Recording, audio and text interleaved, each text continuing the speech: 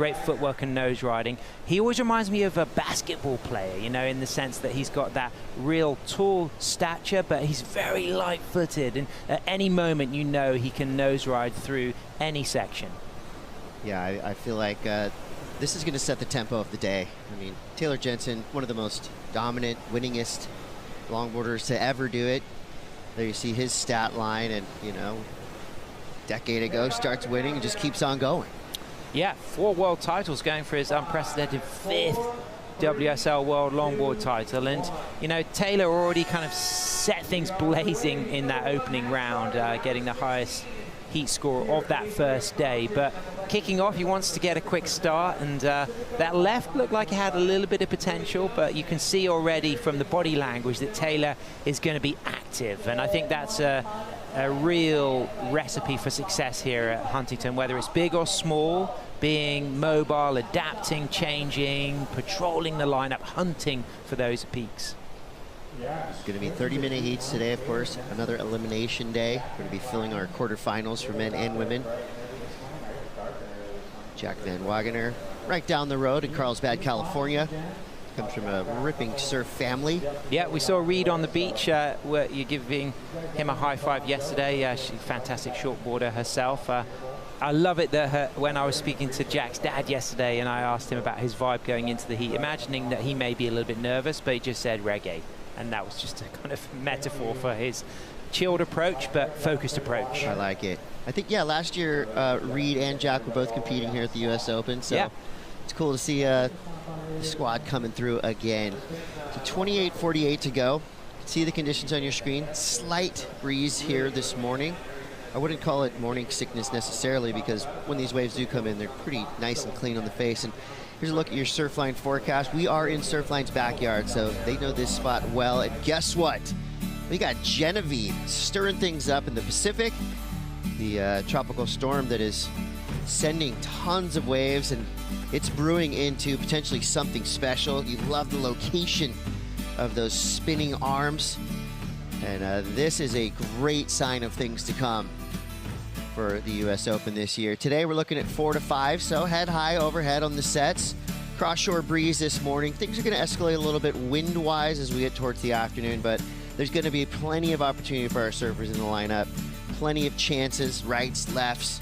You're going to get the odd closeout. This is HB after all. And Sam, look at our forecast for the next few days. Well, that's the major hurricane, Genevieve, kicking in there. You know, on Wednesday through Friday, we're expecting, you know, real increase in size mid to late week. But we'll also see that southern hemisphere swell mixed with a little bit of northwest wind swell. But the next couple of days, we've got good size. We may see an increase tomorrow afternoon for finals. But up and riding right now is V-Dub on the tip, and this looks really strong, Cote. That's how you want to start your day, out on the nose, levitating.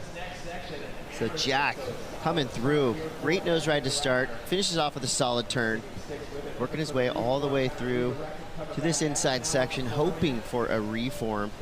That was incredible. Straight off the bat, committed, lean over nose ride, 10, working this right through to the inside. You can already see, Cote, that the conditions are a little bit more playful today. Yesterday, there was, as Ollie said, from South Africa, be surfing next against Chase, you were dodging a few bullets out there. Some of the big sets were closey, and some of the runners were hard to find, and then you might be unlucky and get something that mushed out. But V-Dub demonstrating that the sets are going to be keepers. Straight in 2 steps to a 10, 5, holds it there and gets that very quick 10, gets up for a second nose ride, and then widens the stance to project over that section there as he gets towards the pier. And then at this stage, he knows he's worked that outside face as best he could, but he's just looking for a little reform here. Not easy to find. He's got a lot of foam to deal with, but he knows that there's always a chance if you stay with it, you may get a little bit of a redirect. And this is going to be a very nice start. Don't think it's going to be excellent range, but it could well be a keeper close to the 7 margin maybe. You're spot on. 683 JVW to start things off. So question, backside nose riding as opposed to frontside nose riding, is there a difference in the difficulty factor, or is it just a comfort level thing? It's definitely harder to do critical nose rides on your backside, but it's not necessary that the judges will over-reward the nose ride just because it was on the backside, because they'll be looking for the pocket, the lead in the footwork in and out of the nose ride, and the degree of difficulty, the positioning on the wave, and the control throughout that nose ride. And they won't say, oh, well, that surfer was on the backside, so we should reward it higher. But there's no question that it is more challenging to do critical nose rides on the backside. You know what's challenging? Being an elite level judge. That is a really tough job. But thankfully, we've got the best in the business led this week. The longboard event by Tori Gilkerson, former world champion. Here's what we're looking at for our judging criteria. Controlled maneuvers in the critical section of the wave. Think about the nose ride you just saw from Jack Van Wagener. That's exactly what they're looking at there. Utilize the entire board and the entire wave. Talking about cross-stepping up to the nose and back. And, you know, again, what we just saw, that kind of serpentine path to the inside, reading the wave. Exactly. We want to see style, we want to see flow, and we need some grace. So the judges have their hands full. And Sam, all these elements together, some key words that I'm looking at, of course, nose riding, rail surfing, those big turns, but control and footwork, what do those two words mean to you? Yeah, and if you bring in that element of using all of the wave, when we think of like commitment, control, and footwork, we want to see that happening in different parts of the wave. So you can have those high in the lip nose rides, but you can also want to see the longboarders projecting using the bottom turn from the lower part of the wave and really covering ground on the face in the pocket. And that's that sense of using all of the wave, and of course using all of the board with those critical sections, variety, that control and footwork, moving up and down that board, you know, making sure that the cross stepping is clean, and where the section demands, the surfing is functional. And I think that we saw a really nice bit of scoring then from Jack Van Wagener, because the wave was peaky, it was fast, but he worked those first two nose ride sections to perfection and then kind of capped it off with a very dynamic rail turn. And I think that if there was a little bit more luck with the reform, then we might have seen that going up into the excellent range, because there probably would have been one more dynamic maneuver. Sam, I have a haiku. Surf very well, make hard things look easy, get big scores. Nice, I like that. And yeah, I worked on that last night. That definitely ticks all the boxes. Go take. They can use that for the judging criteria if they want. Here we go again. Jack Van Wagener, jack up on the nose, beautiful 10 on a precarious situation as well. That was the exact thing that we were just talking about. Big maneuvers in the most critical section of the wave. Strong finishing turn. Jack's on a roll right now. Starting with a 6.83, you can tell that pumped him up. You can tell that helped him build some momentum early on. Going up against Taylor Jensen, you need to strike quick, and you need to keep on striking. What a wave for Wagener. That was awesome. Yeah, it's one of the best 10s we've seen in the event so far here on day 3. Sets himself up behind the peak, 4 steps, and gets a long, lifting, controlled 10 with his arms down, and then brings those arms high just to control things, and then walks back to the tail to widen his stance to go into 2 good cutbacks. Gets some projection off that little foam climb there, and again he's now just on the inside, recognizing, is there a reform? No, I'll kick out. But as we get to really appreciate this, see how he drops his arms, gets into the 10, keeps it cool, great posture, good upper body language, and then just at the moment where he really needed to use every part of his body for balance, that's why he lifted those arms. But you can see the compression as he goes into that cutback, you know, flexing from the hips and the knees. And this was caught out of priority, so Taylor's being patient. Jack had that good start and he backs things up, and this is potentially a higher scoring ride. So it means that Taylor now is kind of resetting the clock for a 20-minute heat, and I think Jack now is going to really be able to enjoy being super selective, because he may well have an excellent score to add to that 6.83. That wave felt really nice. You know, he really did check everything off, the judging element. He saw how fast he was going out of that nose ride and then into that combination of controlled radical maneuvers, and boom, one of the biggest single wave scores we've seen of the entire event. Jack Van Wagener comes through with an 8-point ride, perfect 8s across the board, and I gotta say, I'm gonna give the camera work on that slow-mo a perfect 10. really showing us all the details and the nuances of what Jack was doing on that wave. Brilliant all around. Yeah. And we have 20 more minutes to go. This is going to be awesome. And it was perfect scoring. It was a cut above that opening ride. We can average out that opening ride to being pretty much a 7. And the reason it was a whole point above because it had one long, pronounced, dynamic, highly critical nose ride on takeoff, backed up by those 2 turns. But it was pretty much that opening 10 that really put that up into the excellent range. But if anybody can drop excellent scores, it's Taylor Jensen. He's 4 times world longboard champion. He's been so dominant for so many generations. Going back to 2011, that first world longboard title that he backed up in 2012. And then he won in 2017. He took that win in Taiwan. It was a surf-off against Eduardo Del Pero. They were tied for points. The first event of the tour that season was in Papua New Guinea, which Taylor won. And then in 2024, he won El Sunzal. So, he knows that El Salvador is a strong location for him. But Cote, what's really interesting this year is it's not that one-day winner-takes-all Final 8 format that we've had for the past few years. All of your top 3 results at the end of the 4-event tour will count. So of the 3 events coming up, all 3 will count to take a 12 to El Salvador. But then once we're actually in El Salvador, which will be 1.5 times points, you can drop your lowest scoring result. So it's hugely significant to get a win at any of the events to go for a world title. Yeah, a lot to unpack there. Love to hear it. Check this out. Your 2 of your top 5 waves. JVW just dropped an 8, so the highest single wave score of the men's bracket so far. And like we said, you got to keep pushing. You're going up against Taylor Jensen. Even if you had 2 9s, sure, you still have to keep striking because we know how dangerous Taylor is, especially out here in Huntington Beach. But I'll give it up to Jack. I mean, what a way to start. Yeah, look, the smile on his face. I mean, we get to appreciate the 8. So what I love about this, Cote, is the drop of the arms into the 10, and he just has that cool poise. We know Tommy Perucci will probably get a really beautiful photo of that moment, and then you could just see the board lifting but needing to compress now into a much lower stance. And there's a lot of emphasis in classic longboarding about keeping a kind of composed upper body, but of course it's completely natural and functional to bring the arms into the equation as they're needed, almost like the wings of a bird, the way they have to kind of come out when you need that sense of torque and control and compression. Yeah, I could watch that wave all day. Crew on the beach is hyped. There's Reed screaming. Yeah, you can see Malia as well.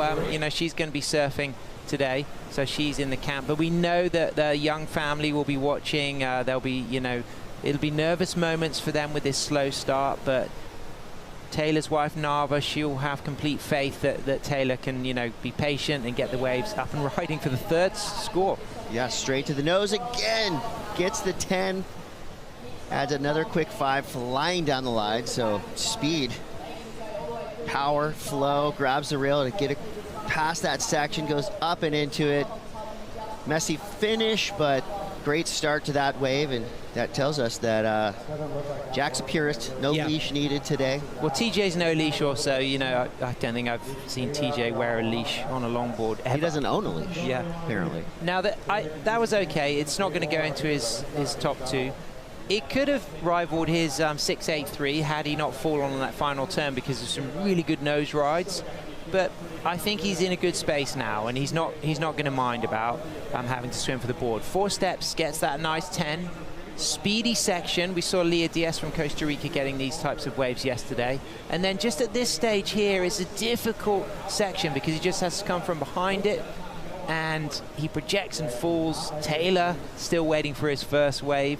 I mean, that's not easy, is it, having that slow start for Taylor? But now he's down to a 16-minute heat, Cote.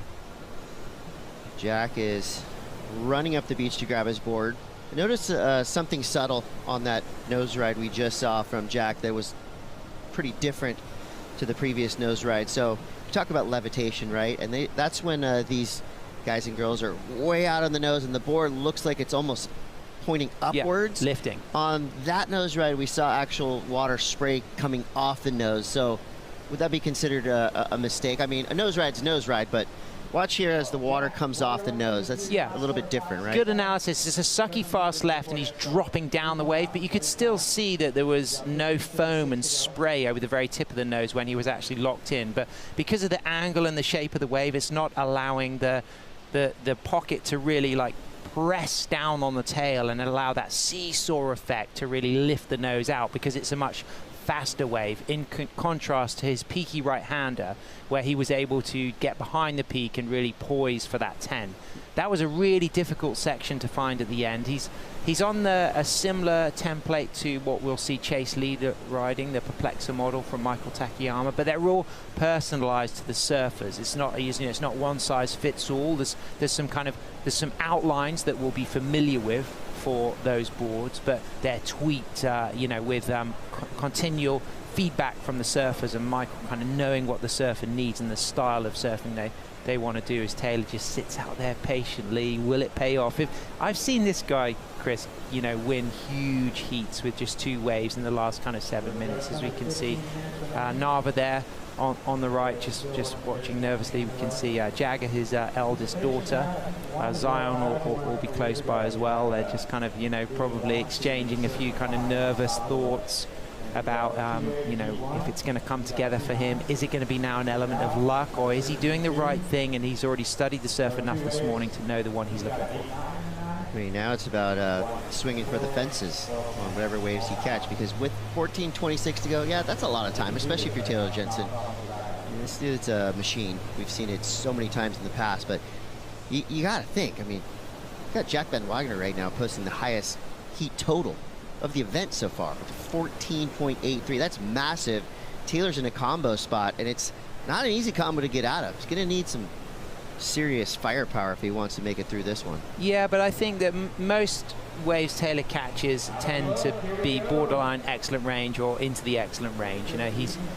His wave selection is outstanding, and what's going to really help Taylor is the fact that Jack Van Wagner's opening score didn't go up into the excellent range. It's just below that 7, so he's got 1 excellent range score on that 6.83, and Taylor's aiming for excellent range scores, which is 8 and above on every ride he catches. And it looks, as far as his positioning goes, that he's kind of sitting himself there just away from the pier bowl, probably wanting to have one of those right-handers that are quite peaky, similar to the wave that V-Dub got that 8 on.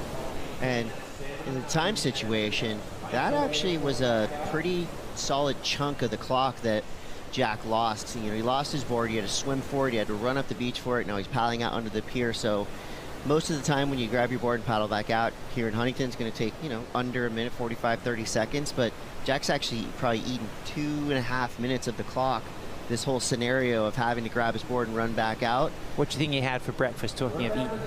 I mean, obviously he's had his, I don't know if I can say name brand cereals. Okay. Let's say he's just had some power-packed cereal, because he's come out firing 6.83 and an 8 already, and we're over halfway through this heat. Taylor is yet to catch a wave, but here we go in true TJ style. It's like a major set approaching, and he's right in the zone. Here we go. I got excited. The angle for us looked good. It looked like it had potential, but you can just see that the current kind of running through that, the chop, the kind of texture on the face, and now looking at TJ's body language, you can sense that even the wave we're seeing walling up behind is not going to be significant. So I love seeing Jack knee paddling over, cruising like, oh, you haven't caught one yet? TJ's on the move so now. Far. He's hunting, he's moving. I mean, this is now, I've said this for the 3rd time. It went for a 20-minute heat down to a 16-minute heat, and now, judging by the lack of sets that we can see on the horizon, he's now got himself a 10-minute heat to get at least 1 excellent range score, and something in the 7-point range to beat V-Dub. Yeah, he's getting pretty far down, not necessarily all the way to Nueva's left, still kind of in that pure bowl section. 11 minutes, 29 seconds left.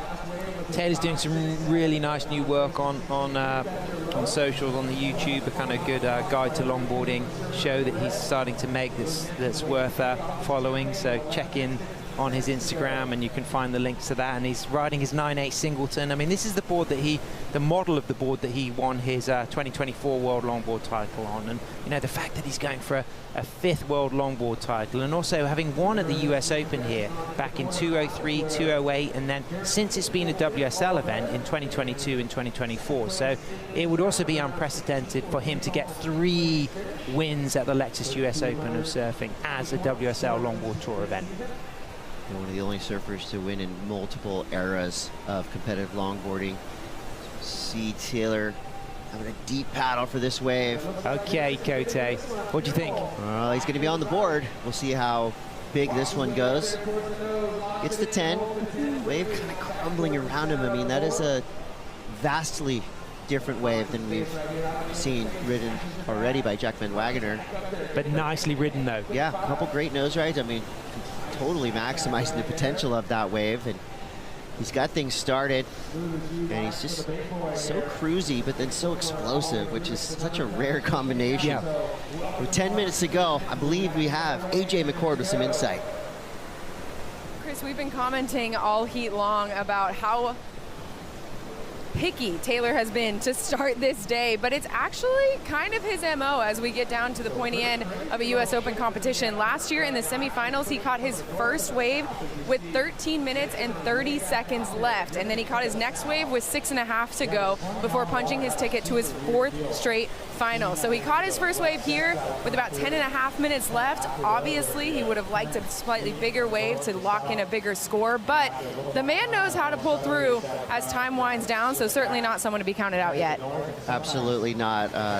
He is the Terminator. I mean, he will never give up, and I don't mind the selectivity, but at the same time, I mean, if this wave doesn't come through as a mid-ranger, it could be a non-factor. Yeah, I mean, he surfed it beautifully. Look at this turn here. The wave didn't deliver anything bigger than a 5, but he rode it to its maximum, and I love the 10, and I love the second 10, but that turn leading up to that second nose ride was lively and snappy. He obviously knows, of course, that, you know, he needs something more significant, but he stayed with this. As he took off, he may have thought, you know what, this could have a 7 in it because it could grow, but it didn't. But he's still got time. 8 minutes, 42 seconds left. Can Taylor Jensen mount a comeback? He's still in a combo spot, but there is time. How will this one end up? You're gonna have to stay tuned to find out. We'll be right back.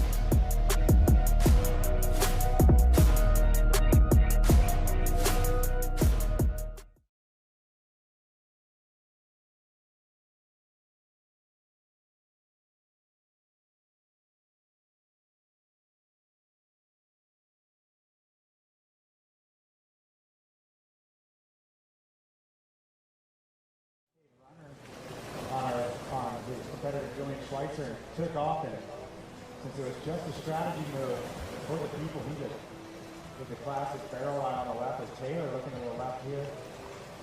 Gets for the 5. Good recovery, Taylor. High speed, nose right through the inside here. You can see that current coming across him on the left. Bangs it off the end there. It might be form for him on the inside. We're going to try.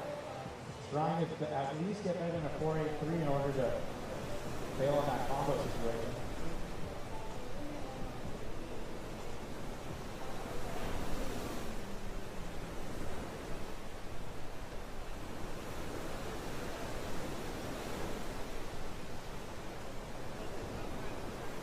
7 minutes, 15 seconds, 7:15 on the clock, gentlemen.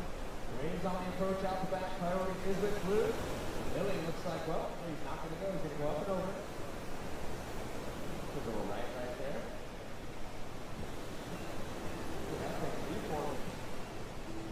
Looks like Martha Taylor, 5.0.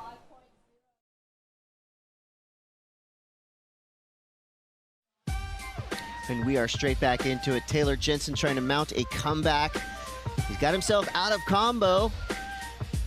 He could get himself out of combo with a decent chunk of points, and it looks like he's putting in the work. Started off with a 4, and that was over halfway through this heat. So the scores start to lock in for Taylor Jensen. He was looking at a deep 14-point combo.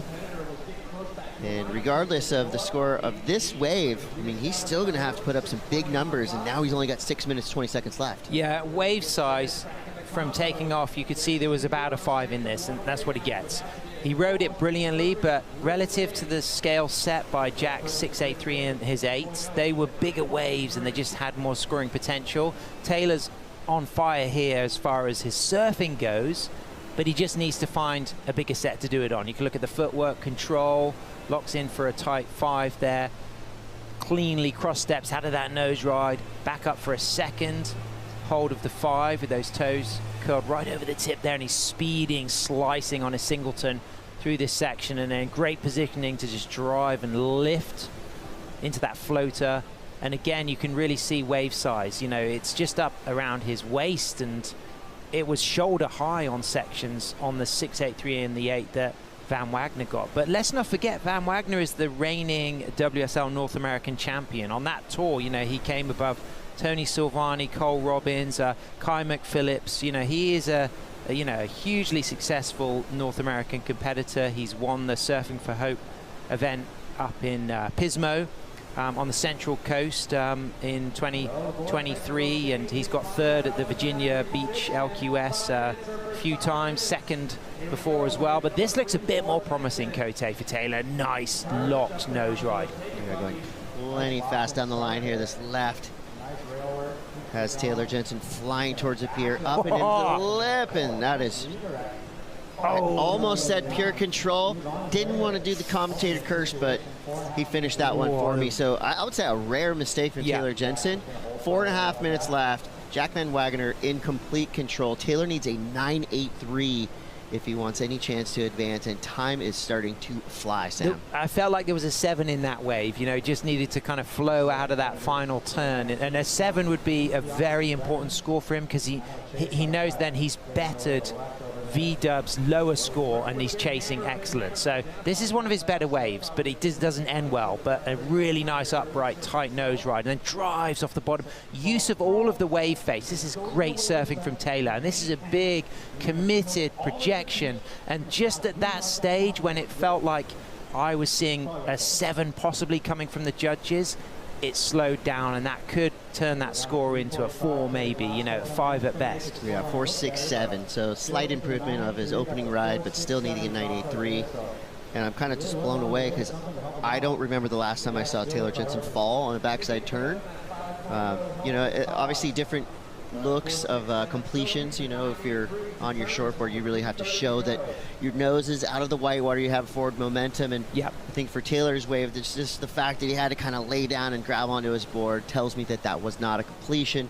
And you're absolutely right, Sam. That wave could have been 3 points higher had he ridden cleanly out of that last turn. But he needed to do something dynamic in that last turn. You know, had he played it safe on that last turn, he only would have been sitting with a 6. And I think that he knew he needed to commit to it. You know, of course, you know, he's not thinking these numbers. He's just thinking, I've got to get a decent shape wave and I've got to surf at my level. And his level can get a perfect 10-point ride. But if that did come through at a higher score to Jack's backup ride, I think Taylor would, you know, have a little bit of confidence. Okay, right, you know, now I just need that one single score of something in the kind of 8 range. But as it stands, he pretty much needs a perfect ride to take the win and get a 5th or better. Of course, coming out of this round, if you do lose, you get a 9th. You know, you know, it's not where we'd expect TJ to be, but a 9th, considering that the top 12 will qualify for El Salvador, isn't such a bad situation. There will be surfers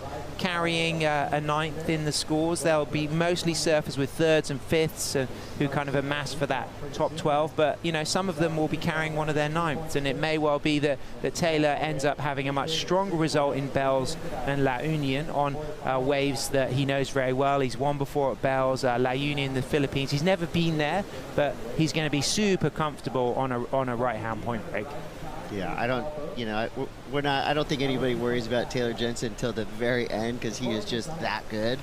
But for Jack Van Wagner, I mean, what an epic way to start your day. You know, he got out there, the 6.83 felt really nice, and then he locks in the 8, highest single wave scored. He's just built so much momentum within within the first like 3 minutes of this heat. It was so fast, wasn't it? Yeah. And out of priority getting that excellent score as well. The fact that I guess he was able to roam a little bit below Taylor, it allowed him just to be inside of that kind of rip bowl section to just see that peak and dart for it and make the most of it. Because he was really able to come from behind the section. We haven't seen a wave as peaky as that since, and that was the one moment that you wanted to be on. Yeah, now we're looking at a minute.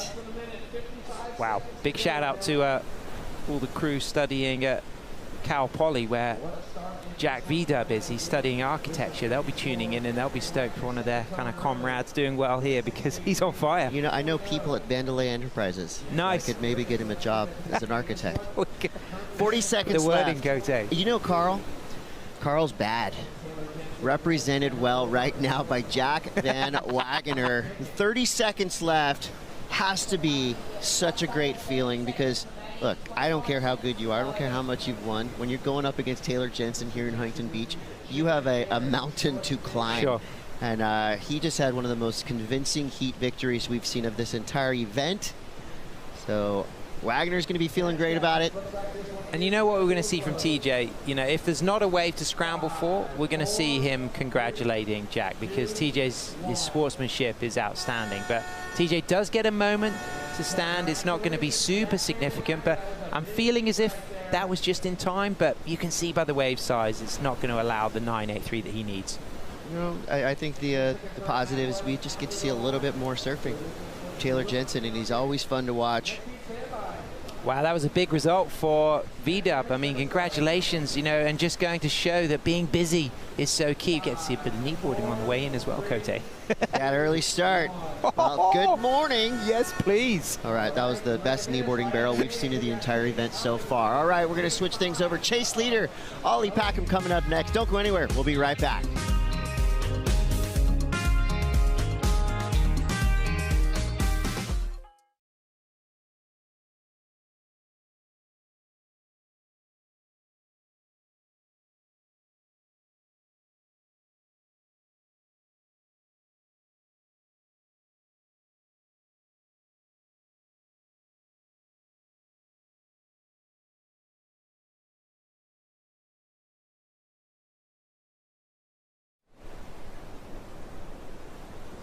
Here we go. Albert taking another look again. We're on pace for about 100 waves surfing. This is what a cars though. Just skips on him right there. Makes a noise for the surfers coming in from the last heat.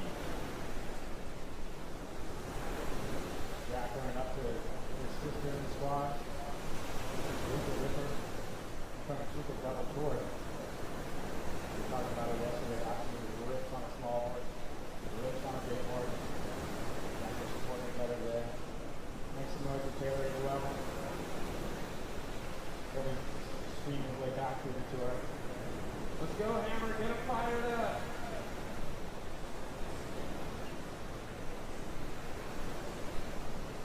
Hammer, we heard you. One more question, Chase did. Yeah, Chase in here, we're not going to go real stretch. Well, Hammer's going worldwide. He started out local, and then when he got his win at the 2% event, he went to the Kiwi, and then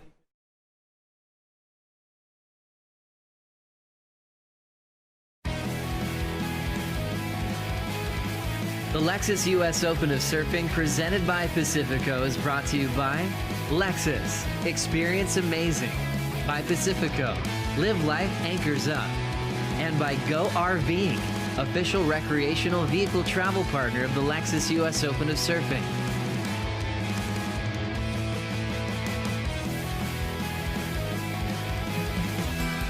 Welcome back, surf fans. You're watching Jack Van Wagener, who just had a huge heat win over Taylor Jensen. Crew on the beach is stoked. Jack's hyped. There's Taylor. 22-year-old. That was good. That was New gen. that was a heck of a way to start our day. Chris Cote here with Sam Bleakley, and in that last heat we saw the highest single wave score. We saw the highest heat total. So Jack basically showing everybody else what's possible in this lineup. And kind of this new gen storyline developing is happening in front of our eyes in this heat as well. We got Chase Leader coming up against Ollie Packham, South Africa, the USA. Both of these guys have shown us some beautiful surfing, some radical surfing. I think we're going to see some solid nose riding right now. On paper, this heat right here could be the heat of the day. Yeah, and we got a goofy footer against a regular footer. We saw Ollie surfing very nicely against Nick Brewer in one of the ladder heats yesterday, but straight off the bat is Chase. Oh no. Commits to that nose ride. Is he going to be able to catch the ball before it goes? No, he's going to take a little swim in, but at least it's happening earlier in the heat. But yeah, that was, yeah, he's already got the board. I mean, I'm guessing that didn't make it all the way through, so that's not going to affect him too much. Drops to 0.77, but it looks like Ollie has already been quite busy as well. Chase, third place here, 2024, a couple of years ago. You know, he's got the pier bowl left and the middles left really dialed. You know, that's where he needs to shine. You know, I'd be surprised to see him on a right-hander, you know, and I think it's smart of him. He's actually kind of way down, almost more towards Machado's there, but I think that's the decision that, you know, Chase needs to stick with, is go for those lefts, those fast, kind of sucky lefts. Yeah, pretty wild. Ollie Packham already has 3 waves ridden. They're all throwaways, so that tells us maybe he just kind of stood up and pulled out. He's sitting way to the left with 25-35 to go, but pretty clear that both these surfers were sitting there probably under the pier, or at least on the beach, watching what Jack did and thought, okay, there's the blueprint. Yeah. Get out there, get an early start. Get busy. Drop an 8. Yeah. It's easier said than done. Yeah. Quick look there. But how much, so let's say you're in the second heat or the third heat, how much emphasis do you put on really studying what's happening in the lineup in the heat before you surf? Well, that's interesting, because we had Liv Stokes in the booth yesterday, and she spent 2 hours kind of, you know, really absorbing what was happening, but then it changed so rapidly. So, you know, I guess you pretty much need to use the previous heat as your benchmark, because if you go too early, the tide's going to change. Tide's still coming in until 10, and it's the heat before that's important. And Chase is just locked in that Hood Ottoman style Soul Arch 5. Cruising into a nice little whitewater turn, and now he's going to fade right. There's a nice reform as well. That wave felt like it had a lot of excitement about it, but look at this from Ollie. This is really smooth. Yeah, straight out onto the nose. Nice carve. And there's a little lump in front of this. He's gonna have to work to get kind of over this rib. Nice read. And while that was not a super impactful turn, it looked like he was gonna get a good clean finish, but fell off his board. Yeah. And that's the last thing the judges see, so, you know, they are humans. Both of those waves, there was a little wobble for both surfers, Yeah. wasn't there? 23:55 to go. Both surfers making their way back to the takeoff zone. Let's go down to the glass. JVW standing by with AJ. Chris, it's third time's the charm here for Jack Van Wagner against Taylor Jensen in the round of 16. This is the third time you guys have matched up in this round. For the first time, you got the better of the multi-time world champ. How did you pull it off? Oh man, I'm just super stoked. I mean, this is out of the 4 events I've done here. I've had them 3 times in the round of 16. So yeah, third time's the charm, and just went out there, caught 2 good ones, and then just sat with a priority. And I was just like waiting for him to catch a wave, because he's Taylor. I'm like, oh, he's gonna get a score, and I'm gonna have to like get back in this heat. But yeah, super stoked. Well, you didn't just catch 2 great waves, you caught them early on. First excellent score of the event. Talk me through that 8-point ride. Yeah, it just came to me. I was under priority, a little bit inside, and Taylor was sitting a little wide for it. So I was like, yeah, just gonna get a backup, and it ended up just kind of peeling down the line and got a good hang 10 on it, couple turns, and I was like, oh, that felt good. But super stoked to hear that 8-point ride come through. That was a good boost of confidence. And now you're on to the quarterfinals, a massive milestone in terms of the season as a whole. How do you get ready for it? Oh man, I'm just gonna keep surfing, keep training. Yeah, just super stoked too to have the support of my parents, my family. My sister's down here watching, my girlfriend. Big thanks to Michael, he's standing here behind me, shapes the best boards. I mean, my board's feeling magical right now, so just keep riding that. It's going good, yeah. Congratulations, see you tomorrow. Yeah, thank you. I have a feeling that Jack's pretty hyped right now. That was super cool. And, That was you got to be all stoked buzz. for it. You know, if you grew up longboarding in San Diego and you did club contests or you did, you know, any event in Southern California, really, you were in the shadow of Taylor Jensen. You had to be aware that he's the guy to beat. And so to take him out on the third try, that's awesome. But here we go. Chase leader, quick nose ride. He's out. 21:50 to go. Some scores have come through. So Ollie pack up 5.83, Chase 4.50. Ollie's back at it. No-go zone there.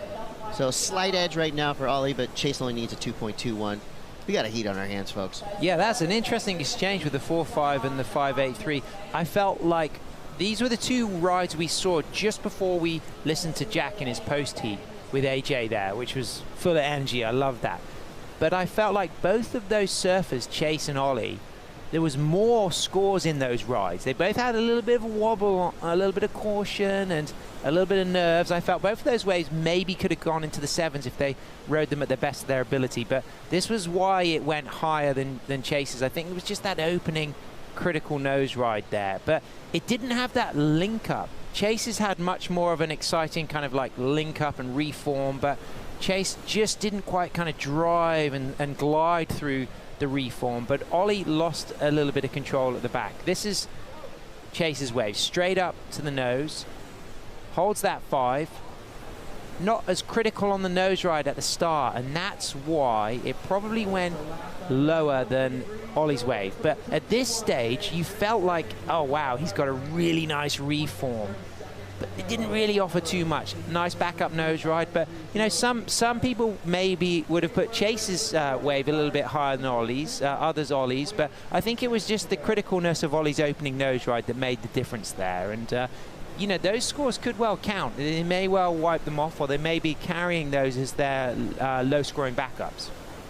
Yeah, those 4.5s, you know, 5.5s, that is pretty much your just prototypical backup score, right? Prototypical. You could pair that up with a 7 or an 8, of course, here in business. But, you know, yesterday and the day before, we saw basically surfers who got themselves up into the double digits, giving themselves a really good chance at advancing through.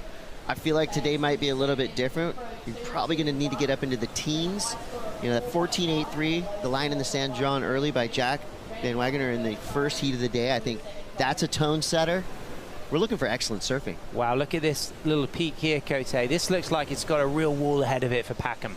All right, Ollie gets under the nose. Cutting back. The rights look like they're pretty dynamic on the outside, but this kind of inside section has been flattening out just a bit, so just kind of doing some busy work, getting up to the nose and back.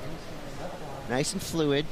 That's that kind of strange, like, Whitewater River standing wave section. Yeah. The wave just disappeared. I thought he might have faded into that peak to really just like get behind that first section for something critical, but he was in obviously the place where he could see what was ahead, and he probably thought, you know, this has got a real run and a real wall, but maybe there was an opportunity to fade in, get behind the section, and then get more of the critical nose ride. No, now on replay I can see exactly why he did that, because of the way that wave was walling up.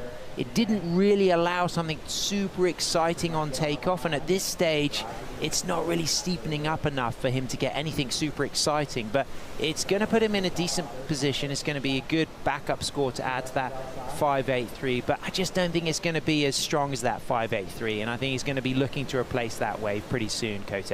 Yeah, 4.33, and I agree with you. I mean, I was thinking safety surfing when I first saw it, but then looking back at the replay, I mean, not much more he could have done. I think if he would have gone straight and like went for a deep bottom turn, the wave would have just completely dissipated with no chance of a nose ride. So got some points up there, and that puts Chase in a situation needing a 5.67. So with 18 minutes left, looks like the Red Bull Athlete Zone is filling up with superstars, and I'm putting this guy on that star list. Mitchell Salazar, good morning. Hey, good morning, Chris, Sam. Welcome back to Huntington Beach, by the way, too. It's Monday, day 3 of competition right here at the Lexus US Open of Surfing. Just want to talk about the pressure intensifying right now in the round of 16. Big difference in points, too, whether you make it out of this round. 32-20 points, 47-45. If you at least make it into the quarterfinals, that's a keeper result, really, when you're looking at people that are wanting to be in those top 6 seeds heading into the championships in El Salvador next year in March. But more importantly, I mean, you narrow the field, right? There's 16 people left in the event. We just saw one of our top top seeds get taken out by a young rookie in Jack Van Wagoner. And, you know, Jack's no slouch. He's competed here multiple times before as a wild card. He's won an event in Pismo Beach before and over in Morro Bay, where he goes to school at Cal Poly Slow. But more importantly, I think it just intensifies knowing that if you make it out of this round, you can almost be satisfied with your performances so far throughout this event. Waves are really fun. Outside of that slight onshore breeze, I think it's extremely contestable today, and multiple peaks available. I mean, Chase is so far away in comparison to Ollie, and I really like that strategy. Suiting to his own strengths, Sam, and it seems like still looking for those lefts. Meanwhile, Packham right here, Chris, he's looking for another Peelable right. Thank you, Mitch.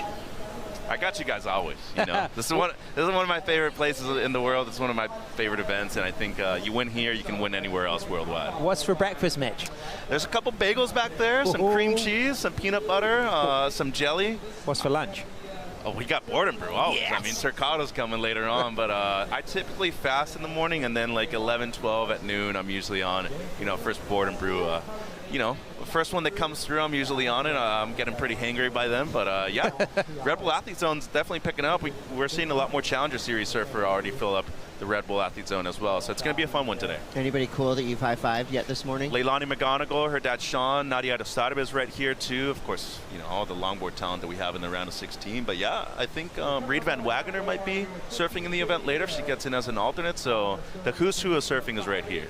Awesome. Thanks so much. Mitch Salazar on the scene in the AM. In the lineup, we got Ollie Packham in the lead with a 5.83 and a 4.33. Chase Leader needs a 5.67. His opener, that 4.5, feeling pretty good, but of course these surfers know that there are 8s available in this lineup. You know, you got to put yourself in the perfect position and maximize the entirety of the wave and the entirety of the board. So as we look out into the water, we do see a bit of texture, but that's why you know, that's why this place is famous, because even when there is wind and when there is texture, still highly contestable here on the south side of Huntington Beach Pier. And speaking of contestable, Ollie back at it. Nice. This is going to be his 7th wave ridden, so quick 5. Has to kind of do the straighten off down carve, but looking potentially for a reform here on the inside. And notice how he got behind the section for that opening nose ride. Not amazing that way, but look at this soul arch from Chase. Yeah, straight out, levitating on the nose. So these guys are kind of just sticking to their strengths, right? Rights and lefts. This Chase now gets a cool little double up. Super clean style.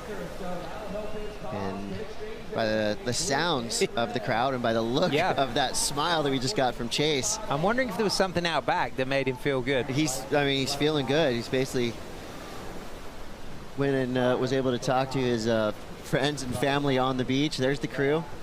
See Michael on the right. You can see his dad in the middle there. Michael's thinking, yeah, that board does look really good. Yeah.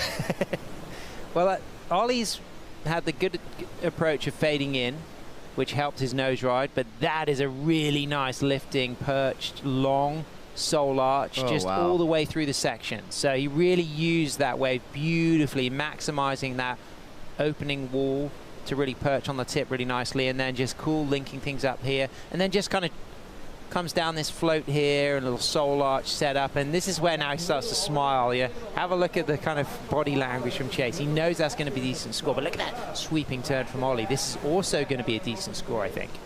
Ollie now getting involved in these left-handers.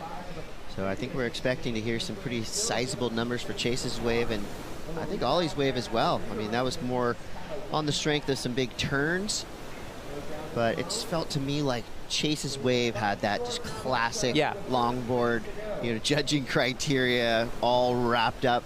The longest nose ride we've seen in maybe in the entire event. That was really nice. I think it's going to be a super strong score. So it'll be very interesting now, because they've both got these kind of lower backup scores. You know, is anybody going to get up into the 7s? Is anybody going to get up into the 8s? And then how much of a difference is it going to be for Chase still carrying that 4.5 and Ollie carrying that high 5.83, but still he's got that 4.33. You know, they really both need something that allows what we just saw from Chase, that kind of sense of presence, that poise, that, you know, ability to really do one long committed maneuver through the section, whether it's going to be that 5 or that 10, or whether it's going to be that real engagement with the rail using all of the wave face. Yeah, and I feel like there's something about this, something spiritual about the knee paddle back out after you've ridden a really nice wave. We saw it earlier on with Jack. It's like a low-key bit of a flex. Yep. You know, it's just a little bit of a confidence thing. You knee paddle out. Yeah, I think I've done some good work. You could write a guidebook there, Spiritualism and Knee Paddling by Chris Cote. Yeah. Coming soon, a novel. Yeah, there's scores coming through here though for Chase though, so it's a little bit lower than we thought it might be, and I think that it just needed perhaps a more dynamic link up. But I really like that opening nose ride. I was maybe expecting that to creep up a little bit higher. Yeah, I agree. And maybe it was just due, yeah, like you said, to the finish. I like the little kind of foam bounce thing, and maybe it just wasn't as big as that, 583 that we saw from Oliver, but just expertly ridden. Chase leader is going to be hearing a nice number here, and comes through. One more score. There we go. 6.23. Wow. So that got Chase back on top, and he now has priority. We are still waiting for a score from Ollie Packham. So with 11 minutes left, Chase leader in the lead for now. How is this one going to end up? You're going to have to stay tuned to find out. Of course, you're watching Day 3 of the Lexus US Open of Surfing, and we'll be right back.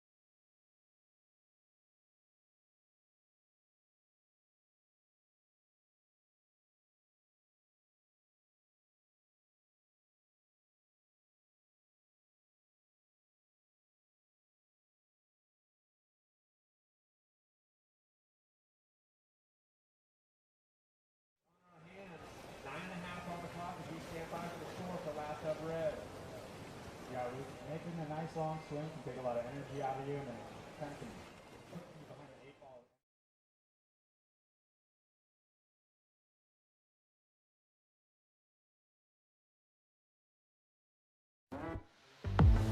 ball. Welcome back to the Lexus US Open of Surfing, presented by Pacifico. We've got a lot happening here on a Monday. That's right. Mondays go off here at the US Open. So we're going to have the World Longboard Tour all day long, of course, men and women. And then at 8 a.m., just a few minutes, the Festival Village and food trucks opening up. Got the Little Surf Coast Surf Camp, our opening ceremony. And of course, the WSL One Ocean Beach cleanup, DJs, bands. Lots of good stuff happening today, Sam. Yeah, I'm stoked to see DJ Christian G. That's good house music. You're going to enjoy that. It's pretty chilled, kind of pop electro vibes, but I saw that name pop up there and I was like, ooh, I've seen that DJ play before. So you could actually, with your headset on right now, you could pull one ear off and you would hear the music and be able to talk. Wow, look at this. Back to the nose, Chase leader. Oh, that is super nice.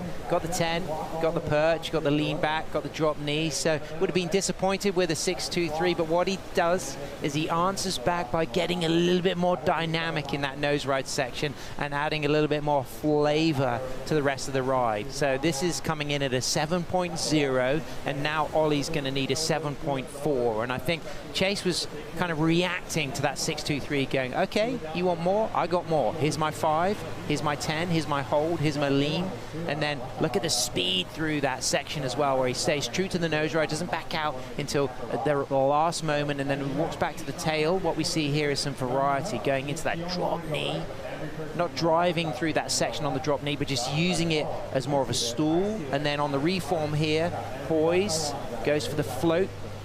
You could just see his body language there, that lean back posture that we're so familiar with from one of the Style Masters chase leader, and dropping a 7, and he's going to feel real good. But Ollie, a 7.4, that's something that Ollie can get, but with 7 minutes, 10 seconds, do you think that will then cause Chase to start to play a little bit closer to Ollie's territory, or is he going to just stick with those lefts? He's going to be looking for lefts. I mean, it's called goofy foot-itis. Yeah. Goofy-itis. And, you know, that was pretty clear right there. He was going a lot faster. The wave was projecting down the line better, more control, and you could just tell he's just adding little touches with that drop knee turn. The nose ride, maybe not quite as long, but done in that perfect spot on the wave. So easy call there for the judges, and I think Chase will be very happy with that number. Well into the lead now, so Ollie needing a 7.40. That would have to be the best wave and the best performance on that wave. And time's going to start flying here, especially when you hit that 5-minute mark. Yeah. Has a way of hitting a time warp. And I still go back to those opening scores from Ollie, that 5.83. I felt like that wave had a 7 in it, you know, and there was a little bit more that could have happened. And I also felt like Chase's opening 4.5 potentially had a 7 in it as well. But now he's got that 7 he was hunting for, and he's going to be feeling pretty positive. And a 6.23 is his backup score. You know, with 5 minutes 50 seconds to go, he knows there's a fairly high chance that he can improve on that backup 6.23. He's got his formula, you know, and I think the difference between the 6.23 and the 7 was really about 2 things. 1, the criticalness, the risk of the opening nose ride, and 2, just a little bit more excitement on rail through the latter part of the ride, and that just gave that the edge. We thought the 6.23 came out a bit lower, but then he showed, yeah, I can give you a 7 if you want a 7, boys. Yeah, I think it was well judged in the context of this heat, because I felt the same way. I go, oh, the 6.23 felt pretty dynamic, but then you see what a 7 really is. Sure. And it's like, oh, okay, I get it. And I should have never even doubted it. And we know what an 8 looked like from the first heat as well, you know, and you know, you could see still relative. Of course, the scale slightly reset each heat. The criteria is there, but we know the difference to that 8 from V-dub. This is the 6.23, stretching, holding that 5. It's a tight 5, you know, not a full 10, but he's nose riding through the section. But look at the wave size. It was kind of hip-sized wave, and there's not anything super dynamic through this part here. So you already feeling that a lot of the scoring has already happened. 5 for the nose riding, a little bit more for the end. This is bigger and it's more risky. He leans over that nose, goes back to the sole arch, but then look at the difference between rail work here. There's a little bit more variety, a little bit more excitement, and it's pretty clear to see the difference between those 2 waves. And that's why this comes out of the 7 and the previous a 6.23. And even the little finishing foam climb thing was just a little bit better. So yeah, spot on from our panel, and 4 minutes 10 seconds left. Chase has got to be feeling pretty confident here. I don't see any priority plays, I don't see any hassling, I don't see any positioning, so it's going to be a wave riding contest for the next 4 minutes. I like the way Jack that joined the crew. Yeah, I was going to say V-dub's down there. Craig, of course, Dad, he's videoing things. You know, Michael Takayama is there. You know, he's just seen V-dub take the win, and he's now got, you know, one of his boys Chase in the water. You know, what a lovely moment. And, you know, it's so special, the surf community, the way we bring together the crafts people, the performers, the artists, the parents, you know, the coaching team, and, you know, the family ethos. And I love this kind of crossover as well between the Challenger Series surfers starting to come into town and the longboarders, you know, really starting to shine. But this looks like a good opportunity for Ollie with that fade, but risky line, you know, difficult when you set your right-hander and then you swing back to the left so late. It's going to always be difficult to get around that section. Yeah, speed control is a huge element of success here, and it looked like Ollie just lost a bit of that control as he, like you said, whips right here. The redirection slingshotted him. Yeah, so he's looking for the right, and then he's really low down on the face when he walks up to that nose ride there to steer back towards the pier bowl, heading left. Wearing a leash, board doesn't go anywhere, but it's going to be very difficult now for Ollie psychologically to just kind of breathe, reset, you know, trust that he gets 7.5. Is this going to back up Chase's 6.23 though? Great nose ride, pair of nose rides to start. Soul arching through both of them. Now we get an even better drop knee turn. And pretty clear to me that, and it's not just because I'm a goofy foot, Sam, the lefts are way better than the rights right now. Yeah. Every wave that Chase has ridden has just opened up for him on the outside, nice and clean all the way through. That's nice. I think he's bettered his 6.23, so I think he's adding to that 7. He's and laughing. Look at the smile, Cote. He's so. This is what we want to see as well. This is kind of one of the big elements of longboarding, is seeing that joy in those smiles. Nice roundhouse from Packham. That was a good answer back. Just as I say, in my goofy vernacular, the lefts are way better. Jack answers with a pretty solid right-hander. And on self-shaped olive surfboards here. So this is a really, really strong ride. I'm always impressed with the self-shaped surfers. What a connection to your board, right? Exactly. Knowing all the work that you put into it. Switch stance float to end. I like that wave. Yeah, really good, really good.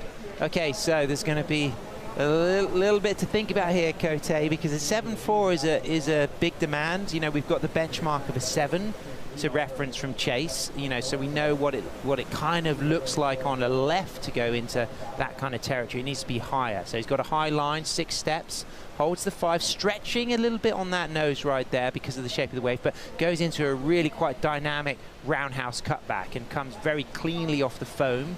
And now looking for the reform, he's just cross-stepping back and forth to keep the board in trim. And he works this inside section very nicely.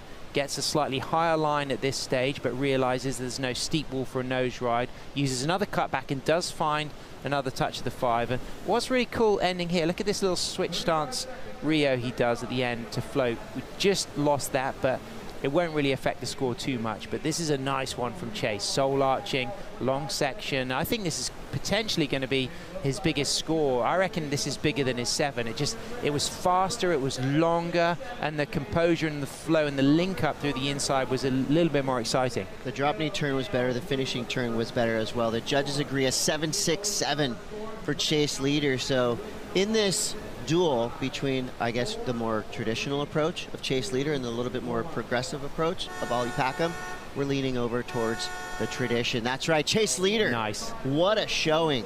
Throwing away 6s and 4s with a huge total, 14.67, right up there with Jack's 14.83. So Chase leader, well done. Give it up to Ollie Packham. He made it a heat. Yeah, started off with a 5.83, 6.43, so made it a close one. Yeah, that was a good score to end on. Yeah, well, that was a nice move as well. How cool is it to see these end moves that we've seen from V-Dub and Chase on style, smiling? Love it. All right, we're going to field 2 more surfers in the lineup. Declan Whiten and Jack Tyro coming up next. It's the Lexus US Open of Surfing. We'll be right back.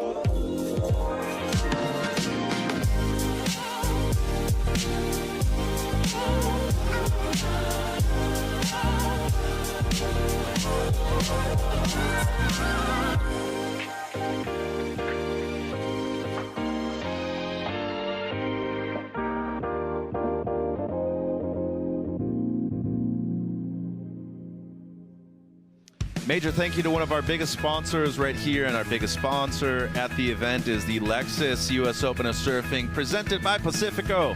These two gentlemen went out there and ripped early this morning. Chase Leader taking the win over Oliver Packham.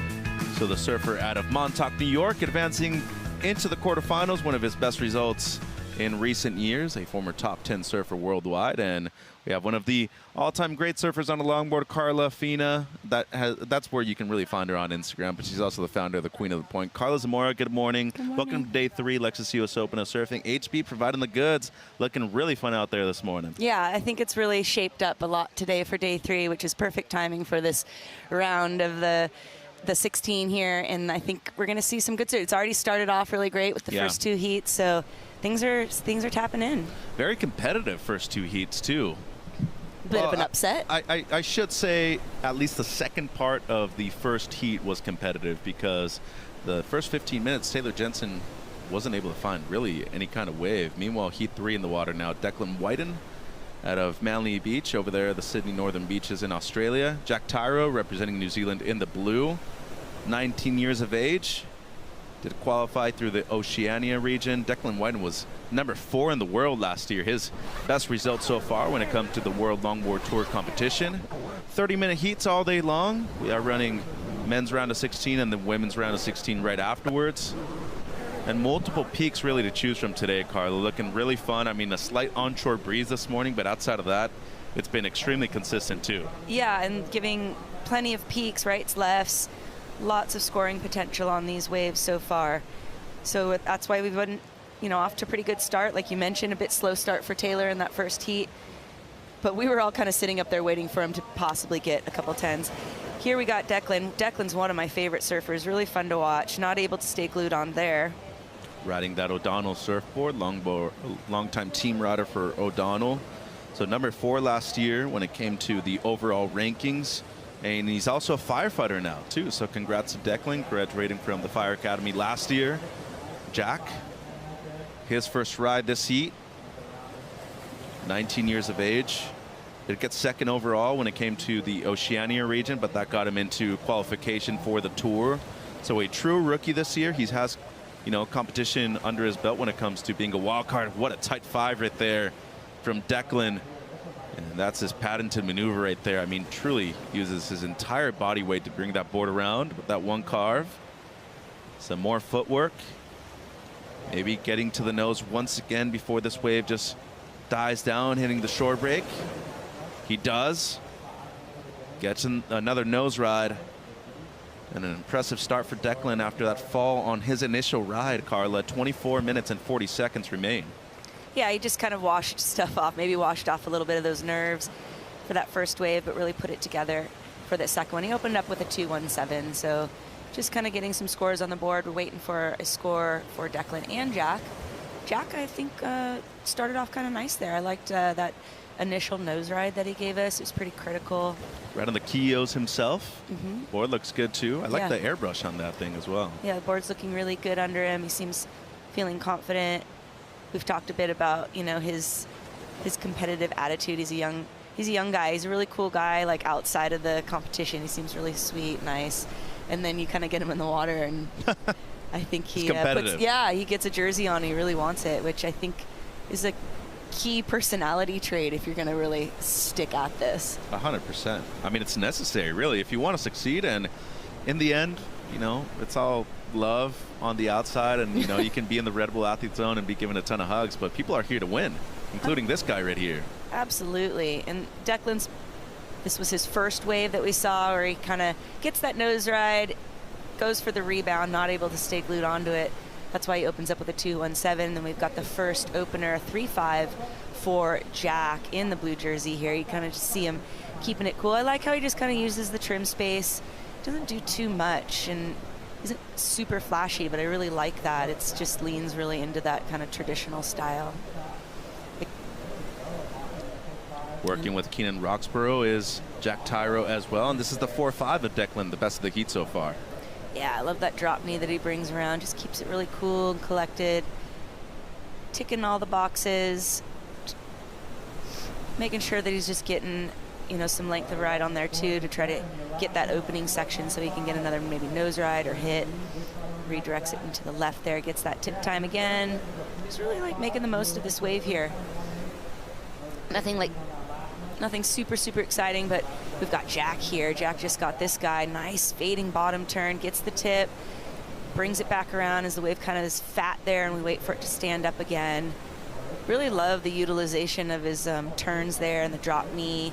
Gets the 4 steps back and then rebounds it off the water, white water there nicely. We'll see if he decides to pull out. And there's a perfect example of how you can just kind of step on the tail. He kind of kicked it out over, but he just simply stalled the tail and into the white water, allowing it to kind of slow down and keep that board underneath him, which really is the most efficient way, I think, to get yourself back out. 22 minutes remain in this heat.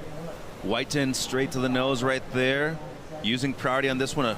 Interesting double up on the inside, and does incredibly well to be able to hold on right there. Go, boy. With that big maneuver. Dig it. That was hot.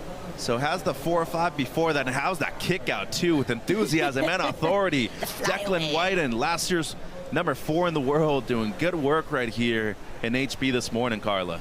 I'm in for that. I liked that. There was another, I think it was Kai yesterday, right? He just had those 2 quick maneuvers and he got that 6.93. Like that kind of lends in the same kind of field where it gets the tip, quick footwork up there, and then how it drops out and bottoms up. But what a good read, man. That was exciting. Explosive, committed, critical. May I add, the use of the bottom turn too. Super good. Look at that thing kind of drop out on him. Holds his line here. What an interesting, you see that rib up, how it doubles up, but he reads it so well. I mean, that really is like top notch right there, surfing read and ocean knowledge. And how about commitment to that last section from Declan Whiten? Even he's kind of like, whew. The entire beach was erupting for that one right there. I mean, we've already seen excellence this morning. Jack Van Wagner dropped a straight 8, first heat, 20 minutes 30 on the clock. Let's see where this one comes through right now for Declan Whiten. Expecting him to take the lead. Back and forth action in heat number 2 this morning, AJ. Chase leader onto the quarters.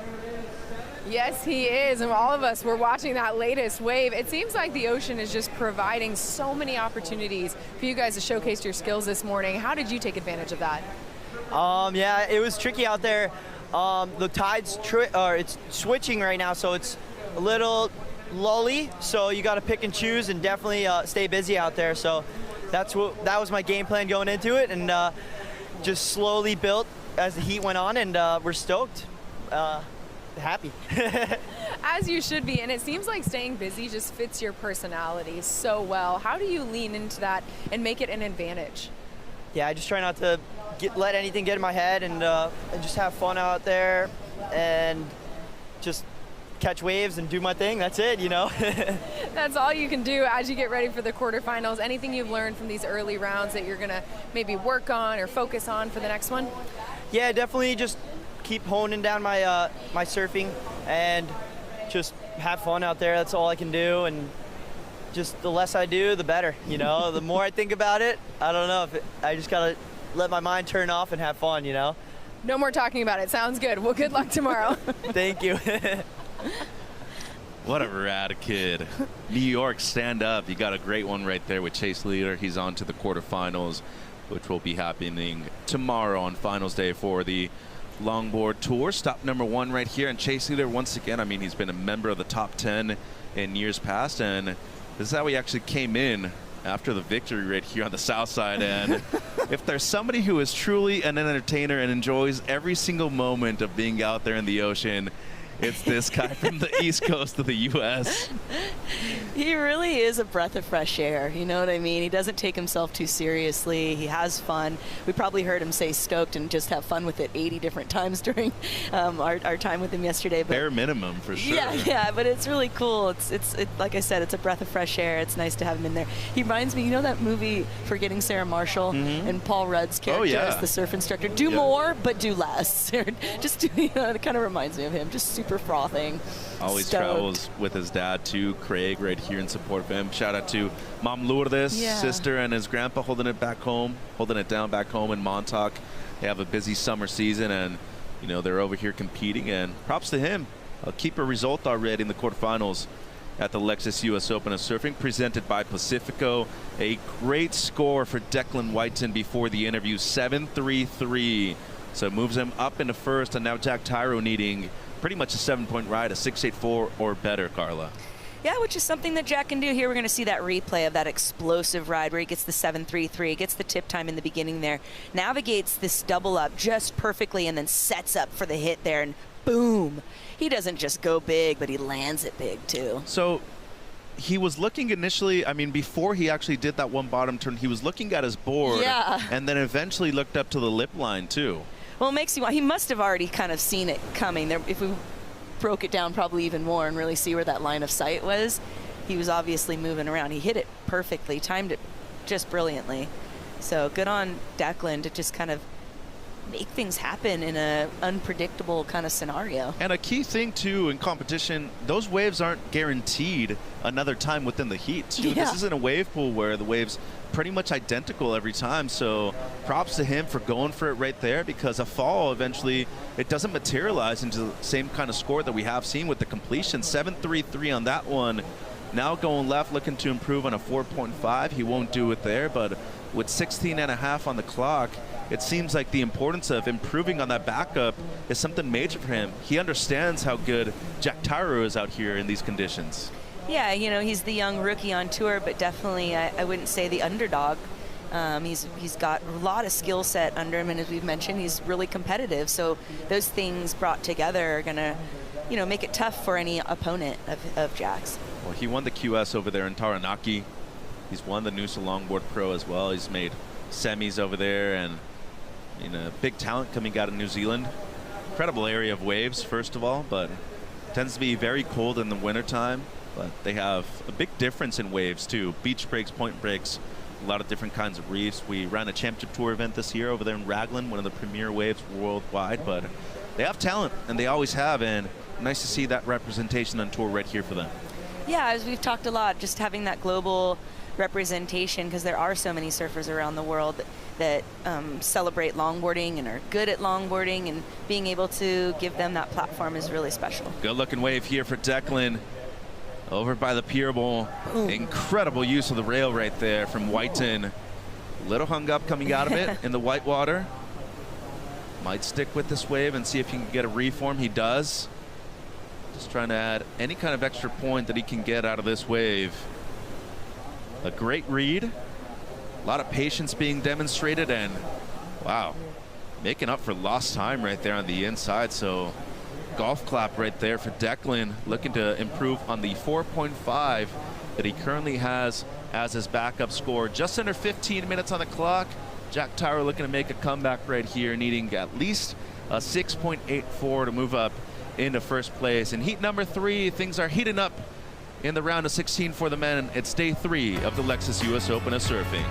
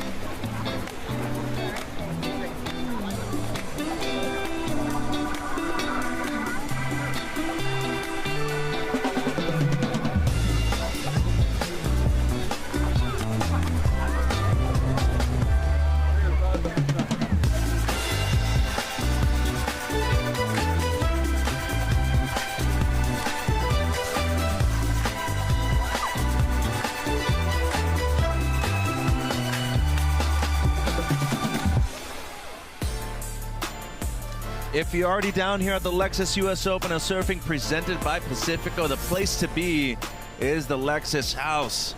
This guy has just been on a roll in heat number 3 of the men's round of 16. His name is Declan Whiten out of Sydney, Australia.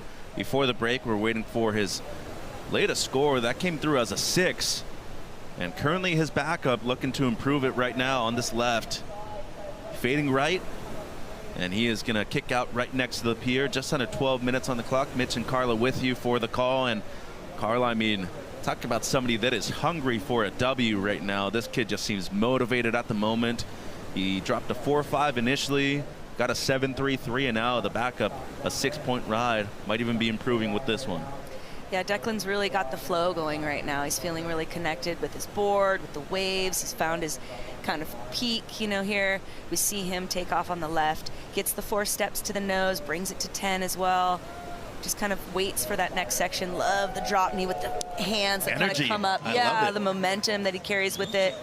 And like the thing I like about Declan is that he does some similar things, but there's something that he gives a little bit of variety to each one. So while it's some ways like you can predict kind of the certain maneuvers, it's still unpredictable and creative at the same time. And this is the 6-point ride right here. I mean, just talk about being in rhythm, and outside of that too, being in the right place at the right time, right, Carla? I mean, he's been on the pier bowl pretty much by himself for a few minutes.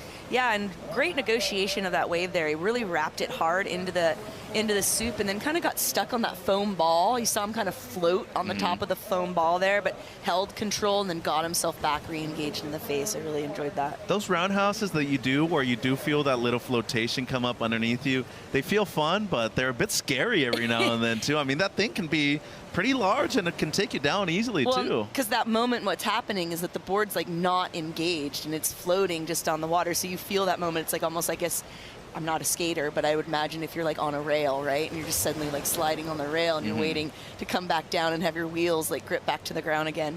So yeah, really great use of control and dedication and commitment to all that. And a big, thing in the criteria too is the variety maneuvers too, right? And he's really emphasized pretty much every different style so far within these first 20 minutes. In the lead as a 7.33 and a 6-point ride. Jack Tyro with priority. We talked about how talented he is. Has multiple victories underneath his belt at the regional level. Needing an excellent score. It would have to be the best score of the event so far, an 8.33 or better. And having a look at this left. He's got the enthusiasm and has the spirit. Bottom turn into the carve. That's a good start. This wave with good potential on the inside, but not enough for him to really commit to the inside section. So 9 minutes, he's going to have to regroup and still search for excellence. Yeah, we spoke, I think, on it a bit maybe yesterday or day one about the need to kind of get that tip time, that nose action kind of earlier in the wave. And that one, was pretty steep to take off, and he had to kind of just get that bottom turn and try to get speed to get around it, which left him, unfortunately, not able to get any steps in. So that won't really probably factor into his scoreline at all, but like you said, he'll get back out and restart. And we see the replay there again. He needed to kind of, I think, set a higher line, get the nose right in there, and then go for the turns. And he just kicks out right away because he could tell that there wasn't going to be any more scoring potential in that. There's no point in keeping going. But you can see the difference in where they're sitting here. Okay, and so we had an up and down from Declan, and we just have another POV of the last one of Jack. So just over 8 minutes on the clock, not for lack of trying too, right? I mean, at that point, he'd been waiting with priority for a number of minutes. The wave just never materialized into what he needed. I mean, we talked about him just being only 19, so sky's the limit really for this young kid out of New Zealand. But you can just tell that competitive, really wants to succeed. Just coming up against somebody who's on a roll right now in Declan, and talked about the hunger that Whiten has at the moment. I mean, he was on track to make it into the final matches last year at the championships in El Salvador. He won the first 2 matches, then eventually got defeated, but that's a wave that suits his style. I mean, especially with the rail surfing that he involves with the nose riding. Could easily see him be one of the top 6 seeds heading into the championships over there. Yeah, he just kind of hasn't found his moment yet, but this could be his year. He's definitely just been building and building each year, and with his skills and training and whatnot. So yeah, I think this could be his moment. And to be a firefighter, you got to be fit. I mean, you got to be able to carry a person outside of really a dangerous situation, and being in those situations yourself, out there in the water, especially in something so serene and calm, there's a major difference, right, when you're preparing to go into the line of fire and out there into competition right now. So a good balance of things for him, and obviously having to balance things with work as well and his own schedule. So not easy to be able to take a few weeks off and come out here and compete, but you know, props to the fire department that he works at, and seems like it's worked out well for him so far. Yeah, we had a great time chatting with Courtney Conolog yesterday, and she was talking about, you were asking her about like the lifeguarding, how she's kind of like fallen into that and really embraced it, and how I think it's just helped her evolve to be even somebody that can handle that pressure and like how you react under pressure. And with his training with the firefighting, I'm sure those skills have helped lend into his competitive career as well. 6 minutes on the clock. He is still leading, has priority, and pretty much heat control. Great shot right there. That building in the background, that's an iconic shot of what Huntington Beach is. And the experience of competing here at the Lexus US Open of Surfing presented by Pacifico, there's very few feelings and places that can really replicate this kind of energy. I mean, Lexus Pipe Masters being one of them, that's the most iconic venue in surfing, but overall, I mean, you come here to the pier and you know where you're at. And the junior guards also know that. It's summertime, they're out there in the water, and one of the coolest things about being from Southern California, you get to see these young kids grow up near the ocean and have a chance to educate themselves around the ocean as well, Carla. Yeah, as you know, a native Southern Californian myself, I actually never did junior guards, but pretty much all of my friends did junior guards. It's almost like a rite of passage for a lot of kids that live on the coastline here in California.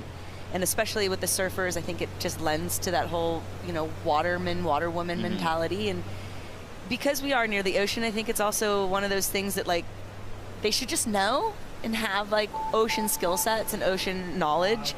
Because you're right here at the ocean in the big Pacific.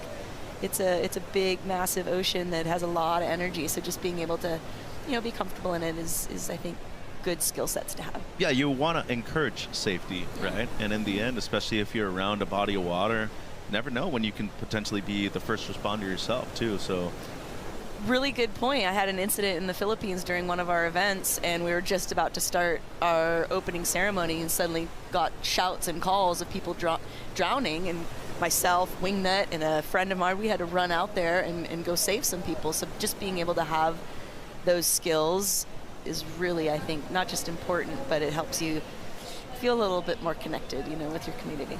Feeling connected so far has been Declan Whiten, as we see our heat recap of number 3 of the men's round of 16, dropping a 7.33 and a 6-point ride as a backup, Carla. He's just been on fire, really just keeping the flow. He's staying connected to his board. He's giving us plenty of good variety in his maneuvers. We're getting the drop knees, we're getting hang 5s, 10s, and of course that explosive off the top that we saw earlier in the heat. But just really enjoying everything that Declan's been putting together. And it doesn't seem like anything has felt rushed so far on the behalf of Whiten either. And Jack Stride, I mean, he's got 3 waves. His top score, this one, a 5-point ride. The keel looking great underneath his feet, just wants to be on a better quality wave. Really great matchup here when you kind of see these surfers side by side there. Great finish off the top there. Both of them have a very like classic but yet progressive sort of style. They like to hot dog a bit. But this is the one here that just really got us excited. Boom! There you go, boy. I love it. How about the timing on that thing, too? See, he looked right there, Mitch. Right before he hit down into that double up, he saw that lip coming and he knew, boom, I'm gonna connect right there. And it wasn't just the connection; it was that explosive like rebound and the effect that the whitewater had as it boomed off the bottom of his board. Well, he's been more active. 8 waves for Declan, 3 for Tyro so far. And Whiten does have priority with 2:45 on the clock. And you're right. I mean, he tattooed that last section with a lot of authority, too. And in the end, I mean, a win changes things, right? Not guaranteeing that you're going to be fighting for the World Championship at the end of the season, but puts you in a much stronger position. And outside of that, psychologically, I would think you have to have an advantage over your competitors, too. Every little bit counts, right? And every bit of confidence or, like you said, win here, or even just like good scores can just add to your fuel, right? And give you a little bit more fuel to your fire and keep you kind of moving. We talked about, too, how important it is, just given the nature of how the championship will be going. It won't be that, like, you know, sudden death, so to speak, where the points will matter. So building on your points with each event and being able to start this event with a high placing, with a strong set of points is going to just help you further along the line. So the way it's going to work, round 1, that'll go straight into the quarterfinals. But round 1, it's seeds 5 through 12. 4 two-person heats. Those winners advance into the quarters. Then there's a semi, and then eventually the final. But I like the dig and change. And outside of that, too, I think it truly adds value to being one of the first top 5 seeds. I mean, even number 6, because you're typically going to surf against the lower seed right there in the opening round. So for Declan, finished number 4 in the world last year. He's looking to go 3 spots better this season. 1:10 on the clock. Tyro with the paddle, looking for an 8.33. This wave has potential down the line. Gets the nose ride, nearly lost it coming out of it. Up into the lip and forced to kick out right there with just under a minute right now. He's still in it. He's still fighting. He's not giving up yet. Well, and if there's one big purpose of that wave is that he's broken away from Whiten quite a bit too. Yeah, because at this point, Declan is going to use that priority to put pressure on Jack, knowing that Jack has the ability to get the score that he needs. So it's just a 2.67 for Tyro. 30 seconds.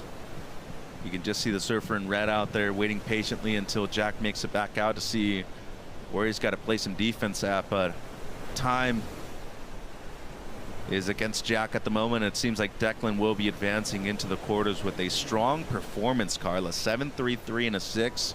Threw away a pair of mid-4s and looking comfortable out there on the beach break of the south side of the pier. In the look on his face that there was very calmly content. You know? Okay, I did it. Job's not done. Yeah, did it though. Did this one. Check for this one. Tick the box. He'll be moving on into the next round in the quarterfinals. Unfortunately, end of the road for Jack, but really, you know, not for making a great showing. You could see he's pretty disappointed there, but he's got a smile on his face though. But Declan Whiten channeling his inner Kobe Bryant right here in Southern California for a victory that takes him into the quarterfinals.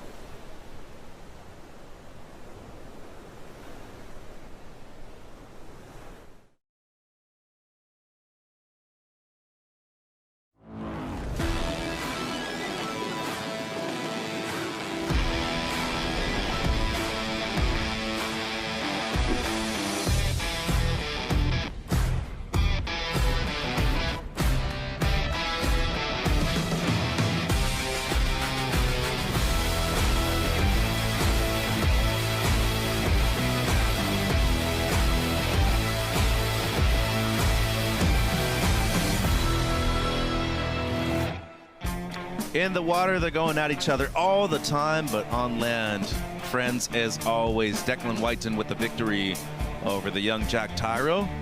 Going to be able to see the Kiwi compete closer to home at Bells in the month of December, and Declan Whiten will be hearing from him in just a few minutes. Looking good on that O'Donnell shape. Heat number 4 out there of the round of 16 for the men now.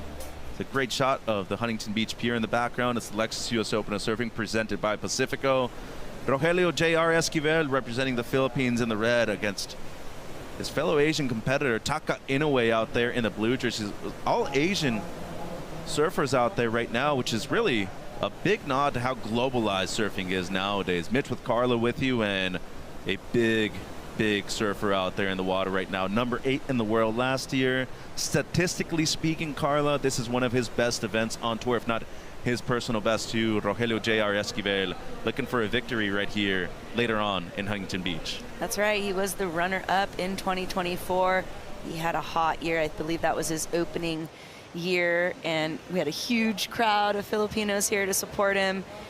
I had missed a message yesterday. There was a dobo waiting for me, and I ignored it. I told him I can't gain 10 pounds today. I'm on live television. Chicken adobo is one of my favorites, so I was super bummed when I saw Mel's message this morning. I was like, darn it, I missed it.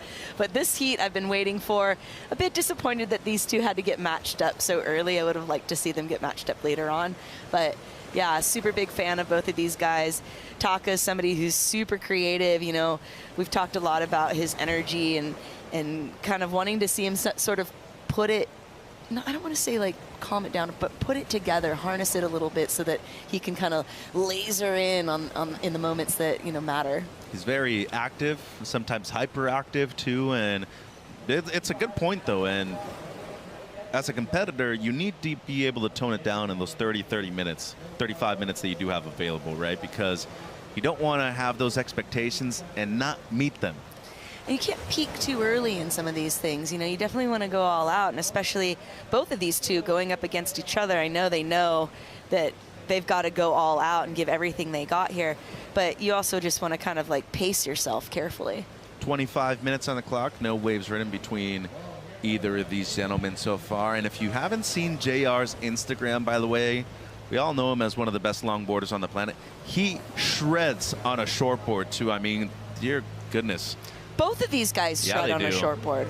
I mean, if you follow Taka's LinkedIn page, he posts up about 3 different things per day as well, and very active on his social media, and just extremely enthusiastic as well. Doing good on this wave so far.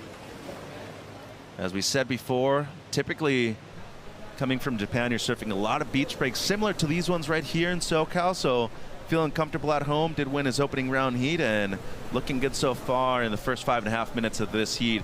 Looking great throughout the entirety of the heat, Rose. He was Declan White, and he's on the glass. He has been cruising through this event, and Declan, just talking about grinding through these first few rounds to make it to finals day. How important is it to kind of get through that round, that opening round of 16, and make sure that you're in finals day for the end of year rankings? Yeah, it's super important. Like opening round, 3-man, you never really know what's going to happen, and then if you can avoid the elimination round, that's amazing. And then that round there is super scary. You know, like 9th is not really a result. And Jack is such a good surfer, and I was actually talking to Tull before. I was sitting there just kind of going really nervous, and like more nervous than usual. So yeah, I knew it meant a lot, and I was super happy to get through that. You stayed so composed, and just thinking about balancing your day job, the guys are chatting about it in the booth. How do you balance competing as well as being in the fire service back home and getting the time off? Yeah, I'm super lucky. I've got a bunch of mates back home that have covered some shifts for me. So shout out to the boys that have done that. But yeah, it's challenging. You know, I'm pretty sure everyone here on the tour has a job as well as doing this. But I love my job back home, and I'm just super happy to be in the Fireys. And yeah, it's kind of cool being able to balance the competing side and then going home, and this isn't the be all or end all. You know, I've got a career back home that I love, and you know, family and friends and everything. So it kind of takes a little bit of the pressure off here as well, where you can just go back into real life, and this isn't real life for me. So yeah, it's just something on the side that's super enjoyable and I love doing. So great life balance. Do you change anything heading into finals day? I don't think so. I think it's going to be pretty similar tomorrow, the waves, and Yeah, it's going to be challenging. I think I get the winner of this heat. So either Tucker, who got one of the highest scores yesterday, and JR, who's just like this is his jam. These lefts here, he's surfing so good. So yeah, I think just do the same again. Try and do my own surfing and get some good scores. And yeah, I'm just frothing. We got good waves. It's so fun. Thanks for the time. All the best. That's a rad brother right there. You know, somebody that keeps it very casual and cool, but I thought, you know, spot on right there. I mean, for a lot of people, yeah, they dedicate their entire lives to this, but it isn't the end for him. He knows that he has his career back home, his own personal life too, and, you know, props to everybody that's covering his shifts too, because this kid is on a roll right now. Declan Whiten into the quarters at the Lexus US Open of Surfing. This guy wants to be in the quarters. Ooh. Taka in a way, and that's a check for me on day 3, Carla. I apologize. So I'm up to 1 already. I'm already 1 up in you. There's his family right there on the beach. Yeah, that was unfortunate right there. So travels with both of his sisters, his mom the entire tour as well. You can see the great Michael Takayama right there with his back to us as well, one of the great shapers worldwide. Yeah, shout out to the Inoue family and especially Mama. Everyone kind of knows her by Mama or Taka Mama. And I made a point this morning. I said, Mama, what's your name? And her name is Yoriko.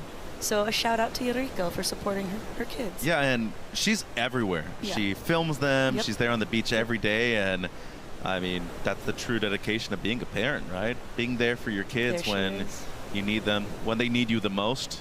And has the 2 sisters as well. And they're also rippers. And they do everything. You're right. I mean, not only shortboarding, they sup. Sakura is a sup champion. Yeah, they're incredible. And so is this guy, too.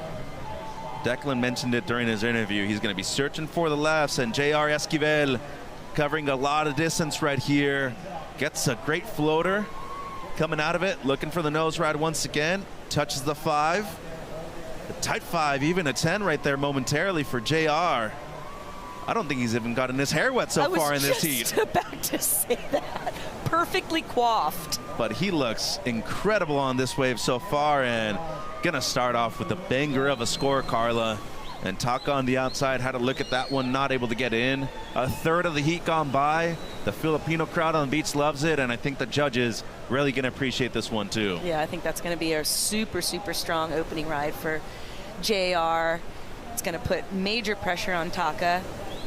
We have plenty of time on the clock though, so Taka's gonna be able to get an opportunity to answer back for sure as we wait for the score to drop. We watch the replay. He takes off, already pointing down the line, does the 4 steps to the nose to get the 5, kind of waits for that second section to stand up again where he gets another 5, and then just nice and easy rebounds it off the white water. Bottom turns off it again, does a couple more steps. He's going to get another nose ride. Nice 10 there where he just works this inside. I love the fact that the inside's working a lot better today. I just feel like for the longboarders, it makes such a difference to have this inside section to just get up. Even though the wave is like a fraction of the size by the time you get in there, it just gives a lot more scoring potential. Right, and opportunity on the inside and the outside, right? So there's difference in maneuvers and variety too. And being able to finish like on the shore just makes you feel so completed. And he just really continues. He continues with the flow and the connectivity between his maneuvers. He gives us variety. He gives us style, power, flow. And as you mentioned, not a hair out of place. Still dry. Still dry. Looking good. When is he not, really? I mean, this kid rips.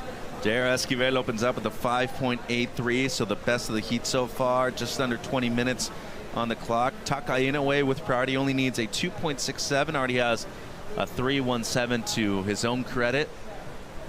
And JR Esquivel, if you go to where he's from in La Union, actually owns a small shop and proud small business owner, and his manager Wendell, also a small business owner over there in the Philippines. Speaking of small business owner, we have one of the best in the business with us right here, our good friend Chris Cote in the Red Bull Athlete Zone. I'm in the Red Bull Athlete Zone, and I'm getting some really cool information. So we know there's some amazing concerts coming up this weekend. Well, I just got word of a kind of a Kevin Bacon 7 Degrees of Separation thing right behind me. Mr. Jack Van Wagner's mom's best friend's husband is in the band Local Natives, so we can all now say we know a guy in Local Natives. So they're playing on August 1st. We've got Real Estate, of course, coming up July 31st. There's actually a QR code on your screen right now. If you get out your phone, click that, and you're going to be at the show with me, with Jack, with Jack's mom's best friend's husband. So it's going to be an awesome weekend. I just saw some Rising Tides kids walk by. It's all happening down here in Huntington Beach. This is already a really fun day, and it's already what? Not even 9 o'clock. Nice watch that you got right there too, Chris. Thank you. Live action right here. Taka Inoue looking for a 2.67. So done well so far on the rail. Looking for the nose ride. He finds it on the inside. Frothy section. Difficult to control and stabilize that fin. With all that froth on the open face, and well done for a wave that was so difficult to navigate.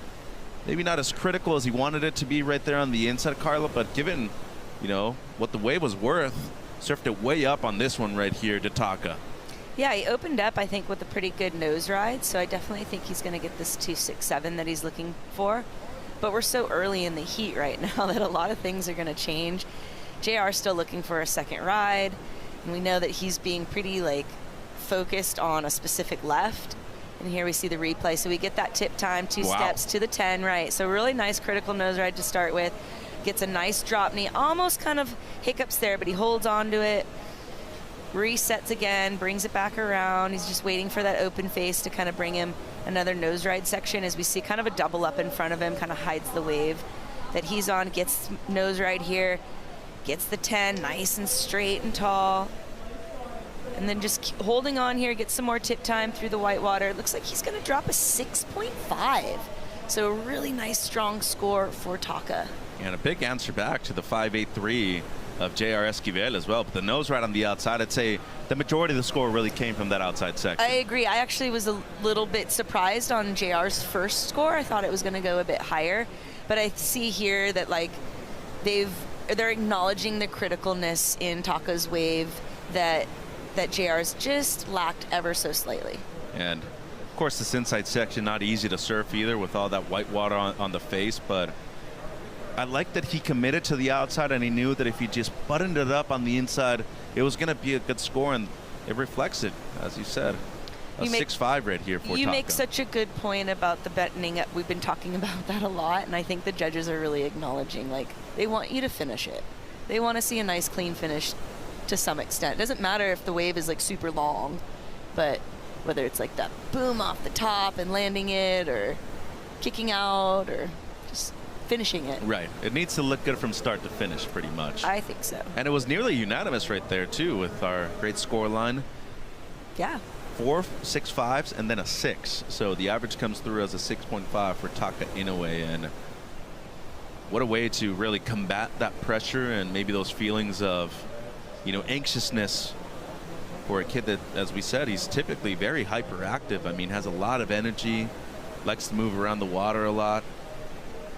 But it seems like he's really emphasizing, concentrating on winning those small battles throughout this heat right now. Your opponent gets the best score of the heat. I need to outmatch him on the next one that I catch. Really good point, Mitch. The small battles. It's not always like big scores or big things, but just kind of checking things off kind of as you go, staying present in the moment. You can see them kind of staying a bit closer. You saw JR kind of pushing towards a bit Taka, knowing that Taka's kind of dropped this nice score. JR only needing a 3.85 right now with 13.5 minutes on the clock. So, you know, pretty small score, obviously, for JR to kind of just take things over. I think if he's able to line up one of those lefts, it's going to be pretty hard to, I mean, if you ask me, with his skill set, I think one maneuver could get that score right here. It's going to be hard. Yeah, it's going to be hard to deny him. But I like the way that he heard the score, he immediately acknowledged that he needed. Hey, just to remind you, like, I got pretty much a 6 too, so just know that I'm in the heat as well. Hey, yo, boy, I'm right here. Don't forget me. But those are those small tactics by a veteran that make a difference, right? Like, yeah. You feel his presence in the lineup in a free surf, and you know that he's typically over there at Machado's Peak, that deep left. Speaking of finding a left, Taka gets the 10. perched up to the nose. What a nose ride right there That was from the hot. Japanese surfer in the blue jersey. Looking to extend his lead and improve on a 3:17. And what a way to just clean things up on the inside too. We talked about winning those small battles. Boy, he might be winning the war right now, Carla. What a way to finish off this ride for Inoue. Sam's up here in the booth. We gave a little look at each other, and he and I have been watching Taka for a long time, and we've always had these similar comments. He's got so much talent, and you just wanted to like put it together. We talked and opened it up, you know, and I really feel like he's really refining his energy, you know, and like harnessing it and putting it into the right places at the right time. We've seen him on tour for a number of years now, and we've seen him do some really incredible stuff and then come into another next round and kind of just like implode a little bit because I think he's just so like amping. And so I just love the maturity that we're seeing here. Everything just feels really put together. This nose right here, he just holds on it. He was gonna eat it, man. He was gonna stuff it, but he just holds his ground. He's so strong. He's so stout. You know, he's somebody that likes to ride, you know, these really big fins because he wants to put all of his weight into his turns and stuff. And I just love that turn to finish it off. Laser focused here, but like honing his energy, bringing it like to center. That really just feels right coming through the screen. Well, the kid's got skills, and we have seen him get some big scores throughout the event. Expecting another decent one right here for Taco when we return from the break at the Lexus US Open of Surfing, presented by Pacifico.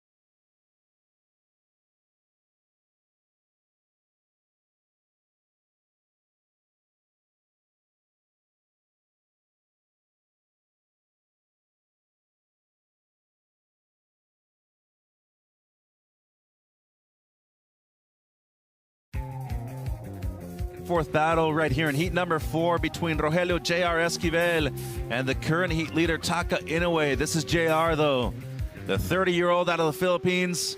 A couple of nose rides so far on this wave. Looking comfortable as usual on these long pure lefts. That's a great turn to just complete that wave. And Esquivel had a 5.83 on his opener. Before the break, we were waiting on a score for Taka Inoue. Drops a 4.17. So at this point, JR is only needing a 4.85 or better to move up into the lead. And I dare say Carla might be getting it right here just based off of the merit of those nose rides on the outside. Yeah, time will tell as the judges hash that wave out. I'm sure they're looking at the replay to make sure they get the score down correctly. And paddling out by the pier on a day like today, much easier. That energy just going from the sand back towards the ocean, goes through there. And of course, JR looking comfortable as always right here on the south side. Yeah, really comfortable on that left there as he gets 4 steps to the nose to get the 5.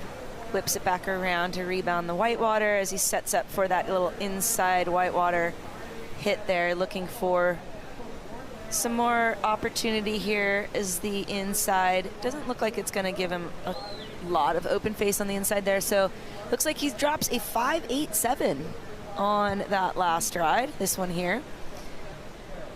kicks it out. You can see the 4 steps up to the nose. Pretty critical nose ride, shifts it to a tight 5 there. So for somebody that doesn't necessarily come from the world of traditional longboarding, do the number of steps count? 100%. Okay. Absolutely. 4 steps is going to be better than 2 steps, and 6 steps is going to be even cooler than 4 steps, right? Higher degree of difficulty in that sense? Sure, yeah. So the 4 steps are definitely like the standard. Okay, you want to get the 4 steps to the nose. The 2 steps are going to be kind of in those quicker, more beach break scenarios where you got to get up there really quickly. But if you're able to fit the 4 steps in, I'm sure the judges are acknowledging that. Well, he's been doing that throughout the entirety of this wave right here. Caught this wave paddling back out too. So he's been active the last few minutes, dropped the 5.87, took the lead with that last one in. Now looking to improve on a 5.83. Well, we mentioned the community right here. The Filipino flags are out early. The whistles are out too. They got a big crew down here on the south side as always, but how did the actual, origin of Filipino surfing start with the longboard community over there? Because when I went to La Union, I was actually very surprised. Daisy Valdez, a great surfer too. There's a plenitude of great longboarders over there in La Union. Well, as we watch the replay here, we see those 4 steps to the nose. He gets the 5 to the tight 5. He brings it on back. He's just setting up again, whips it back around with nice power, speed, and flow. As he just brings it back on rail again. Just kind of, you can see the shoulder there just kind of pinching off, so it doesn't have a lot of like face for him to set up for nose rides, but he's just kind of being patient, waiting for that inside. He's going to get a little wedge here. Gets the tip, throws some body English in there. Just kind of keeping it nice and easy. So the origin of Philippine surfing was actually on the Pacific coast in Belair, and it came with the filming of Apocalypse Now. And Severson, right? It wasn't Apocalypse Now? Francis Ford Coppola. Coppola, yeah. Thank you. There's a famous scene in there with Robert Duvall. And Robert Duvall and Brando's in that, and there's a surf scene, and I'm blanking. I know Sam knows every inch of that, but that's when surfing was kind of introduced there. Kuya Raul Tolentino is one of the first surfers. He might be here right now, actually. So shout out to Kuya Raul. And that was in the 70s, and that was kind of like the introduction, yeah. The introduction of surfing. And there's like 7,200 islands in the Philippines. They've just found a few more. It used to be 7,107. Wow. And now it's something closer to like 72 because they've just discovered some new islands.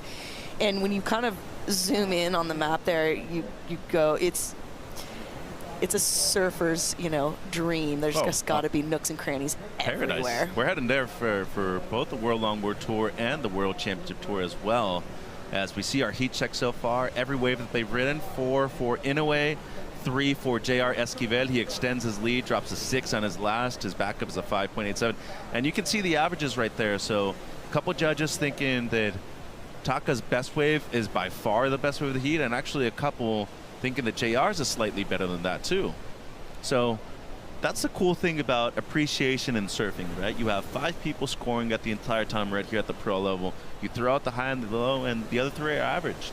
At the end of the day, surfing is subjective.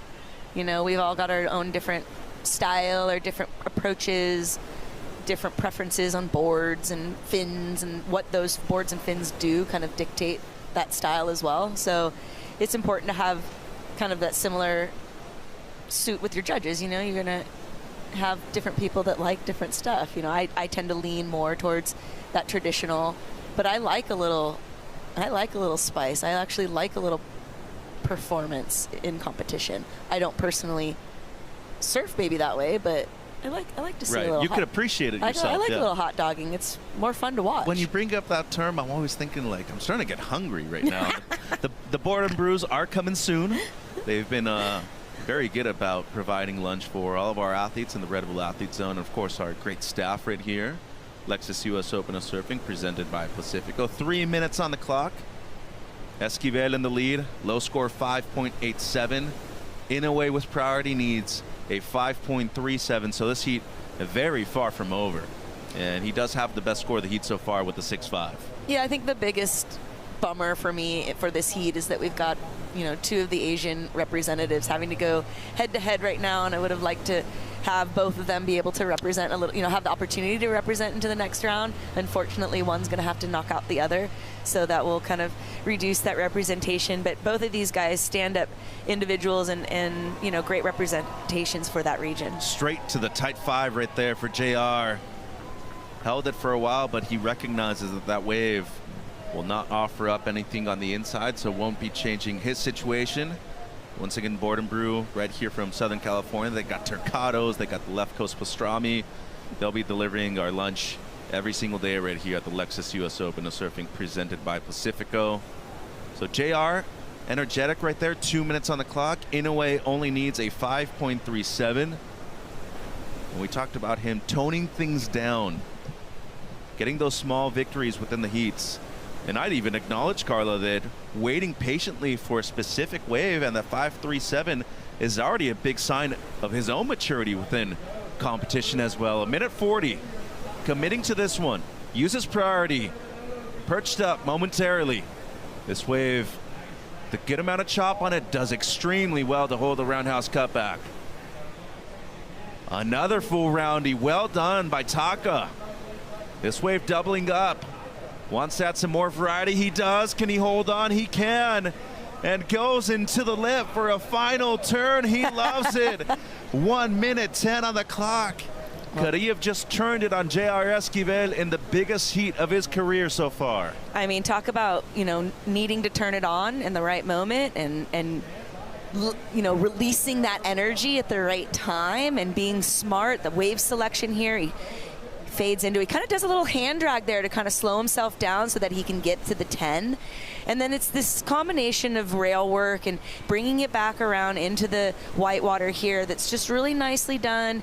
He just keeps in good control. There's a moment here where he could have lost it, but he just keeps nice and tight here, right in there. Just love the way he holds on to that. And he's just stoked, super stoked. But see, with just a few minutes remaining, JR's not going to be silent. He's not going to stay quiet. 25 seconds, something could change. Well, he probably recognized that at this point. I mean, the smart thing is to be up and riding, regardless if you know that the surfer genuinely got the score or not, because there's a major possibility right now that this upset is not only brewing, it's close to being done. 10 seconds on the clock, waiting on the score for Taka. What a feeling that you're having right now, right? You're counting it down. The score's not up. It could change everything right now. Well, the nerves have to be gone at this point for both of them. The heat is done, and it will be decided on the sand. 5.37. And Taka looking for the biggest victory of his young career. And you have mentioned this ain't his first rodeo either. He's been on tour, but he has been one of the lower seeds because he hasn't been able to get those high-end results on his behalf. Meanwhile, number 8 in the world last year, a former finalist in Esquivel, he's looking to get a victory right here at the Lexus US Open of Surfing.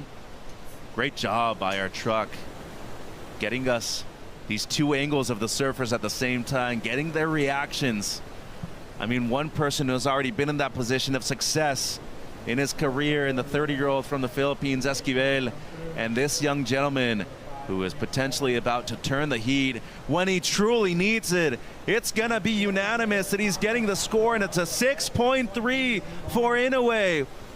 Receiving the news right there. How about the reaction from the young Japanese superstar on his way to the quarterfinals right here on the south side of the pier? A bittersweet moment for myself personally. Love both of these gentlemen. Obviously, you know, I support the Philippines with my whole heart, but we've been working a bit with Taka, so super stoked to see him go into the next round. Wow, and what a moment. Getting embraced by one of his heroes right there in JR Esquivel. Today belongs to Taka Inoue. He's into the quarterfinals for the first time here at the Lexus US Open of Surfing, presented by Pacifico.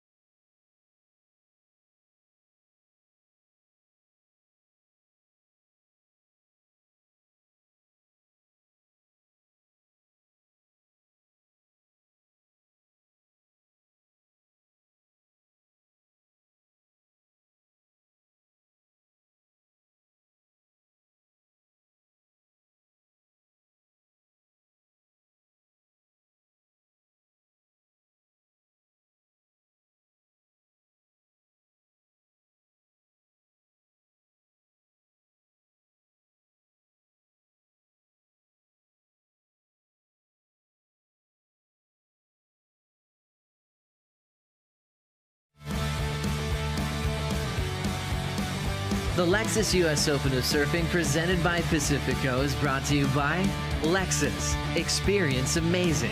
And by Board & Brew. Keeping it real since '79.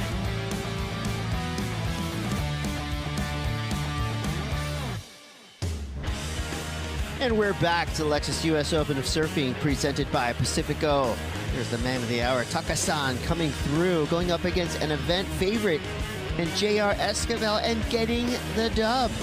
Chris Cote here with Sam Blakely. What does that win tell you in reference to what Taka could potentially do? Hi, I'm Chris, that's Sam. What do you think that win does for Taka's, maybe confidence going into the quarterfinals, semis, maybe finals? A lot of confidence. He's got so much ability and agility, and it was a fairly low scale throughout, and JR had an incredible opening wave. I thought was going to come up higher and set the scale differently, but at the end of the day, it was very evenly poised, and I think that Taka has had some really nice fresh boards from Ian Zamora recently. In that instance, he's on his John Garmendia, built in North Spain, and he is really going to have a lot of confidence moving forward. But that guy has got such ability on the nose as well. And that final score that he needed, it was a lot of rail work. But there was one moment, it wasn't a keeper, but the hang 10 he did in it demonstrated that he really has got a lot of talent. A lot of energy as well, and a lot of stoke, which I'm sure we'll see in the post-heat interview.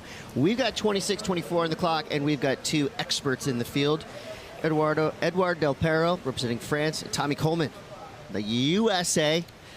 And I think this one had a quick start, but during the commercial break, looks like a couple scores have been dropped. And here we go, starting off with Tommy Coleman. It's one of those heats that we were all excited about. Straight up, gets a score in the fours. It's a 4.67. Whoa. Really nice searing turn from Tommy. And we looked at this yesterday, didn't we, Cote, when we saw the draw, and this got us excited. Ed Del Perro against Tommy Coleman. Two different approaches. One surfer with leash, one surfer without leash. One surfer on a single fin, one surfer on a 2+1. Both exceptionally talented. And that first exchange comes out quite evenly. Edward gets a 4.27 for this, so it's just a little bit smaller in scores than the 4.67 from Tommy, but you can already appreciate that both regular footers are going to put their heart and soul into every ride here. Yeah, similar looking waves, and the scores tell that story as well. Tommy Coleman with a slight edge, and Tommy's got to be feeling some energy. All his homies won their heats already today. That kind of that age demo that Tommy's in. They've been blasting their way through some tough heats, so he's got to keep the momentum built by his bros, as we see Edouard Del Perro flying down the line of this right-hander. Nice drop knee turn or redirect into a cross step. So a lot of work being done up and down the board. Del Perro now gets a quick 5. It's like both surfers ripping down the line on these right-handers. We'll get the finish from Del Perro. Still going, just when we think he's finished. Adds a little extra flair at the end of the wave. You like to see a quick back-to-back exchange like that. Good look at Edouard's board. Pretty different than the rest of the boards we're seeing in the field. Yeah, designed by Alan Minvel, and he has a range in collaboration with Torque, the ED models. Their speed shapes, the rounded pintail. Alan Minvel in the past very inspired by a lot of the Takiyamas that came through to the Biarritz Surf Festival. But this is that last wave of Tommy's, a really nice nose ride. Runs back from that opening tip time there. And this is the wave that was behind Ed's wave. A lot of foam to work with, but it starts to kind of clean up on the face. And he looks for the reform, and he hooks back for a high line there and gets a heels. Walks back from the heels, and not quite completely able to finish that heels, but another little study of Edward's ride.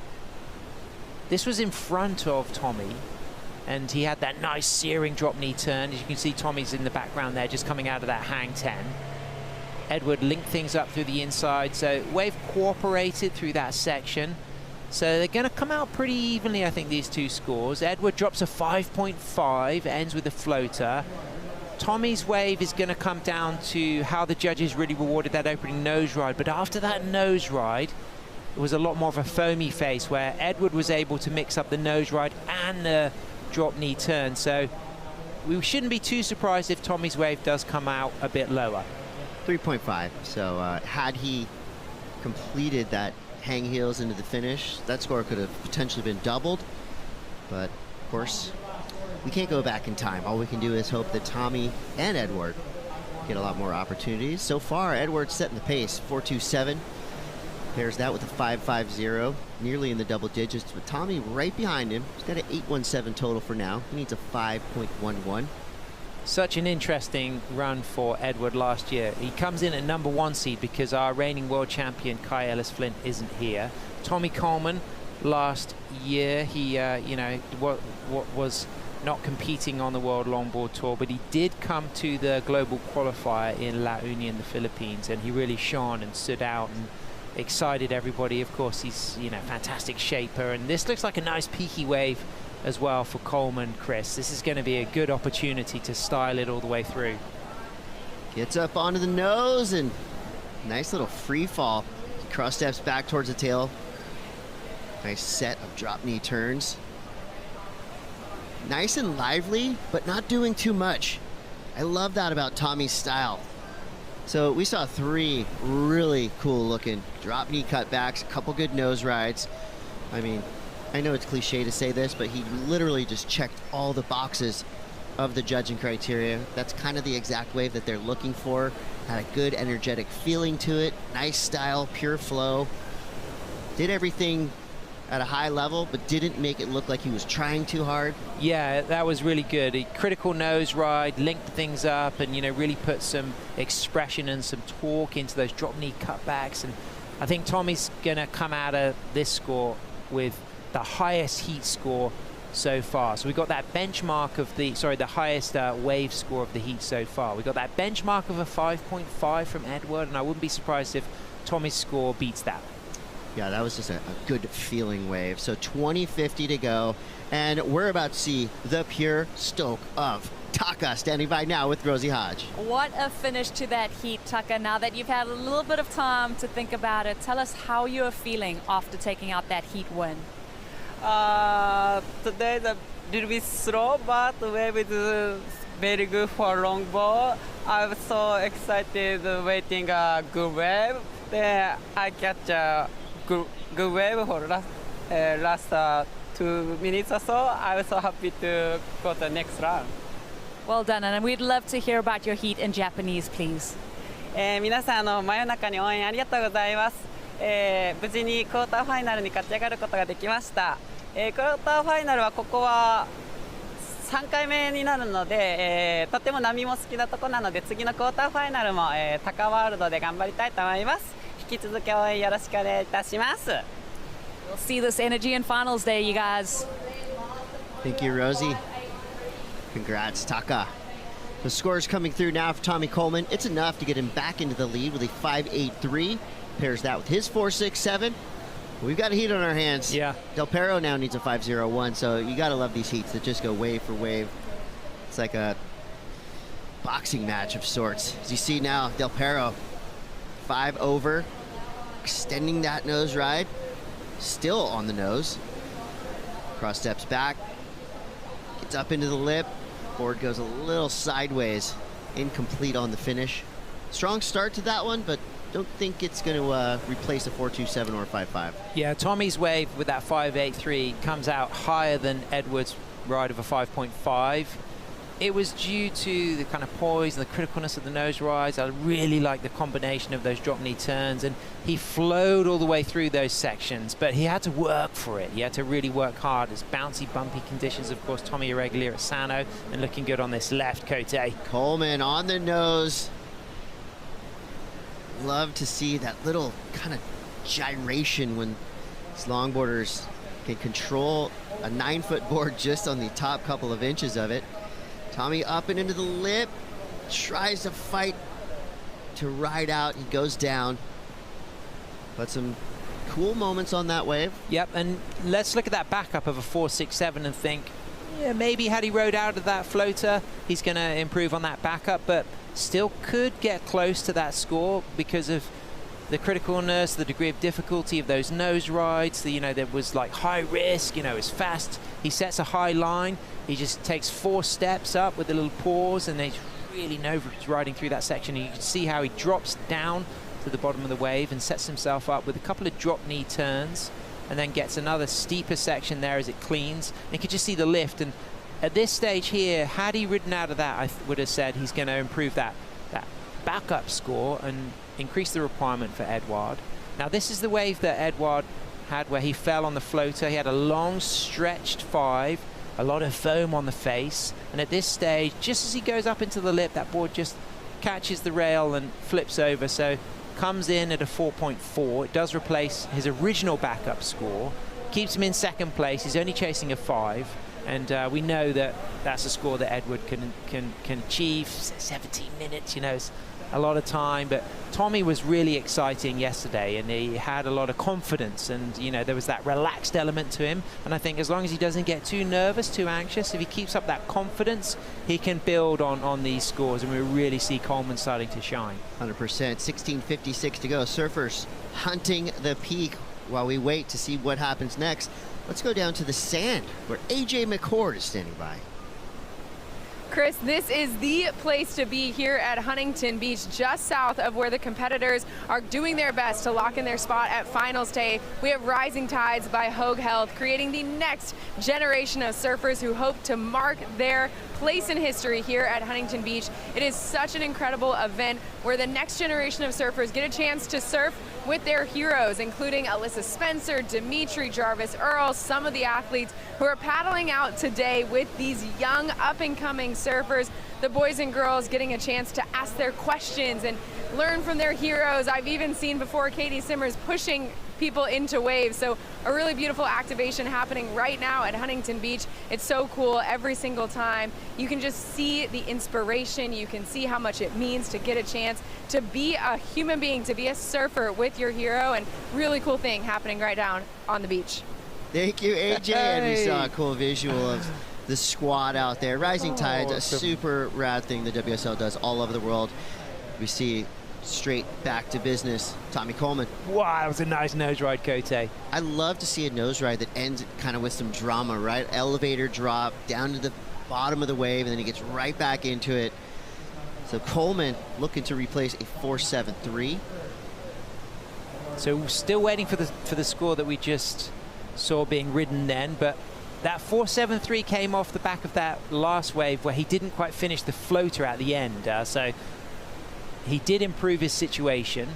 This was, again, an opportunity to just connect with that last reform, but I love what we saw from the opening nose ride.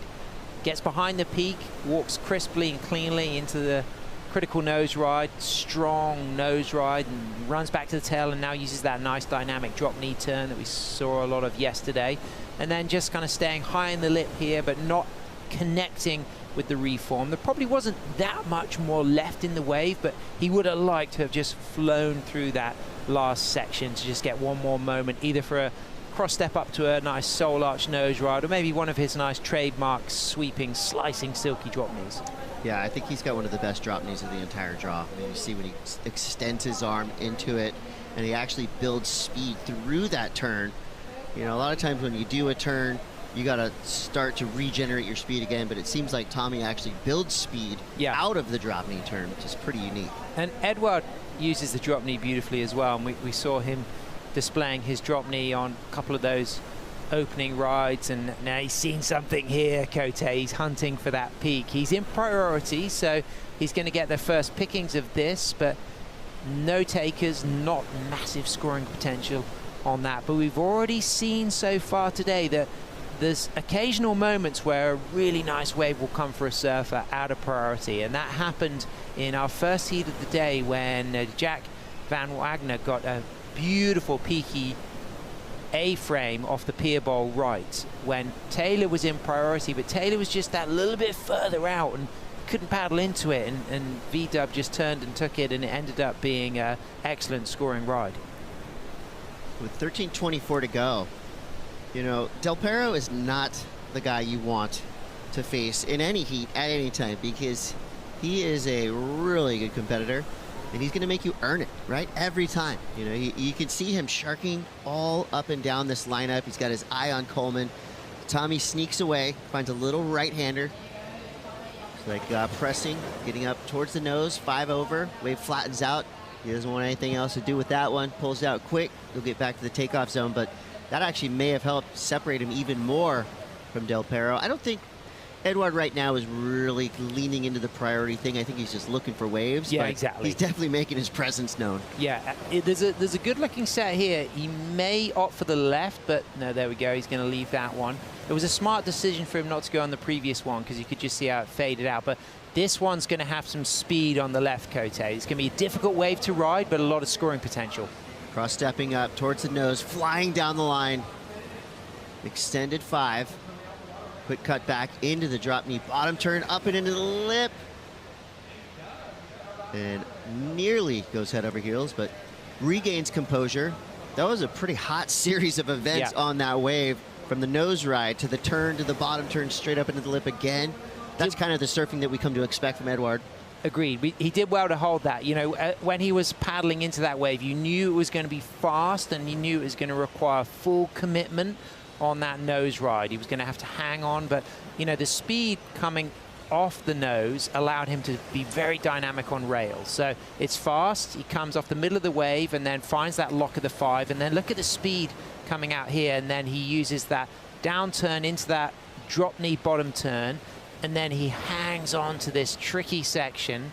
So you'd imagine this is going to go up into his top 2 scores. And of course, I was starting to say earlier how he comes into the event as the #1 seed because our reigning world champion, Kai Ellis-Flint, is just recovering from a foot injury. And look at the use of the drop knee as he drives down to the bottom part of the wave here and then drops that knee to position the bottom turn. But at this stage here, it's a super difficult section to navigate, and he does well to compress and hang on. The judges do like to see flow into those difficult sections. We saw a great example on day 1 of Natsumi Teoka flowing into that section. It's a very familiar pier bowl section where it gets foamy, wedgy. The judges kind of like to see you flowing into that effortlessly. Yes, you could be critical, radical, have that high degree of difficulty, but they don't want to see that kind of break in pace. They want to see the speed just linked up nicely, and some will go for a more light-footed approach. Others will have that wider stance and compress. Yeah, I really like that series of turns that we just saw from Del Perro, and so do the judges. Comes through at a 5.53. That's enough to get Del Perro back in the lead. 10 minutes, 15 seconds left. We're going to take a quick break, but we will be right back with more action. You're watching the Lexus US Open of Surfing. It's on.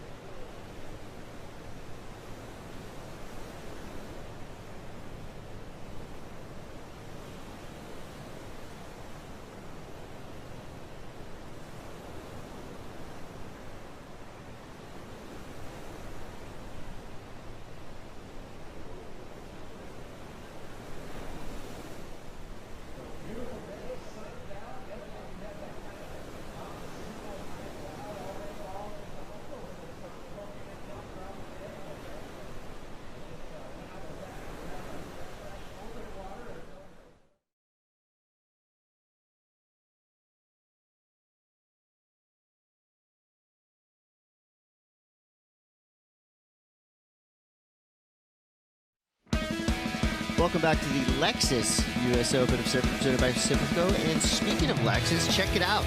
This is the Lexus Surf LX. One of the coolest looking cars I think all of us have ever seen. I mean, this thing is a dream ride. Chris Cote here with Sam Bleakley, and Sam and I have been walking by this car all day, looking at that really cool paint job, the coastal aesthetics, as Lexus say, and then, of course, you look inside, ample storage, beautiful leather seats. And, we'll take 2 of them. Absolutely, and just big thanks for the platform. I mean, the support, it's world class. And you know what? Right up the street, the Lexus Westminster on Beach Boulevard, it's not far. Let's get there, Chris. We could take a taxi there and drive off in a couple awesome Lexus vehicles. And Coleman, speaking of driving down the line. Oh, Chris, this is a good opportunity. He's chasing a 5.20. I'm seeing numbers in the 5 or higher already. What's in your head? Put your judge's hat on. What do you think? So far we saw that nose ride, we saw searing turns. We've got some benchmarks for his 5.83 and that 4.73. He's taking this all the way through to the inside.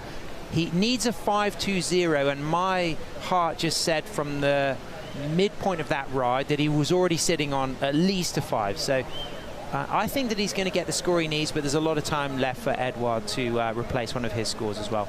Tommy's just got a really sick style. I mean, he just looks so good on this board. The board looks perfect. And here we go. Was this a 5.20? Look at that nose ride. Great footwork into it, critical high degree of difficulty, and then a big cut back into the power section using the drop knee to set up, and he's still got open face.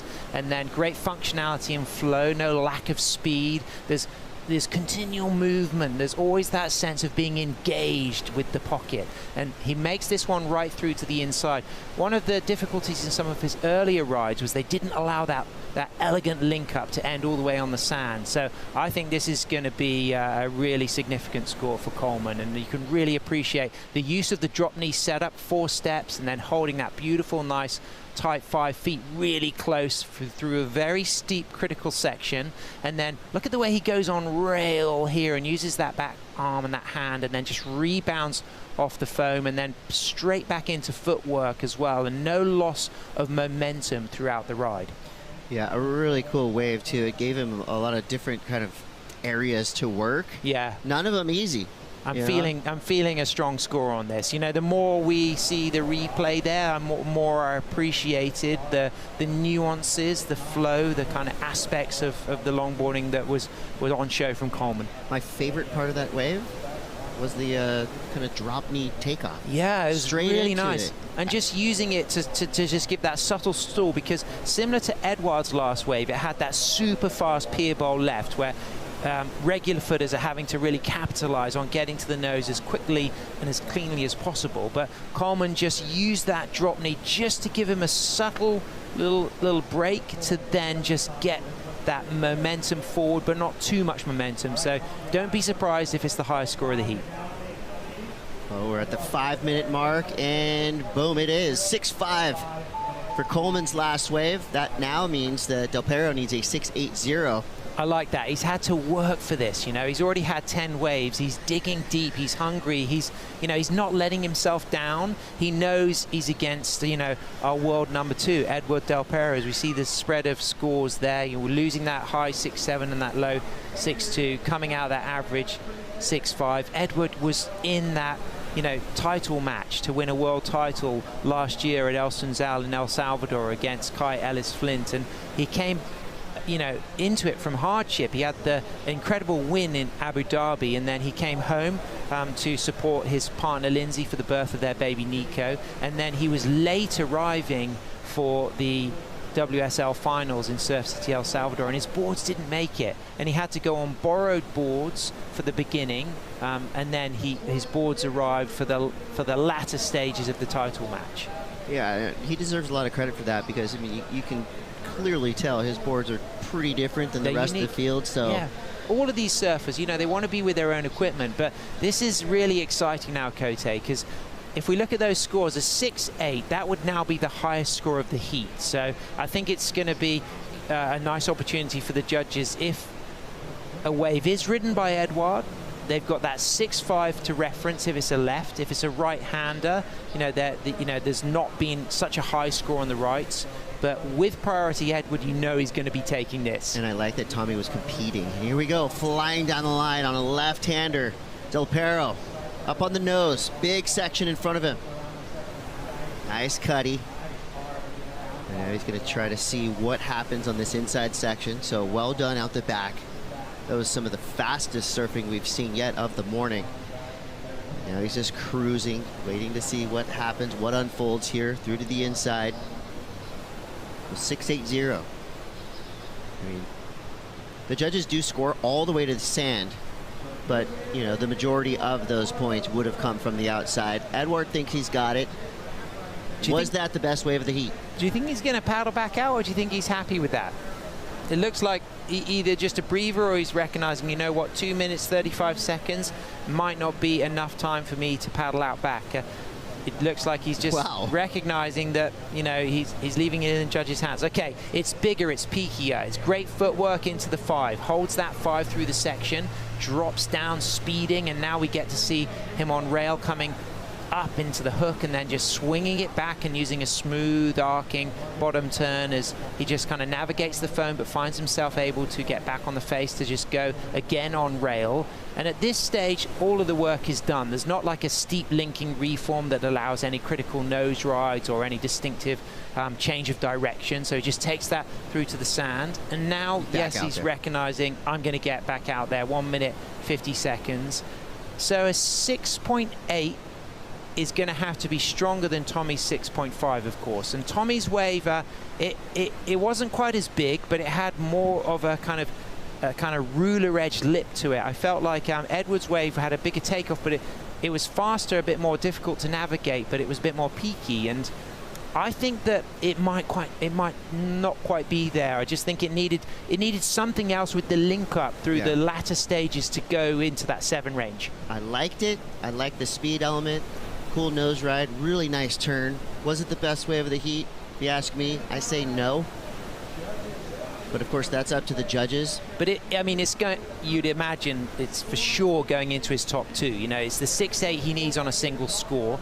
If he doesn't get it, you know, Tommy's going to be in a position, you know, in the last minute to be with priority. Edward may not get out in time. There is a set coming. Tommy's going to have to make a decision if he's going to take one of these sets, if he sees something with some open face, because he could improve his 5.83, and he's up and riding Cote straight to a nice soul arch hang 5. Yeah, this is one of the bigger waves we've seen the morning so far. So textbook there, nose ride, a couple drop knee turns, and the wave gets weird. So now the judges have some work to do with 29 seconds left. We are waiting for scores, so there's going to be 2 more to drop. Will they change what the outcome of this heat will be? Eduard Del Perro needs a 6.80. Did Tommy Coleman just replace the 5.83? There's so much to unpack here. Yeah, and we have to remember Edward's wave was big. It was fast. It was exciting. He had to really commit, and I think that Tommy's wave had a little bit more variety, and I think there was a little bit more nuance in the setup for the nose ride. I think Edward is just going to fall a little bit short of the score that he needs. The judges agree with you, Sam. 6.23, so just under their requirement. So at the end of that, it's going to be Tommy Coleman getting the win over an absolute threat here at the U.S. Open. So Eduard Del Perro bowing out in round 16, heat 5. But give it up to Tommy Coleman. Crew is hyped. So super stylish. He got some great waves. Convincing heat victory. 12.33 total for Coleman. We got more surfing to come. You're not going to want to miss this next heat. Cole Robbins versus Conniella Stewart. This is going to be awesome. Stay tuned.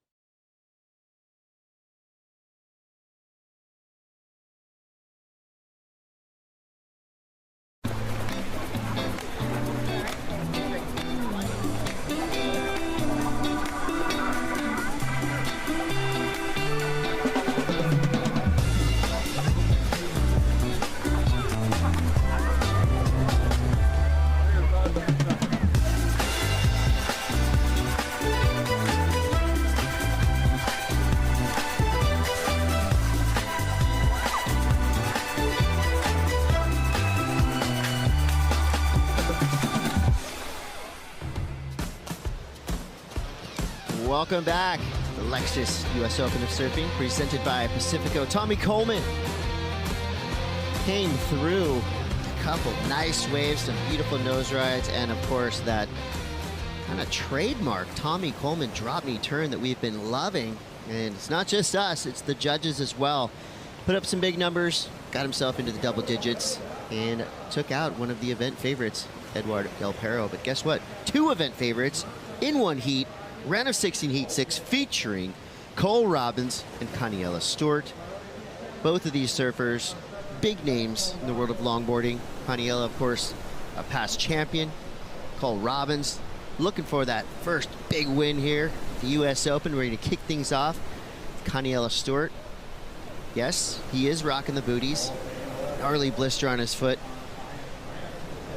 but it doesn't seem like it's holding him back whatsoever. That wave, you know, just a little starter kit. These rights are kind of hit or miss. It feels like a lot of them give that inside section, but most of them kind of die off in the middle. And here we go, Cole Robbins now looking for a right tail sliding out. Side slip boogie. Wow. Went for the Herbie Fletcher. Yeah, where's Herbie when we need him? So he's lucky there with that board. It looks like it hasn't gone all the way through. So if he's able to swim quick, he's probably going to catch that before the next wave does. So a little bit of luck for Cole there. And yeah, it was really interesting hearing from Kaniela Stewart yesterday after his heat win, talking about, you know, the cuts on his feet. And the first day, that was why he was wearing, you know, sneakers to go down to the sand, just to keep the sand off his cuts. But then now opting to wear the booties to keep, you know, those blisters from being sore. But that adversity could help, and he's up and riding it right now, Cote. Yeah, I mean, it might seem really like a non-factor to be wearing booties, but surfers know. I mean, it is not easy to be able to adapt from something you're just so used to. I mean, you never think about, sure, you know, surfing in bare feet, but, you know, Connie comes from the South Shore of Hawaii, so I bet he probably barely ever even wears shoes. Yeah. And now he's got to kind of figure out the different feeling of wearing these booties. I'm sure they're really thin. They're probably kind of like reef walking booties. Yeah. He said in his post-heat interview yesterday that he's not really even thinking about it. It's not really affecting him, and you know, you can watch closely to the cross steps here. It doesn't seem like they're holding him back at all. Really nice footwork into that 5, hooks it back, stays high in the wave here, gets another touch of the 5, and then just, I love the way he rebounds off the foam there. We see with Connie, you know, that kind of snappiness to his surfing. He's got that elegance, that tall upright style, but then when he gets back to the tail with his legs standing quite close, he's got a beautiful ability to really hook a turn at speed. And we saw one little moment yesterday with a little bit of a fin slide that was quite spectacular, but we also saw that money moment, that beautiful photo that Tommy Perucci took when Connie pulled into that big, heavy, sucky pier bowl left barrel closeout, and his technique in the pig dog, the way he put the knee down and put the leading leg forward, it was just pure Hawaiian class. He just looks really cool on a surfboard. Yeah, he is Mr. Cool. Right? Every image of that slow-mo, you're like, oh, that'd be a cool photo on my wall. Great line that Mitchell Salazar said during one of his wins in El Salvador. He's got a license to chill, when he was kind of hanging 10 on the nose, and it really kind of, he hit the nail on the head with that phrase, because he has got that sense of charisma and coolness. But Cole Robbins from Santa Barbara, you know, he's got so much success down here at Huntington. Normally has a good run here at the Lexus US Open of Surfing. I'm looking back at some of his kind of, you know, big matchups. You know, 2024, he kind of had a big showdown with Taylor Jensen, came away with 9th in 2023 at Huntington. He went out a little bit early, losing to Troy Mothershead. He got that 17th, but last year he got a 5th. He lost out to Johnny the Ripper, John Michael Van Hoyenstein. Johnny himself, somebody who has already been eliminated from the contest. So we'll have to wait for the Bells event, the second stop of the World Longboard Tour, to see Johnny again. But Cole will be very determined to make it to the final. Yeah, Cole's rad. I mean, he is that super jovial, friendly, happy guy, always seems to be smiling. And, you know, he's going up against one of the greats right now, but I put him in that category. I mean, he's won his share of events for sure. And he just always seems to be that guy that can make surfing just look really fun. You know, his boards always look nice. He's awesome. Yeah. What more can you say? Agreed. So 22-23 to go. A couple scores dropping in now. Paniela Stewart, 3.67 for his high mark, but just a couple of ones on the board for each guy. So a little bit slower than the previous starts, but you know things are going to ramp up. And while we wait for them to do that, let's go down to the glass. Tommy Coleman's with Rosie Hodge. Yeah, Chris, we love a wild card story. We love a wild card run. Tommy, can you give us a little bit of a backstory, you know, starting from when you found out you got the wild card through to the few weeks and the preparation leading into this event? Oh man, I found out, and I think like every session after that, I started surfing a little more, surfing poopy waves no matter what, you know, but every session up until this contest, I've been like a little anxious, thinking about my waves, trying to finish each one and think about what I want to do, and had to shape a board like a week and a half ago because I saw there was some swell, and most of my boards are pretty flat, so it's a nice advantage, and yeah. I'm sure you come from San Clemente, surf a lot of the right-hand point breaks around there. So how did you incorporate that into your equipment, knowing you're coming to Huntington, knowing that that swell was going to be what we have on offer right now? Yeah, a little flatter, perpendicular to the stringer, just a little faster, more responsive, less curve to sink in, but had a little more curve long ways, a little more rocker to just keep the nose out of the water and keep me in the pocket. And then heading into finals day, how do you keep your composure? I mean, like when you boil it down, like it's an easy job. You just got to go surf, which I do every day. So try not to think about who's in my heat, and had a tough heat yesterday. Johnny's the man. He's a gnarly competitor. So this heat, I was just like, hey, like I just get to go surf, you know. I'm happy I made it this far, so I'm just surfing now, which is the best way to go. So enjoy the moment, Tommy. Thanks for the time. Thanks, Rosie. I like that philosophy. When you boil it down, you just got to go surfing. Well, you know, you look at the whole judging criteria. We'll get back to that as we see Connie.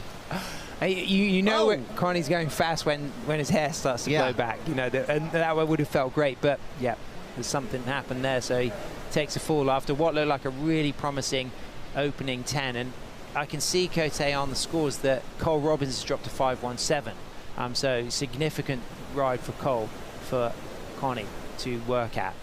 There's the 5, there's the 10. And then just as he walks back here, you just think, wow, he's just going to trim back up onto the open face.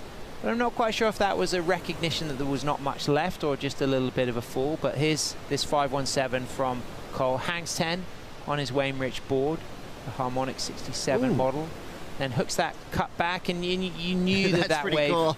Connie's looking at him. Yeah. So like, here's the cross steps forward, pauses, and then strikes. Pulls up for a little sneaky 10 there. Yes. And then runs back. And look at the way he keeps that, you know, on that toe edge there. Just keeps those feet on that side of the stringer, and then goes to the other side of the stringer on the heel side, and then hooks that turn back and just drives off the bottom. Sam, how wide are these boards? 23 in the middle, probably for the board we're seeing now. Probably 19 in the nose. Okay, so you know your average shortboard is somewhere between 19 and maybe 20 inches wide, I would say. So, you know, obviously you have a wider board for these longer boards. Nice touch of the 5 there. Speedy section, though. Again, tricky one to navigate, but he's moving through at speed. Nice turn. Caniella.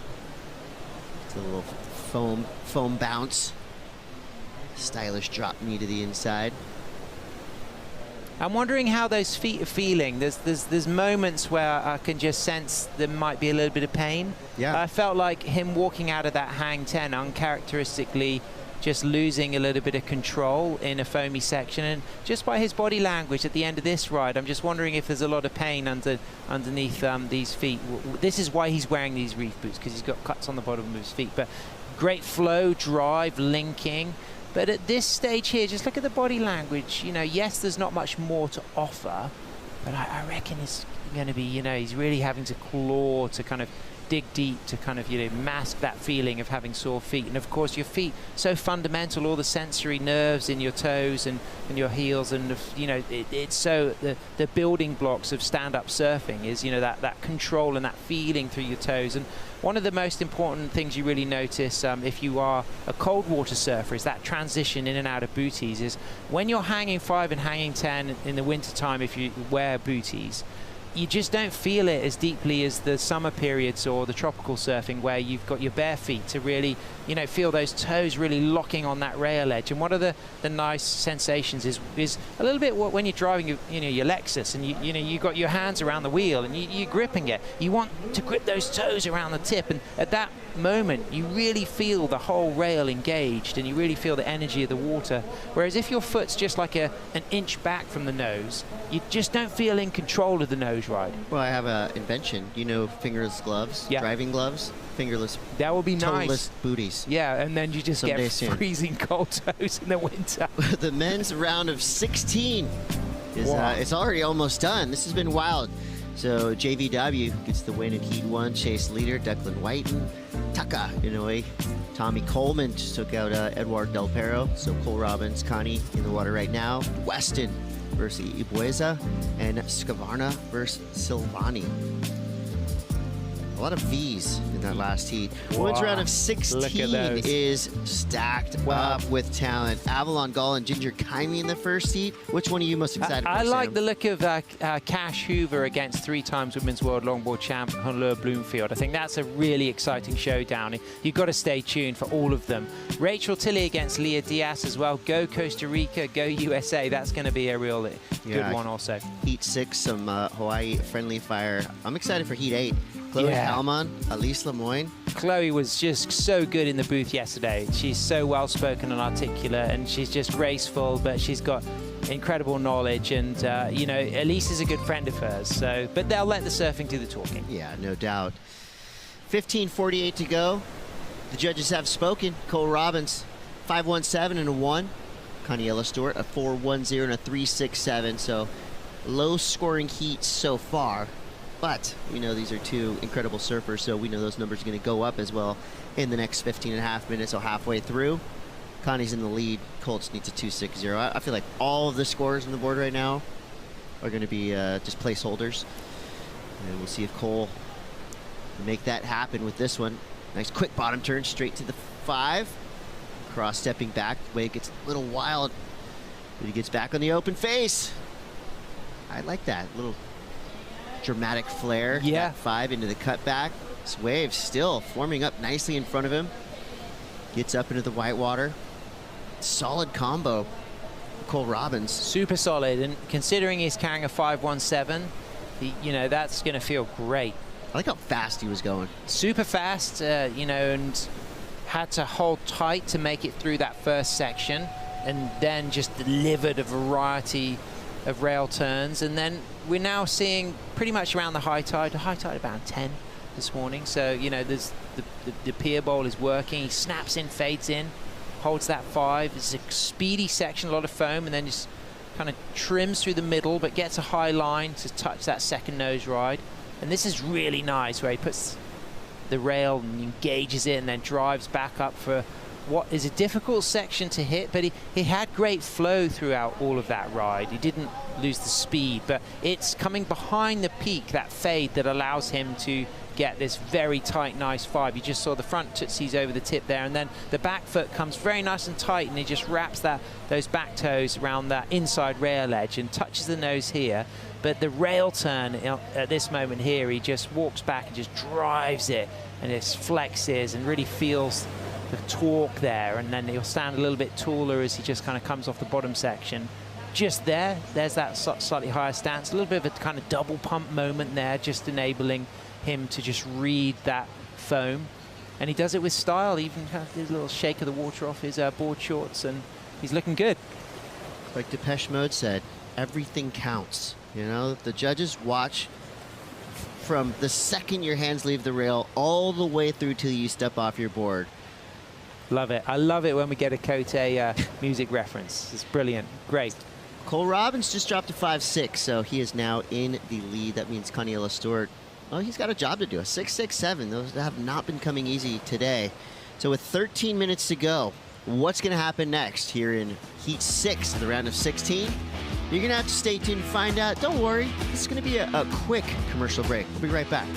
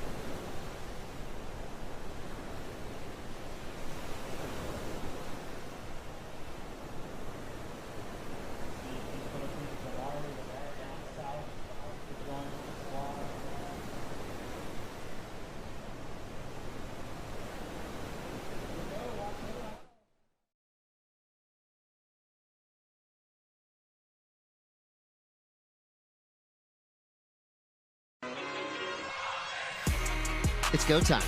Welcome back to the Lexus US Open of Surfing, and you're using his priority. Straight out of the break, we have a beautiful barrel. Well, you know what? That was not a beautiful barrel. That was an ugly barrel. It was radical. This is from yesterday. This wave literally came out of nowhere. Kaniela Stewart, he's a pure surfer. He can't resist it. Yeah. Closeout barrels, one of the most fun and sometimes dangerous things you could do in all of surfing, but that was super rad. Such a cool technique, very Buttons-esque in his technique, you know, dropping that back knee and then putting that leading leg forward. And the fact that he had to keep Julian Schweizer from Uruguay off that wave, and there was not much more to do but pull in, but it was a moment of joy. We love watching that. It was funny too in his post-heat interview. He was, you know, of course, talking about the points and the da-da-da, and then he was asked about that barrel. He just, like, biggest smile. You know? It's one of those things. It's like, if you fall skating, it's like you're not going to necessarily remember, but a closeout barrel like that, you know, you're going to remember that. Yeah. It's a good feeling. Yeah, absolutely. And I felt like after yesterday, you know, the adversity he had been through with breaking a board and taking that win, you know, it could favor him having a really good result. But this is what we've just missed in the break, and this is the replay, and he gets a 5.13. So he's right back in the mix now, needing a 5.64. Great footwork, good critical nose riding. Some foam here, but most of the work already done. So he's now well placed to get that score of a 5.64 and put more pressure on Cole. So much more evenly poised now after that nice right-hander, Chris. Yeah, another cool story that Kaniela told us yesterday was his homies came through. He broke his board, and basically, you know, this is very specialized surfboards we're talking about. So his friends packed up his backup board, drove it at high speed to the airport. It was like Mission Impossible style, and pretty incredible that you could get an overnight shipment of a massive longboard in time. And of course, then on the receiving side, somebody had to drive up to LAX to pick up the board. So very cool. Shout out to Connie's homies back home for Ethan making and that Cam happen. it was. Yeah, Ethan, Cam, thank you. Good boys. If Connie can get through this heat, he's going to be double thanking you guys. He's got his hand full right now. Still needs a 5.64. Last wave came through a 5.13. 8.5 minutes left. No time to stress just yet, but when we get to the 3-minute mark, you can feel a different type of energy come through the lineup, right? Yeah, absolutely. I mean, you know, Connie getting that win in 2023. In 2024, he got a 5th, lost out to Chase Leader, you know, in that year. Cole had a look at that, didn't he? Looked interesting, but well, there was a little bit of scoring on that right hand. He could just see peeling off, but you could see him kind of thinking, have I made a mistake? Should I have gone? He's in first priority, though, so he's got to be super patient because he knows that Connie could get the score out of priority. This looks really nice on the left. A fast one, a bouncy one. Difficult to hang on to, though. Yeah, that was kind of one of those like slow motion falls, right? you know that it's coming down from the nose ride. There was no escape from that one. You have to speak in slow with that feeling. I like the effort, though. Yeah. It's fun to watch. 7.5 now. Cole Robbins still maintaining priority. So Cole can be pretty kind of tactical now. You know, you don't want to be carrying that backup 5.17 knowing that Connie only needs a 5.64 because Connie's can get this score out of priority. If it was up in the 7s or the 8s, you know, it needs to be one of these prime sets. Look at some of these rights that have been left, you know. I feel as if there's you know, 6s in some of these waves that we're seeing unridden, but Cole's going to kind of have a look at this one. He's got priority, so he's got right away, but he's going to leave it. All right, back to the nose. Stewart comes around a big section. Oh, that was a huge turn. And so much calmness throughout the heat of the moment as well. I don't understand how you can do a turn like that on a board that big. I guess you got to be Connie Stewart to do it. Here we go. Back to the nose with Cole. And over the falls. Yeah, he took a risk with that one. He knew he was just going to have to hit that 5 immediately, but it didn't give him any kind of drive or any kind of line into that, into kind of trimming out of that nose ride. But Connie's wave, it was a shorter wave, but the 10 and the turn, impactful. Yeah, a 5.64 for me, it feels like it could well be the score that he needs. It was a pretty potent combination, right? He was flying right on the top of the wave. He did get some levitation and then quickly into that bottom turn. And when you pack in moves like this but make it look smooth and easy, the judges oftentimes will reward you for this. Straight to the 10. Cole left it and then widens the stance, just readjusts those feet, but then just drives with a big re-entry. So 2 dynamic maneuvers, nothing linking up, not a long ride. Wow, God, this is going to be a difficult one to score. I wouldn't want to be the judges right now, because you have to recognize that there was a high degree of difficulty in that nose ride. And here, maintaining speed and control, that was a really radical re-entry, and he kept composure and coolness throughout everything. So using all of the wave, all of the board, a shorter ride. In shortboarding, is so easy to accept, you know, one big explosive maneuver as a kind of, you know, the moment to get that perfect ride. But so commonly with longboarding, it's a linking of critical maneuvers in the critical section of the wave that deliver those big scores. So it's not always so easy to just get the big score you need on these shorter moments, but those 2 moments alone feel to me like they could be close to the score. But I mean, you know, you could say that it might just suddenly go excellent range just because it was the most mind-blowing Rio and the most mind-blowing 10. Yeah, and I think that, you know, the judges are making a case for that, as we see Cole to the nose, comes around a big section. Bowley. Right in the pocket. There's a big carving turn. Another foam bounce through to the inside. That was a cool looking wave. Could have a little reward. Backside turn. Connie had a quick look there. So with 4 minutes, 24 seconds to the clock, Cole is now gonna hear the bad news. Yeah. At least for him. Connie Stewart goes into the excellent range, an 8.17 for a potent 2 maneuver combination. Wow. But that's not really describing it, right? I mean, the first maneuver, quotes, that long extended nose ride, high in the pocket, in the most critical part of the wave, quick kind of cross that back, slight shuffle, and then vertical into an oncoming section with the most clean ride out we've seen. So the judges saying, look, you don't have to do 15 turns and redirect all the way to the beach. Do 2 big, powerful maneuvers and you'll get rewarded. So Cole chasing a 7.71 now after that 8.17 from Connie. This one had bowl, but that nose ride didn't allow too much to begin with. Rail work was good here. I don't think it's going to be a 7.71. I like the shape of the wave, but it just didn't allow the kind of space to kind of get those kind of pronounced, committed moments of a very dynamic long 5 or 10. Love that turn afterwards though, but would have been a fun wave to free surf on, but competitively when you get those super sucky kind of tight bowly ones on the pier bowl here, sometimes they're quite tricky to nose ride on. Yeah, for sure. And you know, I'm thinking of the judging criteria and some of the words that are on there. I feel like the word excitement would be a good word to put on there, because Connie's last wave was just super exciting, right? It was drama from the beginning all the way through the end. And the news now is that Connie Stewart has entered the chat as the highest scoring single wave of the entire event. 8.17, so he just dropped Jack's 8.0, which was super radical from early on. So Connie on top of that list and also on top in this heat. Well, yeah, those boys are going to be stoked. We've got Johnny, we've got Kayamana, we've got Khalees and Malia there.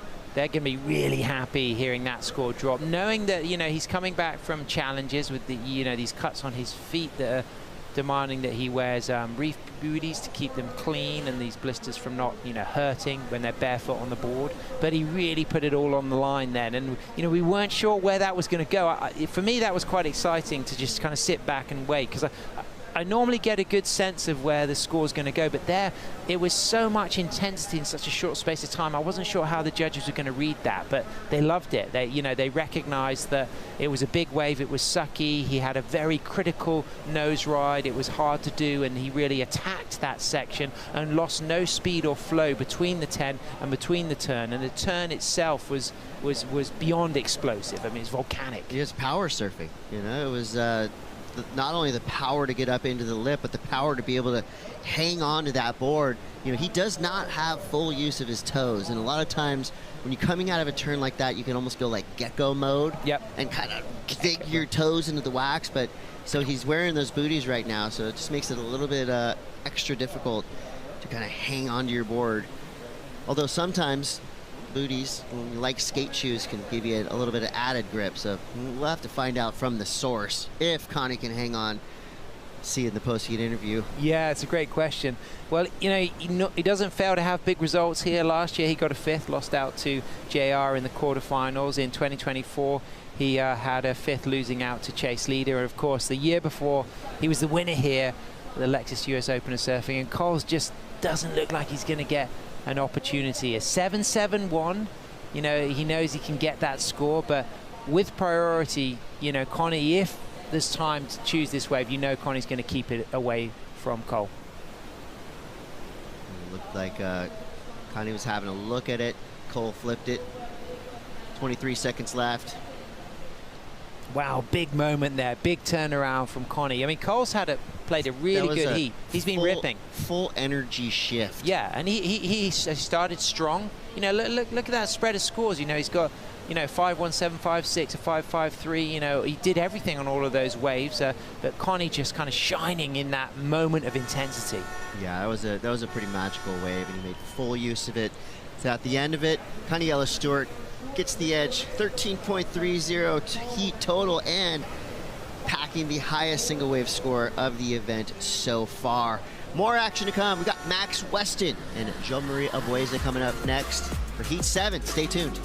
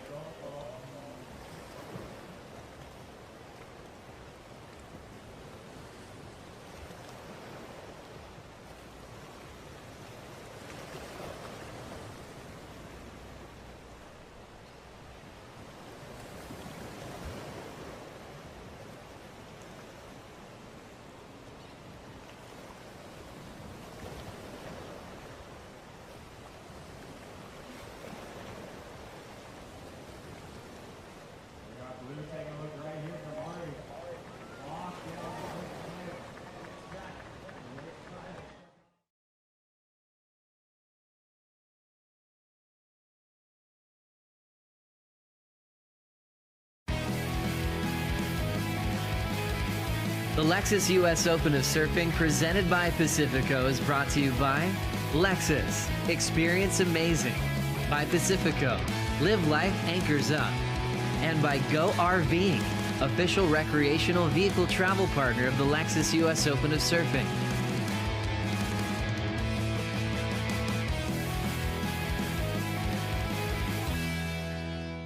Goes excellent, does Caniella Stewart, and gets a couple high fives on the beach from a few Groms.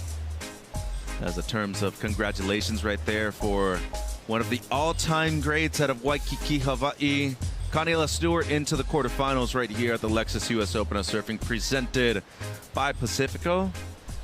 Great work also by Cole Robbins, the surfer out of Santa Barbara, California. Putting it up there right there in heat number 6. Mitch and Carla, we got the gooder shades on right now. It's early in the morning. The sun's out, and we are looking gooder, Carla. I mean, look at you. Your outfit looks fantastic today on day 3. What can I say? I get to get dressed up finally. You've been dressing up every day. What are you talking about? No, I mean, my normal life, it consists of a wetsuit or, a cut-off tee or whatever. So I get to wear my Carved Designs studs. I like it. No more just slippers every day is what you're saying. Exactly. Just leaving the beach every day, a little bit sandy. We've been doing that still.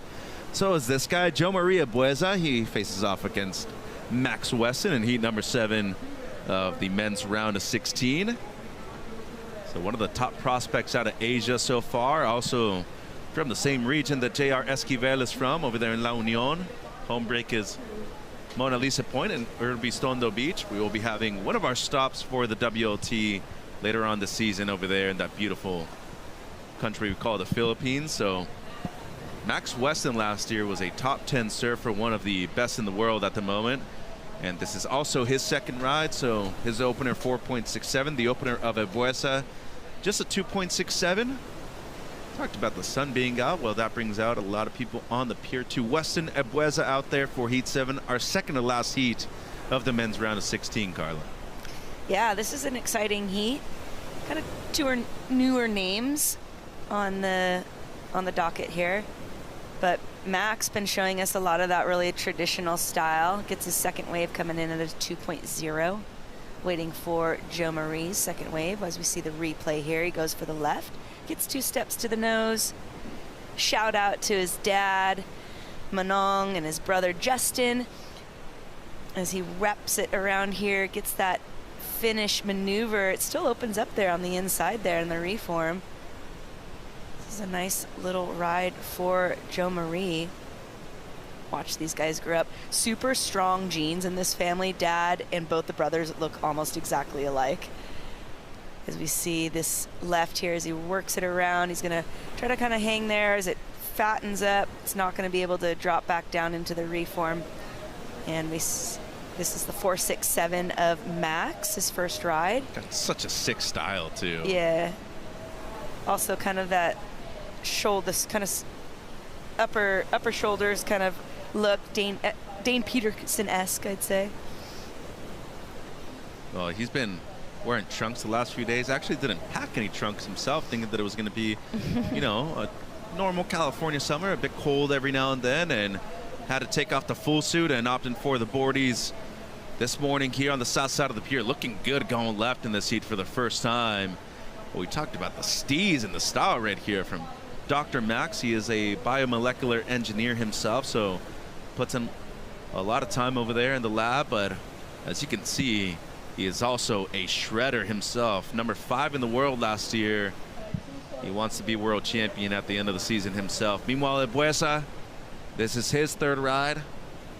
Very active, the 2 surfers in the beginning of this heat right here.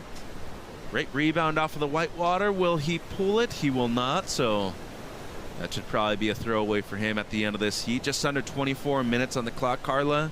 Of course, good amount of activity when it comes to the consistency out there in the ocean, but I really like that they're not waiting around. They're just getting to work quickly. Yeah, I like the busyness. Definitely makes it more entertaining for us watching, keeping things busy. You kind of see Joe Marie kind of focused on the left while Max spending a bit more time on the right. Watch the replay here of Max doing exactly opposite of what I said, going on the left. I like the way he's pivoted in that beginning part of the wave to kind of keep himself in the curl of the wave. Didn't want to outrun it too much, keeping himself locked in that curl so he can stay in that open face. Brings it back around. Just kind of waiting for that moment. You can see kind of that raised shoulder in this style there is this specific body English. Not a ton of tip time or anything on there. Just kind of knocking things off. And we see the replay. Nice 4 steps for Joma. Up to the nose. Brings it back around with some nice flare. He's going to rebound it off the white water. We see a bit of that cross section of the swells kind of come up kind of bucks him off, doesn't let him drop back down to finish that maneuver. 22:30 on the clock, so waiting on multiple numbers. The second of Ebuesa comes through as a 4.6. Priority does go to Joe Marie after that exchange as well, so got back out to the primary takeoff zone before his opponent. The last of Weston comes through as a 4.03, so at the moment that moves him up into first, trying to get to work under priority, and he will. Nope, decides to pull out of that one right away, sees that the face was crumbling in front of him, decides that's a no-go. He's under priority, so really no loss there for him. Yeah, this might be a good-looking left, too. That's pretty much the peak that he's been surfing all week leading up to the comp. Straight to the nose right there. What a way to deal with that steep section. And, snapped his board. So quick one right there from Wesson, and a clean snap, too. So the rule states that he has to make it all the way to the shoreline to be able to switch the board out. So going to lose at least a couple of seconds right here, but boy, we've seen a number of boards being broken so far this week. There's JR with the backup. A great looking Luffy board, but yeah, he needs to make it all the way to the shoreline himself on his own merit, and then eventually he can switch that board out himself, Carla. Wow, that's super unfortunate, and really, I didn't think we were going to be seeing any more broken boards. I felt like the swell had kind of, I don't know, it's obviously not died out, but I felt like the energy of it has kind of fizzled a bit, and we weren't going to be seeing any broken boards. As we watch the replay here, he does 2 steps to the nose. He comes down off it. It pearls, and somewhere within that, it just snaps it. Who says HB don't got no power? I mean, just keep in mind, for a lot of our audience that, maybe a little bit newer to the longboarding scene, that is a great teammate, by the way, right there, too, waxing that board up, and might not even have been waxed up, so getting it all waxed up right now. But these boards are at least 2.5, usually at least 3 inches thick, Carla. That's a lot of foam that you need to break. I mean, so we're talking about a wave that has substantial power out there right now. Yeah, unfortunate, but we've got lots of time on the clock. So if this was going to happen for Joma, then this is the best time, I suppose you could say, for it to happen. He's going to get back out there. Hopefully it's not going to flub him up or get under his skin too much. I'd like to see it actually kind of fuel him, and then he seems more motivated than ever, really. Yeah, and I mean the score line is really close right now. They're all kind of working with this kind of 4.5 deal. He is currently sitting in first place. And Max, though, only needing a 4.5, so really interesting scenarios happening here. 19:30 on the clock. Weston needing a 4.5, so snap board, AJ. First thing this heat for Joma. Yeah, a brutal hit. JR doubling as the board caddy down here at Huntington Beach. So JR, it didn't look like that board had much wax on it that you just handed off to Joe Marie. How did you get it ready? Yeah, we were like, we're not expecting to this board get broken, So we're lucky there's our friend there who got waxed, and I tried to put a little more, and yeah, he's on the lead and he's going back, and yeah, hopefully he gets this hit. What about the board that he's riding now? How is it different from the one that he broke? Yeah, he's been surfing that board for like a few days, but he likes this board better, and yeah, hopefully that works for him. And yeah, we still have another board for him there. So yeah. Catch your breath, board caddy. That was incredibly well done. The pit crew timing would have been on point for JR right now. I'm just going to call up the people in Formula One and be like, if they're looking for somebody else to be working in that pit crew over there. JR even exhausted himself, too. Yeah, I feel like it's almost he is a little more flustered than maybe Joe Marie is at the moment. It's always hard when you're supporting your crew there, and unfortunate circumstance there. But Joe Marie's already getting back out there. Lots of time on the clock. And as you mentioned, main thing right here, still in first place. Yeah.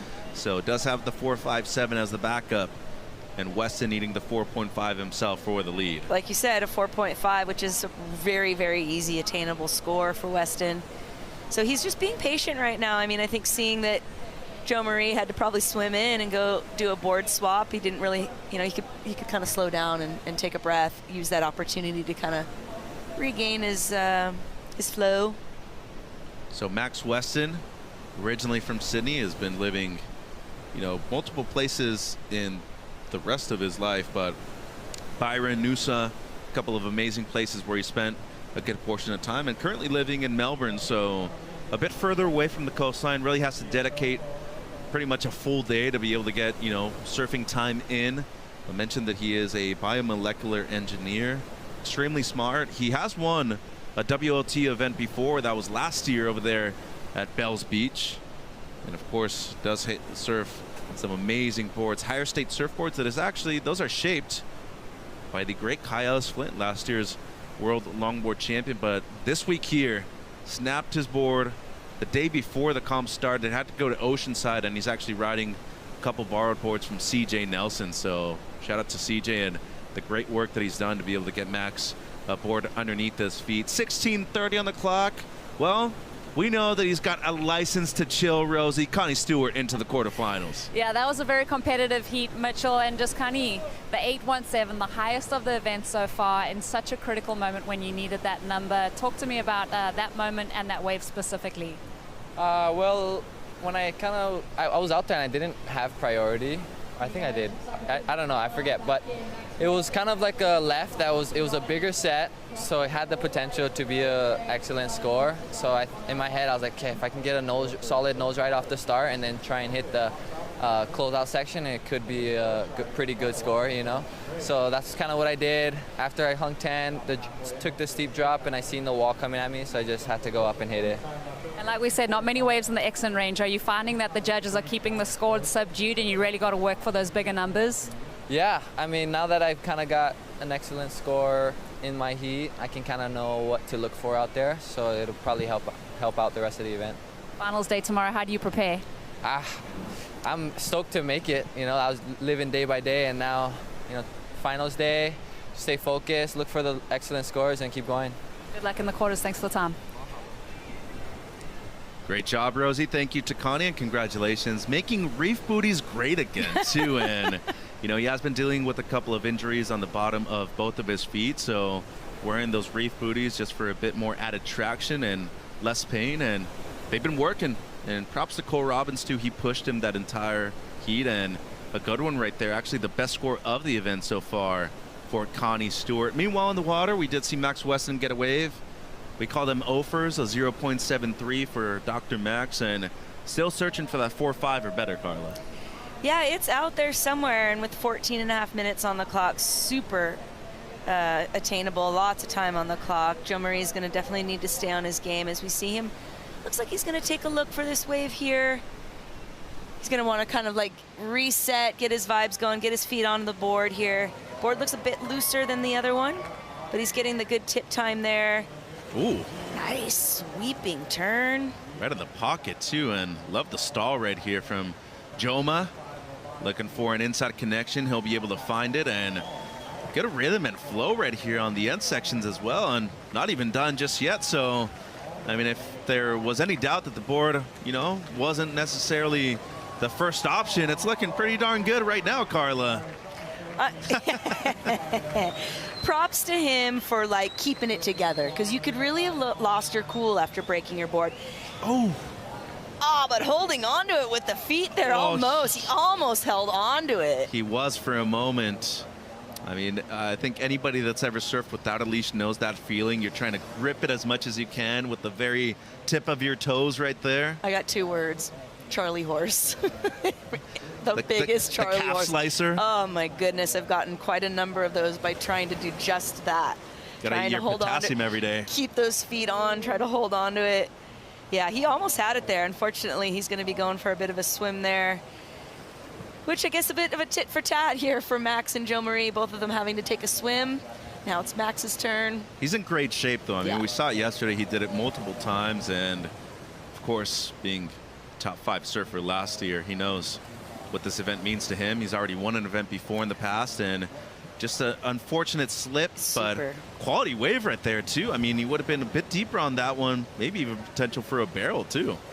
that was going to be opening up to a really nice wave. Unfortunately, he wasn't able to stay glued on there, but great effort on trying to hold on to the board. Joe Marie, on the other hand, just locking in on this board swap here. I love the jersey and the board match. And just feeling the flow here. Props to him for keeping his cool, not letting the broken board phase him much. I love the read on this too. We really, it almost looks like it's over right here. And then it opens up one more time and he gets this nice little nose ride on the inside. Throws the Type 5, even has time to throw in some English. And then right now, yes, I got it. I did it.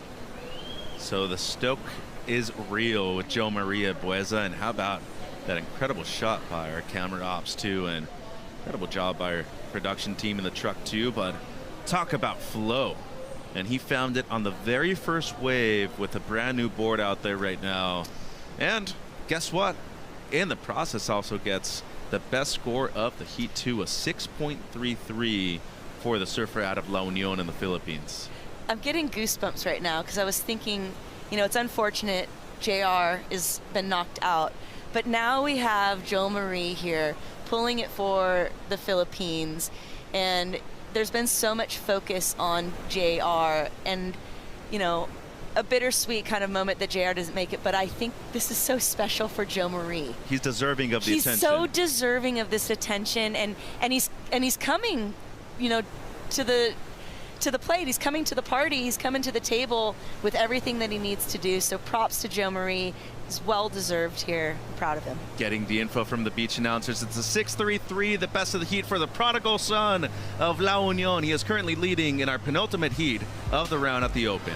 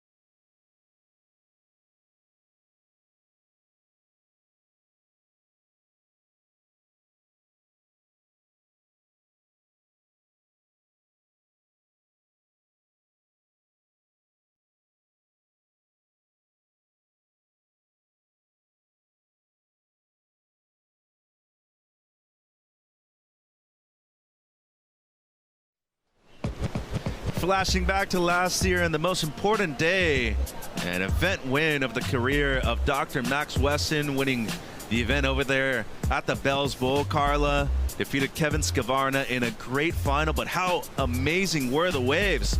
I mean, he took down a couple of big names, Declan Whiten right there, and he kept consistency throughout the entire event. And I want to mention something too, surfing those waves without a leash, it is nearly impossible to be able to do what he did. Well, I mean, it's not impossible, but to not lose his board and have to swim in and stay under control, I mean, good on him for that. And representing that traditional purist, section of the sport, so to speak.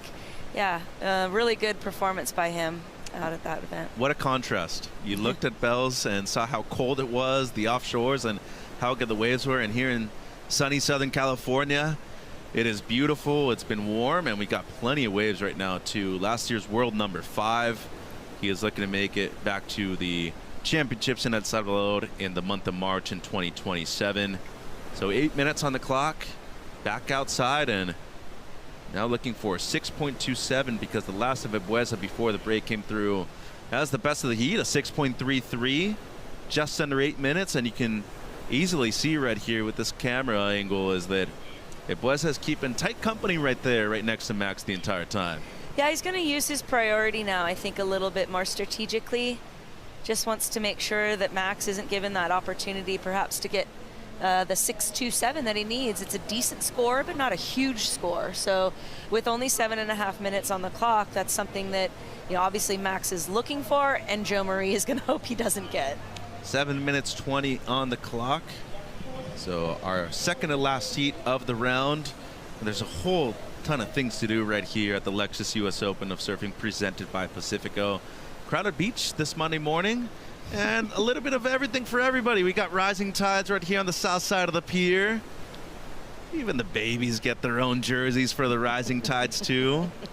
And one of the most iconic spots on the planet, providing a good platform for the Groms here in Southern California. Awesome to see, you know, the promotion with rising tides, you know, the young boys and girls that have been able to come through that program, and of course, you know, now with the junior guards program as well. I have to say, you combine those two things, you're eventually going to get a world champion when it comes to somebody who's participating in both, Carla.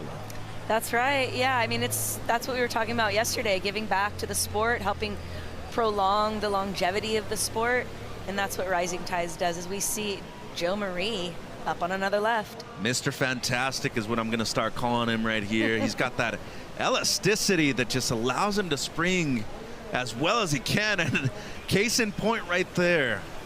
The little lift right from that one turn that he had, has to lay back pretty much, and great control, looking to improve on a 4.6, but I think the most important thing right there, he kept Max off of the wave, used priority, and potentially converting on something better than his current backup. Yeah, smart surfing from the Filipino. It's awesome to see him progressing and leveling up his surfing and his strategy. Very smart play there with the 2 steps to the nose, gets the 5. He's going to work it into that next section there, just kind of being patient, using that middle part of the board to trim. As he floats it, it almost comes undone there. The fin kind of unlocks, but he's able to hold on to it. And then he just works it into the inside, and then we got a nice 5 to close 10. Might have been a 10 or tight 5 there. We'll see in the replay. But answering back, Weston. Great heat. Competitive one now, too. As Max making the reform on the inside. What a carve right there in the pocket from Max as well. Tried to combo it up with another turn. And given that this is a borrowed board, so hasn't had a whole ton of time to really be able to test it out. But for these surfers, the most talented on the planet, the very best in the world, they only need a couple of real free surfs to be able to adjust on the fly. So we're going to have to do the run around once again. Here's the start, Carla. Gets the 4 steps to the 5, to the tight 5, I'd say.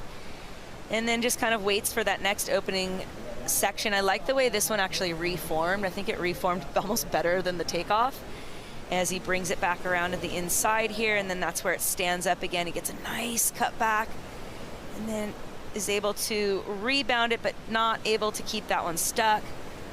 So not going to be the 6.27, I don't think. But that was nasty, though. That turn there was super nice. Just a lot of like cool body English that he gives us. I like his style quite a bit. Knock-kneed almost. I love how he stays centered the entire time too, and he goes rail to rail the entire time as well. Yeah, and it's funny, I just realized, you know, he's riding a pintail, but the way his board turns a bit, it's probably got a bit of a wide point back, which allows it to kind of pivot a bit more in place. And that's why he's able to kind of do those like kind of serpentine, like, you know, weaves in and out of the curl there to kind of make sure that he stays in that speed pocket. 3 minutes 40 gets his best, a 5.67, so not enough for the lead, but now the requirement way less, a 5.27 himself. So well done. I mean, he did his job right there, converted on a score, and for Joe Marie, he did not improve on his last. So despite keeping Max off of the wave, gets a 4.17, still keeping the 4.6 as the backup.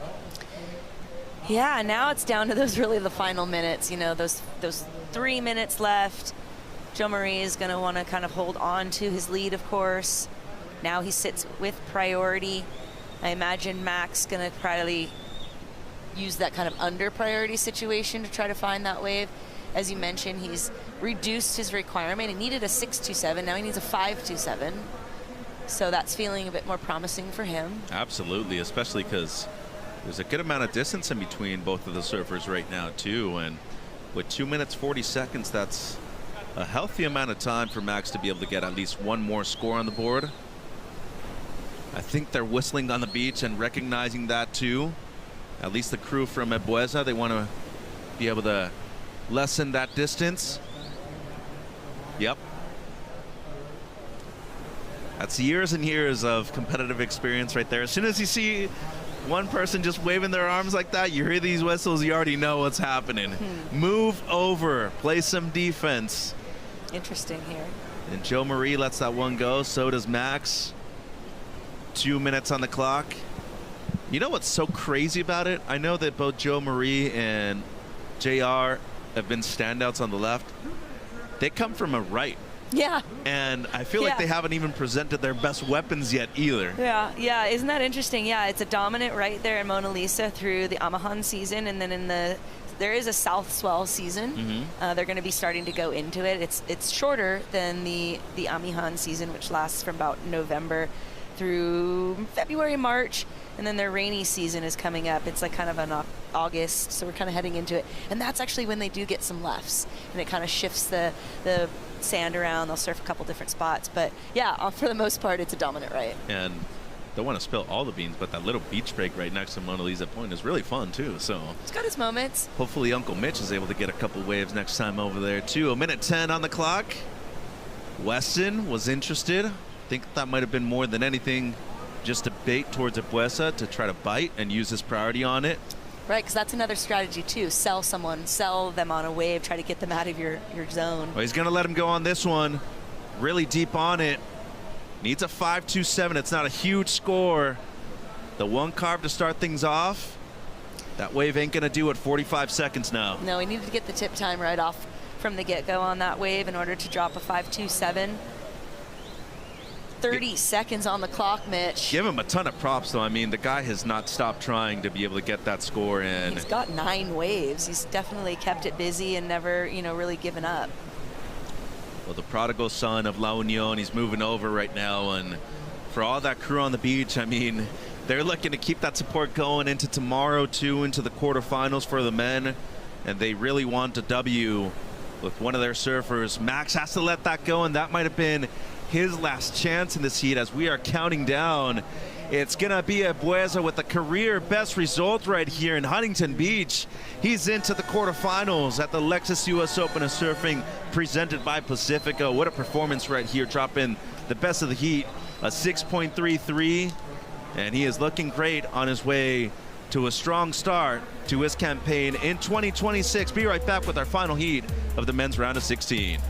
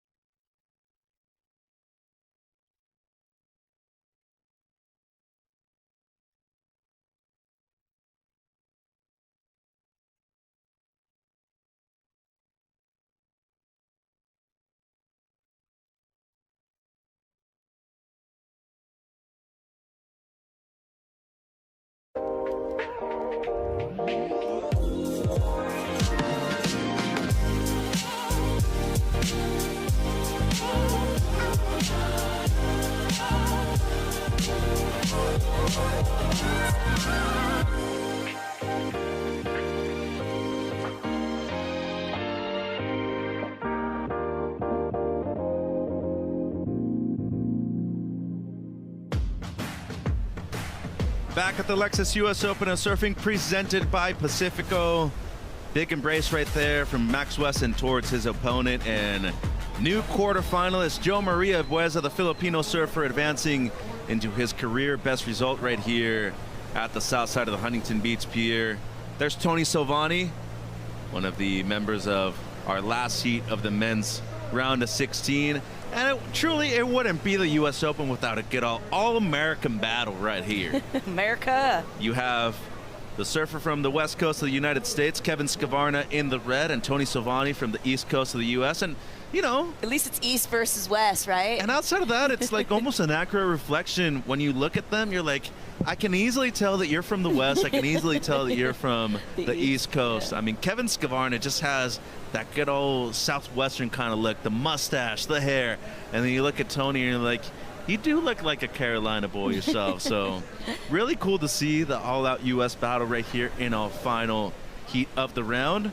And here's Skavarna from just down the road in San Juan Capistrano. Yeah, he's on his backside here. He's got a really classic style, but again, also with kind of that hot dogger flair. Not really able to make much out of that wave. As we see Tony's first wave, he decides to go on the left. You notice that wider stance that we were talking about the other day, just to kind of keep them a bit more grounded. Again, kind of similar situation there, maybe a little bit more length there for Tony, but not a lot of scoring potential for either of the gentlemen. Kevin Skavarna, 28 years of age. Best result on tour has been that runner-up finished last year in Bells Beach. Longtime team rider for Infinity Surfboards. Dan Bainey and Steve been doing some amazing work when it comes to his own models, the Capistrano and the Diamond.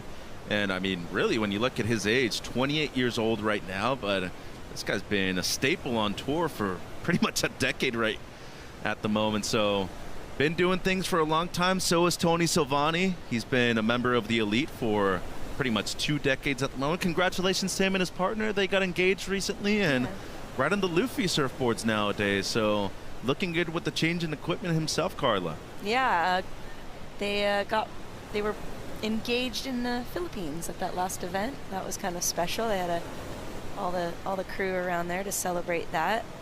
And Tony, as you mentioned, been on the tour for a long time, seeking out that title for many, many years. Definitely one of probably the biggest gentlemen on the tour. Really, really nice guy. Always smiling. Heart of gold. Really, really nice man. And if there's somebody that, you know, were in need of something on the beach and Tony saw them, he'd easily go out there and, you know, get out of his own way and do something good for them. That's how nice of a person he is, as you're mentioning. Former member of the USA Surf Team as well, so he's been there, done that, and at a Carolina Beach, I mean, we talk about a coastal cowboy himself, but really it's a smile that embodies his spirit. And even when he has like unfortunate moments, he loses. I was about to say, you know, he's a really like gracious loser. In defeat, yeah. In defeat, and he's humble and honest and authentic. I really appreciate his approach and what he brings to the tour. Taking the good with the bad at all times. And speaking of good, this guy just rips on anything you would put him on. How's that carve in the pocket for the product of South Orange County right here? Kevin Skavarna looking good on the Infinity surfboard as always. Loves to surf Sano, one of his favorite spots, and could even almost consider it his local spot, but a world traveler now for a number of years and starting off strong right here in the first 6.5 minutes of the heat. Last year's world number 6 himself. Yeah, he's an accomplished surfer, a kneeboard champion as well, I believe. Yeah, 2 times. 2-time kneeboard champion. So, you know, when we talk about waterman, he's definitely fits that role. He embodies every single letter in that word right there, right in the Capistrano model from Infinity Surfboards.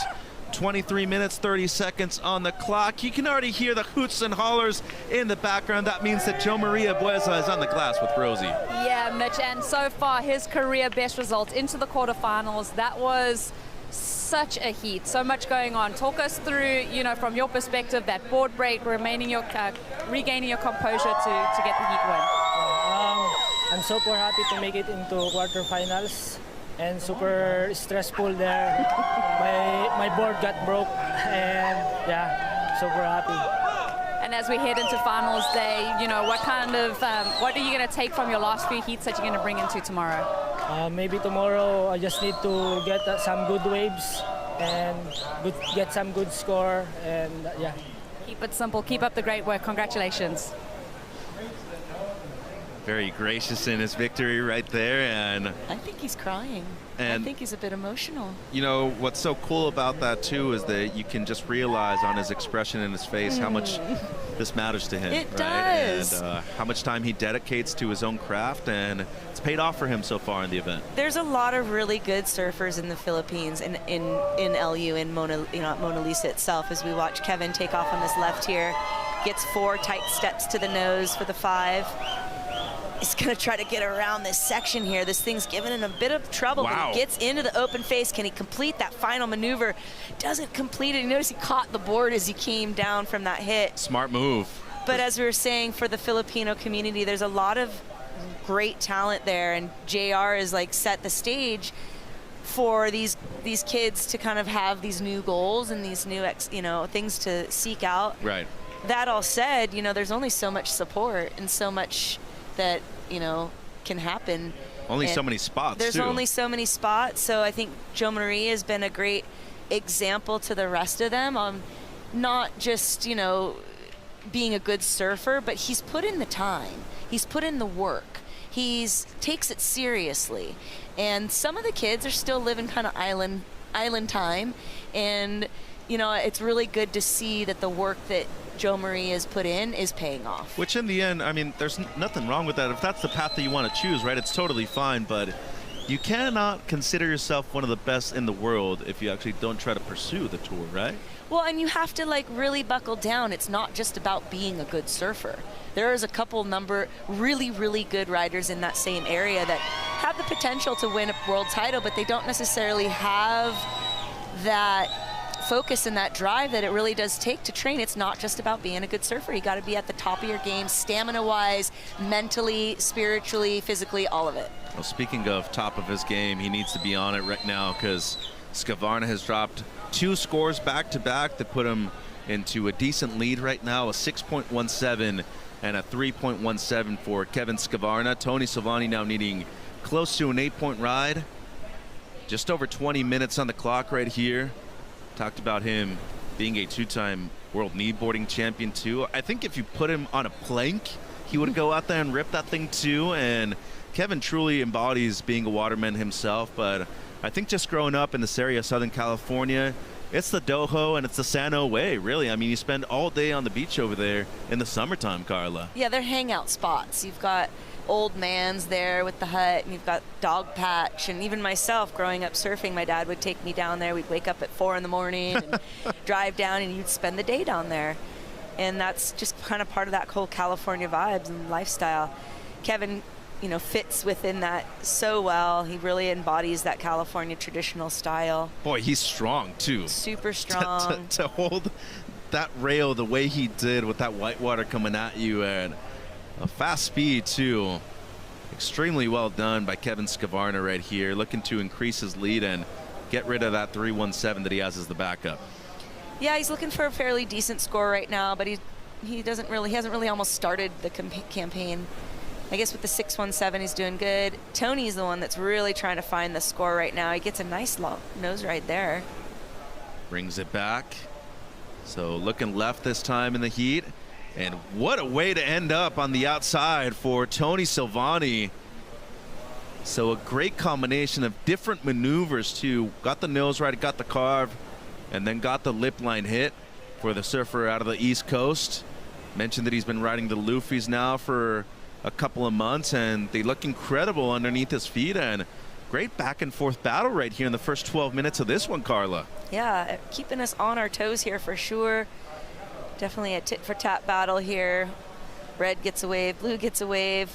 So it's keeping us busy. I think this wave for Tony will definitely help his situation out significantly. Well, 5.17 the last of Kevin. He increases his lead, and this is the one we're talking about here. Good use of priority on this one. Yeah, he does the fade left or right go left, gets the 4 steps to the 5. Nice carving cut back into the curl again. Negotiates that little wiggle on that bump there nicely. as he just waits for that inside to reform and develop and hopefully give him some more tip time. But it looks like he's just going to kind of milk it through that whitewater there and then properly kick out of the wave.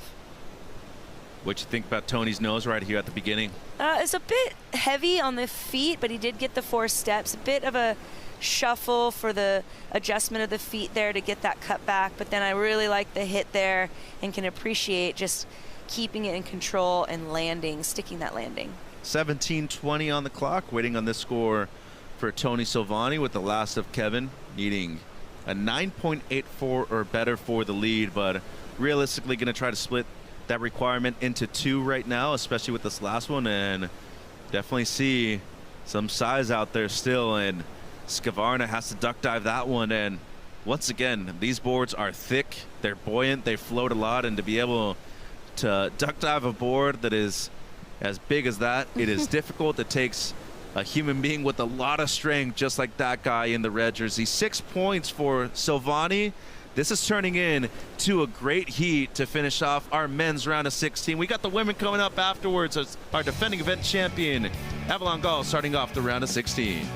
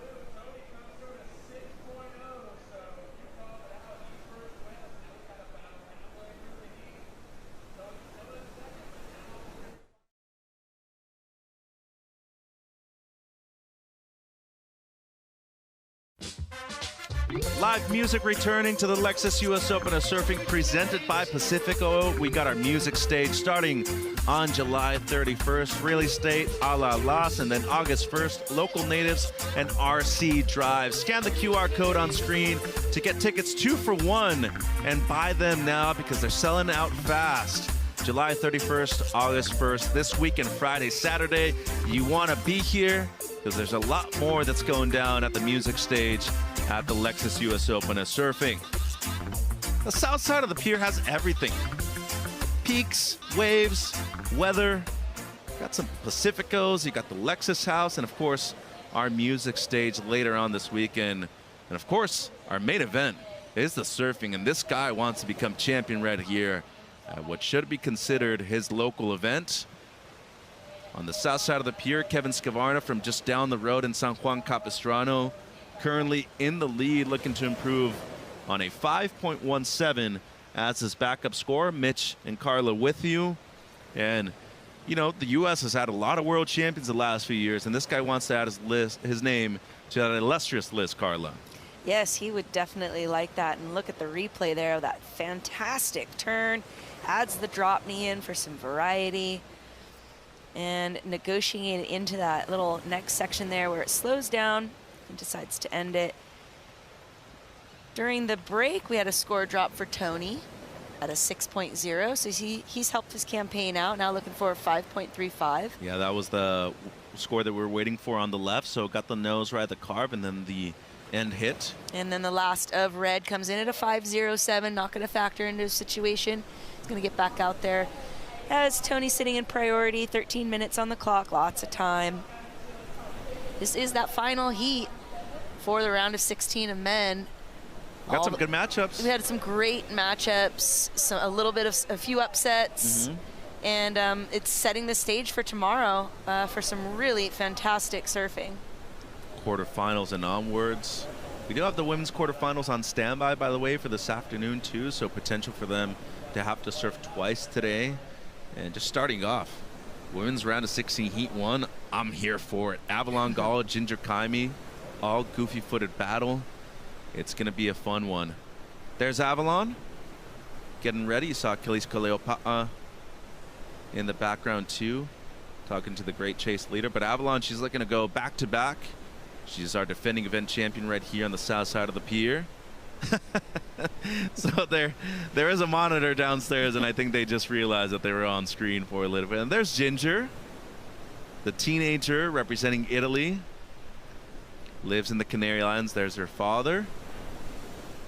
She's, honestly, for her age, really chill. Very mature. It's pretty impressive on how composed she is for this kind of stage and this level that she's at. You know, it kind of makes you wonder, like, because she's so young, perhaps she doesn't totally understand the gravity of it, you know, like. Which is almost better. That's what I mean. Like, your frontal lobe hasn't fully developed yet, you know, so you can only really, like, grasp so much. But I think that can work in your advantage because you're not going to psych yourself out. You haven't had all those life experiences to kind of, like, sour you or put preconceived ideas into your head. You know what's so interesting, especially on the men's side here on the World Longboard Tour, out of the 8 men that qualified for the finals last year, only 2 of them were in their 20s. And they were in their late 20s too. So, you know, I feel a big difference in compared to the shortboard. I feel like the median age over there, typically of the people that are in the top 10, is usually in the early 20s. Here on the longboarding side, I just feel because your body is able to really stay complacent for the majority of the time. It's not putting that much pressure on your joints. And of course, a lot of the maneuvers that you've been doing have been around for a good number of years. So much more traditional in that sense. It adds for longevity. And it's great to see. I'm honestly here for it. And I think just for a lot of these young kids that they think that they're going to show up and blow up immediately, it hasn't been the case. You might want to rethink that because you got guys like Kevin right here who has been phenomenal on the lefts, and then he takes a right, and he's just as good on that. Super strong, shows a lot of variety, leans towards that more traditional aesthetic. Currently in the lead with the 517 and the 617. He was one of those 2 guys in their 20s that made it into the champs last year, fighting for the world title, and wants to do it once again in 2026, 2027. Yeah, we watched the replay here. He sticks that 10 there. It's a bit frothy, but he's able to keep it under control. The carve was sick, too. I think the tide has been dropping a little bit. Seems like that inside section not quite as good as it was in those earlier heats, but definitely getting some. You see that little bit of a push on the wave there. Wants a little bit more lift, but he's able to come out of it. And that is the Capistrano model by Infinity Surfboards. Big thank you to, you know, the Bainey brothers for everything they've done in South County, right here in beautiful Orange County, California.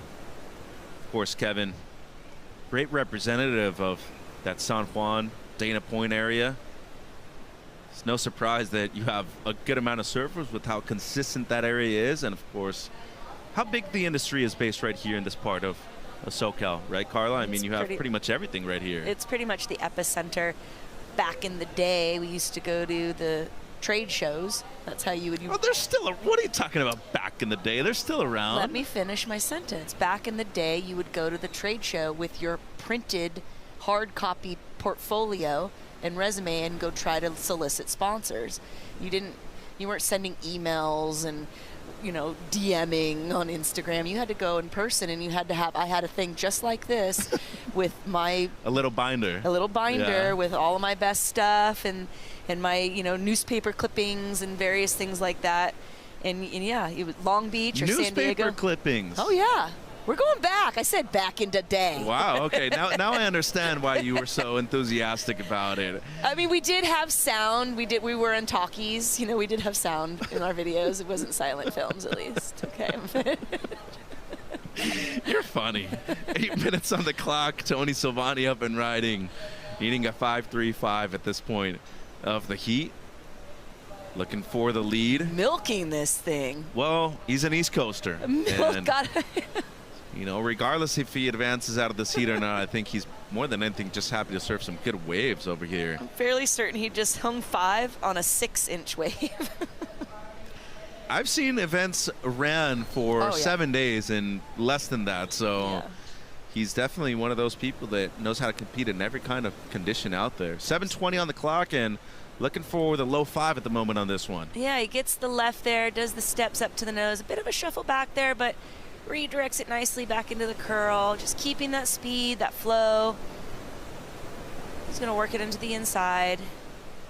Again, that inside section, I feel like in those earlier heats, was really lining and standing up really nice. It's kind of changed with the tide. And I'm sure it'll change again as the tide shifts once again. As he comes on the inside, this wave just gets so tiny. It'd be overhead for Barbie, but it's just ankle high here for Tony.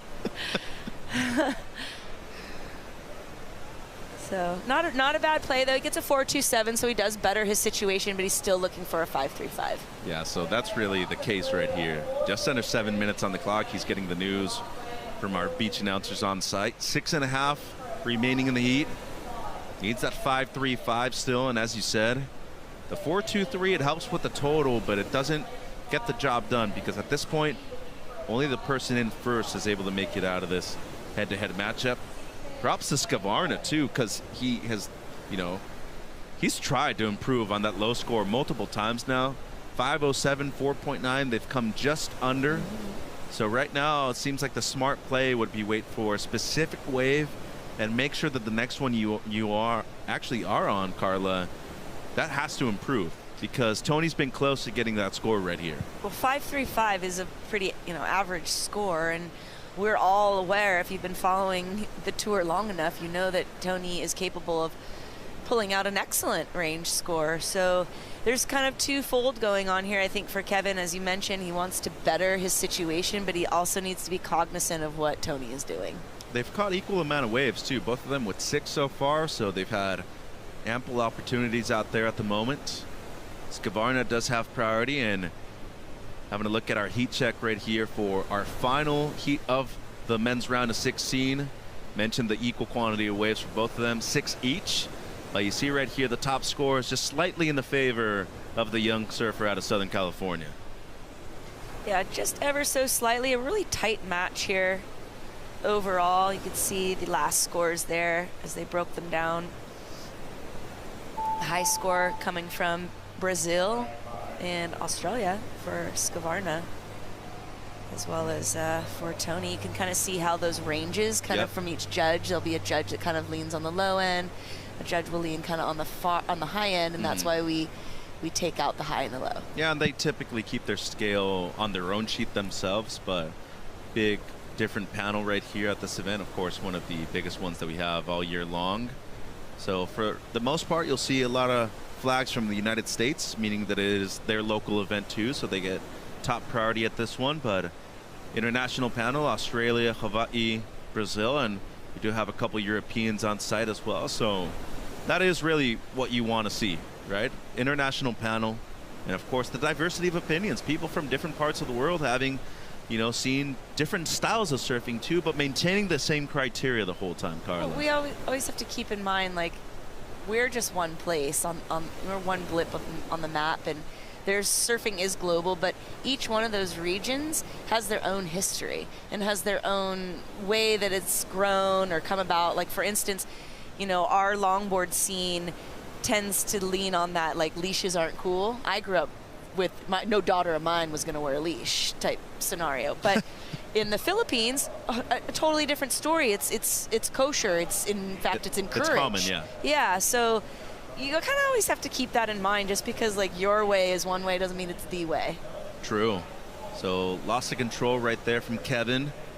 Let's see if the outside work was able to get him an improvement with the 5.17. But it's a good point because in the end, surfers truly are products of their environment. And I think that's excellent analysis on your behalf too, because somebody from California might be completely different from somebody like the East Coast, just like Tony is right here. But love this rail work from Kev. Yeah, super strong from him. Just like keeping it in control in that beginning part of the wave. It was kind of in this end here where it gets a little bobby, and he's just not able to stay in that line. 2:45 on the clock. Seeing if this last one changes things at all. If he does improve on the 5:17, it'll up the ante for this guy on screen. He ain't going to be waiting around to hear what Kevin was able to do. He's going straight to the nose. Looking to make it around that white water. Not going to be able to do it on the outside, but potentially getting a reform here. He's going to be forced to kick out. 2 minutes 20. Mentioning that we do have our women's round of 16 coming up right at the conclusion of this one. Avalon Gall, our defending event champion, coming up against Italy's Ginger Kaimi. So waiting on a number for Silvani, the last of Scavarna, a 4.1. Not enough to improve, so this one really important right here. Yeah, so the first 2 steps were a shuffle. The second steps were cross, and then his way back, his last 2 steps were shuffle. Sorry, but I gotta call it as I see it. I don't think he's gonna get the 5.35. He may, but if the judges are really being, you know, really critical, I would think that those steps are gonna have, you know, something to say about it. I honestly don't think he should ever apologize for being that way too, because these are the best in the world. I mean, in some ways, that's why I'm here, right? We're supposed to kind of pick it apart a little bit as gently as possible, but in every way. Yeah. I mean, in the end, judges have their expectations. We obviously have expectations too, but surfers have them of themselves too, and they're holding them to the highest of standards right here. These are the best on the planet. it's that true kind of, there's 3 sides to every story, right? We all have our POV, and you know, one of them's right. Which one, though, is the real question. Well, I'm sure we all think we're right. 3.93, the last of Silvani, and as you mentioned, just not enough on that one to be able to get him the mid-5 that he needs. 45 seconds. That doesn't mean that the heat is over. Tony looking for a chance, and Scavarna has played this well. Each of them have caught 7 waves. Pretty cool. So it's been an active heat on their behalf. Silvani having a look on the inside. A deep and strong paddle gets him into this wave. 25 seconds.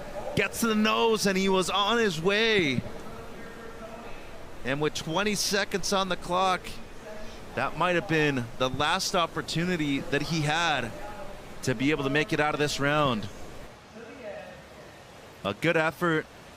It's going to fall short, though. He's going to have to be stoked and happy with the 9th place finish. And you can see the reaction. He's stoked and happy.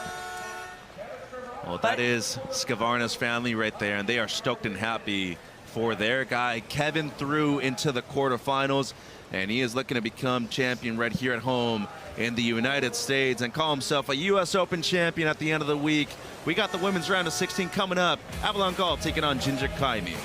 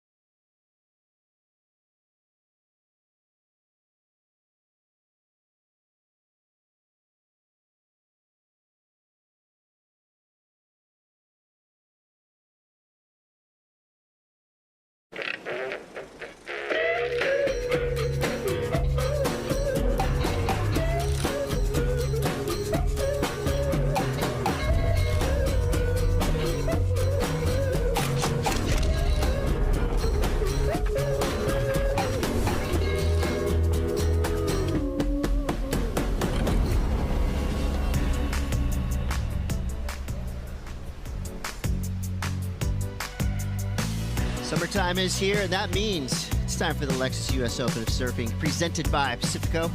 Congrats, Kevin Scavarna, getting past a hard-charging Tony Salvani. Respectable 11-3-4 heat victory. What a way to do it. And I'm Chris Cote. I'm with Sam Bleakley, and we're really stoked because one of our favorite longboarders, one of our favorite humans, just all around. Ben Skinner, welcome to the booth. Welcome back to Huntington Beach. Thanks for having me, boys. Well, we're always stoked when we see you because that means we know we're going to see good surfing and we're going to hear some good stories. You know, Ben, you came into this event. What was your path to getting here to the U.S. Open? So, well, I've been doing the tour for maybe 25 years now, and last year was probably the worst run of events I had to make my way back onto the tour by requalifying. So I went to the Philippines international qualifier and managed to win my way back on tour. So yeah, I was pretty stoked. I was commentating on the final, and it was such a good exchange, Ben, wasn't it? It went right down to the last set of scores with JR and Joe Marie and Tony Silvani. Yeah, it was such an exciting final. I mean, you just surf, you know, you want to surf good, but to have a good battle as well and be against like JR, his home break, Joe Marie, and obviously Tony was in the final as well, but to all be getting like high scores and then come out on top at the end was super exciting. And yeah, kind of can't believe it even happened. Feels so long ago. And Lucas was there doing the Pro Junior as well, so you had that opportunity to be with the family. Yeah, exactly. I was very much there for him, to be honest. He got a wild card into the World Junior final thanks to WSL, and so that was a great experience for him to be there. And I was just stoked to be with him and supporting him. And alongside of that, we had the Longboard event, which was an amazing opportunity to just do both. And he actually did the event with me as well, which he did really well. Super exciting. Cote, have you ever seen Lucas Skinner on a longboard? I have, actually, yes. Very talented. He's a ripper. Speaking of rippers, we have flipped the script. We just finished our men's round for the day, and we're going in to our women's round of 16. So things are escalating quickly as we have Avalon Gall up and at it. She'll be going up against Ginger Kaimi in this heat. She started strong. This is a 5.5 rider, respectable score. Really nice. I mean, Ben, you know, coming in as a defending champion is a lot of pressure for Avalon, but she's always so kind of calm, isn't she? She is literally a cool cucumber. She is so calm and collected. It's actually really inspiring watching her compete, the way she just cruises around the event with massive smile and good energy. Here goes Ginger, and obviously Ginger's one of the most up-and-coming talents as well, so to have these two matching up is pretty amazing, to have Avalon at the top of her game and then someone like Ginger who's just showing her versatility as such a young girl. It's pretty amazing to see. I'm riding your boards as well, so what can you share about this design that you've made for Ginger? Yeah, so we've just scaled down one of our popular models, the OG double scoop. She's actually got 3 different versions of the double scoop that she's riding. She's choosing the OG today because it's that slightly smaller conditions, and she just feels really comfortable on the nose on this board. Here she goes. Let's see how she goes. Really nice nose ride. Whoa. Oh, see her footwork so on point.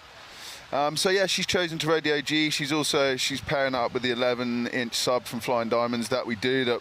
That's the combination of board and fin I've been riding over the last few years. So it's pretty cool. And what you know, visually when I'm seeing all these boards in the rack, they look pretty similar. But you know, Ginger, she's one of the youngest competitors, one of the smallest competitors. What's the difference between a board she's riding and, say, you know, the rest of the field, the grown adult boards, I would say? Well, we're trying to keep them fairly normal in length. Like, we don't want to just get her used to riding 9-foot boards. I think I'm trying to add a bit of length to her boards. Obviously, keeping them slightly more trim, like a little bit less volume in them, touch narrower. But again, you know, you still want the same lift and curves as a normal longboard would. It's just literally making it a little bit more refined for her as she's so little. But funnily enough, here she goes. Beautiful turn there. She's whipping that board around. Great combo to start this wave. Flying down the line through to the inside. Nice pull out there, so good control for Ginger Kaimi. And I like that she's just quick and at it. Started off with the 417, so that'll be a quick backup for Ginger. Yeah, she was busy. I think she would have been disappointed to fall on that one and just wanting to kind of wash that feeling off as quick as possible. And I mean, what blows me away already about Ginger, considering how young she is her wisdom, the way she can kind of like manage a heat and be patient when she needs to, or sit on somebody if she's in the lead in the dying few minutes. Yeah, she's super smart. I mean, you know, you don't get on the world tour without being smart and good and talented. So she's earned her way on tour. She hasn't just been gifted it. She's proven that she's at the top of the game in Europe and she deserves to be here. So 22 minutes to go here in our opening heat of the women's round of 16. Surfers resetting themselves in the lineup. Let's head down to the glass. AJ McCord is with Kevin Skvarna. Chris, thanks so much. Kevin and I just debriefing what was a hectic heat for you. We've seen some massive turns. Talk me through the one that almost sent you into the pier. Yeah, I started out like it was kind of a pier bowl left, but it was one of the ones with a like kind of a bowl in front of me, and I nosed the first bit and it felt, which felt nice, and I should have just done a down carve. And I was like, oh, I'm gonna hit this thing, and as I'm like coming kind of into it, I looked down and the piling's like 5 feet from me. I was like, oh, I think I'm gonna just like grab the board and just regroup and try to do something else, because that didn't really work. We've already seen a pair of broken boards here at Huntington Beach. We didn't need to add a third, but you were on to finals day for the first time here in HB in a few years. How are you gonna carry this momentum? I'm just gonna do the same thing and have fun and hopefully pick up my surfing a little bit. Like, I don't think I've really cracked the code of where I want to be yet in my surfing. So I'm hoping tomorrow is a good day, and I don't know. It's exciting to make finals day and like just like start the year with some momentum. Like, our year is so long now that you know, if you finish in 9th or something, that's going to sit with you for a couple months. So I'm happy to be going on to quarterfinals and then hopefully all the way. And I don't know, I'm just going to keep enjoying it, I guess. When you say you want to showcase yourself having fun surfing, what do you think that brings out? Like, what part of your surfing is really fine-tuned and showcased when you're having fun? Yeah, I mean, I think when you're having a good time, like surfing's such an enjoyable thing for me. It's like one of the best things in my life, and when I'm having fun, it's great, and it just like, you know, you can start doing things you didn't think were possible, and I'm just hoping to tap into that a little bit. I've been a little stressed just trying to like make some rounds, and I wanted to make finals day. That was my goal, and made the goal, so everything's gravy from there. So I'm just gonna try to have fun and enjoy it. Looking forward to seeing you tomorrow. Yep, thanks. Thanks, AJ. A lot of potential there. Kevin Skvarna. Ben, what are your thoughts on Kevin's chances of taking out this comp? Well, for me, Kevin's definitely been a standout. His rail game looks next level this year. So I'm feeling like my money's on Kevin Skvarna, and I tell you what, I'd be pretty scared if he's not kicked into gear yet, and he actually does. Tomorrow's going to be an amazing day. I think he deserves it. You know, he really does. So go, Kev. I mean, he really started to have that luck last year. We've seen him ripping for so many years, but it felt like last year was the year when it really came together with that really nice run at Bells, you know, getting in the final with Max Weston and using that down carve as particularly something on the backside to have a goofy foot surfer on big faces on rights at Bells, you know, walking out of the nose rise and getting a really incredible amount of drive from the top of the wave and then coming back into the bottom turn. And using all his rail, I mean, it was super impressive. I think there's a shot going around from the first day of the event here where he's doing exactly that, and he's very much laid on his rail, real big commitment. And that's what you're going to see from Kev, so it's pretty exciting. I think it's his opportunity this year. We saw in the break there, Chris, I'm going to ask Ben about this, Ginger had what looked like a nice wave. She kicked out, you know, do you think, was that just so that she could regain priority because she felt like it wasn't going to be a keeping score, do you think, Ben? I think that would have been her mentality. I mean, even with kicking out, she got 377, so I feel like she could have upped her score by hitting that end section, but right now she needs pretty solid scores because Avalon's opened up really strong with a 5.5 and a 6.83. So a 3.77 isn't going to cut it for Ginger yet. She knows she needs a solid set wave, and she's going to go and hold priority. This is classic Avalon. She just knows the pier bowl left so well on Michael Takiyamas, and you know, Michael, of course, you know, such a an important factor for so many of these surfers, Ben. Totally. I mean, He's renowned as one of the best longboard shapers in the world. He's inspired all of us from day one. And you can obviously see, you know, how his boards work. When you see people like Avalon, she's got such a good relationship with them. She's just able to do everything, look smooth and buttery, and I think that's what it's all about. Yeah. Ran into Michael earlier this morning after a couple key heat wins on his boards. I said, wow, team's killing it today. He's like, oh, I'm just glad they're having fun. Yeah. You know, that's just the kind of guy he is, right? We didn't get into the technicalities of the boards. He's like, they're having a good time. That's all that matters to me. But, I mean, you know, I had a nice conversation with Michael a couple of days ago as well. And, Ben, you know, that sense of when you've shaped a board for a competitive surfer and you just want to see them enjoying it. But also, you know, a piece of your heart goes with every board that you build. And I guess it causes, you know, restless nights, you know, worrying about if they're going to like it or not. And if it's going to give them what they hoped it would give them. Absolutely. I think anybody who's making surfboards for anyone will have that feeling that, you know, you just want whoever you're making the board for, you want them to come away feeling like it's the best thing in their life. And it obviously does.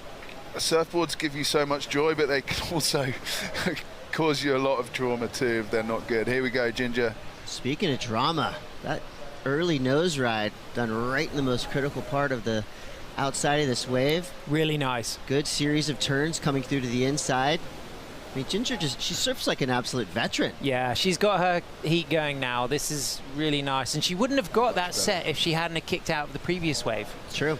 Exactly. Every action has a reaction. Oh, something like that. She's going to shoot the pier. Go, Ginger. Oh, that's just a... Nice. I mean, for a 14-year-old, I was with her before she paddled out, and she was so calm and so relaxed. Yeah. She's just happy. She's obviously making round 3 for her. 14 is a really big achievement already. She should be really proud of herself no matter what happens in this heat. But as you can see, she's so committed to the first nose ride section here, and she's really worked on her turns. That wave did go, it had a little bump in it, so she had to kind of navigate that. But you can see there a nice whippy turn back to the pocket. And her footwork's just impeccable. Well, I gotta say, this board looks really, really good. Ginger Kaimi will be dropping a solid score of 4.77 to pair with the 4.17. 15:25 to go. As we watch one more replay of Ginger, I'd love to get Carla's take on this wave. What's the vibe like right now in the Red Bull Athlete Zone? Are people hooting and hollering for Ginger's last wave? We've got a few hoots and hollers, but honestly, there's kind of this like quiet concentration from a lot of the athletes. I think people are prepping, you know, those that are still in the event, they've been watching the waves, they've been watching how the results are going down, the ladies are now at it. And so, yeah, I see a lot of people, they're kind of on their phones, I think they're checking scores, maybe going back and looking at their waves. And it's just like this kind of, it's good vibes, but it's kind of quiet, kind of calm, you know, before the storm, if you will. Yeah, also post lunchtime as well, so everybody's got their board and brew sandwiches and they're kind of just recovering and reacting. So do you feel an energy shift? So we went from the men where there's all these wild finishes, and then we start a brand new round for the women. Is it kind of a refocus moment? Yeah, for sure. I think, you know, for the ladies, you know, we always bring a different vibe. We bring the best vibes when it really comes down to it, right? But the ladies are here. They're concentrating. I think everyone's, you know, already taken notes from the guys. We saw some really, you know, spectacular surfing. We saw some upsets. So I'm sure they're taking notes and making sure that, you know, they're doing their own upsetting, if you will, themselves. Thank you so much, Carla. And I do see a couple early arrivals. Nolan Raposa down there just getting a lay of the land. Challenger Series will start on Wednesday for men's and women's, and we're going to see a whole different batch of craft coming through. 13:50. As we look back to the lineup, Avalon Gall still in control. It's a 6.83 and a 5.5. Ginger, though, still swinging. She does need a pretty sizable score, a 7.56. It looks like she's going to stick to this pier bowl left. Nice nose ride to start this wave. Plenty of speed. Good carve, maintaining control. See what happens here through this inside section. Just really like how it doesn't look like she's putting a lot of effort, but when she goes into those turns, I mean, you can see she has command over this board. She's looking fantastic. That was great because she set herself up with that big swing fade, and it allowed her to get deep enough to get that quick 10.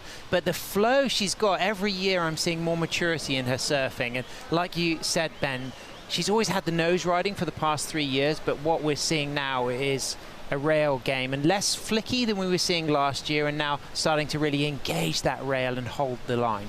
Yeah, I mean, do you know what's interesting actually? Ginger now, she's actually riding in the 11-inch sub in that board, which is a massive fin. Yeah. And when I first said to her, look, let's try this fin, because a lot of people might have the impression that a smaller fin in a longboard is going to make it easier to turn, but actually it's not. And you can see with the 11-inch fin, when she puts that board on rail, she's got so much confidence in it. She can really push. It's definitely smoothed everything out, less flicky. And so I'm really happy with how she looks on the rail on this board. You can see that she can just like fully trust when she's on her rail. Yeah, this is going to be a nice score. So a 4.77 for that last one. For me, feels like this is going to go higher than that, but chasing like a mid-7 at the moment, Chris. Super impressed with their footwork. I mean, you could tell she wasn't even thinking about it. It's just automatic, perfect cross steps throughout the entirety of that wave. And then once she plants her feet, she looks really sure-footed. The judges thinking about it right now with 11:45 to go. Avalon Gall's in the lead out the back with priority. But Ginger, she's climbing back into this one. We're going to pay off that score right after these brief messages. You are watching the Lexus US Open of Surfing presented by Pacifico. We'll be right back.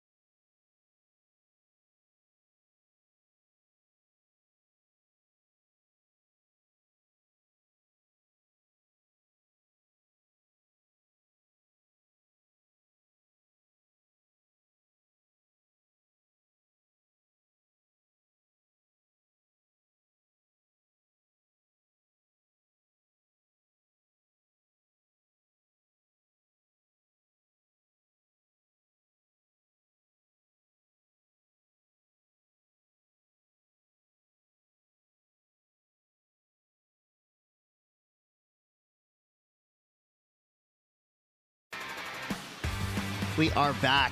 We're going to take a look at a championship run that Avalon Gall put together in the 2025 Lexus US Open of Surfing. This was such an awesome ride for Avalon, who just made everything look so easy on her way to victory. Yeah, she had great vibes the whole way. She beat Soleil Erico in the final, and she was focused, of course, on the pier bowl left, as you would imagine every goofy footer to be. But she did it all with a smile on her face. And Ben, like we were saying, it's one of the elements she brings to competitive longboarding. It's that free surfing vibe that she seems to be able to maintain whilst going into excellent range surfing. Tackled into the water. Got to do it.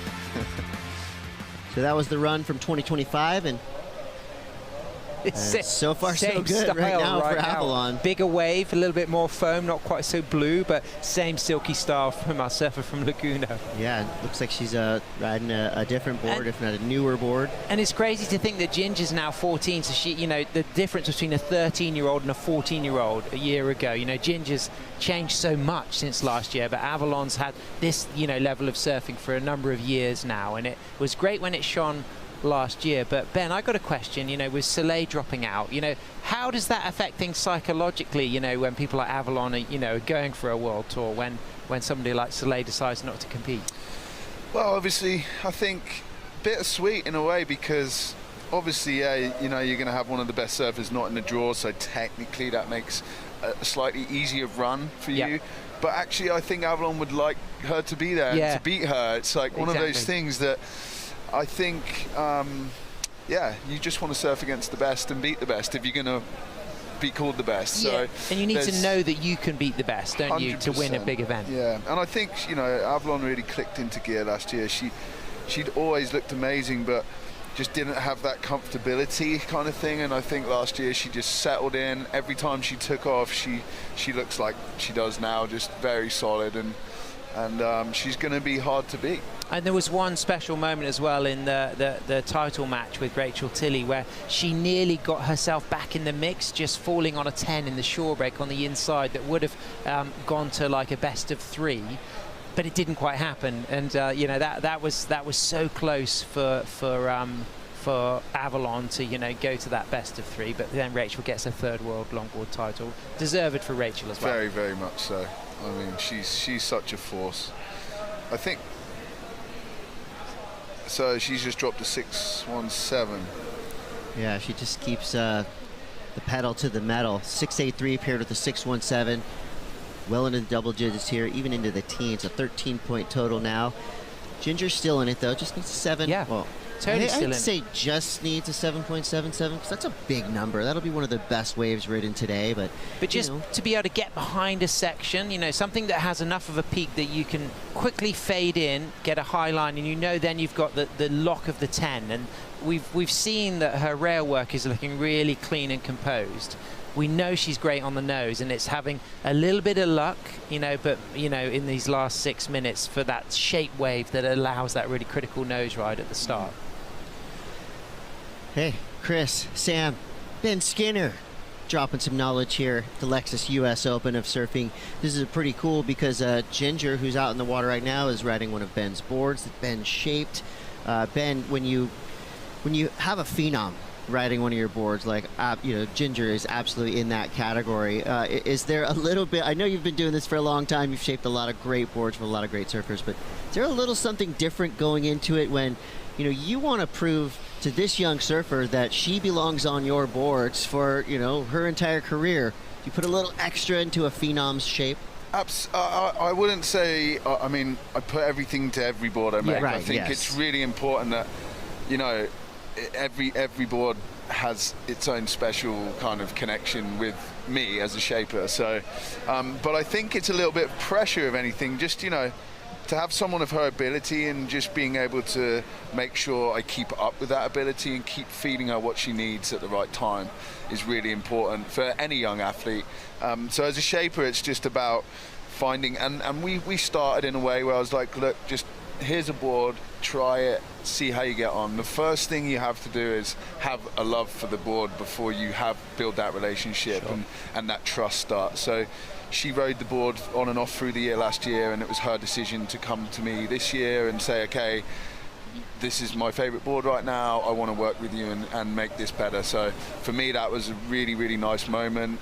And of course, now it's my time to step up and try and make her the best boards I can. But it was an interesting question, Cote, there to Ben about the effort for a more of an elite competitive rider. But from my own experience, you know, knowing Ben, knowing the impact that you have, the love you give to every single person who orders a board is incredible. And what really is special is when a Grom comes into Ben's factory, and I've heard this firsthand from many, they've never ordered a board from you, but you take them under your wing, you show them how they're designed, you show them around the factory, you talk to their parents, and I know that people come away feeling like they've got a little slice of the kind of heart of Ben Skinner, and that goes from your grassroots Grom all the way up to Ginger. And I think, you know, that's something that we all really appreciate with the love you put into each board that you make. Yeah, thank you, Sam. Yeah, so it's nice, you know, and we do feel like that, and it's not just me, it's my whole team, the boys in the factory, like, it's all of us, and we all really care about what we're making, and we want it to be absolutely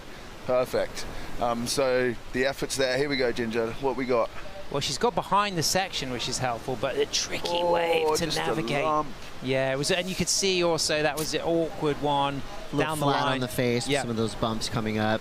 So 3 minutes, 30 seconds left. This heat's flying by. We saw Avalon have a swing just before that last wave. She's back at it, flying down the line towards the pier. That turn was dynamic, just beautiful, and it was pretty cool because this was kind of a carbon copy of what we saw in the previous wave, but she made the turn all the way through, gets the final section, I think Avalon Gall is going to be tough to beat in this whole contest. Yeah, nail in the coffin right there. That was that was the most exciting turn of all of the exchange of waves, and there was kicked off with a nice nose ride as well, but there was just that sense of wowness. I mean, she gets that high line, runs into this nose ride, touches it, she's dropping down low, but look at the way she just jams on rail here and just slices and comes back off the bottom. The wave gets a bit shouldery here, but up to this part, she's already done a lot of the damage to go big on the scores and cleanly comes out of that floater as well. So we could well see this, improving on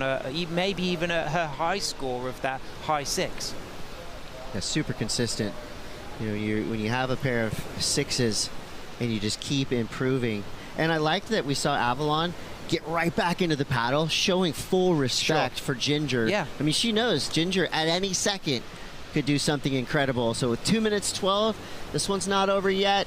It's going to be harder, though, because the score has come through, a 7-5 for Avalon Gall. That means Ginger will have to get into that excellent range, needing a 910, and we're at the 2-minute warning. What's it like shooting the pier, Ben? Have you had a few yeah, it's exciting. Pier shoot moments? It's really fun, actually. I tell you what, it is quite hectic sometimes. You don't really think about it when you're paddling out. Yesterday in one of my heats, or the day before, I was just paddling through and a set came through the pier while I was kind of in the middle.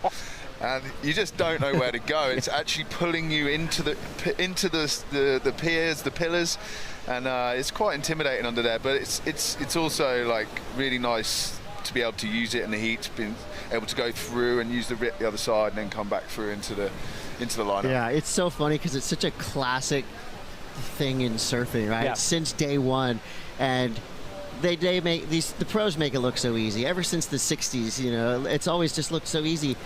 But anyone who's actually been on the side of this pier, it's not easy. It is so gnarly and intimidating. You're thinking like, I'm going to go out there and shoot the pier. You get towards it and you go, I'm going to go over there. I'm going to stay as far away from the pier as possible. Absolutely. It's funny, once you actually commit, it's funny how it kind of sucks you through. Once you're in there, it's not too bad. It's just entering. But entering, if you get that wrong, you're in trouble.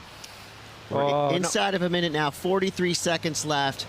Now it's hoping for a miracle time if you're Ginger Kaimi. She is trying to get some separation between her and Avalon. Yeah, she's got priority. I mean, this left is, got potential. I mean, a 910 would be a massive score, and it looks like a tricky one. It's like a closeout. Going for it. Oh, go on. Yeah, I like that she's charging. Yeah. Nice. That was good surfing. There was not much you could do on that, and she found the nose, she found the down carve. She knew it wasn't going to be the 910, but I mean, she's really put on a great show. I mean, a 4.77, a 5.23. Yes, she knows she can go, of course, much higher, but I don't think she did anything wrong there, Ben. I think she just surfed really, really well, and she could be super proud of her performance. And she comes away with a 9th, and with this new format, knowing that the top 12 qualify for El Salvador, a 9th could be an important result if you could maybe get a 5th as well somewhere along the tour. That's huge for Ginger, and like you said, Sam, she should be really proud of herself. She just surfed a heat with one of the best longboarders in the world and did not look out of place. Yeah. And she's 14 years old, so just shows you what she's got coming. And it just felt like that was destiny for Avalon Gall. She just kept putting herself on the best waves, got those huge scores. So Avalon Gall moves through. Do lose Ginger Kaimi, but we got more action to come. Well Tully done, White, Avalon. Mason Schremmer coming up next. We'll be right back.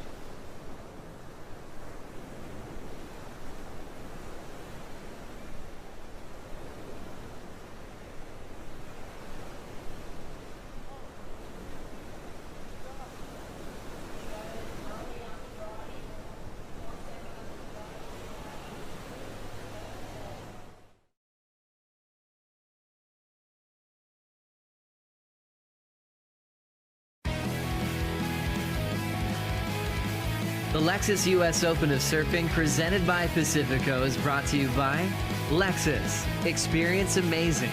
By Pacifico. Live life anchors up. And by Go RVing, official recreational vehicle travel partner of the Lexus US Open of Surfing.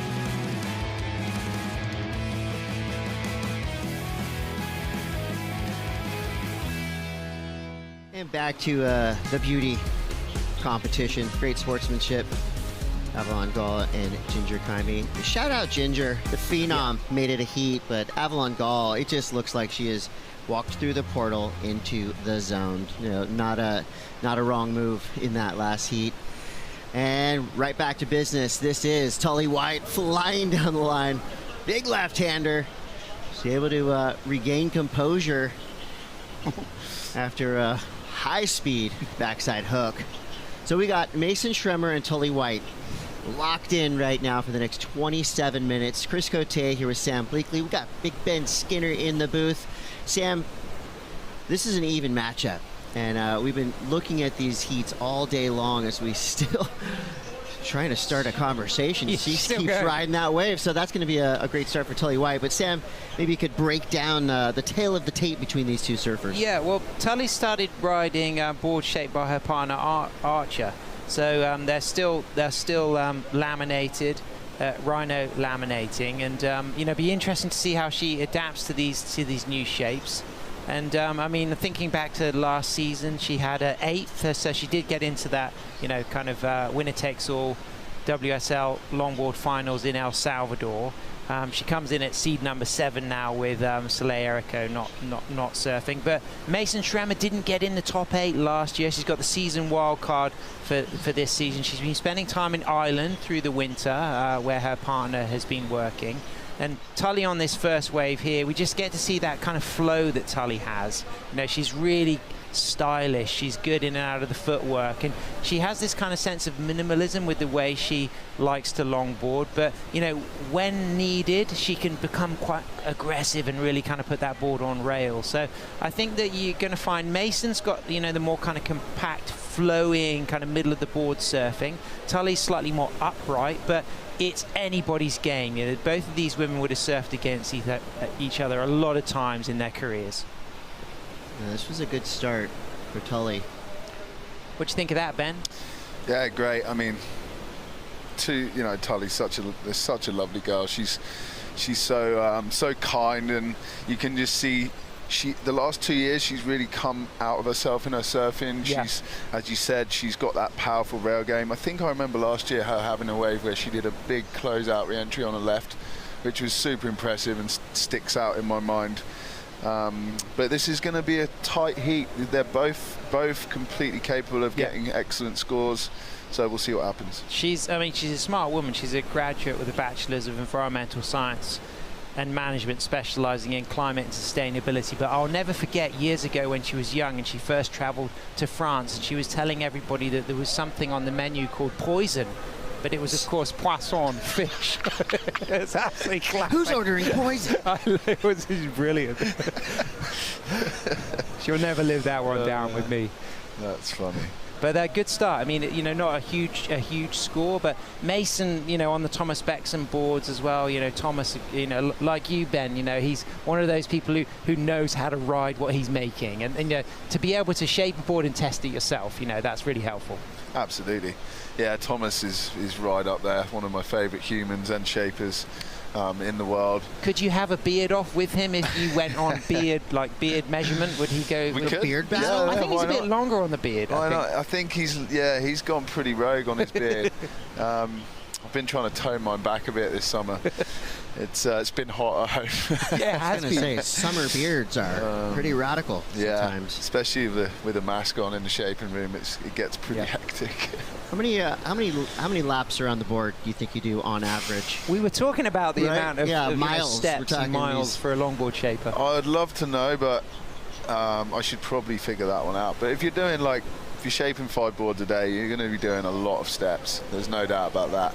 I tend to just be walking around in circles, to be honest. Towards the end of last week, before I came here, I actually had bruised heels just from being on my feet for that long before coming away to an event like this, I've got to make sure the factory's filled up with boards and the boys still have work. Right. This is kind of your quote vacation, even though it's a working vacation, but you got to power out before you come to California. Exactly. If I don't do that, then everything falls apart. So you start getting those texts. Yeah. Is my board great heat? Is my board done yet? 22:50 to go. Surfers trying to find the zone. While they do that, let's go down to the glass. Avalon Galls with AJ McCord.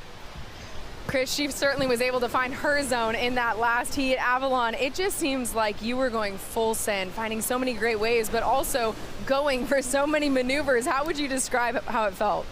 It was actually, I had so much fun. The waves were really good, and it was super consistent, but I definitely got pounded a few times and almost got stuck under the pier.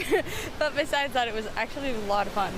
Well, and it seems like these conditions are really bringing out so many moments for you to shine in. What are you most proud of yourself for in that last heat to be able to showcase? Oh gosh, I'm not totally sure. I was just kind of going and hoping I wouldn't fall. But yeah, it's nice to have some waves. I mean, last year was so tiny, and the conditions this year are so much better. Well, last year might have been tiny, but it was also the year you took home the whole thing. Here at Huntington Beach, what is it going to take to go back to back? I'm just going to try my best and take it heat by heat and see how it goes. But I'm just really happy to be here with my family and just have fun. Well, one more heat down. We'll see you tomorrow. Thank you, AJ. Thank you, AJ. I like that strategy. Have fun and don't fall.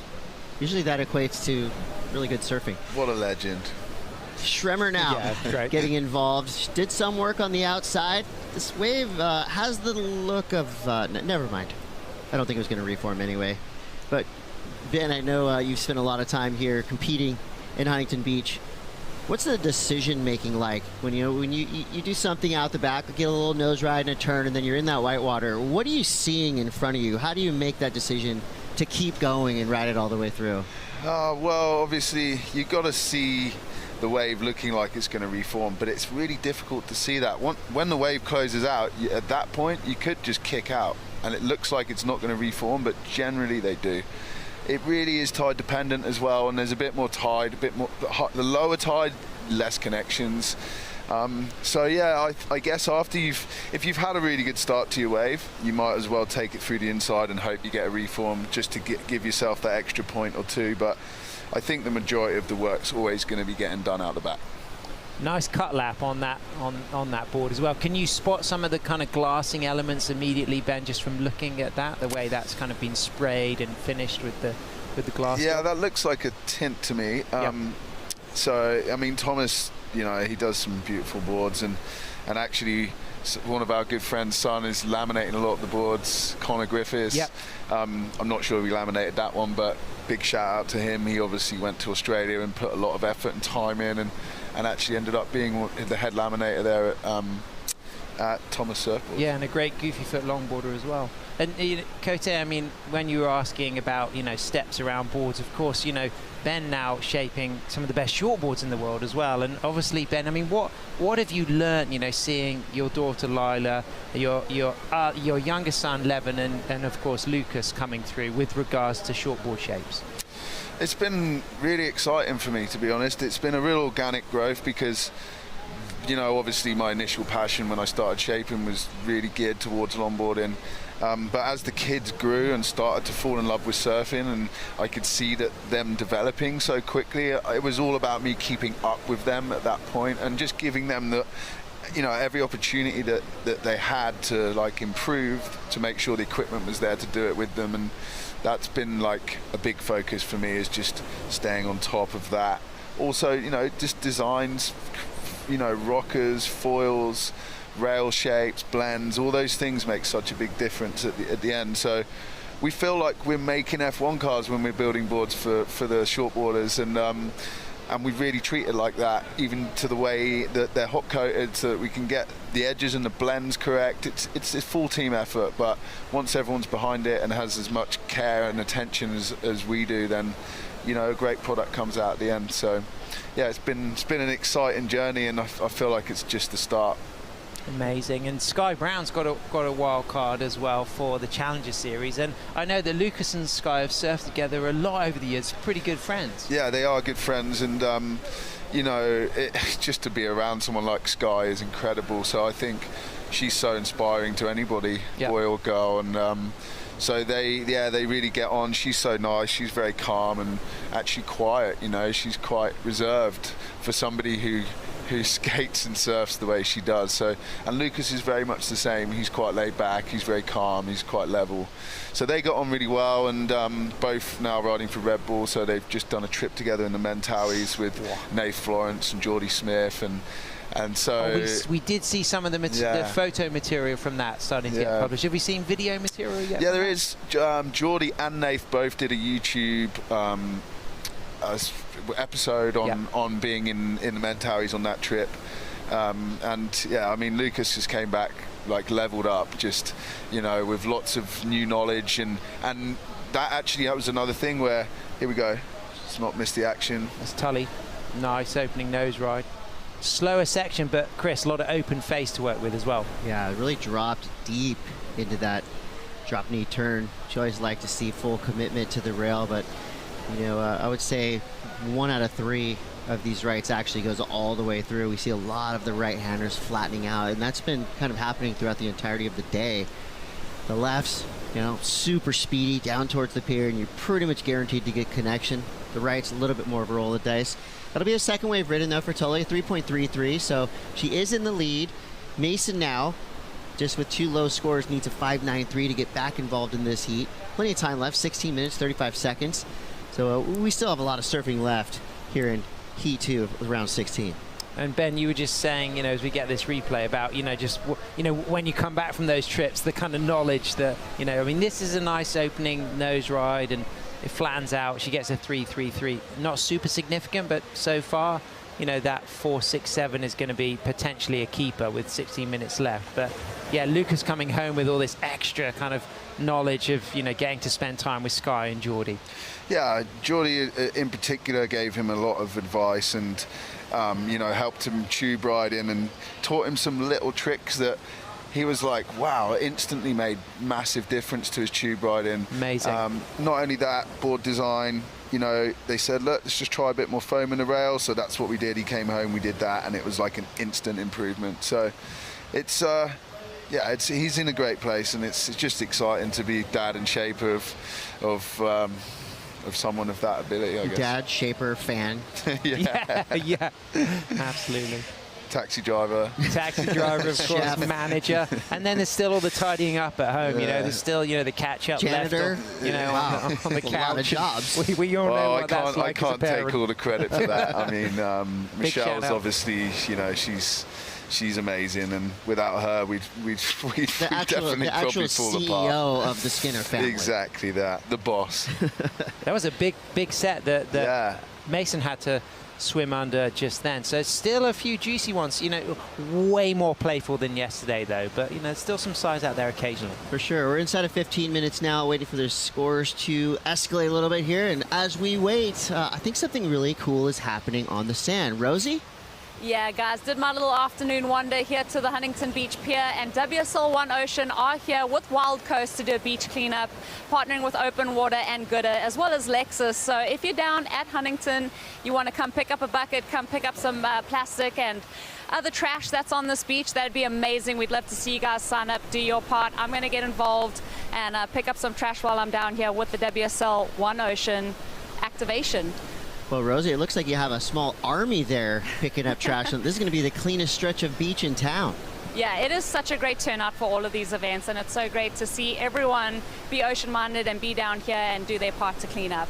Thank you so much. Yeah, Wild Coast and WSL One Ocean doing, you know, they're doing big things, but they're also doing the small things, right? It's just as simple as picking trash up off the ground. And if a flamingo can do it, you can do it too. Yeah, and after every surf, you know, when you come in, you know, if you find something, just bring it in.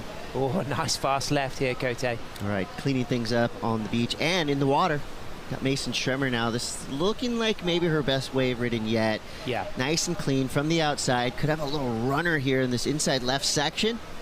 She pulls out there, so that wave kind of shouldering off the inside, but great control on that wave. Really like that ride. I mean, you know, carrying a 1.5 and a 2.07, you know, absolutely this is going to be way her strongest score.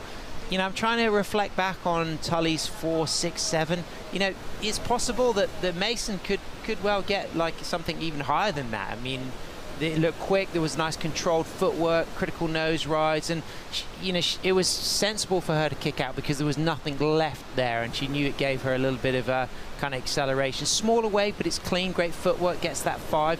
Not able to nose ride through that section, but cutting back quite cleanly, controlled, crisp. Not a second nose ride, and now studying the replay, we're starting to recognize for sure it's going to be a higher score. You know, is it going to go as high as mid-range? We'll have to see, but it's certainly, she's chasing a 5.93. I'm not sure it's going to be the ride that she needs to go up into first, but it's going to, you know, substantially improve her situation. What do you reckon, Ben? Yeah, I think you're right, Sam. It's going to be really close to that first score of Tully's.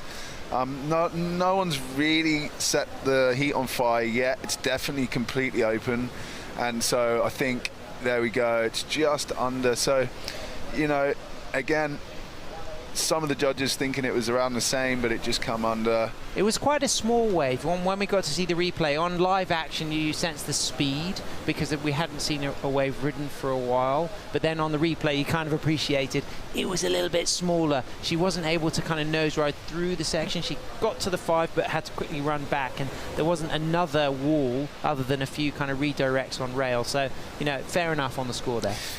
Totally, and I feel like you know, they're both surfing really well, but the waves they've picked so far haven't offered any critical sections for them to go higher than that mid-4 range.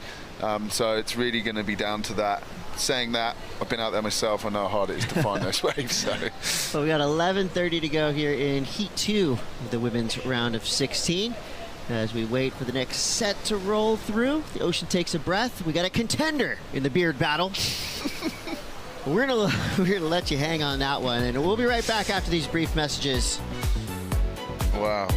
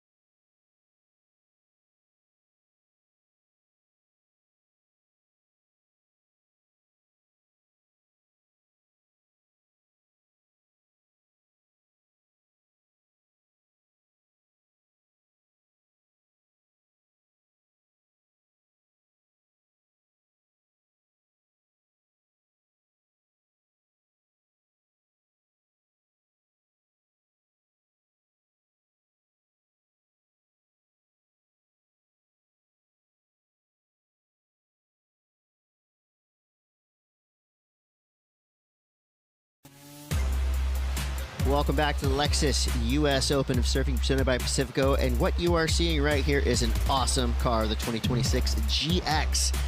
And there's a model for every type of driver: premium, premium plus, luxury, luxury plus, over trail, and over trail plus. All the details of this car not only make it look super cool, but you could pretty much drive from here to Australia if you wanted. I mean, that's what they're built tough. And yeah, look, that might have been an overstatement, but you could drive anywhere in that car. That is a sweet, sweet ride. How was that turn from Tully there, Chris? Well, I think she thought of that car and thought, you know what, this car is mean. I got to do a turn that matches the power of the vehicle. This is really nice. I mean, we had a similar left for Mason, but Tully just had more opportunity for the rail work after the opening nose ride. So I think this is going to go higher than Mason's last ride. I love that, big slicing turn, rebounding off the foam, really covering a lot of ground using all of the wave. Comes in 4.23, so does does improve her situation. But she sets that high line there, gets the 5, which we also saw from Mason. But the difference is this turn, just really projecting back into the pocket, kind of coming coolly off the whitewater and just using a little bit of a drop knee setup. And that turn separated the two scores. Some people might have watched that and thought, that was going to go even higher. But, again, it was quite a small wave. Yeah, I think, as I said, just nothing really critical has happened yet. This heat is still so wide open. Yeah, exactly. Mason's looking at needing a 5.33 to take the lead, and both of these girls are capable of getting excellent scores. So it's going to be an interesting last 7.5 minutes. Really nice on the replay. Just you can see how she just kind of puts the board in exactly the right place, and then a little bit of compression in the body there. And just one of the elements of Tully's approach is she likes those stylistic gestures. You'll often see her kind of doing those little subtle lifts of the arms, and you kind of respecting the wave, and it's really nice to see. She's got a very classic style. Very much so, and just super nice to watch. She's also she surfs like her personality, she surfs great. Talking of personality, if there's one person I want to see behind that Lexus Cote, it's Ben. He's one of the best drivers I know, and if you had to combine driving and competitive surfing on the track or in go-karts or whatever, I think he would be pretty tough to beat, because I know from first-hand experience that he knows how to work those gears better than most He's people. got a wristband, Ben. I'm sure you could go over there and maybe do a lap or two on the sand. I wouldn't mind a drive of that track. But GX can go anywhere. 6:48 to go. Things have a little bit of a feeling that they might be amplifying.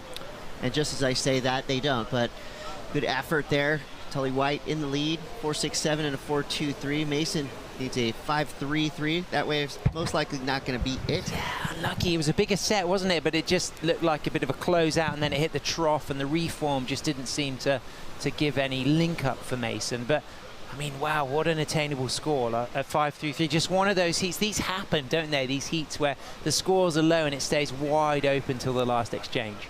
Well, 6 minutes, 13 seconds left. You have the feeling like this is a compound bow being pulled back. And any second, sizable set wave's going to come through, and one of these two incredibly talented surfers is going to drop something in the near excellent range. You have a feeling it's happened heat after heat after heat.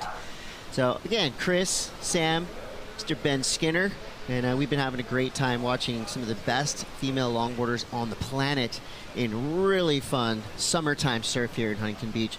The sun came out. I mean, this does not feel like a Monday, does it? No, and it's great because we had some pretty tough conditions on, day 1 and day 2 on Saturday and Sunday, and today just kind of settled a bit, calmed a bit, and there's glacier sections, and now the sun's coming out for the afternoon. Who could ask for anything more? The weekends have been raging, and they will continue to be so. I think this coming Saturday and Sunday is going to be highly attended because word is spreading, right? It's peak of summer here in Huntington Beach. So it's going to be a huge gathering of like-minded surf fans, music fans, and people that just want to come down to the beach and have a good time. And you're all welcome to come down. Free, open to the public to watch the surfing, to check it out from the pier or the sand. We will have some epic concerts Friday and Saturday evening, but all week long. I mean, if you're a music lover, you can come down here and there's going to be a DJ, there's going to be a band, and, Main Street, always fun and entertaining. One of the best places in the world for people watching. Yeah, it's the Times Square of surfing. Yeah, there is a feast for the senses. And hundreds of thousands of people attending. The Lexus US Open of surfing, and to go out on the pier there and watch the action, especially if someone shoots the pier, and then knowing that we've got the storm, the hurricane Genevieve coming through, kicking really in on Thursday. You're going to already be kind of getting your teeth into the Challenger Series event by then. Well, big news is that Hurricane Genevieve has now hit Cat 5. Wow. So it's going to be big. Yeah, it's going to be big. But then closeouts. But then people who are going to boost in air love a closeout, so there's going to be some really radical. We could see the gnarliest floater ever done in competition on Thursday or Friday. It's going to be exciting. It's definitely going to be exciting. 3:50 left. For sure. Wow, it felt like a second ago that I said there was 12 minutes left. Now there's only 3 minutes and 45 seconds left. This heat is had some strange turns, but here we go. This could be the wave that cracks it right open. in second prize. So Schwimmer has to give way to Tully White. Nice. Put up a line in front of her. To do kind of a two-stager turn. But that was good, you know, controlled. You know, there's definitely a good opportunity here for Tully. Oh, just kind of lost momentum going up into that whitewater. But at least with priority, she held Mason off that. But Mason's got a smaller wave, but straight to the nose. Is it going to allow a reform? Is there going to be any chance for rail work? That's what she's going to need to go up into the mid-fives. She's going to have to battle around that section. Now she's on the open face, straightens out. Yeah, both those waves, they weren't the waves that I don't think either one of them wanted. I think Mason's going to replace her 2.73. She may even better her 3.57, but it being a mid-5, you know, the scale has been set by those mid-4s from Tully. And, you know, Tully may well improve her back up 4.23, but I don't think on that wave alone Mason's going to get the score. Let's have a little look at this, because she gets that high line on her Bexon board, touches the 5. She's not in a position to really nose ride through that section, so it's just a kind of quick touch of the nose and back to the tail. And at this stage there was an exciting kind of down carve turn at the end, but she doesn't quite ride out of that, so it's not going to be the 5.33. 2 minutes is going to be hard for her to get back out in time. But what do you think of this, Ben, from Tully? It's such a shame, really. Both these waves looked really good. They're just, you can see that there's just a lot of bump on the right compared to the lefts, it looks like today, and they're just both kind of getting stuck halfway through that wave. So I'm pretty sure, though, they've got 1 minute and 50 left. There's definitely a chance for one of these two to get a better wave than they've had and potentially win this heat. I think Tully's going to drop another solid score, could go into her keepers, but yeah, I like what I saw from Tully. It didn't cooperate through to the inside, but you know, found the nose, nice rail work flowing in bumpy conditions. This has easily been one of the more challenging kind of heats for wave shape that we've seen today. You know, Avalon and Ginger, the heat before, we saw, you know, some really nice pier bowl lefts and a few rights opening out as well, but they were obviously both goofy footers looking for the lefts. I just think this is kind of demonstrating maybe that the rights have not been as strong. Two regular footers, you know, keen to find a right, but maybe the strategy could have been looking for the pier bowl left. Well, as per usual, when you only have a minute and a half left and you're trying to get back out, a 12-wave set comes through, wreaking havoc on both of these surfers. And I mean, there's not much you can do. They got over the first 3 or 4 of them, but then just more and more came right at them. So we'll see if they can get back out there with any time to spare. But see that like, kind of shrugged her shoulders like, what is going on? For Tully right now, she's probably thinking, just keep coming, just keep coming. What's next, Ben? Well, you know, you've got Ginger to support as well, but you're going to be doing some free surfing. You're going to be watching the finals. What's the plans for the next day? Yeah, I'll always like to support my friends throughout the event, but there's going to be some great waves around California in the next 2 to 3 days, and there's no waves at home right now. I'm not missing anything, so I'm just going to stay here, surf as much as I can. We've got the Boardmasters Festival next week in the UK, which is a QS 4000 and a 1000 LQS. So it's pretty exciting event. It's very similar to this, actually. A lot of energy on the beach, big festival. So yeah, that's coming up. I can't wait to see some Ben Skinner clips from the Summer Super Swell of 2026. It's going to be really fun to watch, and yeah, we do have a lot of surfing left here and a lot of waves on the way. That's the end of that heat. So Tully White just edging out Mason Schwimmer. I want to thank Ben again for coming and hanging out with us, and like I said, let's see those clips at the end of the week, brother. Thanks, Chris. Thanks, boys. Well, we're going to flip things over to the next heat. We've got Honolulu Bloomfield going up against Cash Hoover. How is that not a final? Wow. Stick around. We'll be right back.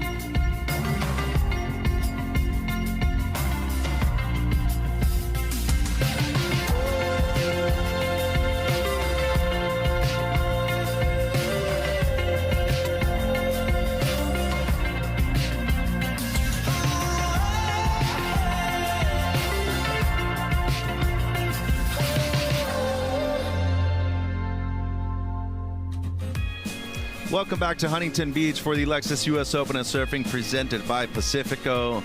It's been a beautiful day of waves so far. And day number 3, the penultimate one for stop number 1 of the World Longboard Tour. Mitchell Salazar here with 2 of the best dressed in the event, the great Carla Zamora and a special guest, Julian Schreiset from Uruguay. Julian, first of all, welcome to Huntington Beach and congratulations on qualifying for the World Longboard Tour for the very first time. Thank you, Mitch. Thank you, Carla, for letting me be here. First of all, sorry to all the English speakers. I'm going to do my best to try to speak in English. Your English is way better than you give yourself credit. Yeah, totally. I'm trying. I'm trying my best. That's the important thing. But qualifying from Uruguay, a difficult region to do so, and you did it, and you're here at the U.S. Open for the first time. How did it feel to compete here at the South Side? I'm really happy. I qualified for the Longboard Tour 8 years ago, when the Longboard Tour was like high performance tour and was a little different. We only had like one stop at that moment was in China and then in Taiwan. I competed in Taiwan, and then the tour changed. Change approach of what kind of board we are using, and after that, take me 8 years to be back. Hopefully, I'm back. I'm happy, but I'm motivated more than happy, because normally I'm always happy. But I feel more motivated right now that I'm back on tour. And this is my first year in the US Open, and I'm really shocked. I'm really impressed how big is this event. It's the biggest event that I ever compete in my life. Not only for the level in the water, for everything, like all the food trucks, the concerts, all the people on the beach, all the scenario. This is like playing in the Maracanã of soccer or football, right. How we call. So we do have the women's round of 16 out there right now. It's heat number 3. The former multiple-time world champion Honolulu Bloomfield up against one of the youngsters in this event, Cash Money Hoover. And Carla, we've seen Cash do really well within the region right here in North America. I mean, when you really look at her results in Virginia Beach the last 2 years, it's first or second overall, and that's right off of the buzzer right here for Cash, a 4.17 for her. Yeah, a great start to kind of get her campaign underway for Cash. As you mentioned, she's really done really well in a lot of the events that she's entered into. We see the replay here also of red, that's Honolulu, also using the left. Both these gals, they feel pretty comfortable on both of the rights and the left, so I think we're going to see a bit both. As long as those lefts stand up, I think that's where they're going to put their focus. She's won the world title 3 times before, back in 2017 getting her first one, and no stranger to competing right here in Huntington Beach. So a long ride right here for Honolulu, and this came in as a 5-point ride for the surfer representing Haleiwa, Hawaii, and this on the paddle back out, Carla. So we're owed the score towards Cash Money, and already has the 4.17 on the beginner and gonna back it up quickly.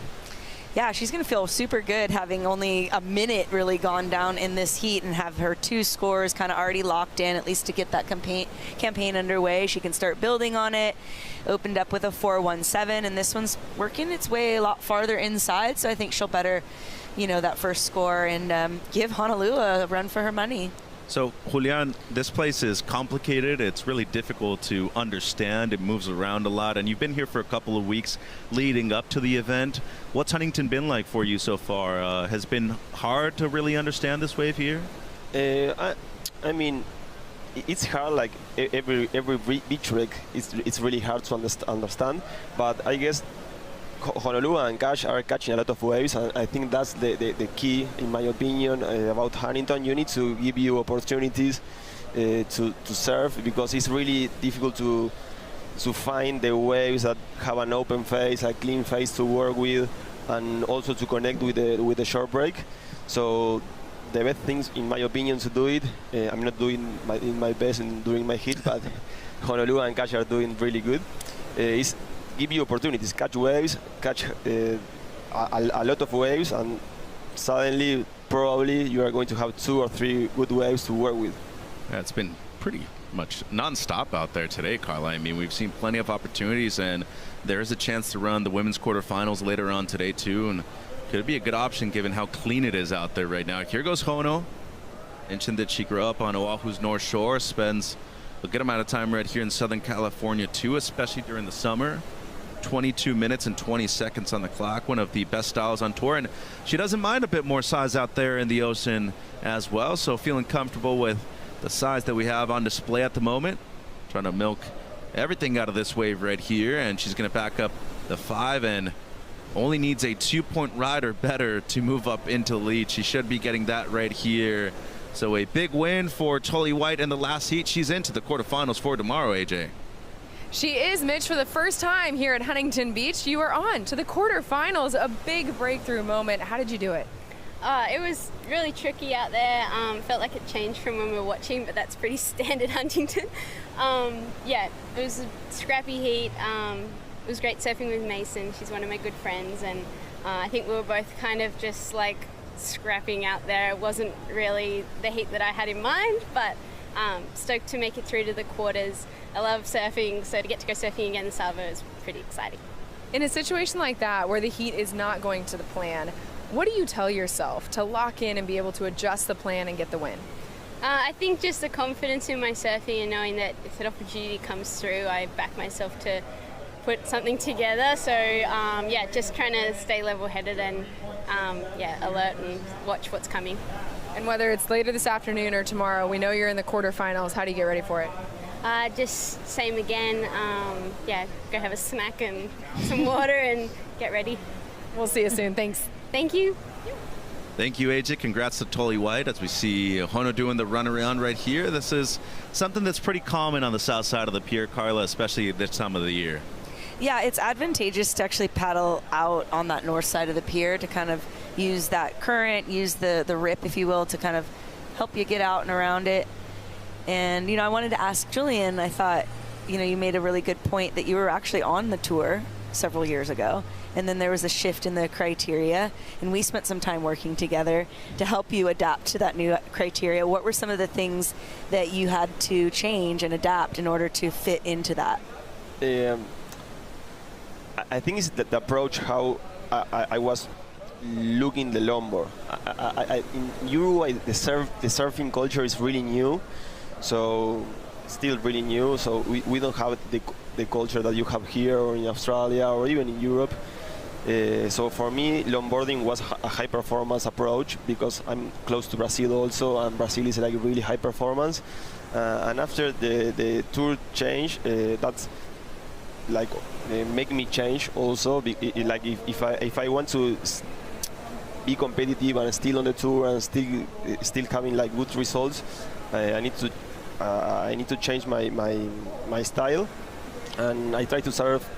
I change to surf with single fins, and I start to look at some coaches more classics like Carla to adapt my surf, and the good thing is like right now all my quiver is like hyper logs because they are not like all full logs because my boards have some edge. I have a little bit of rocker. Some of them are a little bit lighter compared with like a traditional longboard. But open my mind to like a big scenario with a lot of different boards, a lot of different approach. I remember always Carla told me like you need to go and have fun, like and do a small like head barrels and be yourself in the water. I was like I'm still like really competitive, and every single like session I want to make a score and compete. And I guess this new approach of the longboarding, like the competitive longboarding, of course everyone wants to win. That's why we are all here. But you need to have like the fun part of like the stylish part at the end to perform good. So it's hard like to put that on balance, and I'm still working on it. It almost sounds like it was a blessing in disguise, though. Like the fact that you almost had to change just a little bit, it might have improved your surfing overall, Julian. Yes, for sure. Like I now I watch my surfing maybe 4 or 5 years ago, and I said like how I can surf like that. Like now I'm surfing a way better.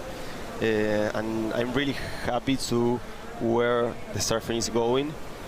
And the fun part is like, if you ask me this question like 5 years ago, I was like really mad and angry with the decision. So stubborn, stubborn. But that's normal. Like every time you are like in front of a big change, your first reaction is like to be scared. Yeah. And with that scare, like it's like comes with a little bit of angry or. You were never angry, but we'd always have these little moments, these little like tit for tat. Come on, Carlita. No, that's not what I want to do. You know, I'd be like, come on, man, this is the way. That's why you're here with me. By the way, my name is Julian because Carla told me Chuchi all the time, and a lot of friends told me like, we don't know that. They don't like that name? Your nickname is Chuchi. what Carla's talking about? It's our thing. Carla's got nicknames for everybody, but it's a sign of affection, though. I mean, really, you get a nickname from Carla, it's actually something it means I like you. Really positive and enthusiastic. Here with the great Julian Schweizer out of Uruguay, one of our competitors this year at the Lexus US Open of Surfing presented by Pacifico. There's just under 17 minutes on the clock in the third heat of the women's round of 16. Hono with a 5 and a 3.67 at the moment. It's Hoover needing a mid-4 to be able to move up into the lead. Seems like Hono having a look at this wave right here, and she is up and riding.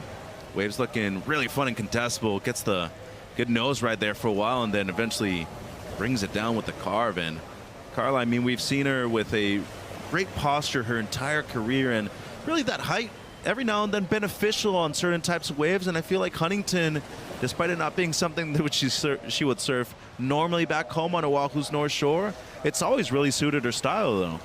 Yeah, Hono's an incredible surfer. She's really got a lot of talent under her belt. She is unassuming in a lot of ways when you talk to her and stuff. She doesn't boast a lot. She's not like a big talker, but she goes out and she just kind of smokes it out there, you know, and that's really a sign of a good surfer, somebody that lets their surfing talk for them. She's an incredible competitor, much like a lot of the guys that we've discussed. We see her do the 4 steps to the nose, gets the quick 10. Not much more on offer for the rest of this wave, but she's going to be pleased to be able to just kind of get, you know, some momentum. And getting a 10 always feels good, right? Joel's like, you get the 10, you're like, okay, phew, I got the ultimate, check. And I remember Carla always told me, like, TT, 10s and turns, that's it. And the interesting part of this hit is either Hono or Cash don't catch too many waves. So that's weird. Like, we are in the middle of the heat, and they don't have too many opportunities to score some like good waves. Yeah, it was quick at the beginning, and then it went flat there for a little bit. But Hono taking advantage of that last one, Carla, 4.87, so she extends her lead, and now Hoover needing close to a 6-point ride or 5.7 or better, but she does have priority at the moment on the outside right here. And you know, it is a different playing field out there right now in comparison to maybe even this morning, but the tides don't necessarily change a whole lot, at least during the period that we have the event, but a slight change is still a difference out there right now, Miss Amora. Yeah, I mean, every little bit of movement changes things, and because it is a sand bottom, there's, you know, discrepancies. We talked a little bit, I think Julia kind of mentioned, like, hard to select waves because it's not as super consistent. You know, you can go to one peak and that same peak might not like give you the same wave on offer that you may have just had, whereas, you know, some of the point breaks and different stuff that we're surfing in the other locations, they're a little bit more like defined. Yes, the interesting thing in the beach break, you need to have the ability to adapt yourself like really quickly, and that's really hard on surfing. And on doing these days, the rip is changing a lot. So maybe from here you can't like realize how strong is the rip in the water, and you need to be like really like focus on where is the rip, because if you are like in the middle of the rip, in the middle of the river, the waves don't break, and you need to be outside of the rip. Sometimes the rip like moves through like the pier, sometimes a little bit further down south, and you need to be really quick and adapt yourself like really quickly, because time flies, and sometimes you can spend like 15 minutes on the rip and you don't know you're not going anywhere. And that's a problem. It doesn't sound like a lot of fun when you describe it that way either. Sounds like a good workout. 13 minutes on the clock, and we did see both surfers paddle, but the last one was Hoover, and she did have priority at the moment, so she is going to go down in the priority order.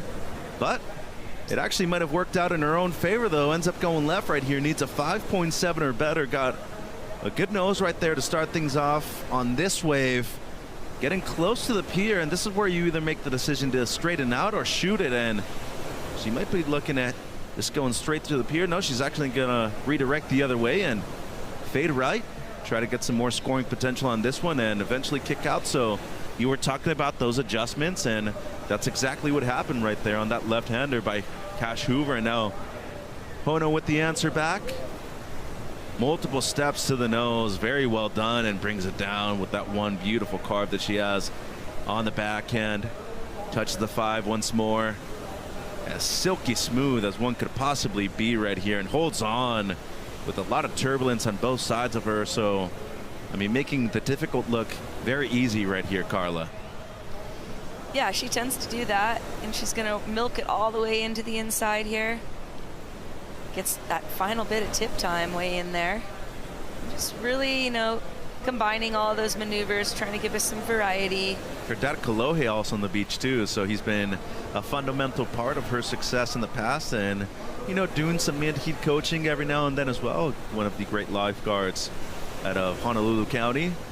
11 minutes and 20 seconds on the clock. Let's see if Bloomfield can improve and extend her lead. While we're waiting for that score, 11 minutes on the clock. Let's see what the back end of this heat delivers. I'll return to the Lexus US Open of Surfing.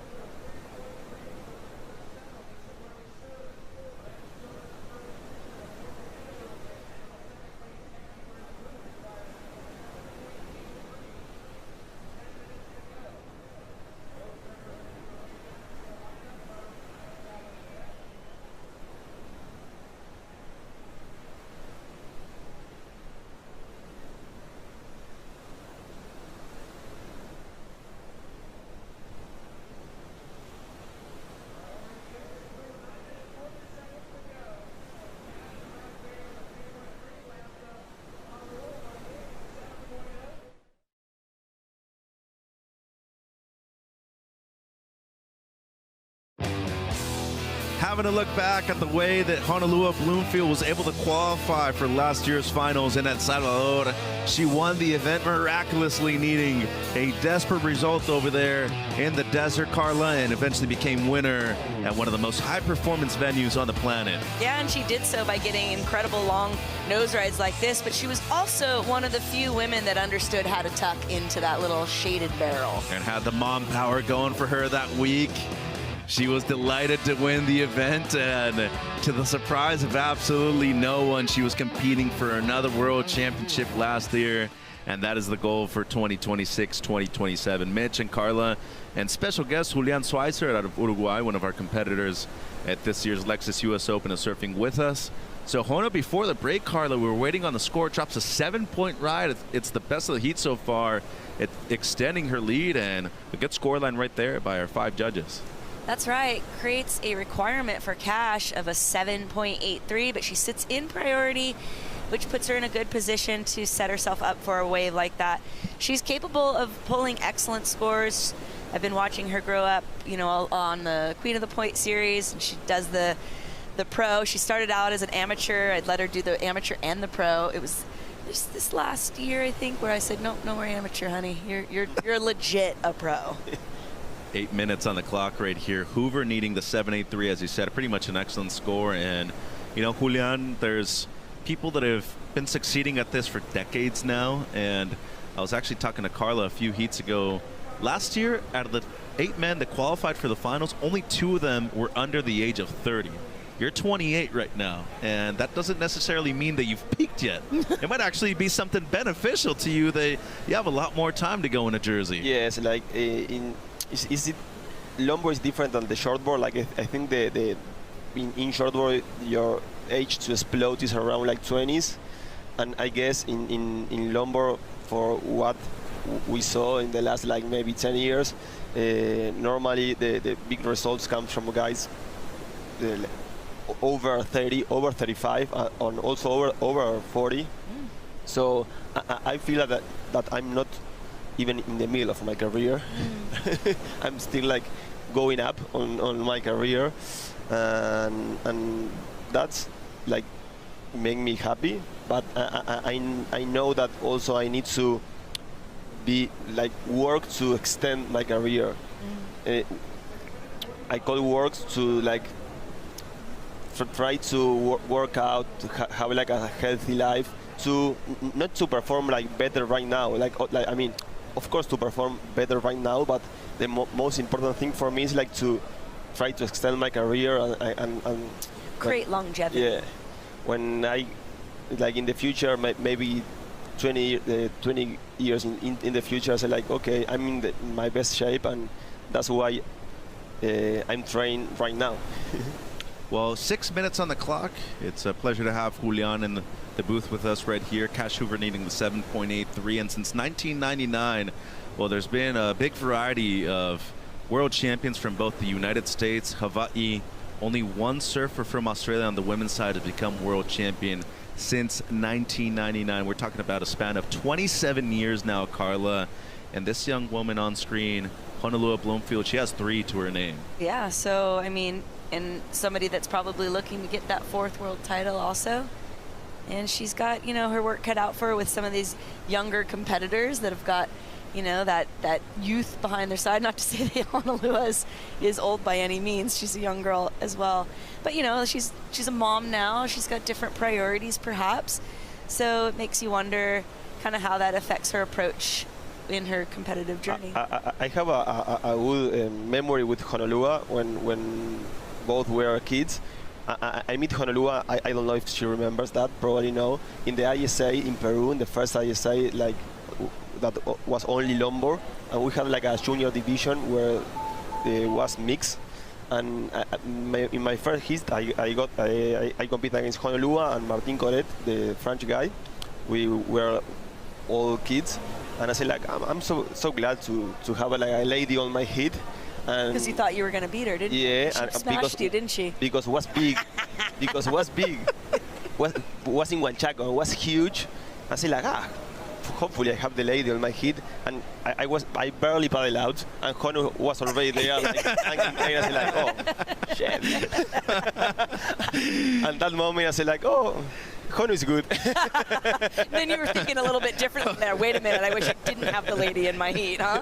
As we see the lady up and riding right now. Yeah, she's a formidable force, whether you're man or woman or otherwise. So. Oh, well, with that graphic we showed a while ago, out of those 6 world championships for Hawaii, she has half of them.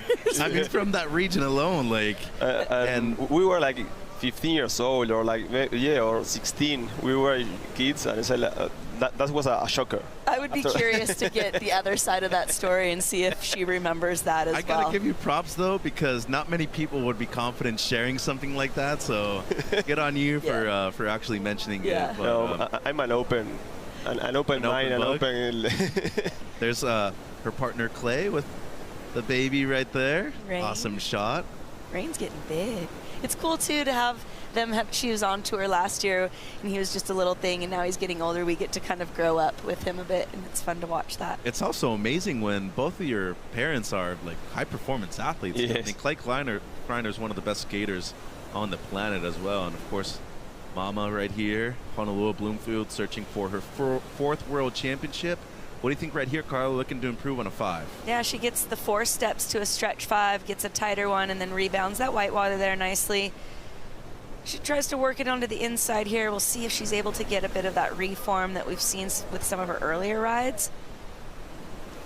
And the other fun part of Honu is like my wife, Fio, is a huge fan of Honolulu, but not only for her surf. is a huge fan after she became a mom, and how she like surf and do the tour with the kid and everything. And that's bad for me because that put me pressure on me. But it's good for her. So yeah, is there because she always say like, if Honu can do it, you're a boy. It's even easier. But I say like, Honu is really special. Yeah, Hano's very special. Hano's special. Yeah. You're a rad dude. You're funny, by the way. I hope you know that it's 5.5, the last one for Bloomfield. She does improve, and that's actually her low score now. Meanwhile, Hoover now needs something excellent, an 8.33 or better, just under 2 minutes on the clock right now, Carla. And it's been a while since Cash has actually been able to get something on the board, and really desperate right now for something with real significance in this heat. Yeah, would be curious to know kind of what's going through her head right now. Is she trying to search for that 8, point ride, an excellent ride, or will she kind of have it more focused to try to chip away at it? She has 2 kind of fairly low scores, the 4.17 and the 3.3, so she's definitely going to want to like charge that up and add some more digits on there. So, I think choosing a proper wave, something maybe a little larger that can maybe give her a little bit more face for a little longer length, is going to help her achieve that goal. Might be going on this one right here. This could be one of her last chances as well. Gets into it. She is up early. A couple of steps to the nose. Nearly lost it right there, and she has to bail before that wave eventually closes out. A minute on the clock, and she needs to be quick to be able to make it back out and outside in time. And Julian, these are really the moments, as you said, that, make or break certain people. And for somebody like her with her youth, she's only 15, and it's a big lesson right here, a learning moment for herself. Yes, I mean, Cash have the whole career in front of her, and she's really good, and she serves really calm, and that's really important and really hard to learn, to be calm during the heats and have like a nice style and maintain your composure on the hits. And the interesting part of this hit between both of Honu and Cash, they only catch 10 waves, and normally in a normal hit each competitor catch 10 waves. So the ladies have not too many opportunities to score some waves. Well, and you opened that. You said you found that it was a bit easier to find that right one by catching a lot of waves. Yeah. So these girls had a bit different approach, and Hano was the one that was able to take it away. And congratulations to Bloomfield. She's into the quarterfinals once again here at the Lexus US Open of Surfing presented by Pacifico. Julian, thank you so much for your time. Congratulations on qualifying once again, but more than anything, best of luck in stop number 2 and 3. Hopefully we get to see you in El Salvador compete for a world championship. Thank you. I hope the same. Cross finger for that. I need to surf a little bit better during my hits. And it's a pleasure to be here with both of you and see you at Bells or around the world. Love to see you there. Julian Schweitzer, the great out of Uruguay, joining us here in the booth. And we have another extra special guest for our next seat right here when we return to the Lexus US Open of Surfing presented by Pacifico.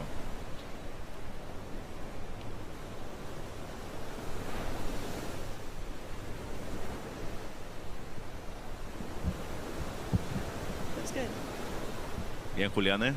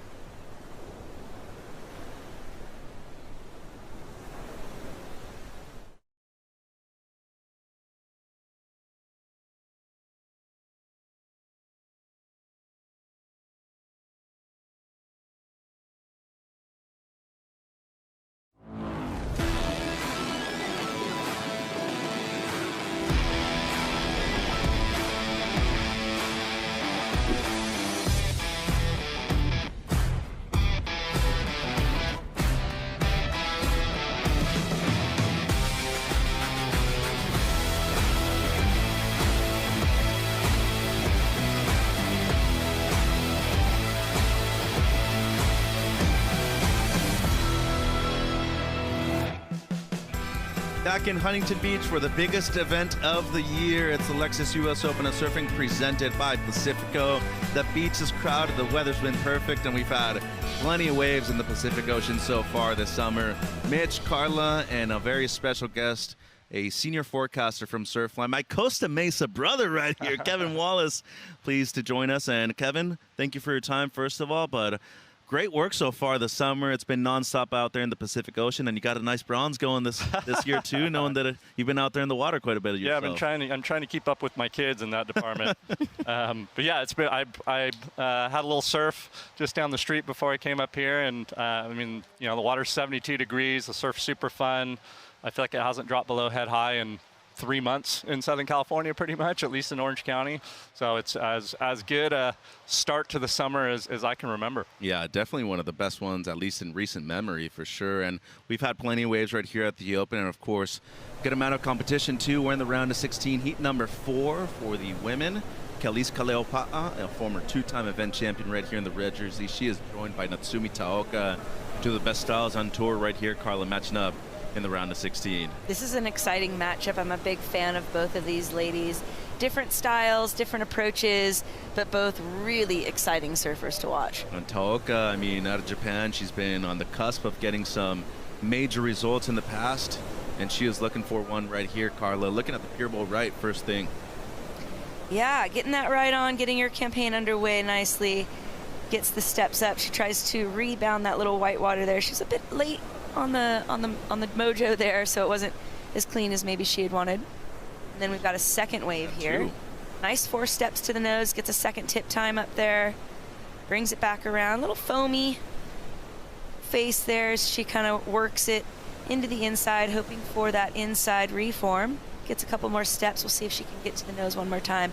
Rebounds the white water, manages to stay glued on there, so that'll be a decent score. Looks like it came in at a 4.17. And Kaleopa'a was also up and riding as well. 25 minutes on the clock. It's been a busy first 5 minutes, and that's what happens when you have mixture of swells out there, and of course plenitude of swell too, Kevin. But we have seen a good amount of short pairs still out there in the water right now. A lot of those waves that have really been on top of each other, but I mean itself, the pier really has always something to surf pretty much 365 days out of the year. Yeah, it's rare that it's ever like truly flat here, and right now we have the benefit of 3 different swells running. We've got a long period Southern Hemisphere swell, we've got still a little bit of tropical swell that's hanging around, and then we've got a decent amount of northwest wind swell too, so it's fairly peaky right now. Lots of corners, lefts and rights. You know, the current is, I wouldn't say non-existent, but it's pretty mellow. That's going to differ a whole lot from you know, the middle to second half of the week as we see a lot more swell come up, both from the tropics and also the southern hemisphere. I like that you brought that up though, because the current typically tends to be one of the biggest talking points right here.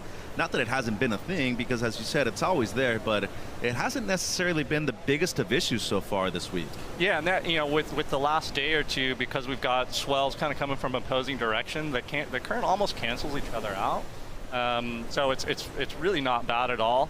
You know, we've got this new tropical swell coming up from Hurricane Genevieve that's going to start to fill in probably tomorrow evening a little bit, but really like Wednesday into Thursday.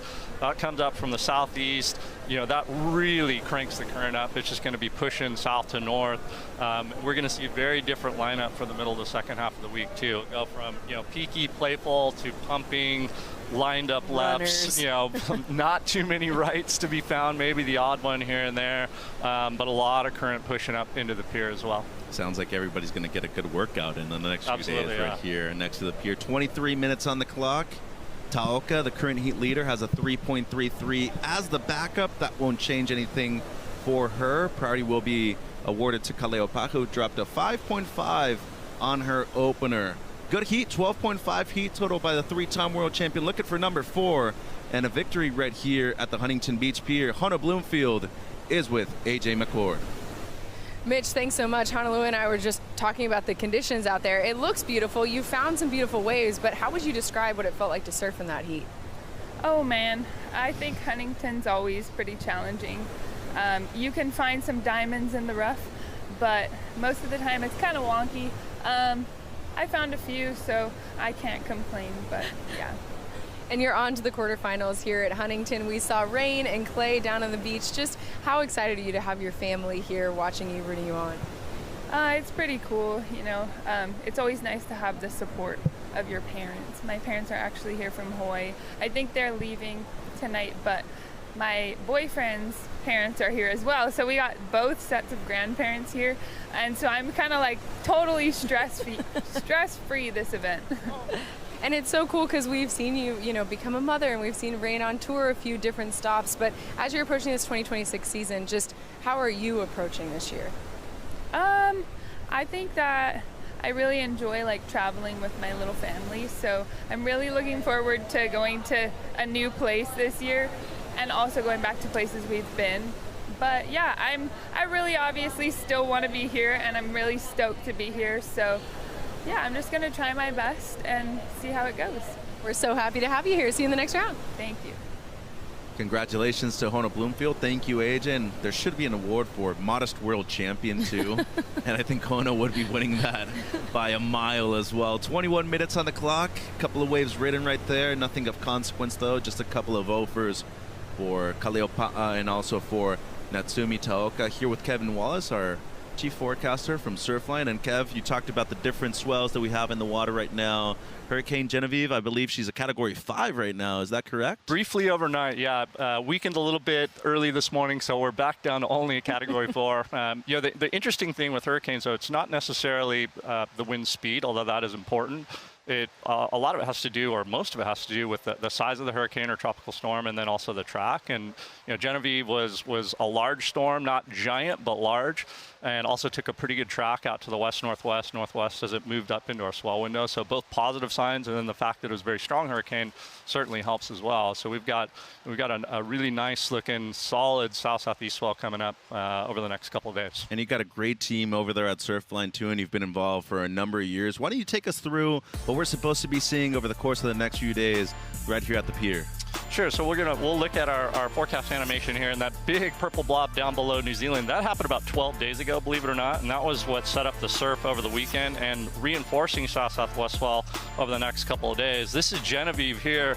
Just a beautiful looking hurricane in the right spot, moving into the Southern California swell window, at least for Orange County, certainly, moving up towards the northwest, and that's going to set up our surf. So today, like I said, we got a mixture of swells, southwest, south-southwest, and northwest. As we move through the next couple of days, we'll see more of the south-southeast come in. We've got reinforcing south-southwest, and we still have a little bit of northwest wind swell out there too. So just a ton of surf over the next few days. You know, looking at a peak probably Wednesday afternoon and evening through Thursday, settling through Friday, and then by the weekend, it'll just be a really fun mix of swells. It'll be kind of, especially by Sunday, like kind of back towards where we are now, where it's peakier, lefts and rights, just a nice mixture of swells, super rippable, super fun, but it's going to get challenging over the next couple of days, that's for sure. And obviously a very active season as we thank everybody over at Surfline. Kaleopa'a up and riding, looking to back up that 5.5 and looking left right here this wave. Difficult to be able to read, but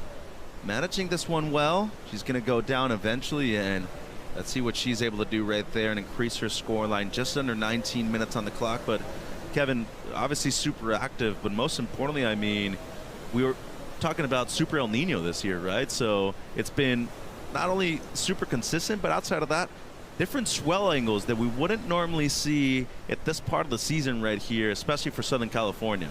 Yeah, I think, you know, we are very much on track for a very strong El Nino event, you know, comparative to like 97, 98, 82, 83, a lot of the models indicating that we'll be stronger than that, which are, you know, two of the strongest El Ninos on record. That gives us a lot of interesting signals for surf. You know, starting with the South Pacific, we tend to see stronger than normal storms, stronger than usual surf coming out of the southwest direction. Absolutely have seen that this summer. You know, Tahiti's been pumping, Hawaii's been absolutely pumping. They really are a beneficiary of that type of setup where you see a lot more storms kind of down near New Zealand. It's been good for us too, and when you've got that more westerly swell direction, it opens up some different areas that maybe you don't necessarily think about for like, you know, summer surf in Southern California, parts of San Diego, the South Bay, places like that. And now we're getting into the tropics really popping off for the last few days, and that goes, 45 degrees the other way, so to speak. We get more south-southeast and south swells.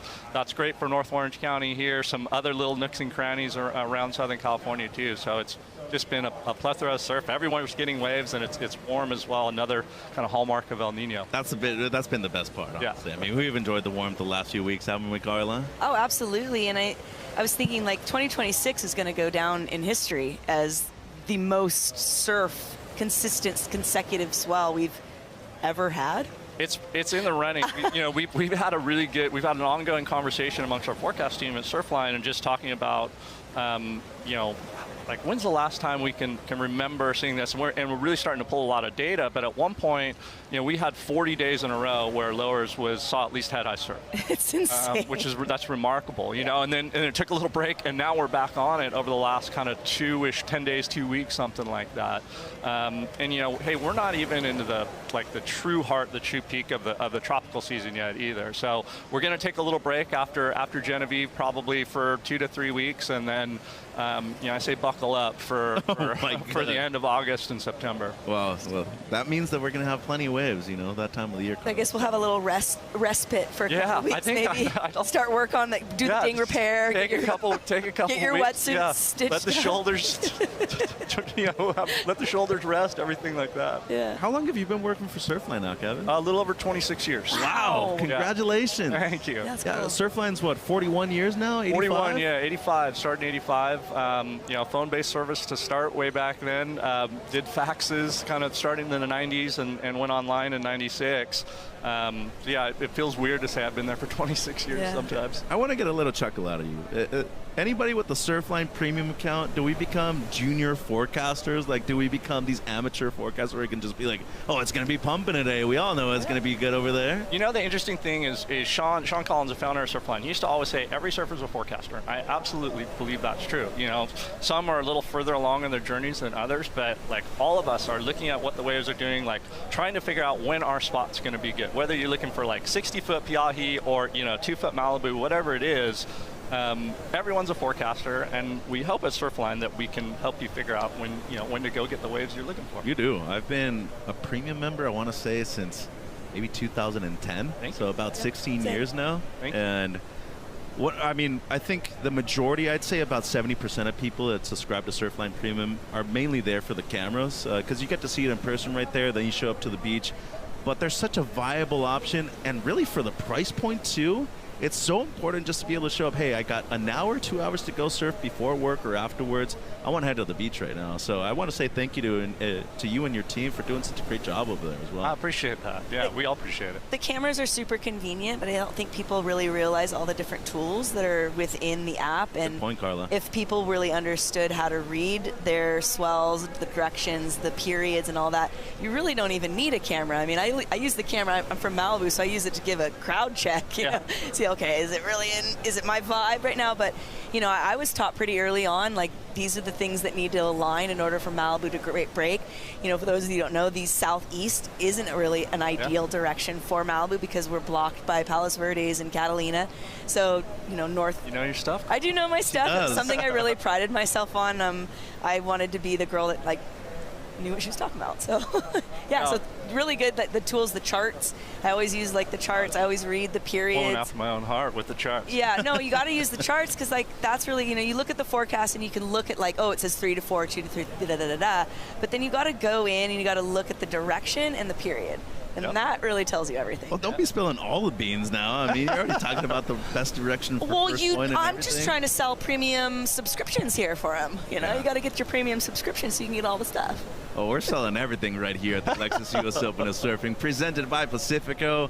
It's a good heat out there right now in number 4 of the round of 16 for the women. It's a surfer out of Honolulu, Hawaii, Kaliska Leopa, leading over Natsumi Taoka at the moment.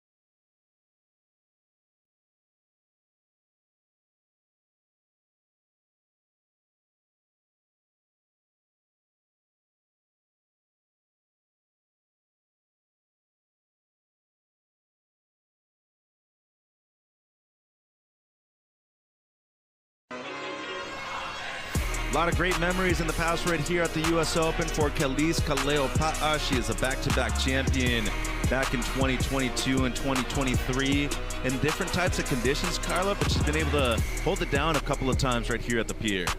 Yeah, I think, we heard her in one of her interviews earlier, her heat-winning interview. It's a place that you have to kind of, always be on your toes. Can't really predict anything, but stay busy. And, she's just been lucky here. She's really put it together. Celebrating right there with her cousin, Coniella Stewart. Mama right there also in celebration with a young surfer out of Honolulu, Hawaii. And then the very next year, too, took out another win. And as you said, finds this wave very complicated. But, Kevin, I mean, it seems like it's always suited her style, whether it's 4 feet all the way up to 6 feet as well. Yeah, it's pretty cool to see her be able to flourish in these kind of conditions coming out of Hawaii, where she surfs cleans a lot. It's a very nice wave, good wave. So to see her come to the table, show us her skill set in the wave here at the U.S. Open, it's awesome. Just over 10 minutes on the clock right here in heat number 4 of the women's round of 16. Kelise leading over Natsumi Taoka at the moment. Natsumi needing a 7.37 or better to move up into the lead, joined by the great Kevin Wallace. And Kev, you're a native to this area of Orange County, if I'm not mistaken. Yeah, I didn't grow up here, but I've been here a long time now, 30 years. So. Okay. So what's the first memory that you actually have of coming here to the U.S. Open? Oh, you know what? I came a couple times. I played water polo in high school, and I came up, and we were here for a tournament or something, something like an HB somewhere, and we came and checked out the Open. Really? Yeah, that was, that would have been, gosh, a long time ago, 93, something like that. Don't bring up the 90s, because for some reason Carla's just thinking. Yeah, but I have a feeling he and I are in the same generational thing here, so it's okay. Thanks. But I was the one that always sticks in my mind, I think it was it 96? Was the Kelly and Shane Beshany. Oh. Where Kelly paddled behind Shane on that and got the interference. That's the one that always that sticks in my head. Yeah. All the time. Okay. And then 2009, because we had a really big Southern Hemisphere swell, one of the biggest Southern Hemisphere swells I've seen, top 5, and it happened during the U.S. Open, so the surf was giant. And 2 locals won that event too, Simpo and then Courtney Kalma. Right, We had her yesterday here, and it was huge. Yeah. And, good point that you bring up right there, because I actually think that the very next year Simpo won again, and it kind of cemented that he was the guy to beat right here, because he could win when it was huge, and he can also win when it's a bit more challenging. But I mean, that's the cool thing about this event right here. It's a 9-day window that we have. The Longboard Tour starts things off on the first 4 days of competition, and then afterwards now we go to the Challenger Series competition. But it's so fun, and it's one of those events, Kevin, where I know you're a big surf fan too. Anywhere else in the world, you can't replicate the energy that you feel right here on this coastline of beach. Yeah, I mean, the number of people here, and obviously when we get into finals weekend, I think there's usually 100,000 people or something on the beach, and so it's incredible. And particularly a year like this year, where we're gonna have surf, it's warm. Not only the water, but the weather. It's just, it's a spectacle, and it's pretty amazing to see. And Carla, I mean, just looking at the weather right now too, the amount of people right here on a Monday afternoon. I mean, people had to go to work this morning, but I feel like a lot of them called in early and just were like, "Oh yeah, I'm sick. I need to go." Well, the amount of remote workers nowadays is next level. So I'm sure everybody's got a moment they can snag on the beach here. As we watch the replay of Kelise choosing to go on the right here, she does nice 4 steps up to the nose, just keeping it cool and calm. I love that even though it's bumpy and there's some chatter in the wave, you really don't feel that from her body, from her upper body. It stays really nice and smooth. Her arms remain in control. You see those nice tight steps with the toes over the nose as well. And then just being really careful and cautious as she negotiates the rest of that face, using kind of cross steps, half steps to, bring weight into the center of the board and then back into the tail so she can wrap it back around here into the whitewater. Lovely surfing from Kelise. She's got a 6.17, and it looks like she drops a 5.57 on that wave. So slight improvement compared to the 5.5 that she had on her opener. 7.44 is what Natsumi needs right now, priority with the surfer in blue out of Japan. So needing a mid-7 at the moment. Different regions worldwide, definitely something that we've seen on the radar when it comes to success here at this location. Japanese surfers tend to surf a lot of beach breaks that can be compared to this one right here. She has struggled really to get anything good though, but Japan, obviously a big market for surfing too, Kevin. A lot of great surfers from over there, and they've had success at this venue. Hiroto Ohara being a former champion of the shortboarding side, and of course, local Japanese surfer Kanoe Igarashi, he went back-to-back a couple of years as well. Yeah, and as you just mentioned, obviously there's some real similarities between at least some breaks in Japan and what we have here. Beach break, somewhat mediocre a lot of times, but kind of always, or at least here, always waves, can get very good, and obviously Japan can get exceptionally good on certain swells. Recent one being Typhoon Babi, there were some crazy waves that came out of Japan. So Super El Nino, it's been obviously very entertaining summer for us. What's the winner looking like, Kevin? Can we look that far ahead? Yeah, not with any sort of fine-tooth comb, but certainly to say it's going to be an active winter. Okay. We're going to have a lot of storms. Those storms are probably going to be further south than what we typically see. So, for Southern California, that means swells that have more west in them, and that is great for not only size but just getting into all of those nicks and crownies, spreading things out.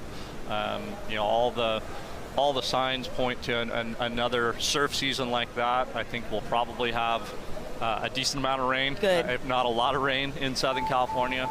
This particular type of El Nino lends itself to a wetter than normal winter too, where we're seeing like the warmest water temperatures. So kind of like the classic El Nino that everyone thinks of. It's like, El Nino's coming out right, and it means this and this, and that's not always necessarily the case. But when we've got this type of El Nino at this type of strength, where we're seeing the warmest pockets of water, the anomalously warmest pockets of water, it leads to that classic feeling like, oh yeah, this is what the surf's going to be pumping, and it's probably going to be a lot of rain. Yeah. Well, for us, warm water and waves, it means that we're at the beach all day. So those remote workers, they ain't working at all, Carla, this time of the year. And just over 4 minutes on the clock, watching that tight 5 right there that Khalees had on her last one, looking to improve on the mid-5. Really just lovely surfing. She's just keeping that rhythm going, and you can tell she's feeling the ocean right now. She's ready to advance into that quarterfinal. 4 minutes remaining. Natsumi's got a bit of a requirement with the 744. She just hasn't really found her footing. I sense a bit of nervous energy, some sort of anxious energy maybe coming from her. So hopefully she's able to kind of hone that, focus it, and find something within these last few moments. Scores coming through for Kaleopa'a. There is a chance that she improves on the 5.57, joined by the great Kevin Wallace. Kevin, for a lot of young kids that want to eventually become forecasters, that love surfing, how did you eventually become, somebody that's worked at Surfline for more than 20 years now? Yeah, I was lucky just to get hired in the first place, truly, where I was hired in an entry-level position and got to kind of make my way through the ranks and had, in my opinion, the best surf forecaster of all time as my mentor in Sean Collins. But for others looking to go down this path, earth sciences, ocean meteorology, oceanography, get comfortable with utilizing AI and how that, how the different models are starting to produce AI-driven forecasts and what you might be able to work with that. But that would be the path I would push someone toward if they're really interested in becoming a forecaster, whether surf or whether whatever it happens to be. And to be part of the industry, you don't necessarily have to work at an event per se, right? You can work in your line and you can do many other different things. So these are really the things that we want to be promoting for a lot of these young surfers coming up. Have them go to school and eventually succeed in other parts and make our sport better. Yeah, absolutely. It's you may start down one path and go a completely different way as you get a little bit older, but I don't know. I encourage everyone to learn as much as they can about the ocean. There's different ways you can do that, but it's, Carla, as you mentioned, getting to know your spots and getting to know what, all the variables that make it work. That's going to make you a good forecaster. It's going to help you score better waves. Hopefully Surfline can help you in that journey along the way. But and it's just cool. Yeah. I don't know. The ocean's it's an amazing place and it's an interesting place and I want to know as much as I can about it, and I know I'm biased, but hopefully other people feel that way too. Well, I think we all do. Yeah. We're all surf nerds. Yeah. We all want to be able to have a ton of fun in the ocean at any given time. Priority being used by Natsumi Taoka. It's an important wave. She needs an 8.14 because the last of Khalees Kaleopa'a came through as a 6.27. And Natsumi, unfortunately, will not be getting the excellent score. As you said, Just looked a little nervous in this heat from start to finish, and with a minute 20 on the clock, that might have been her last chance right here, Carla. Yeah, a bit disappointing. I'm a big fan of Natsumi. Been following her for quite a while now. She's just leveled up in so many different ways in her surf career, both talent and skill and her English and, you know, just her own self-belief. I know this is going to be a hard loss for her, and she tends to wear it pretty hard and pretty personally. So, you know, my words to her would just be, you know, keep your chin up. This is just one event. You're going to keep going, and we're looking forward to seeing her shine in another event. 50 seconds on the clock, and she is just going to get mauled by the set coming through right now as well. And, you know, the scary thing, Kevin, is that the tides haven't been that big of a difference either. I mean, and you see the size right here. It's noticeable. It's definitely picking up quick. Yeah, you know, as the southern hemisphere swell starts to trend a little more south in direction, it's going to be more size here for HB. And then, yeah, again, this is the smallest it's going to be the next several days. We have no issue with it here. I mean, we're in the booth. Yeah. So it's perfectly fine. Going to go catch a couple waves after the comp finishes, but they got to deal with it for 30, 40 minutes, and that's a good workout right there. So Taoka, unfortunately, she's going to be out of the event right here in the women's round of 16. And Kalis Kaleopa'a keeps continuing to shine right here on the south side of the Huntington Beach Pier. There's Mama Malia, very proud and stoked on the result already from her young daughter, and she's moving through into another great result right here, one of her best locations worldwide. She is advancing into the quarterfinals once again.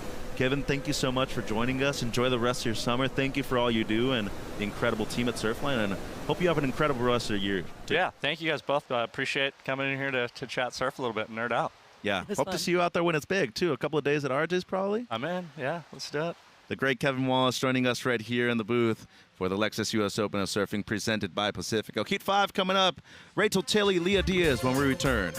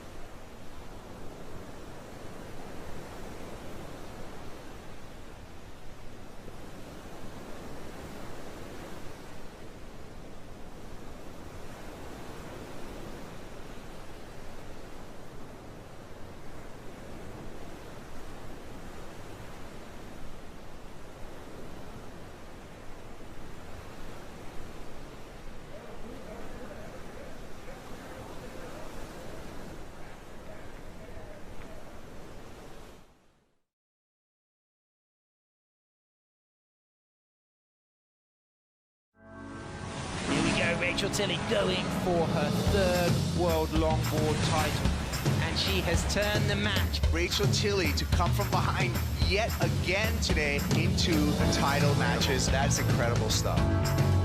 2025 World Longboard Champ, Rachel Tilley. It's her day, winning 6 heats on her way to a third world title. What a story. It's going to go down in history. The degree of difficulty of things that he has done so far is next level. This is world-class longboarding from Kyle Ellis Flynn as he sets himself up with the style and the grace of an absolute master. That was the best wave of the event, Carla. That was absolutely incredible. He's the man, he's the winner. Big moment. I want to do better. I want to be better. I want to be the best. Today you can call yourself the very best in the world. Your world longboard champion for 2025. Give up for Kai Ellis Flint.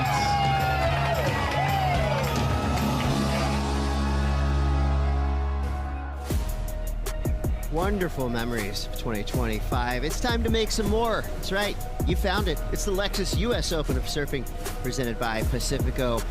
And we're very excited to see this next heat in the water.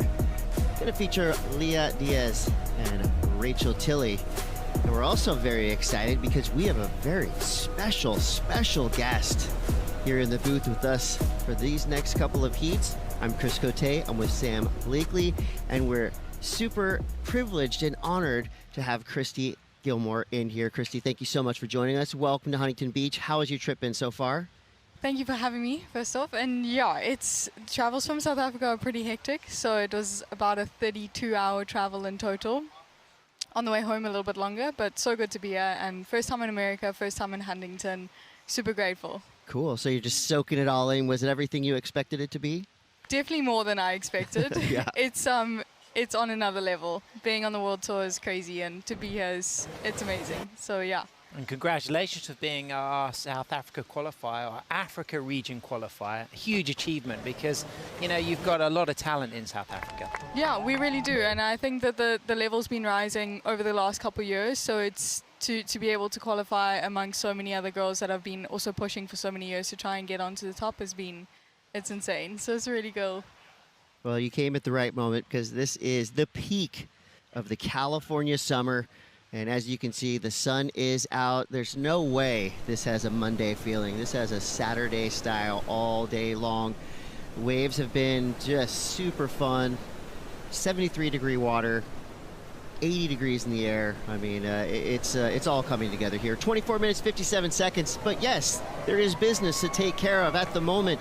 Leah Diaz, representing the Pura Vida Nation of Costa Rica, is in the lead right off the buzzer. She got a 3.33. Rachel Tilley, throwaway score, 0.37. But we know that we've seen these, you know, kind of David versus Goliath type of matchups before, and Leah has been really in form this entire event. So, you know, I would say the paperwork coming into this gives the odds to Rachel, but Leah's been on fire. Yeah, this is a good start. Comes in at 3.33, straight to the tip there on the pier bowl right. Nice cutback, good control. We saw Leah demonstrating yesterday that she's got great ability surfing on the lefts as well. That was some of the more kind of dynamic scores that we saw from her. But, you know, she's looking at home. And Christy, you probably, you know, would agree that was the water a lot warmer than you expected it was going to be here?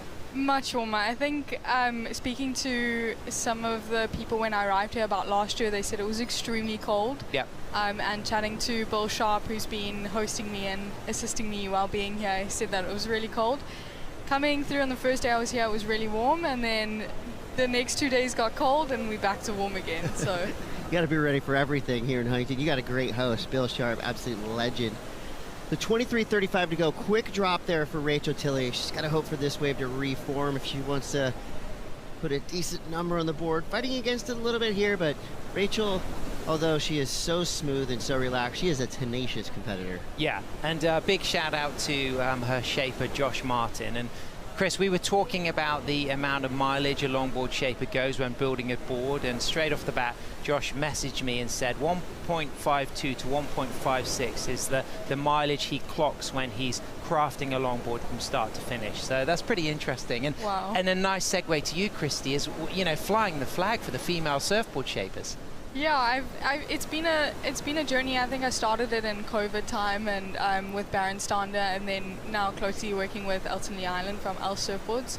It's been really cool being in the Bay and learning the techniques and the things behind what comes into a surfboard. So it's quite a cool thing to have that and to be riding some of my own boards. And something unique about Rachel is her Josh Martin boards, they have a lot of rock. I mean, Josh will make anything, and they're all beautiful. They have the Hoffman fabric inlay, but you know, has that inspired you? Her interest in rocker, the fact she likes those really loose longboards. I've definitely looked into Rachel's boards when I've been looking at a few of my own. Yep. I surfed with Rachel at Mexi Log Fest a couple of years ago, and then in the Philippines as well earlier this year. So she's been an idol for me for quite a few years, so definitely looking at her boards, especially going into the next event for ISAs into El Salvador. So yeah, taking a lot of pointers from her boards. Well, that's the board she won her third World Longboard title on. She's got a fresh quiver. You can look at that on Josh Martin's Instagram or Martin Shapes or Rachel's. You can see those beautiful Hoffman inlay fabrics on her new board, but she's riding the Faithful. But this looks really nice for Leah, Chris. Yeah, I found some clean face to work with, and then just as I say that, call that the commentator curse, Christy. You start to compliment a wave, and then it just does that. But on that note, you talked about the Hoffman inlay. Today is Walter Hoffman's birthday. No way. That's a great fact. DB Fletcher's social media. So, the Fletcher Hoffman extended family. I mean, doesn't get much more radical than that family. Absolutely, brilliant stuff. So, of course, carrying the legacy right now out there in the water, going for a 4th world title. I mean, you would have grown up, Christy, looking up to the likes of Rachel and Honolulu, who both got 3 world longboard titles. Definitely. I think watching over the last few years, like seeing these girls, been working towards surfing against them and now actually being in the water with them, I didn't think that this would come up and happen so quickly, but yeah, so grateful to surf alongside some of these big names. Well, it has done you here. You deserve to be here, but on that lower tide, it gets a bit more closey. Reflecting back on your first round and elimination round heats, what was the tide situation yesterday and on opening Saturday for you? Both my heats were going into a draining tide. Yeah. So tricky. Yep, sure. I think anyone that surfs Huntington will say that it's one of the hardest waves to try and figure out. And I was actually free surfing with Khalees, and I said I was just so confused, and she said she's been in here for 4 to 5 years now, and she's still confused about the wave. So yeah, super tricky on the low tide. You never know when it's going to jack up and just want to throw you over. And I got dealt in that pier bowl quite a few times. So did you shoot the pier in any free surfs? No. Haven't got the balls to do that yet. Can you? Not yet. You can't shoot the Durban piers, can you? Definitely not. No, they're just too claustrophobic. You'll come you up die. with a few barnacles. Yeah. I've been there before, but that's your patch, isn't it, Durban? Yes. Stuff and kind of similar quality of wave. Not the new pier and HB Southside. I thought that coming into this event, and I said to a few people that I thought it was, and then when I got here, it was different. Completely different. Yeah. The 19:26 to go.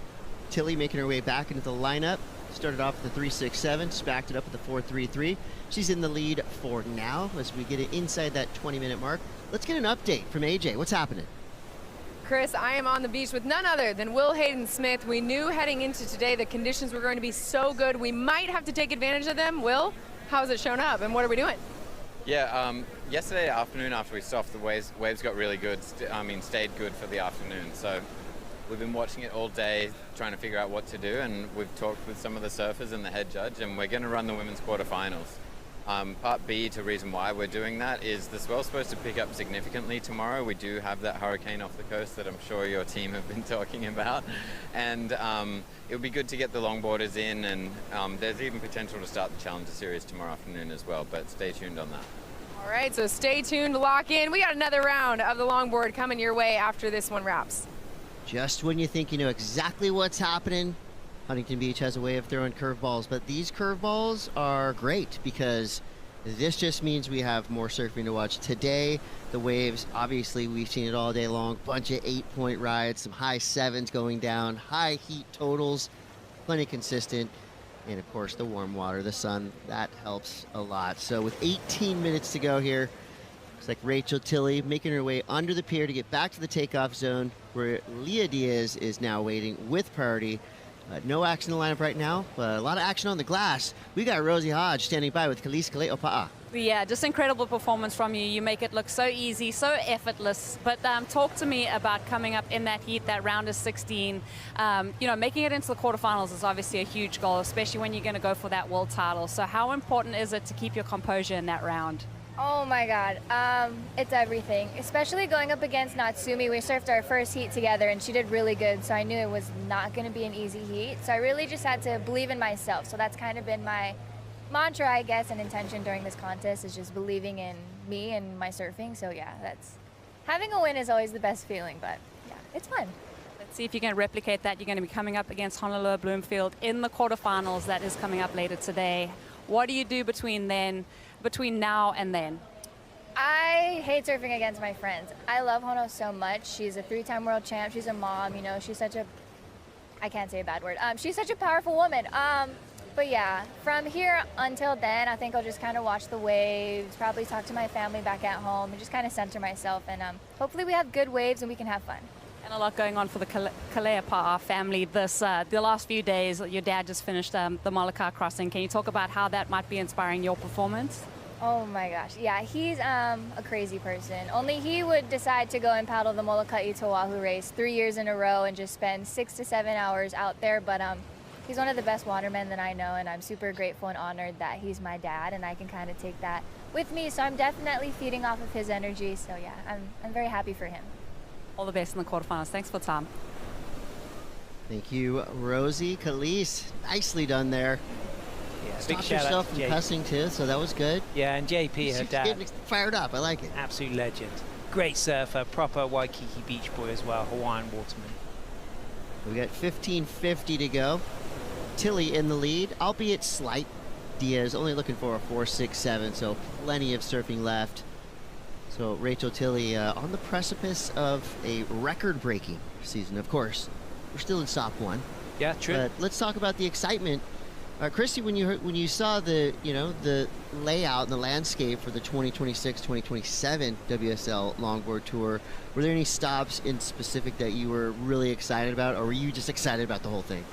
I was definitely looking forward to going to Abu Dhabi at the wave pool. Never surfed a wave pool before, so I thought that might have been exciting, but I'm actually really excited to go back to the Philippines. I went the last WSL comp in January, and it's a beautiful country, so looking forward to really going back there actually. That was a great event, the global qualifier in January, which kind of was almost like a test run now for the World Longboard Tour event, which we'll have in the same month at the beginning of next year. Yeah, same break, and again another tricky wave. You've got to get it on a good swell, but like the country there and the community is so amazing, so yeah, it's going to be a good one. Yeah, so it's definitely a place that's been inspired by Surf City here. It's become like a really buzzing surf town in La Union. Have you been yet, Chris? Not yet, fingers yet. crossed. Trying extra hard at this event to potentially get invited with you, Sam. That would be special. A few exchanges just then. I mean, as it stands right now, Leah chasing a 4.67, and midway through the heat. I mean, you've been here, Christy. You've surfed 2 heats out here at Huntington. And it's been tricky conditions. It was a lot bigger the last couple of days. Midway through the heat, what goes through your mind? When you're chasing something in that mid-range. I always just say to myself that it's not over until it's over. Yeah. Because in surfing, the ocean can provide anything at any point of time. Your skills on a wave can pick up throughout the heat. You just got to keep your mind frame stable and try and push through it. You got to keep going on waves. That's what Rachel appears to be doing now. This will be her 4th wave ridden. Nice turn. Nice nose right on the outside. Beautiful turn. This wave could allow her passage all the way through to the sand. Looks like it has a good reform on it. She feels the space with a nice little nose ride. Board flips. She goes down, but looked like she did the good work. Yeah. All the way from the outside to the inside. Agreed. I think that's the best score of the heat so far. So a 4.33 is the benchmark. For me, instinctively, it felt like that's going to come out higher and increase the requirement for Leah. But Leah went left on that peak, and the nice thing was a fair bit of distance between the two. There was no need to interfere with each other. But here's Leah on the left, and she gets 4 steps, holds that 5. Runs back, cross steps back, good control here. A lot of foam to deal with, but you can just see how that section kind of glassing up a little bit for her with that nice down carved turn. I felt like if you're going to compare the exchange, it feels like Rachel's score is going to come out higher than Leah's wave. The link up didn't offer too much, but good work early on. I mean, what do you think of this, Christy, from Rachel? I think she did really well to try and get to the nose there. A lot of bumps she was dealing with, but also a nice carve there. You've got to keep riding the wave until the very end, because it can pick up and give you opportunities right towards the end and on the beach and on the sand. So I think she did well to do that. This is going to be a really strong score. I think for me, Chris, it grew now watching the video replay. I really started to recognize, the variety of footwork, rail turns, the flow, the continuation, the link up, and with Leah's coming in just below a 4, I think Rachel's going to be, a good couple of points above that. Rachel's in the lead for now. The last score for Diaz, 3.83, so not quite the 4.18 she needed. We're inside of 12 minutes now. We're going to take a quick break. Don't go anywhere. We'll be back You're watching the Lexus US Open of Surfing.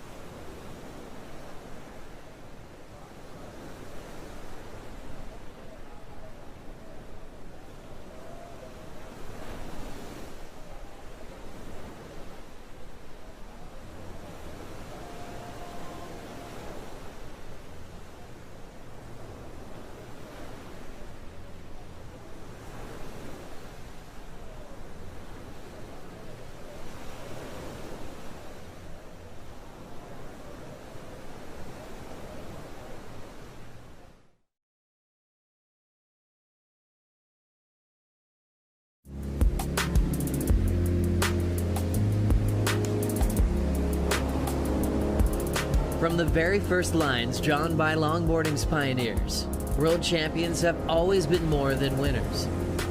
They've been style icons, craftsmen, storytellers of the glide. Joel Tudor carried the torch of tradition. Justin Quintal and Harrison Roach, duct tape renegades who turned artistry into world titles. Taylor Jensen, the modern powerhouse, set the standard with 4 crowns. And in 2025, Kai Ellis Flint began the new chapter. Kaylia Moniz and Daisy Shane redefined grace.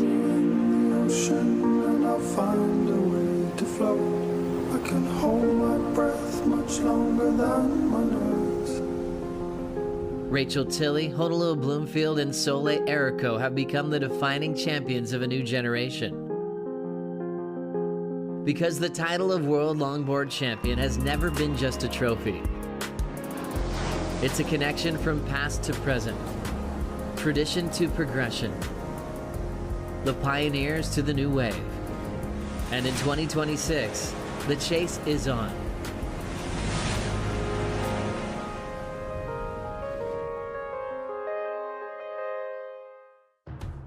That piece gets me fired up every time as we see straight out of the break, Diaz back at it, looking for a 6-point ride now because there was another wave ridden during the break, but this wave's looking nice. It's giving her a clean line all the way from the takeoff zone. She gets a nice little foam snap to finish and shows us some emotion. We'd love to see it. That shows us her heart is in this heat. 8 minutes, 12 seconds left. So a little indicator came through that Rachel Tilley rode a wave. It was just a 4.23, so it's not going to replace the 5.5 or the 4.33. It's enough to keep her in the lead, but we'll see.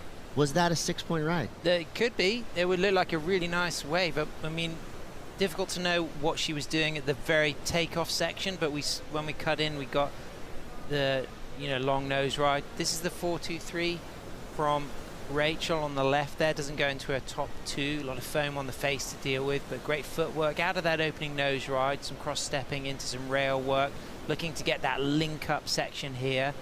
You can see why that didn't go into her top 2, but a score for Leah of a 6. That's what she's chasing. It's a bigger set.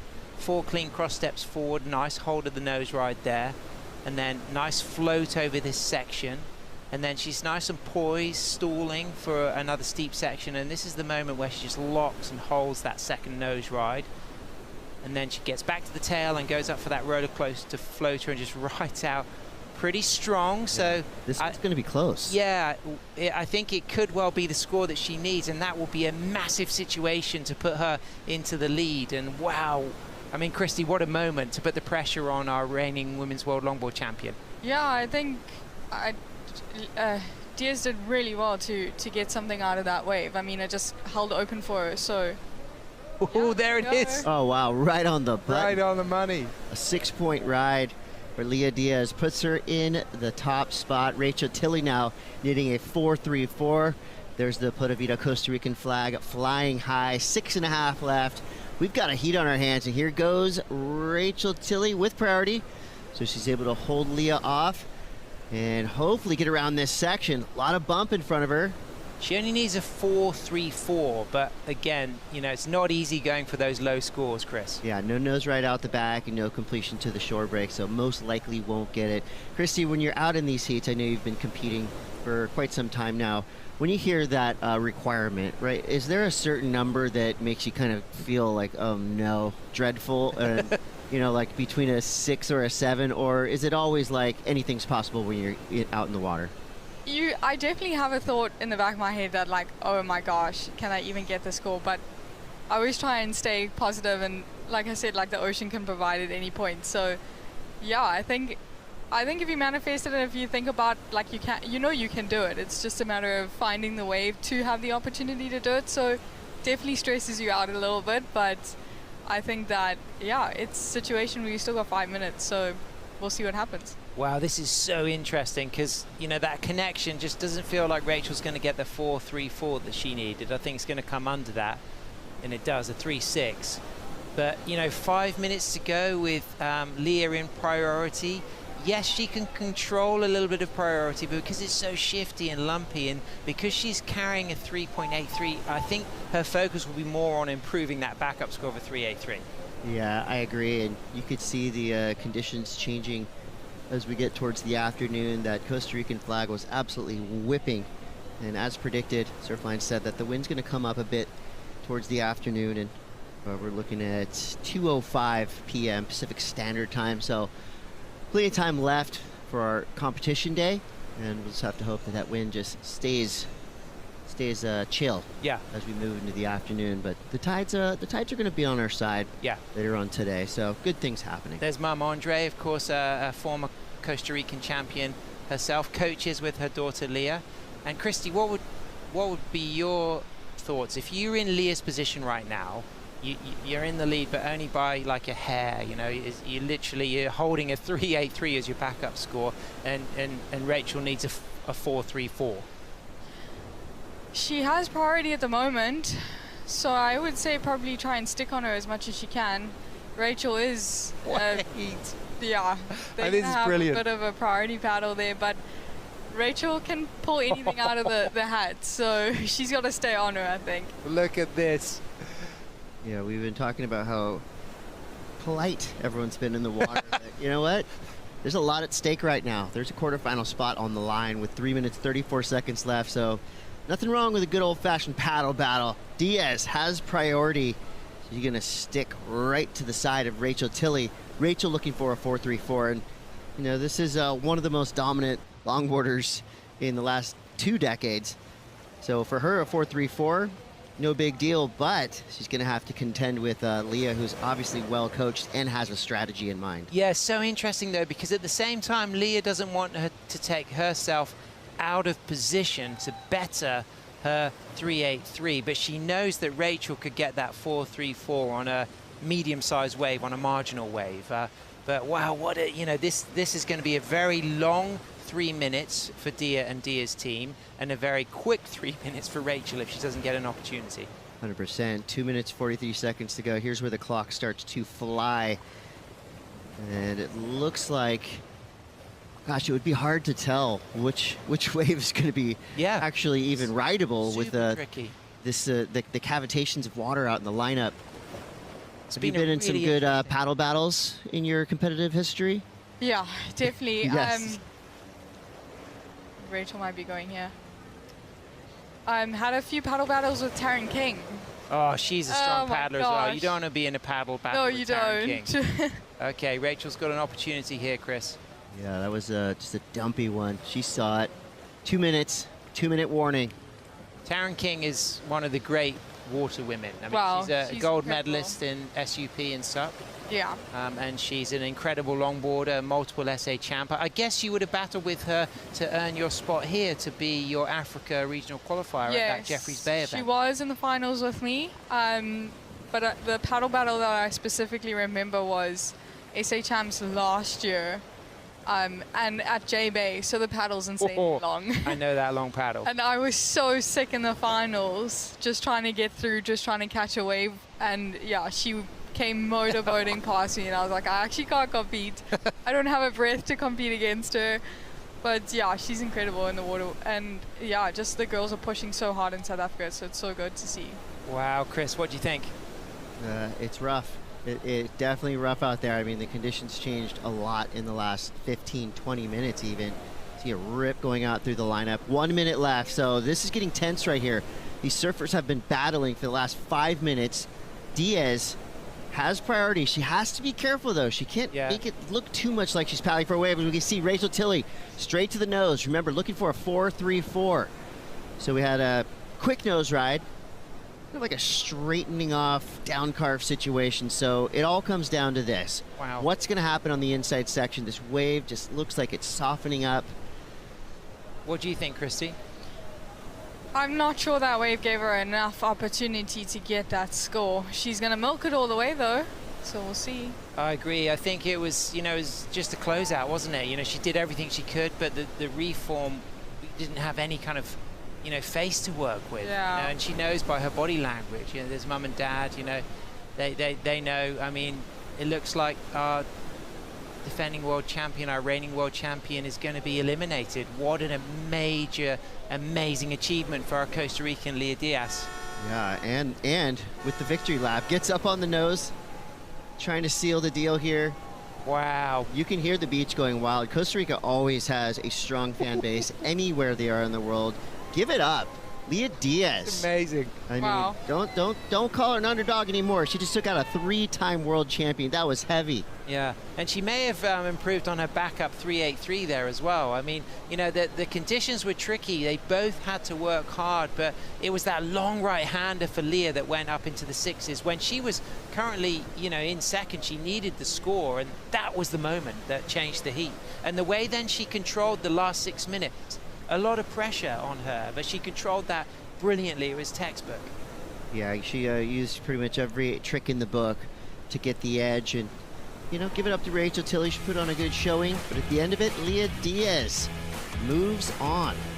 We're gonna take a quick break. We'll be back with more action. Sophia Culhane's gonna hit the lineup.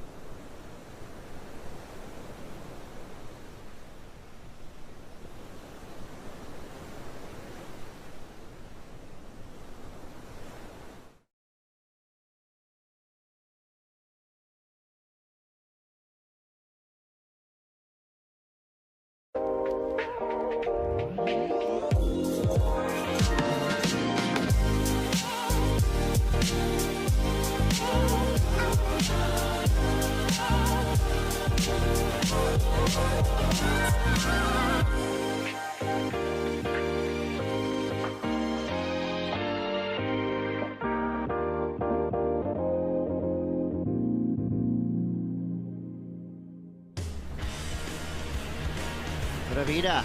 Leah Diaz besting Rachel Tilley to earn her spot headed towards finals day. A big win. This young Costa Rican ripper.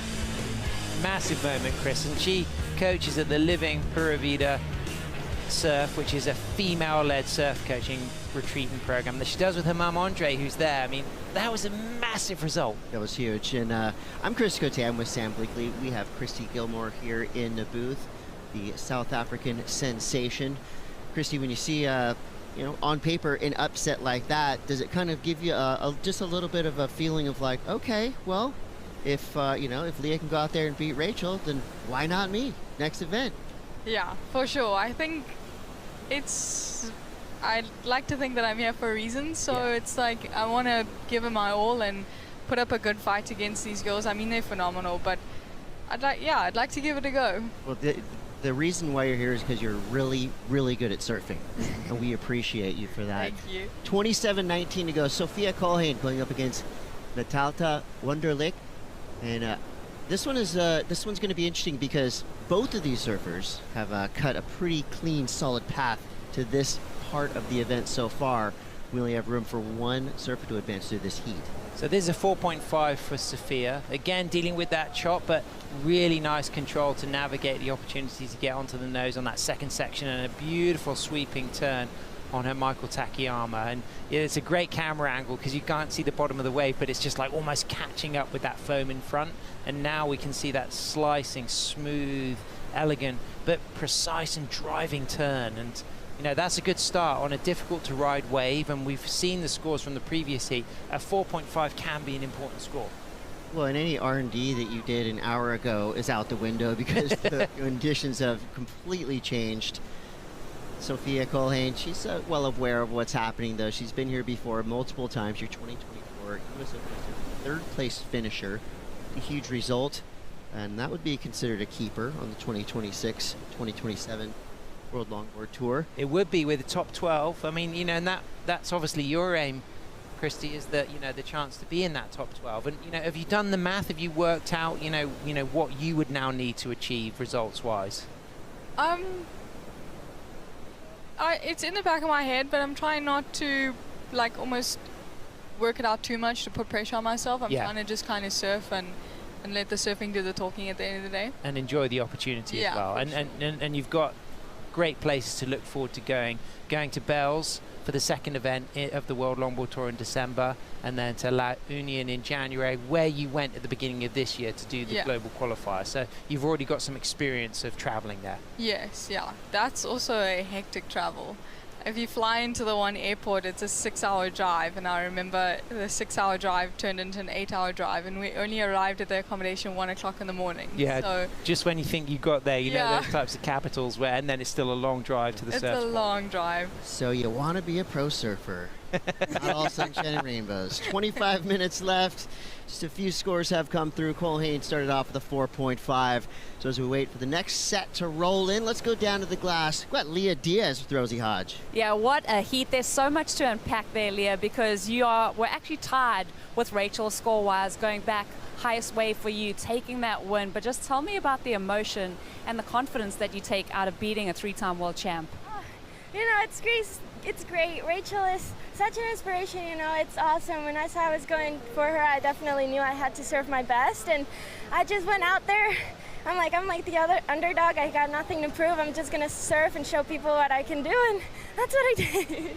Well, you're into the quarterfinals. You're a rookie on this tour. You've only been longboarding for 3 years. Tell me about this love and this passion that you found for the sport. Oh, it's awesome. It has opened so many doors for me, and I just have so much love and respect for it, It's great, and having been doing this for 3 years, it's just amazing. I love it so much. I'm always learning more, and I just love it. What a talent. The quarters are coming up later today. How are you going to prepare? I'm just going to go reset and breathe and get ready for my next heat. Just have fun. Congratulations, Leah. She's becoming one of my favorites. Real fun to watch. You can tell she's got an incredible attitude. As we see Sophia, third wave ridden. Nice finish. Yeah. Fast end. saw that board in the rack on day one and identified it as one of the coolest looking longboards of the bunch. Yep, so Michael as well. Christy, so you've got your label CC surfboards, and then but it was an ELS, am I correct, that you've been riding at this competition? Who shaped that, and how do you work with them? Elton Lee Island shapes those, and I work in the bay with him and work on the designs with them. So I kind of take a look at what I've seen at some of the events that I've been to, international events, and kind of go back home and try and put a little spice to something that I want to ride and that suits my surfing. It's tricky because we don't have the same waves as like a lot of like the guys from Hawaii and that have, so their boards are completely different. Just watching this. Beautiful footwork and control, and classic Sophia. I love the end turn, Chris. The acceleration she got off that kind of driving float at the end. You could just see how she's got those on the those toes on the inside rail, just kind of keeping that board kind of locked into position. But when this wave started to reform and she just got a little bit more space, the drive she gets on this little small floater coming up here is just beautiful. You can just see the flow and the way the contours of the board just seem to kind of accentuate that opportunity to just kind of spring out that foam. Underrated virtue of a great longboarder is patience. Yeah, exactly. And that was a nice display of it right there, because you're thinking in this competitive landscape, you got to fit everything and you got to do as much as you can on the wave, but you're actually probably going to be docked points for that. It's going to take away from the flow. So patience is key. So key. It's the pauses, it's the spaces in between. And a good analogy would be to think of what Miles Davis did with the album Kind of Blue, where he slowed down the kind of quick playing bebop jazz and used the spaces, the pauses to accentuate everything. And longboards are bigger, and you've got to take advantage of the air, of the space, of the time, of the right moment to do things. And when done beautifully, those pauses are a huge part of the criteria, particularly because of the trim as well, because in order to link up these rides, you'll be putting your feet in exactly the right place to keep that board trimming. As we're seeing a shouldery wave for Natalia, but she is somebody who's got one of those beautiful kind of trim-based styles as well, Chris. Yeah, and for somebody like myself who's more often on a short board, whenever I get on one of these kind of newer, I guess classic influenced longboards, I'm always kind of blown away with how tippy they are, because when you're watching this, everyone's so controlled and just like everything looks so easy. And then a normal person like myself gets on one of these boards and I go, oh, wow, this is even harder than I thought it was going to be. And so it's, again, just so much credit to all of the surfers on the WSL World Longboard Tour, including our guest, Christy Gilmore. So Christy, Sam said earlier that one of his shaper friends was walking 1 to 2 miles per board. 0.5.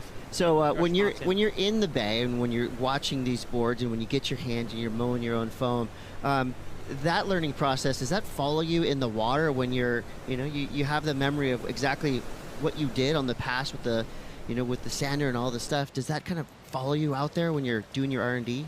I definitely think so. I think that it kind of gives you like a different connection to your equipment, and I think being able to trust your equipment is a huge thing when you're surfing out there. So putting that effort in the bay and feeling the board under my hands when I'm shaping it, and then having the board glassed and under my feet, it like definitely puts a good like perspective into your head about like you've got a connection with your equipment and you got to use that. Oh, Sophia Colhane, classic on the nose. Great surfing, not quite riding out of that roller coaster at the end, but good nose ride, nice line. I noticed, Christy, you had a really nice swallowtail on your board. It's a very short, like shallow one, but it just helps with that a little bit more extension coming out of turns and helping me push my turns and flowing through a little bit better. I feel like sometimes if I have like the square tail, I get a little bit stuck. And I was riding a square tail 2 years ago, but yeah, just getting stuck on those turns coming out and the different wave options that we have around the world. This is a really nice setup from Sophia, from Natalia Wonderlich. Like, I love that opening nose ride. She stays high in the line, and she's after that cutback. You think she's pretty well placed for that foam, but that foam there was nothing to it. There was nothing to kind of knock her back down into the wave. So I think she'll still get a really, really strong score for that nose ride in turn alone. And She needs a 6.33. I don't think it's going to be that, but it's certainly going to mean she's chasing something much smaller on her next set wave. This heat's still really tight. You know, both surfers coming through with some mid-range scores. Sophia started at the 4.5. Natalia's pretty much matched it with the 4.27, so we'll see if this one's going to help Sophia's cause. Again, nice nose ride there, a bit foamy, so it's not going to rival Natalia's Tester, wave. little tester wave. Yeah, that's certainly not going into the top 2, but looks like we've got live action on the right-hander for Natalia. You know, I feel like this is getting to be the point of the afternoon where you just start rolling the dice more and more, because you really, a lot of times, don't know what these waves are going to do. See another quick succession of rides as you see Winderlick now headed towards the pier. Yeah, they're just getting busy. Nowhere. Like you said, Chris, they're just looking for, you know, everything and anything just in case it has that steeper section. This looks like a promising little set. Natalia with that last score, 4.27, so she only needs a 3.74. So a little bit like Rachel and Leah's heat, you know, surfers kind of carrying scores below 5s as significant scores. A big set, but is it just going to be too much of a closeout to interest Sophia? Yes, she's looking at that going, there's just not much scoring potential on that one, so I'm just going to leave that one. Natalia had to kind of swim under it as well. Sometimes you got to bail your board. Happens to the best of them. 17 minutes left. Is this going to provide some opportunity? It is not, so gives us a chance to talk about surfboards more with Christy, which is really fun. Christy, I identified your board early on this week as one of the coolest looking boards. You know, you had that baby swallow, you know, a little bit pointier of a nose. It just looks so fast. Does that come from maybe your love of J-Bay style surfing?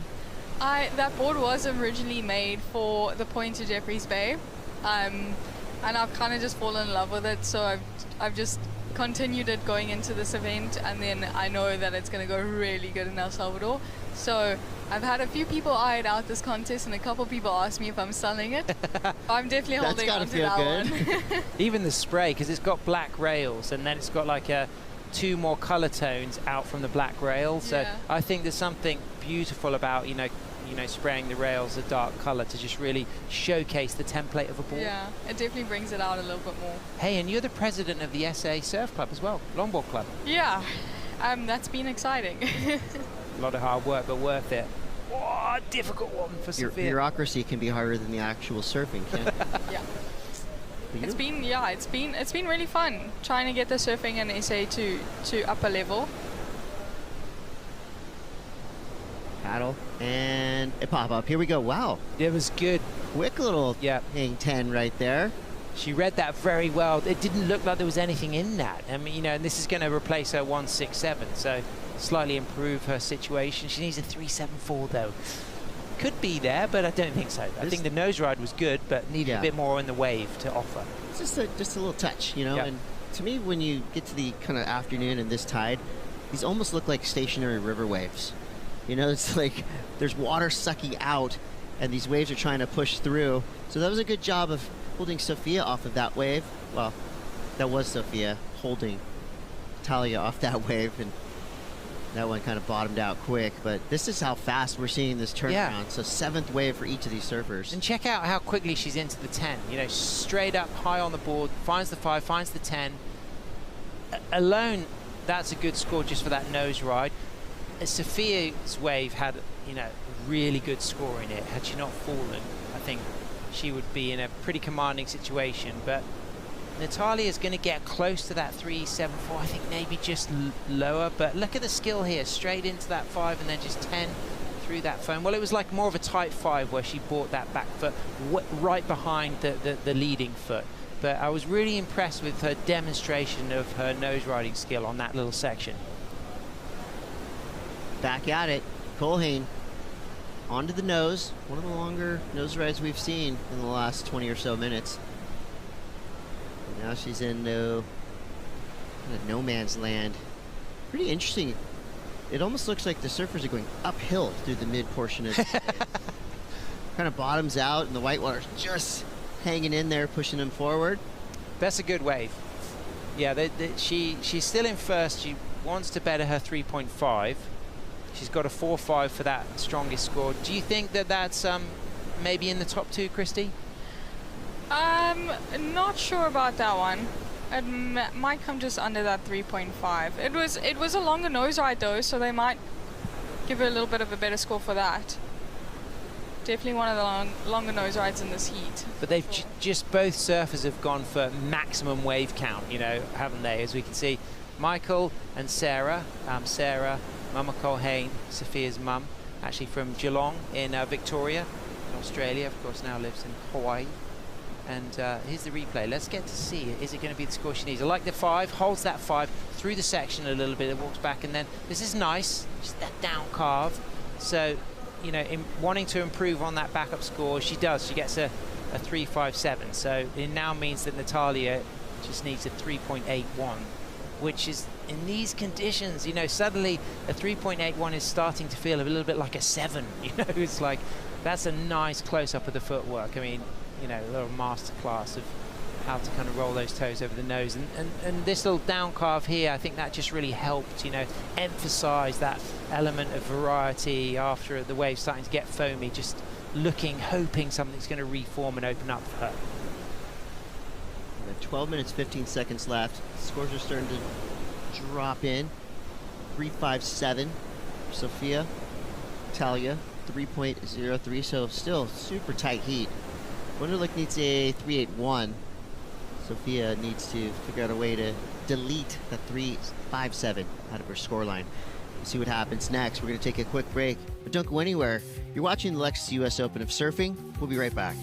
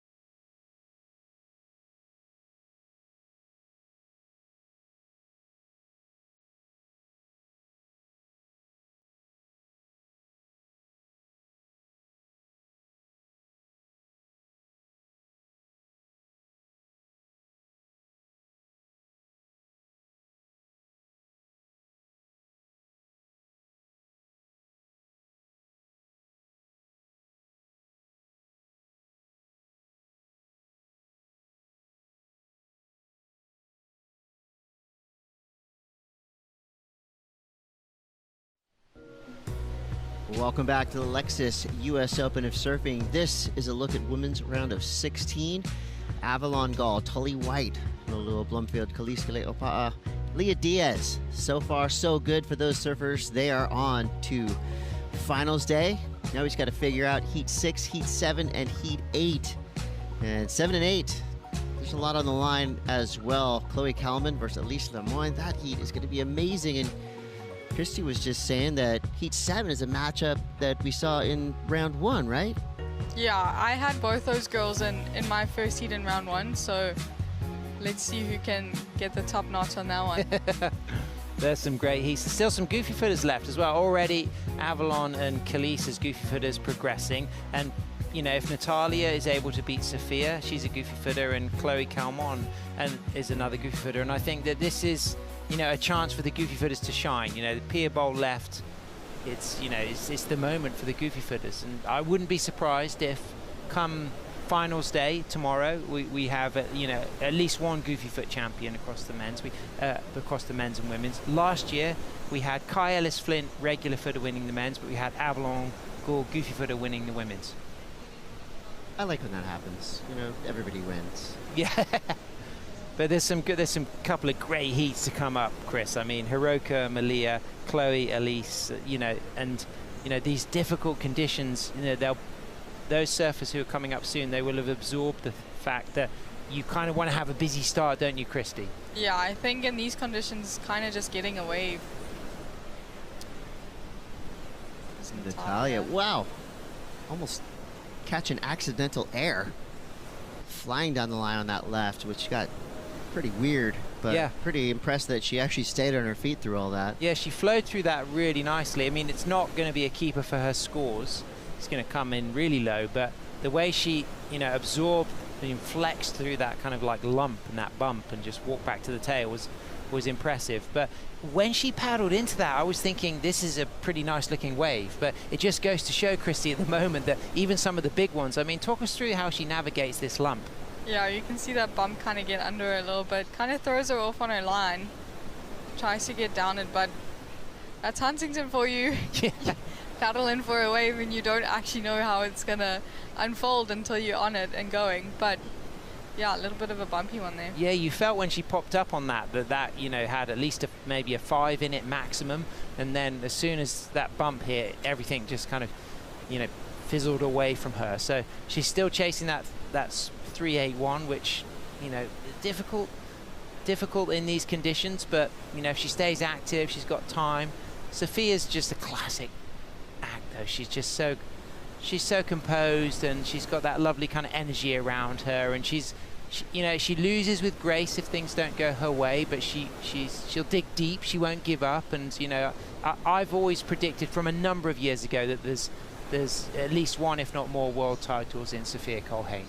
Yeah, I think definitely she's always been in it, and I think she definitely deserves to come away with a world title. She was so unlucky last year, Chris, just missing by 1 spot the top 8 for El Salvador. And bearing in mind that El Salvador is a location where she's won a World Longboard Tour event in 2023, so it's a place that she can really shine at. So that was obviously bittersweet, but she's, you know, gives her that kind of resilience and determination to come back strong this year. She got a 5th in Huntington last year, losing to Chloe Calmon. Natalia last year, her run at Huntington also ended in a 5th, and she lost to Soleil Erica, who went on to get in the final, and Avalon beat Soleil in that final. What was your reaction to the news, Christy, when Soleil pulled out of the event? Were you looking forward to getting the chance to surfing with her? Yeah, she's also definitely somebody that I've been watching for a couple years, and I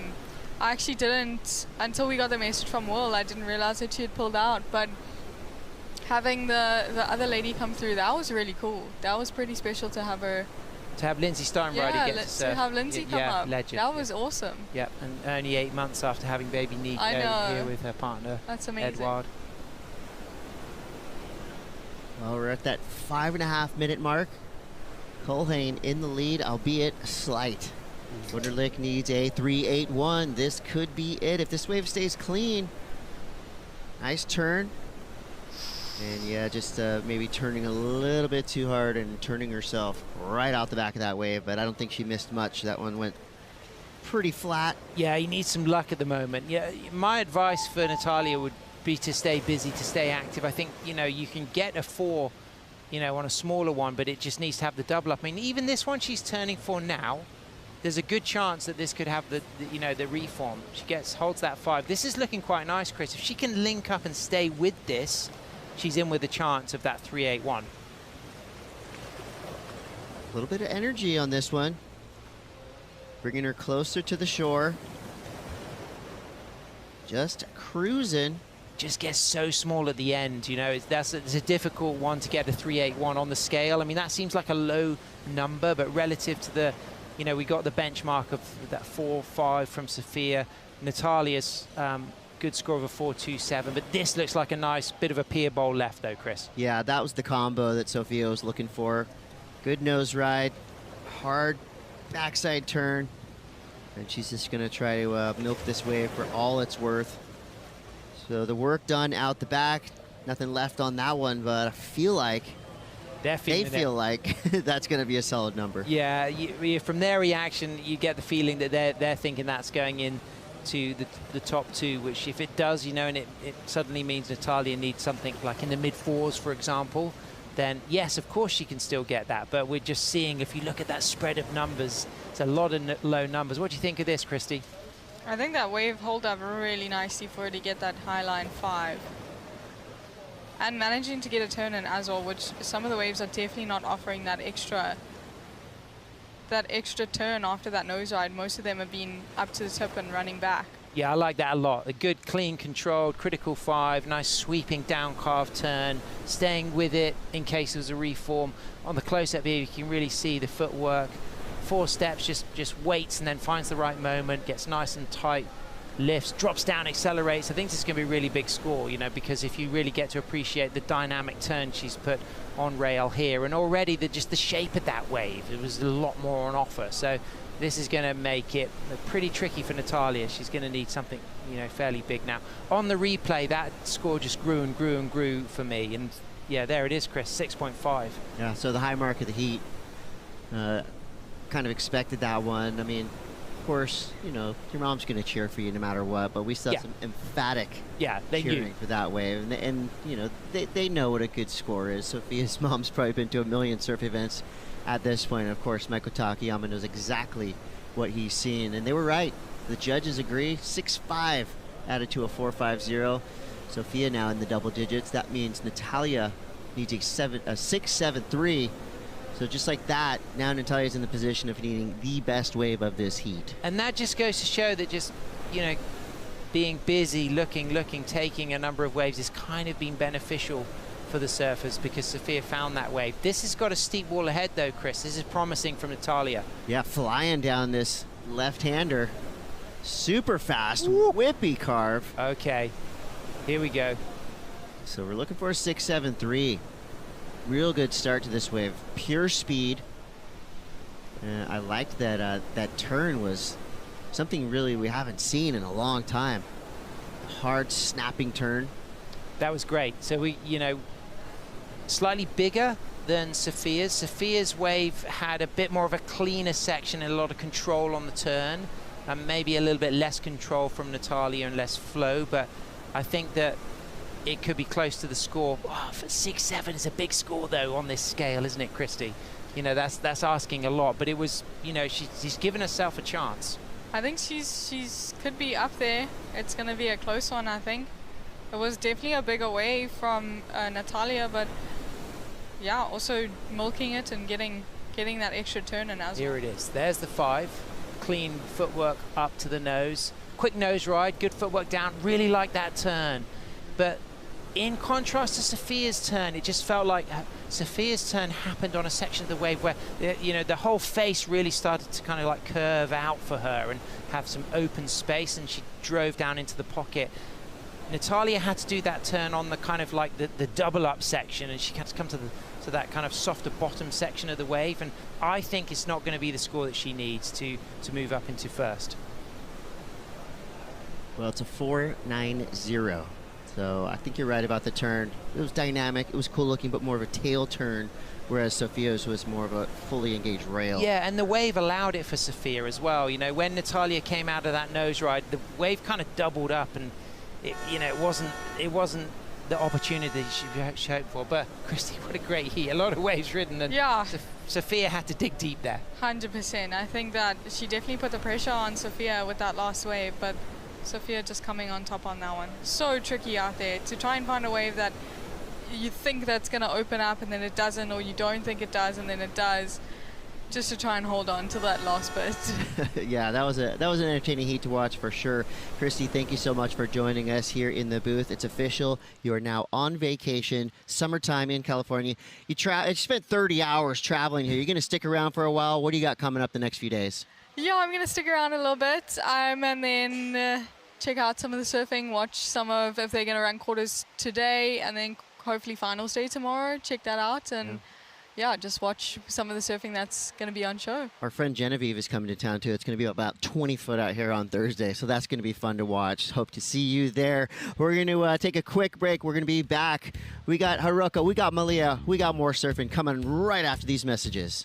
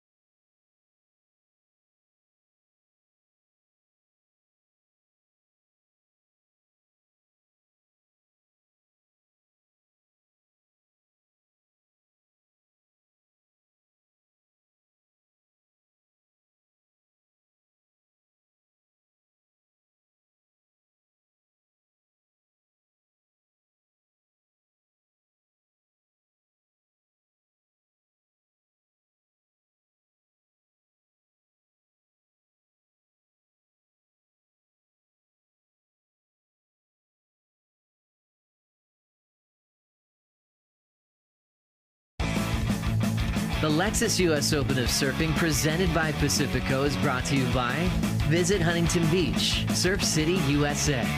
By Gooder, official eyewear partner of the Lexus US Open of Surfing. By 805 Beer, properly chill. And by Hogue Health, official healthcare provider of the Lexus US Open of Surfing.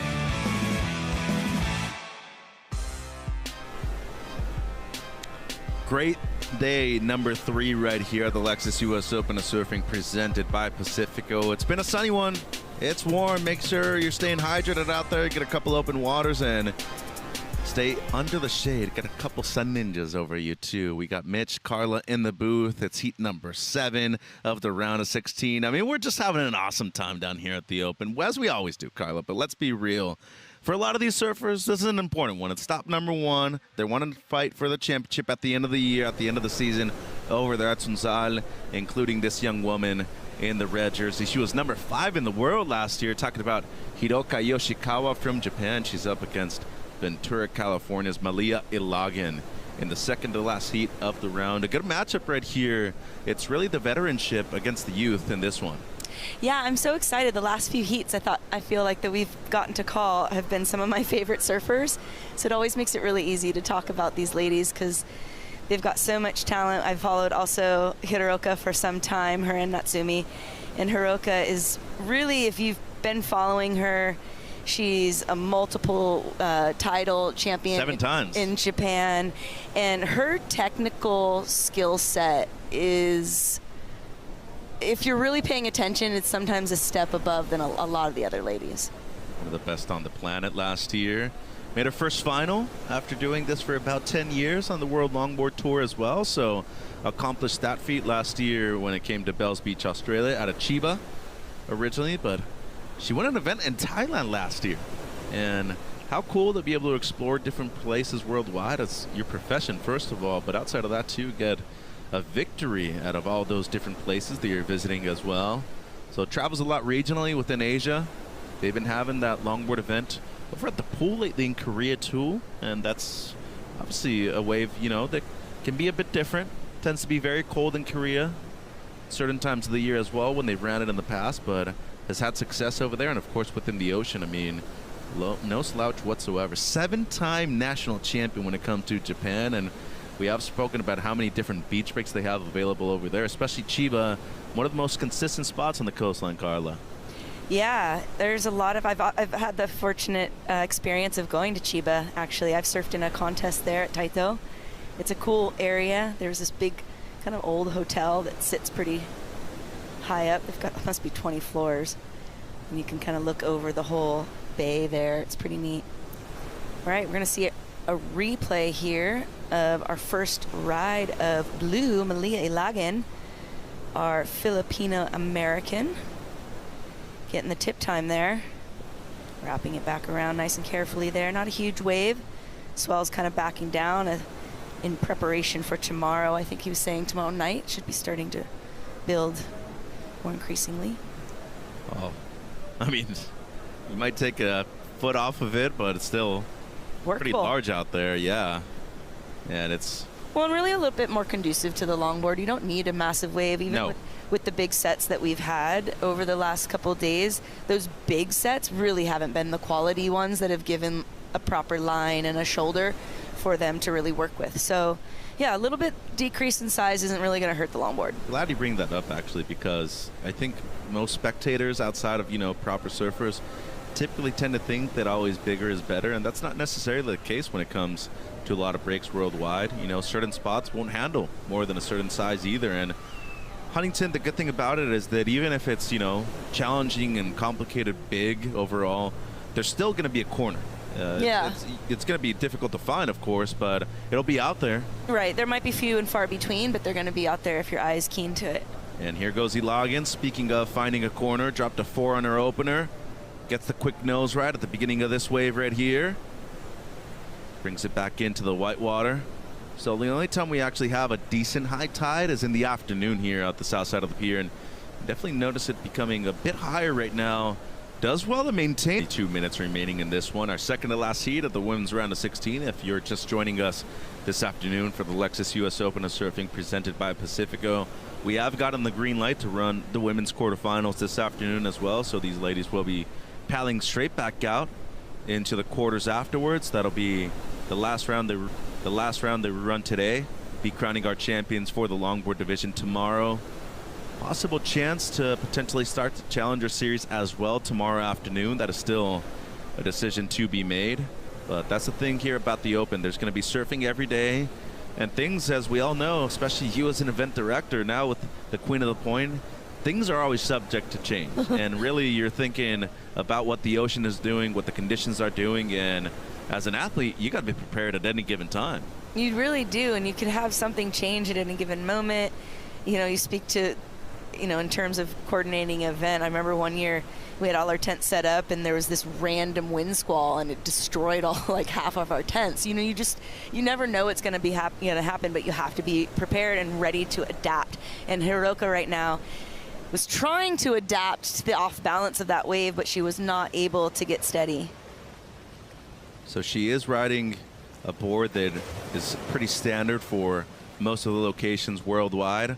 Wearing a leash too, which I know for the traditional surfers out there, the majority of them still don't want to use that leash if it's truly not necessary, but just seems like right now with all the water moving around and, you know, the lack of current has made things a lot easier and more accessible to be able to get a straight line towards the beach. Losing your fin or losing your leash, I should say, excuse me, because your board just getting away from you is going to be really difficult to be able to make it back out with the plenitude of time out there. Yoshikawa right here. You notice how she gets kind of low, doesn't grab the rail. She keeps her hands really up away from the rails and holds her balance, gets some more tip time in that open face. And those are those little minute things that people might not recognize that really make her a highly skilled surfer. Judges do though, right? I hope so. I sure hope so. That's what they're paying the big bucks for, right? Well, those are the difference makers, as you're saying. I mean, what separates you, what makes you different from your opponent, and why should I appreciate you just slightly more than the other surfer? And that's kind of your job out there, is to find those little moments that you can set yourself apart. And I think she did that in that moment there. It showed a lot of control. Granted, there wasn't a lot done on the wave in a hole, but she's definitely going to get out of this, what did you call it, the knot zone? Or yeah, the offers. The offer zone. Yeah. I like that term though too, though. I don't know, it kind of worked, right? The knot zone. Yeah, but an offer, when it comes to judging, we consider that anything less than a 1. Yeah. So a 0 point something. Yeah. A stick. Yeah, we call it a anything- stick. Yeah, Yeah. with a 1 before it too. But yeah, for the most part, when it comes to judging, you're usually only using 1 decimal. So 1.2, 1.3. And you brought up judging a while ago, and you know the difference between the high and the low. There are 5 judges. You throw away the high and the low, and the other 3 are averaged. But typically 1.3 is the biggest separation that you're allowing between the highest and the lowest out of those 5 scores. So we have seen that be a big factor right here at this event. 18:20 on the clock.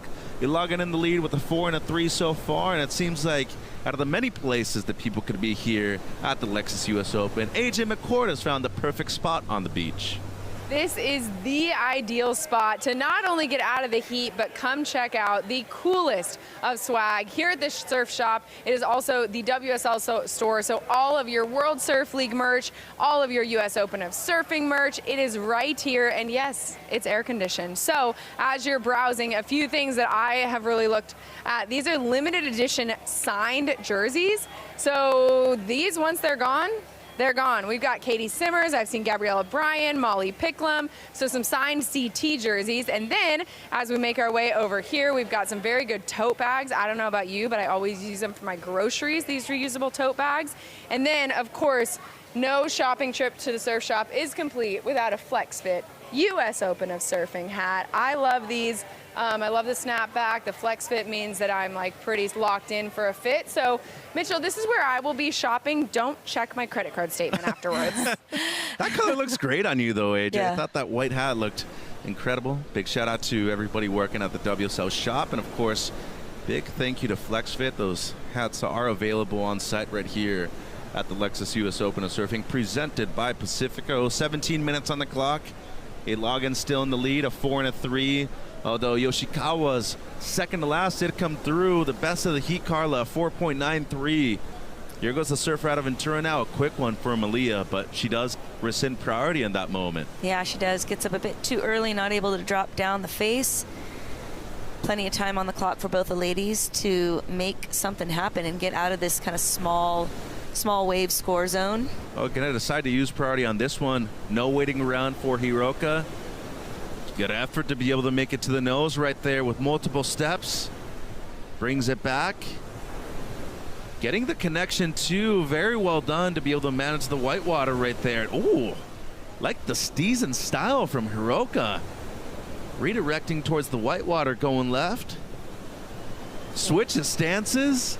Switchy. Little bit of creativity going on right here, and you have to. I mean, just with the quality of this wave on the inside, not much else she could have done, but doing as well as she can right here with just under 16 minutes on the clock. Wow. Excellent use of priority, if you ask me, right there. Yeah, super good wave selection. And, you know, whether or not she's going to get acknowledged, you know, highly for the small wave, you know, on the inside, there was so much classic longboarding done in that was really beautiful to watch. And it's nice to kind of see that moment happen here with all the kind of the bigger waves and the chunkier conditions. We had a moment of just pure dance. I saw Leah Dawson on that carve right there where yeah. she lifts her hands up. I was like, whoa. She threw a little zhuzh in it too. Yeah, I you know? like it. Little extra spice. Yeah. Halfway through the heat right here, waiting for the score. So priority with Malia, who's looking to improve on a 3, but we're probably going to be seeing a situation change right here, Carla. Absolutely. This is going to get rid of one of those Ophir scores that she's got on her card. That turn there that you really liked there, that was a neat turn. And then I just really liked the patience that she had coming in here. I might have kicked out. Of course I'm gonna, you know, give a nod to the switch, but then just these little moments in here where she just shows like cool longboard prowess, you know, the reverse drop knee turn, if you want to call it, and then, you know, finishing it out with her board underneath her. You know, I can appreciate that. So yeah, brings it in with the 6. Best score of the heat so far. Takes the lead. 14:20 on the clock. Ilagan now with priority, needing close to a 7-point ride to retake the lead. There's the average from Hiroka. Pretty unanimous right there from all 5 of our judges up on the panel. And Malia now needs a decent wave to be able to answer back. The surfer that did make the semifinals at this location last year, and it has been her best result on the World Longboard Tour so far. Still very young, only 19 years of age, has been dealing with a knee injury that doesn't necessarily seem to be affecting her that much, but coming up against a vet, a 7-time national Japanese surfing champion in Yoshikawa, who's doing well so far in this one. Has the best of the heat, a 6 and a 4.93. Good score at the end of the heat for Sophia Colhane. She's into the quarterfinals. She's on the glass with Rosie. Well, not surprised to see this woman on the glass with me. Sophia, you have been so consistent in this event. You're always making it to the final series. What is it about this event that you connect with and that you enjoy? I don't know. I always really kind of deep down love Huntington, and I had a 3rd here before, and so it just feels so great to be back in the quarterfinals, and yeah, just stoked to keep going. And what a wonderful, wonderful way to kick off the year with a solid result. And what does that do to set you up for the rest of the season? I mean, just keep it going, I guess. I'm excited for the rest of the season. I mean, my boards feel great by Uncle Michael, and yeah, Natalia was so good out there. She actually had her in my first round, and then to have her in the round of 16 again, I was like a little nerve-wracking because she took me out, but she's such a great competitor, and I'm just stoked to make it. The level's been so amazing to watch, and you know, talking about your best result here, that's a 3rd. What's it going to take to make the final to win this event? I don't know. I mean, I've always wanted to make the final here. It's like such a big event and a big venue that WSL puts on for us, so I hope to make the finals, and yeah, just pray and hope. Amazing way to finish up a great couple of days. Sophia, thank you for the time. Good luck in the quarterfinals. Congratulations to Sophia Colhane. Into the quarters once again at the Open. Meanwhile, Yoshikawa, she took the lead with their second to last wave, a 6, and she was looking to improve on a 4.93 on this one. Very well surfed this wave so far. A lot of activity by Hiroka in this heat as well. Carla, I mean, this is her 7th ride, and she has been entertaining us so far in the first 20 minutes of this one, but been on, you know, a good number of waves. And outside of that, I feel like she's extremely in tune with the ocean. She's used positioning very well. Paddled out by the pier, used the pier bowl to her advantage, gone to middle peak on the left. Seems like she's really in tune with the water right now. You can't deny the rhythm that she's caught right now. She's in a great rhythm. I feel like this is almost a deja vu moment because we just saw this moments ago, her paddling out back through the pier. We'll see the replay as she's been kind of sticking on these lefts here. She knows she got that 6 on the last ride a moment ago. So she's going to try to back it up again. Got great tip time in the beginning and sweeping it around, gets another tip time here. You just see that rib right in front that's keeping an open face, and then that kind of double up behind it there. That's the two, kind of the wind swell there matching up or starting to join together right in that moment. And that was really cool. She started to eat it, manages to stay on her feet, and kind of finishes it out. Oh, that was impressive to say the least, especially right at the end. Takes a lot of core strength, a lot of leg strength right there to be able to maintain yourself on top of your board. So waiting on the number, looking to improve on a 4.93. They log in before that last one eating a 6.93 or better. Did make it into the semifinals last year, and she was also up and riding as we see the replay of this last one of Malia. Yeah, gets the quick tip time twice there in the early part of the wave, brings it back around to try to get into that open face once again. We see it kind of pinching off on the shoulder there, but hopefully she holds on to it here and gets that inside open face. She does. It's a little bit more time on the nose there. And then rebounds that white water a little slowly, but does a good job of negotiating inside there. And we'll see how she matches up. It looks like Malia dropping a 6.5 on that last ride. So she sits with a 6.5 and the 4.0. We are still waiting for a score to drop for Hiroka. And I imagine that might change the requirement for Malia. What do we call BOH, Carla? Judging terms, of course. I'm testing you now. We've worked for a couple years together. BOH? Best of heat. Oh, best of heat. So she drops it with the 6.5 right there. Yeah, that might change though. So you got offers, you got sticks, BOH. I knew the sticks. I never knew the BOH. So it's a new one. Yeah, we're getting technical in here with 9 minutes on the clock. Well, Malia does recover priority as well, but she's going to have a tough task ahead of her because Yoshikawa drops a 6.77, and now that is the best of the heat as well. So Malia does have the 6.5, which at the moment is keeping her in the mix. You see the scoreline right there from our 5 judges. 3 saying that was the best by a good margin. 2 3.7s right there, a 6.2 and a 6.3. You throw out the high and the low. But Malia now needing a 6.28. And the one thing that I will say is benefiting her right now is that, you know, outside of just having priority 2, it almost seems like Logan tends to be one of those people that surfs better in the back end of the heat personally. Takes her a little while to get things going out there. Depends. I think like in that last heat we saw her in, actually she had momentum pretty quickly and held that momentum throughout the heat. And I think right now, you know, hopefully, you know, what I know about my girl is that she's not getting her head at all. She's just pacing. She knows she's got about 8 minutes remaining. She is sitting in priority. She needs a decent score, but it's not something that she hasn't attained already. I believe she got a 7.5 yesterday. It was one of the higher scores of the day. She's been dropping big numbers. So she knows she's capable, and I think that's really the talk that she needs to have in her head and not really worry about what Hiroka is doing right now. Well, she's just on a roll at the moment. Been in the right place at the right time for a lot of these waves. This one a bit more difficult to surf. Caught this one kind of halfway through the lineup. I love these rails. I like these little inside poppers that kind of like wedge up. It'll be kind of a last minute double up. The only issue is that a lot of times they won't be super steep, right? And it'll usually keep the score down. But I mean, the game that she's playing, it almost seems like she just wants to maintain that activity. The flow, yeah. Which has worked out. Yeah. I mean, she's got almost 13 points on the board right now. Yeah, gets those 4 steps to the nose, nice and critical there. Waits around that white water, gets that classic cut back turn with the eagle arms out. Waits for the wave to step up again. Just kind of playing around on the inside here. Yeah, I don't think it's going to be a giant score, but it's a fun wave, a fun little wave. Oh, she made it look way better than it actually was, too. That was cool. Looking to improve on a 6.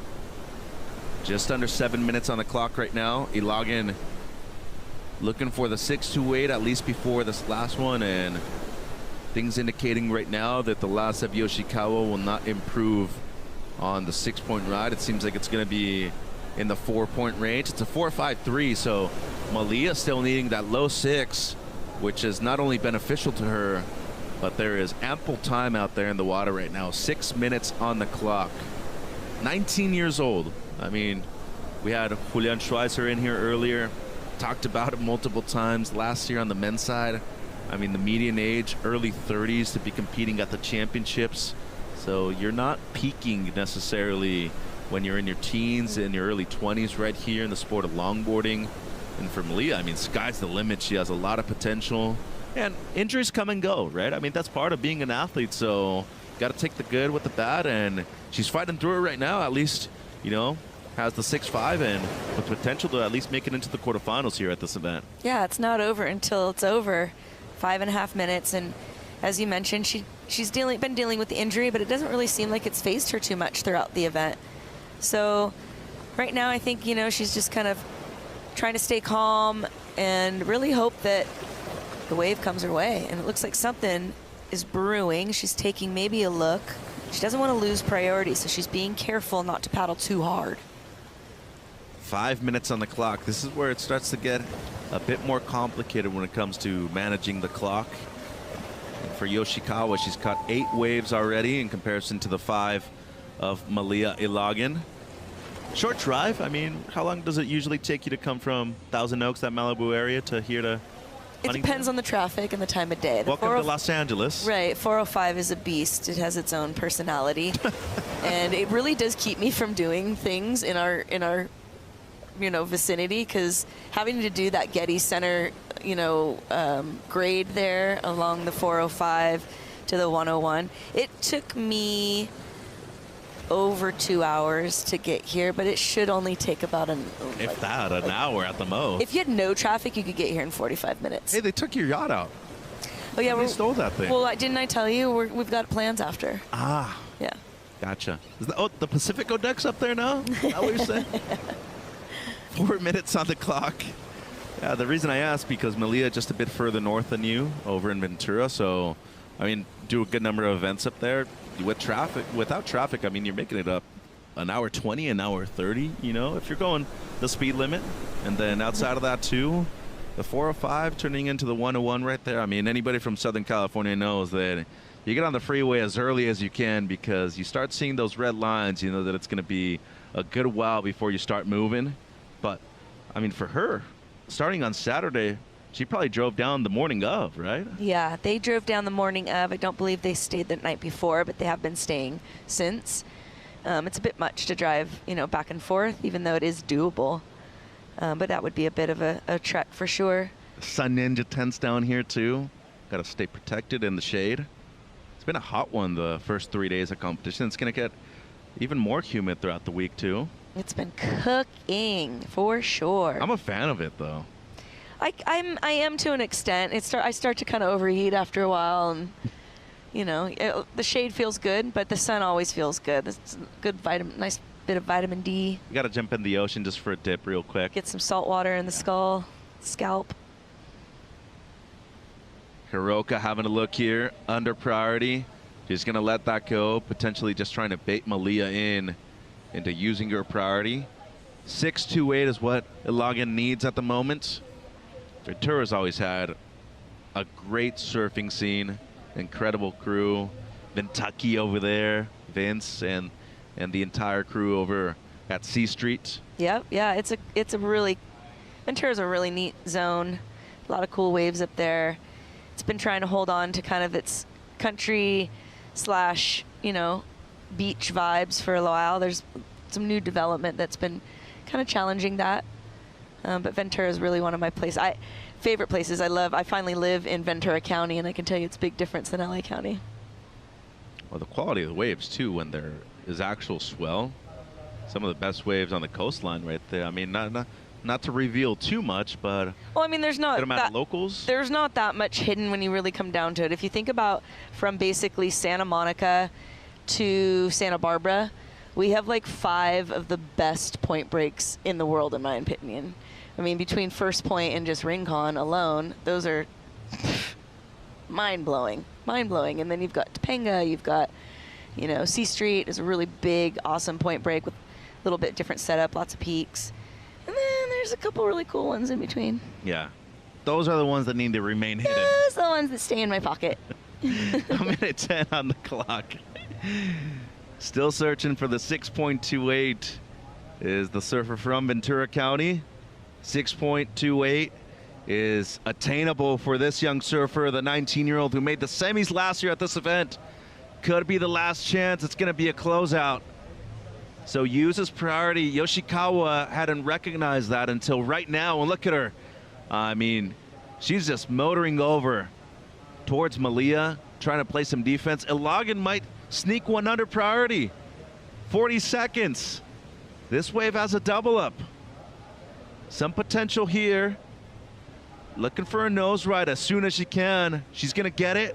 Tight 5 right there. This wave doubling up well. Gets 2 consecutively. And unfortunately, an unforced error right there has the fall at the end. And with 20 seconds on the clock, she's going to have to settle for a 9th place finish right here to start things off in 2026. And a little victory lap here for Hiroka. Decent left here. Really dominated the heat on these lefts on her backhand.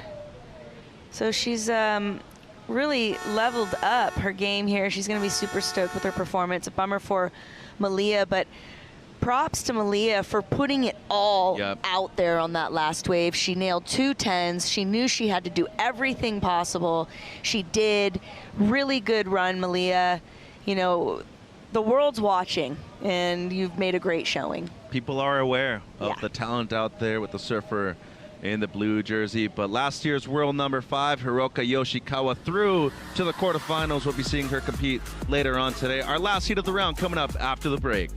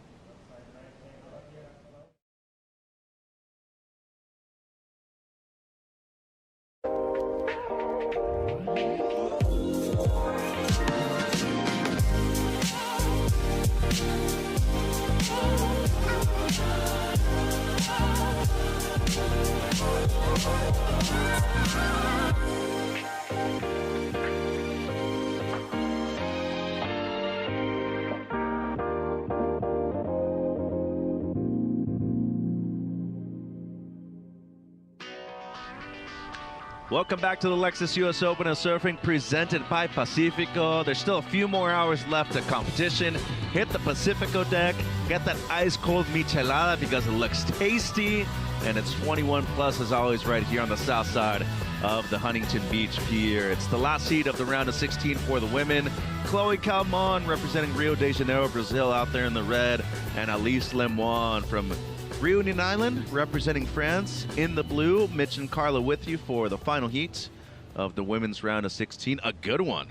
Both vets. They've been around a long time, and both of them have had plenty of success at this level too, Carla. Yeah, these girls have battled it out over the years, one taking the win over the other depending on the conditions in the day. So I've been excited to sit and watch this heat. Well, they both charge. Yeah. They're really good in all types of conditions. Yep. Chloe Calmon, though, did grow up at one of the best beach breaks in the city of Rio over there in Macumba. One of my favorite places in the world, personally. I mean, that part where she's from, Recreo, just really chilled. Still part of the city, but has its own vibe. It's a real cool surf town, good waves, pretty consistent. And, I mean, the weather's usually like the one we have right now, 340 days out of the year. It's awesome over there in Rio. Yeah, I have yet to go to Brazil. I'm hoping that's going to be soon on my bucket list to get checked off. Well, put it out there. I think we should have a tour stop over there. Well, we would just been dropping all sorts of stuff, right? Well, we have really good ideas. Put it out there. We should be on the idea committee. What's to say that we're not right now? Well, that's what I'm saying. Maybe somebody out there is listening. Oh, we got to listen to what Carla and Mitch says. They know everything. So Chloe did get third at this event last year, finished number 6 in the world in 2025. One of the premier surfers from South America. She's been competing at this level for a long time, and the same could be said for her opponent, Alice Lemoine, representing France. Originally from Reunion Island, one of the most beautiful locations in the world with some of the best waves in the world too, and a bit out of position for the first few waves of the heat. So they're going to have to let those waves go, and this kind of speaks to both their strengths. They're both competitors. They're both very good competitors too, and they don't want to rescind a single inch to each other, and positioning is going to be key at the beginning of the heat. Yeah, it's going to be interesting to see this one kind of play out. How are they going to react to each other as, you know, they build on their heats? Will they react to each other, or will they kind of keep it, you know, independent and focused on their own surf and their own journey throughout the 25 minutes that's left? I love it. I think, you know, this is a big aspect that every now and then tends to be overlooked, but winning the first battle is typically huge in terms of the outcome of the actual heat. It's interesting. You can kind of already tell the style that's kind of happening. It seems like Alice keeping close to Chloe. She doesn't want to keep her too far out of her vicinity, reacting to Chloe's movements, and then Chloe maybe kind of getting in her head a little bit by moving around a bit and shifting her point of location. Well, here goes Calmon. She's going to break the ice. First wave of the heat. Great nose ride, brings it back. Multiple steps to the nose right there. Very well done in the pocket the entire time for Chloe Calmon. And she is going to open up this heat with 24:30 on the clock in an impressive way against a tough competitor in Alice Lemoine. Kicks out with authority. So just over 24 minutes on the clock, and should be putting up a good score right here in the first 6 minutes of this one. Yeah, she's going to feel really good about that start. She was solid. We'll watch the replay here. Gets into it, hits it on the right, gets a couple steps, 4 steps to the nose there. Gets a decent amount of time on there. It wasn't a quick tap. Redirects it back around, gets another tip time here, gets the 5. Also some considerable amount of time. And then what I liked there is I like the way she kind of widens her stance. She made sure, like, I'm not going to lose this. I'm going to, hold on to this so I can work it onto the inside for even that, slightly more bit of scoring. We see another angle there as she gets that tip time. And you can really see the more criticalness there as the tail is being pushed down by the whitewater. And she wraps it back around, steps it forward again. Being careful, making sure she's setting that up so it can stay locked in the pocket. Brings it back around carefully, and that was that moment. There was almost a hiccup, but she holds her ground. Fast footwork here from Ali. Oh, and goes down, unfortunately, right there. Seems like She was in a bit of a rush to be able to get to that section in time. 23 minutes on the clock. Let's see if she recovers priority ahead of Chloe Calmon. The opener of the surfer from Brazil in the red, a 4.67, just a 1.33 for Alice Lemoine. Competing extremely well, Rosie, was Hiroka Yoshikawa. She's into the quarters. Agree with you, Mitchell. Well, Hiroka, it's such a good heat for you. Can you tell us about how it was in the water competing to make your spot into the quarterfinals? It was fun. Waves were onshore in tricky conditions, but I got the 2 good left waves, so I'm so happy to go next round. You handled it all so very well. I'm sure there's a lot of fans and friends and family in Japan that would love to know how your heat was. Can you take us through it? Okay. 日本から応援してくださっている皆さんありがとうございます。海はonshoreで少し難しいコンディションなんですけど、すごく奇跡的にいい形のレフトが来てくれて、なんとかスコアを出すことができました。今日はもう一つヒートが続くので、もう絶対に次のヒート勝って明日の最終日につなげられるように頑張ります。引き続き応援よろしくお願いします。Hiroko is in the quarterfinals. Let's see who she matches up with, you guys. Thank you, Rosie. Congratulations to Hiroka. So she was impressive last year, already impressing us early on this year too. At least a 5th place finish guaranteed here. Have you had a chance to chat with her at all or spend any time with her? Yeah, a bit. She's got some really cool energy. Yeah. She has a very calm energy, calm spirit. And then when she goes out in the water, the way she kind of attacks a wave, if you will, is... She's intimidating. Is a bit like a juxtaposition to her quiet, kind of more reserved nature on land. There's a lot of those, actually, I would say, in the event. There's people that you see and you kind of already know that just by the way they stand, they control the room. You see her and she's so nice and so reserved and quiet at times, and then all of a sudden she pals out and you're like, okay, game face needs to be on, because if not, I'm getting freaking destroyed right here. And just all of a sudden ends up being number 5 in the world last year and looking at go 4 spots better this one. And she's a bit older. I think she's like 32. I think she's over 30. Yep. So it kind of goes back to what you were saying before about for longboarding, that little later peak coming into play. And did make her first final last year over at Bell's. Chloe Calmon dropped a 4.67 on her opener. Nearly lost it right there, recovers well. This wave with a good angle on it on the inside, but just gets a little too hung up right there to be able to make it to the open face with enough speed.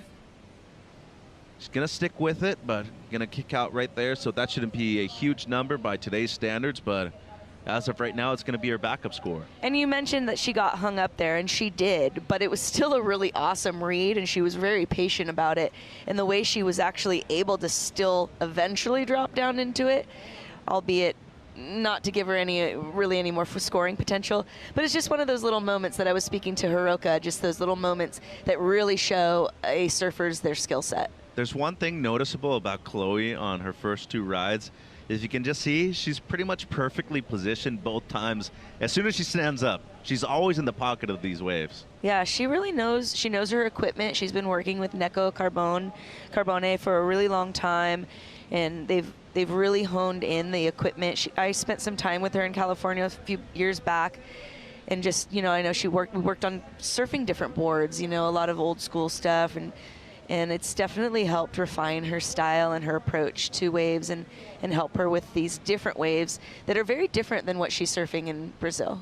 And for the most part over there in Macumba, it's more of a roll-in where she's from, so entry point a bit different right here to how it is at the moment at the south side of the pier, but doing as well as she can, gets a 3-point ride, so it is her backup. And South America, I mean, they've had world champions on the men's side, Piccolo Clemente, the last one to do it from Peru, but outside of that, slim pickings really when it comes to people in the top spots. Yeah, I'm so glad you mentioned Peru. They're an amazing country. They've got amazing support for their surf community there. A shout out to our girl Carolina. Carotun, yeah. I love my girl Kai. I was able to spend some time over there while I worked with the national team during the Pan American Games. We won a gold medal and got to really spent a lot of time with Mafer and Carolina, who's just an absolute doll. It'd be a dream for the three of us to commentate someday together. Eventually, it'll get. I got to work on my Spanish, and then I can get into your world. Poquito a poquito. Poquito, poquito. Yeah, little by little, but no, it's so cool, and the vibes down there are very different. Chile has a great surfing scene. Argentina, of course. We saw Julian from here, from Uruguay. So there's more surfers than I think a lot of people realize. And outside of that, too, the important thing is that they're capable of travel as well. I think for the most part, a lot of people in Africa and certain parts of Europe, it's much more difficult to be able to get to certain parts of the world. There's usually straight flights from a lot of places from Brazil. Well, and that's a topic of conversation that comes up a lot with the Philippine community, the Indonesian community.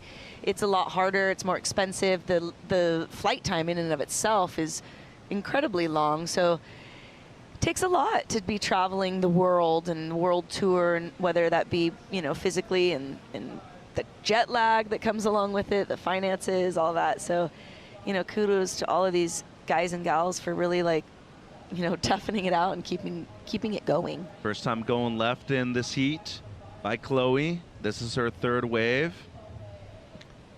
Much shorter one on that, but don't mind it. I think she's looking at any viable option out there right now. Well, and at this moment too, it doesn't hurt for her to grab that left and see okay, what's happening? What's happening over here?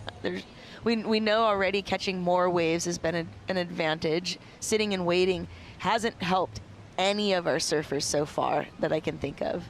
So she's just going to stay busy and keep her rhythm going. That's worked for most of our surfers so far. As somebody who surfs here quite often, that's actually a really good shot, because you can even see on this left right here, going into the pier with the sun where it is right now at this time of the day, it tends to be shadowed closer towards the pier. It's harder to identify certain sections right next to the pilings. That makes sense. Yeah, that makes sense. That pier is so big, you don't realize how tall it is, and then when you get either on top of it and you're looking down or you're paddling next to it, it's really big. We have a pier, but it's half the size.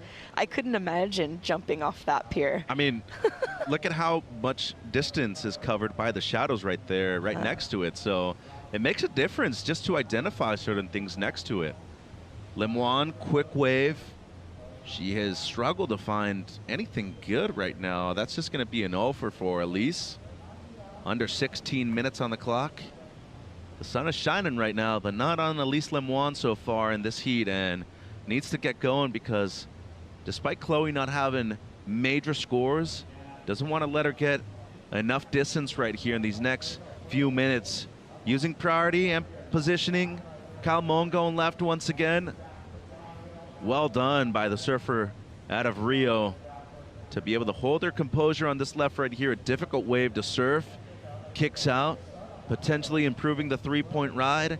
And halfway through the heat, let's see if she's able to do so. Meanwhile, Elise Lemoine looking to make a big comeback in the back end of this heat right here. All right, last one of the round, going straight into the women's quarters when we return to the Lexus US Open of Surfing.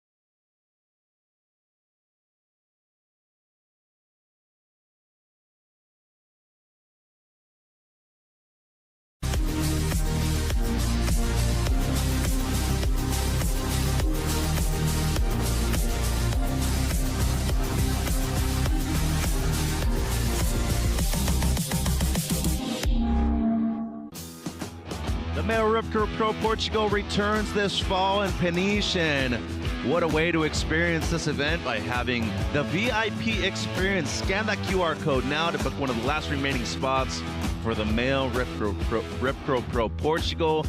Back to its original programming, one of our best events on the World Championship Tour. Few spots left. Get your phone out, scan the QR code, and get one of those last remaining spots for your VIP experiences. I'm telling you, Carla, the waves, the food, everything, the environment, fall, October, Portugal, I'm in. The time to be there. Yeah, I've heard nothing but good things. The place to be, too. Yeah, I've heard. My husband's been fortunate enough to go there. Here we see the replay of Elise here. 2 steps up, 2 steps back. Bit wonky out there. We've got a couple different ribs in the wave there. She's trying to negotiate as best as possible. Trying to get back into some speed in that wave so she can propel herself on the nose, keep that nose lifted. She gets one nose ride and a nice cut back there with a little bit of her special Elise flair. And she's just gonna work it into the inside here. Does one last final little bump off the top there. Looks like she's gonna come in at a 3.5. In Spanish, we'd say hasta la cocina. Like until the kitchen? Yes. I don't know why, but we've always said that. Is it like kind of like a reference to being cooked? Yes, I think you're going like to make your meal over there. So yeah, you're going until all the way it's cooked. Yes. Something like that. Okay. But it's always been something that they've said, and it's always made me laugh. Is that like a regional phrase? Because you get a lot of phrases that you'll say, like say in Mexico, or like, but there'll be something in Peru. I think if you say it across most of Latin America, especially Spanish speaking, of course, they'll understand. Okay, so I'm not going to say this, and like people are going to give me a screw face. Like, what are you cooking? No, they're going to be like, what are you talking about? No, they're actually probably going to laugh. They're going to be like, érale, chilo. I'll take you to my hometown. I think you'd enjoy it a lot. Have some ceviche over there. Oh, love that. 10 minutes 50 on the clock. Here goes the current heat leader, Calmon, to the nose. This wave doubling up well, brings it back, and was about to control it. And unfortunately, that just had another idea for her. I felt like the jaws of the whitewater just kind of like gobbled her up there. But I loved the read on that, the quick footwork. She was up high on it, but she had such a good read on the wave here. And for how unpredictable it is right now, I really feel like she's on point. Well, she has been so far. Lemoine gets at least somewhat of a score to put her back into the heat and into the fight. A 5.1 is what she requires, at least before this last one of Chloe. And for people watching online, this is the right move. I mean, with the sweep that hasn't been super noticeable, but it'll happen every now and then. You want to go through the pier, not fight it, really. I mean, the more you fight it, the more you're going to tire yourself out, and it's going to be much more dangerous right up against the pilings. Good work right here at the beginning of this one. Yeah, you see how she kind of does a nice tight top turn, holds her line up high, gets the tip time, and then a nice wrap around. It's that part there, it just kind of like gobbles her into the abyss. She's able to kind of finally come up. You see the undertow there. It takes her a minute to kind of like come up to the surface. Yeah, and you got to climb your leash every now and then right here too. I mean, those boards are long, but doesn't necessarily mean that they're always going to be right there as soon as you surface either. I was going to say, that's a long climbing of the leash there, yep. 9 feet. It's fun though, and it's a big part of training that a lot of people I think overlook too. Actually climbing your leash, those are the experiences that you need to put yourself in when it's moving around so much like it is right now. You can just see, I mean, this is a good angle. That sweep is already noticeable. From south to north all the way, a lot of that energy going through the pier, and go through north side, paddle back out around that first tee, and you eventually make it back out into the lineup right now. And Elise Lemoine completely by herself at the moment on the south side of the pier. The last of Calmon comes through a 3.7. She doesn't improve, so the requirement's still a 5.1 or better for Elise. Not a difficult score for Elise, but perhaps, you know, with the rhythm that she's feeling and she's not quite feeling connected to the waves at the moment, but hopefully she's going to find that moment. You know, there's 8 minutes on the clock, plenty of time for things to shift for her. I was thinking if we all remember back to, I think it's a couple years ago, where Chloe had a kind of, if you want to call it, near-death experience with the pier. having fallen kind of close by, and the sets were coming through, and it was, from our perspective, it was rather sketchy.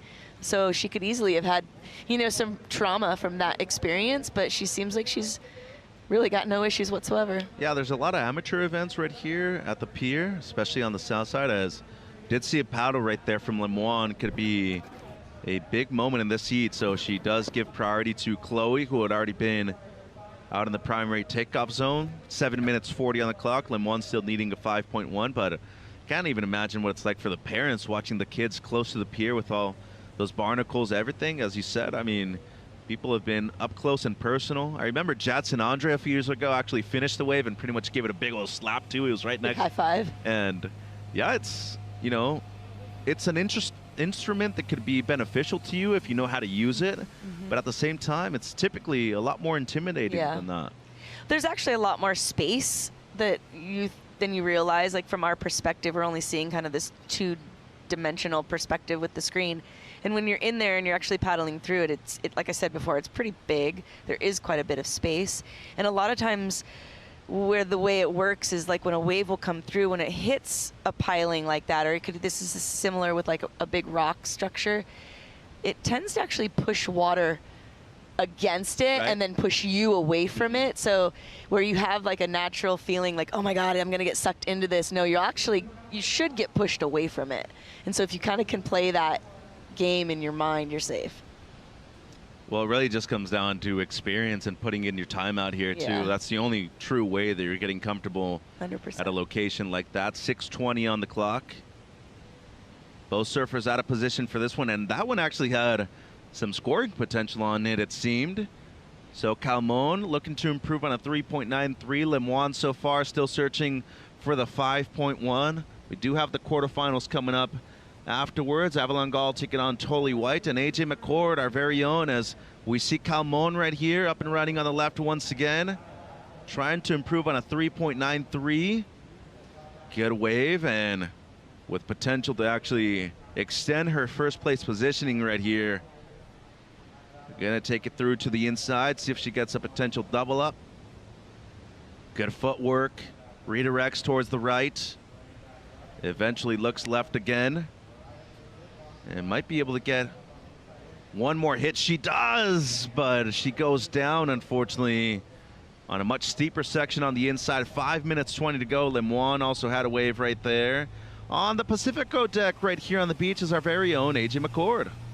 That's exactly right, Mitch. And the people here on the Pacifico deck getting some extra action here in the World Longboard Tour. Women's quarterfinals coming up, like you mentioned, Avalon and Tully competing in the very first quarterfinal, and then we're gonna head to finals day tomorrow. But these people are psyching. Late afternoon sun, beautiful view of all the longboard action, and I think I might pull up a chair and join them. This is perfect. Sounds like a beautiful afternoon right here on the south side of the Huntington Beach Pier. Thank you so much, AJ. And we do see Avalon Gall right there, last year's event champion, looking to defend her title right here on the south side of the Huntington Beach Pier. She's coming up against Australia's Tolly White in our first quarterfinal of this afternoon, Carla. Gonna be a fun one. Clash of Styles, Goofy V regular right there as we have in the water right now. The last of Calmon comes through as the best of the heat, a 5.5, and the last of Lemoine just a 2.2. So at least now needing a 6.67 or better because of this last wave of Chloe. Yeah, she just looks so cool and calm, and really, I feel like she's got herself under control here. She's just taking it nice and easy. The steps earlier in the wave were just really well put together. She just kind of easing it in here.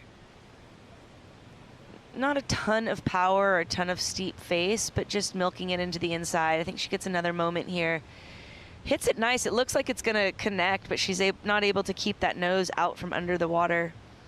But as you said, highest scoring heat so far, the BOH. Here we got Elise. Gets the tip time, wraps it back around. I think here she realizes there wasn't going to be much more and just decides to take a long walk off a short pier. Just just a 2.2 right there from Elise Lemoine. She does recover priority, though, needing a 6.67 or better. So last year, Chloe Calmon was defeated in the second match.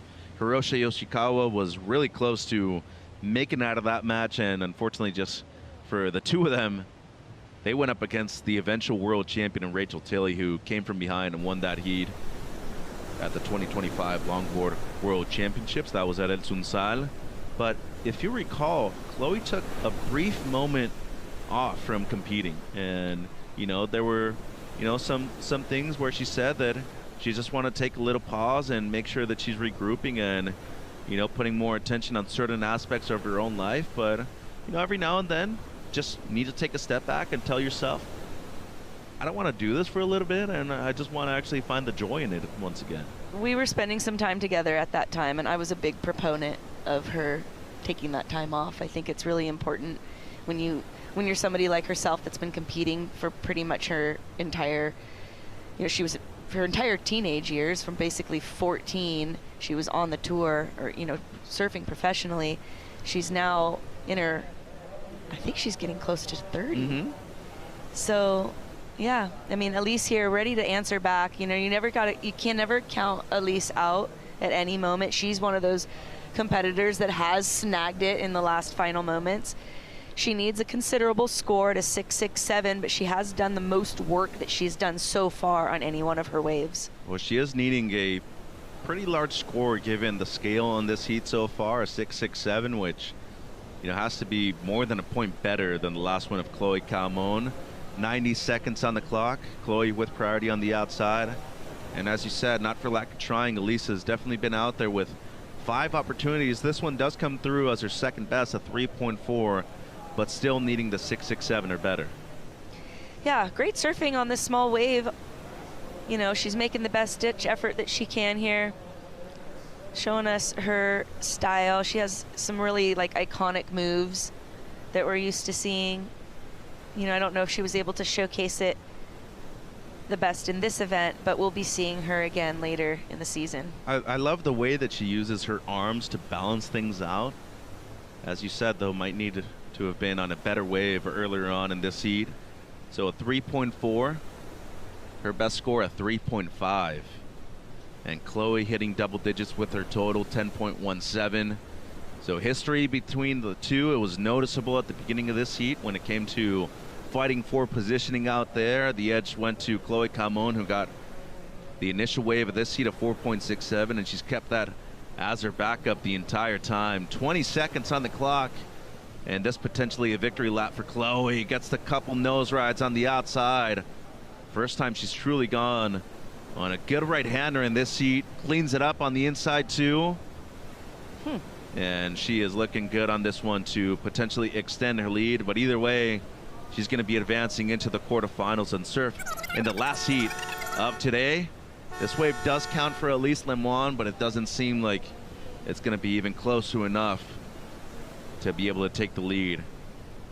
So out of rhythm, Chloe just seemed to be in that position at the beginning of the heat to find the first wave and then eventually get something good. Here's the last attempt from Elise. Nice initial turn there into the whitewater there, and that's those hands that we're used to seeing, which is really nice, but not much else on offer for her. So unfortunately, end of the road for Elise, but as I mentioned, we'll be seeing her later in the season, and I'm sure she does I think bells suits her style well, so I'm sure she'll be excited to just restart.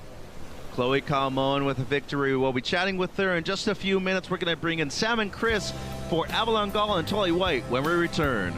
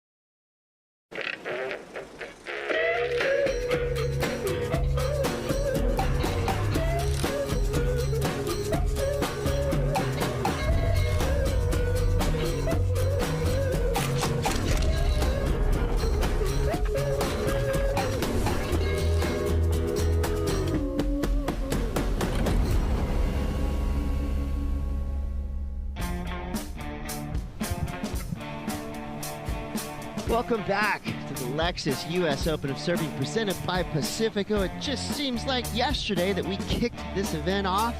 And guess what? We're already into the quarterfinals.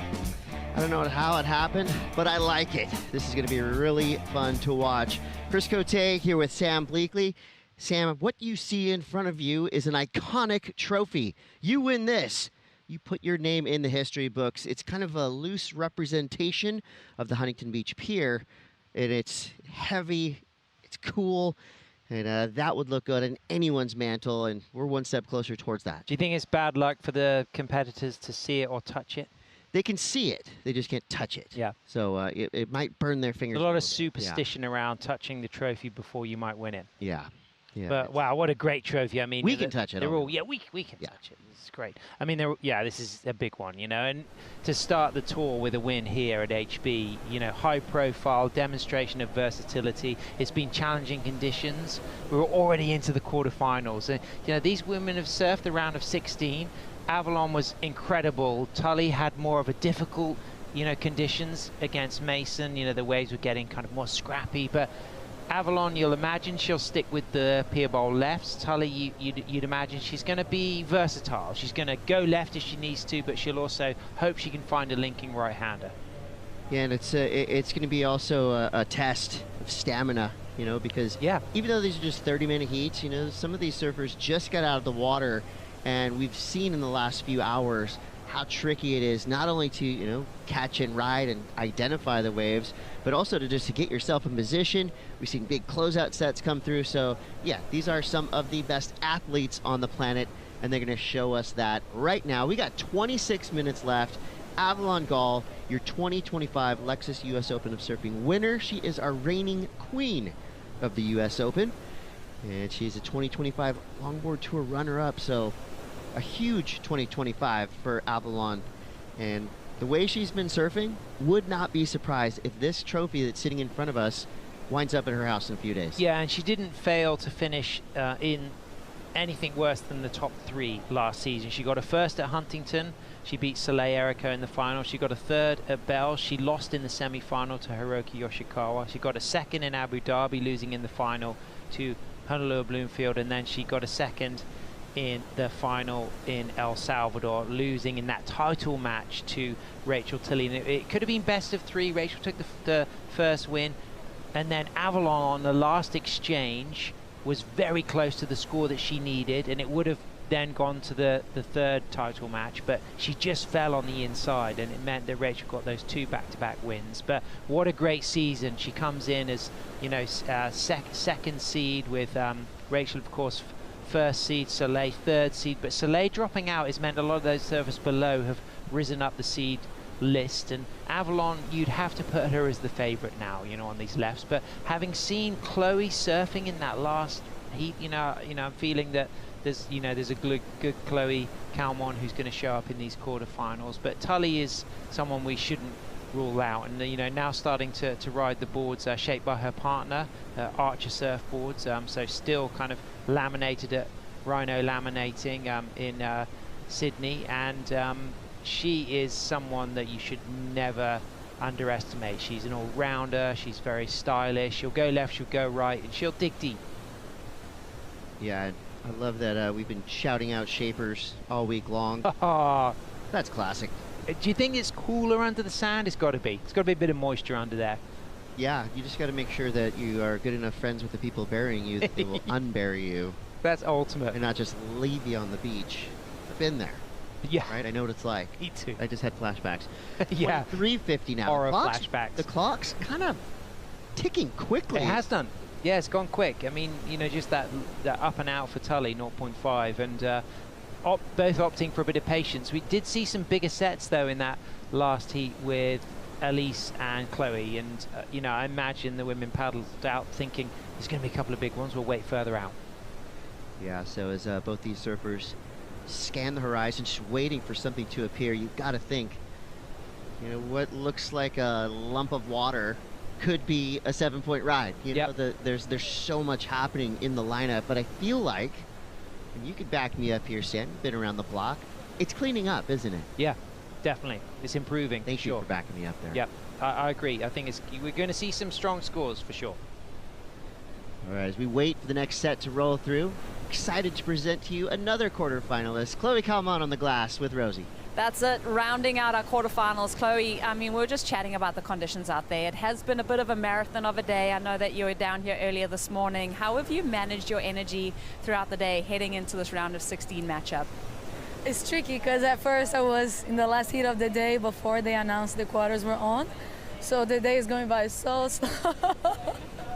Like you cannot choose what time you surf, but I was just trying to make a plan for the day and save my energy so by the end of the day I wouldn't be tired. And yeah, now the quarters are on, so I feel active, like high on adrenaline, and I'm really happy to move on to the quarters. And then you are going to be that last heat of the day now with those quarterfinals. How do you manage your energy and save something for that last heat? I mean, just stay out of the sun, drink lots of water, and the water is warm too, so I feel good on a shorty, and the conditions are really similar to Rio. So yeah, just 30 more minutes, and then I can go home and rest. We love seeing you on this tour. What's motivating you this season? I don't know, I think I've been doing this for so long, but it's always nice to come with a different perspective. And before my heat, just like I did on the round one, I was just watching the pier with a lot of people, and just looking back a few years ago, being at the US Open was such a dream of mine growing up. So I never take this for granted, even though it's my 5th year or 4th year coming to the US Open, but it's so nice to be here representing Brazil and just once again battling against the best in the world. I love doing this. I think what motivates me is to be my best version every day. So yeah, I'm stoked to have one more shot to show my surfing. We love it, and this event has so much prestige. We're going to send it back to you, Chris. Thank you, Rosie, and congrats to Chloe Calmon. I mean, it would have been nice if she had a chance for an afternoon nap to prepare for the quarterfinals, but we're going to go rapid fire succession into these quarterfinals, and Chloe is not going to have much time to rest and recover from getting through that last heat, but you know, she's got the makings of a champion. She's an athlete. She is that good at surfing. And I think the fact she was the last heat of that round of 16, so she was the last to find out that they're running into the quarters, is going to be favorable for her. And yes, she said it's been a long day, but she's going to be coming up against Hiroki Yoshikawa. As you can see, we got like goofy footers in quarter 1 and quarter 2 of Khalees and Avalon. Quarter 3, Leah against Sophia, 2 regular footers, and then we got Chloe also a goofy footer. I'm feeling that in these tricky conditions, you know, some of the more significant rides are going to be the lefts, and I wouldn't be surprised if there's 3 goofy footers across the semi-finals by the end of today. Yeah, this is some fun quarterfinal matchups presented by Pacifico.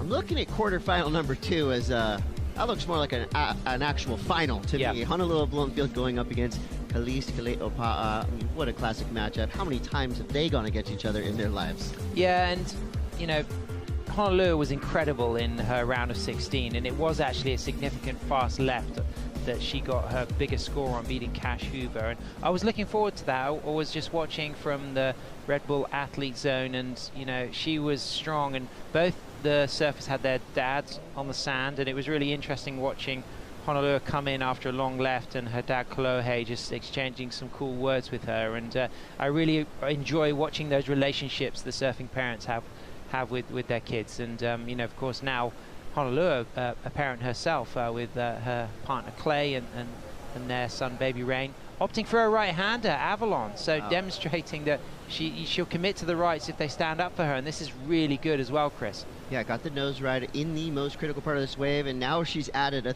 3rd trip to the nose. Nice cut back. I have no idea where this wave came from, but wow, what a way to do it. Avalon Gall, she had to wait a little bit for it. 18 minutes, 42 seconds left, but nicely done there under duress. Yeah, and great leg strength. You know, for me, that was it was quite a chunky wave, and she just had so much control and commitment and leg strength and balance to go in and out of what I remember being, I think, 3 nose rides. So stands tall, straight into the tip. Very difficult, quick walk back and bounce, but gains control. And then bottom turns and sets herself up for a 2nd touch of the nose. And again, a cleaner section for a slightly longer touch of the nose, and then walks back and goes onto that nice turn, staying in the high part of the wave in case there's an opportunity for one more nose ride, but then realizing she's just going to redirect down, and that's outstanding. And you know, you really have to admire the control. So quick walking back. If she was slow walking back, that was a nosedive for sure, and that's an overhead section. You can see the waves shoulder high right now, but when she dropped back down after that first nose ride, it was head high. And the third nose ride is where things start to clean up here. This is where she gets a bit of a clean section. She pulls her feet for a very quick close 10, and I think that this is, whether it will be excellent range, I don't know, but it's certainly, it's close to a 7 in my eyes. Look, there was elements of danger on that wave. She had to recover twice coming off that first nose ride. So here's the equation. 3 nose rides, nice backside turn, a couple good recoveries throughout that wave. That all equals up to a 6.5. So a really nice start for Avalon Gall. And I do like that the judges are leaving a little bit of space on top of the scale, just because things are starting to clean up. Tide's starting to push with us a little bit, so there could be some of these magic waves coming through, but I just love that Avalon waited and identified that perfect wall of water and gave us a really cool show on that wave. There was a lot going on. Yeah, footwork. That was one of the you know, the guiding lights of getting that big score, was her ability to come out of that first nose ride with the right amount of speed. She had to be really quick, but it wasn't too quick. You know, it looked controlled throughout, and you know, 3 back-to-back nose rides, a nice turn, a 6.5. You know, we've seen some fairly low scoring heats in the last round of 16, and that's just really been dictated by super bumpy conditions. Very difficult to find open face, but just now as we get into the latter stages of the afternoon, it feels as if we're going to get a few more glassy sections, and it's those cleaner sections that the surfers want to find, because it's so difficult to longboard in bumpy conditions. You want to get those nice open sections that allow you to really hold the nose ride or really set up for a more dynamic rail turn. Out the back, Tully White having a deep look at this right-hander. She's going to go. So on her forehand, gets up to the nose, nice and chill, riding the storm out through the bump. Oh. Good turn there, activating that long rail, this 9-foot-plus board. And she's in the soup now. We'll see if this one reforms. Love what she did on the outside section. And I don't mind that she's sticking around on this wave, because you really never know. Like Ben Skinner said when he shared a couple of heats with us, you know, you got to stay with them. You know, you got to hope for a reform. Yeah. No reform there, but good work on the outside. Instinctively, I don't think it's going to be as high as Avalon's, but up to the nose, back to the tail, on rail, no reform. Avalon had more maneuvers, but this is a great ride. She stands tall, 4 steps with no break, no hesitation, walking up to the 5, walks back to the tail, and then a beautiful turn, gets nice hook back on that, and then comes into that bottom turn where it just starts to chandelier down. Now all foamy, soupy as you described. And nothing on the reform, but again, look at the lack of hesitation here. She just commits, you know, with great pace into that 5. And at this stage here, she really puts a lot of power into this turn. Here we go. She just compresses a little bit, drives, and then gets really nice low and just uses her hand for balance, just brushing it against the face of the wave. And those 2 maneuvers alone, for me, are at least a 5 just for that. You know, is it going to go up into the 6s? Maybe. 6.5 if we're using Avalon's as a scale. I don't think it was as strong as Avalon's, but I think that it could be an important carrying score for Tully. Yeah, that turn was really cool looking. You know, I like seeing surfers push it to the red line and recover nicely. So that's going to be an interesting one for the judges, because you know, they have a direct comparison, like you said, with Avalon Gall's wave, and I think that one falls exactly where we thought it would. Yeah. 5.33 for Tully White. Now she is right within striking distance of Avalon, only needing a 1.18. Of course, Avalon has only ridden 1 wave, so she's going to definitely amplify the need for Tully after her next wave rating. We've got 13:30 to go, and quarterfinal 1. Yeah, you heard me. Quarterfinals. I know.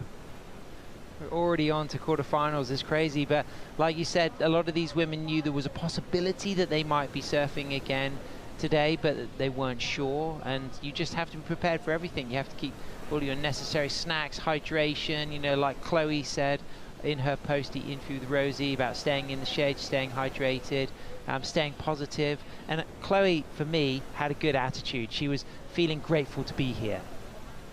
Yeah, and that's the attitude you need to have. 13 minutes left. At the moment, Avalon Gall on top.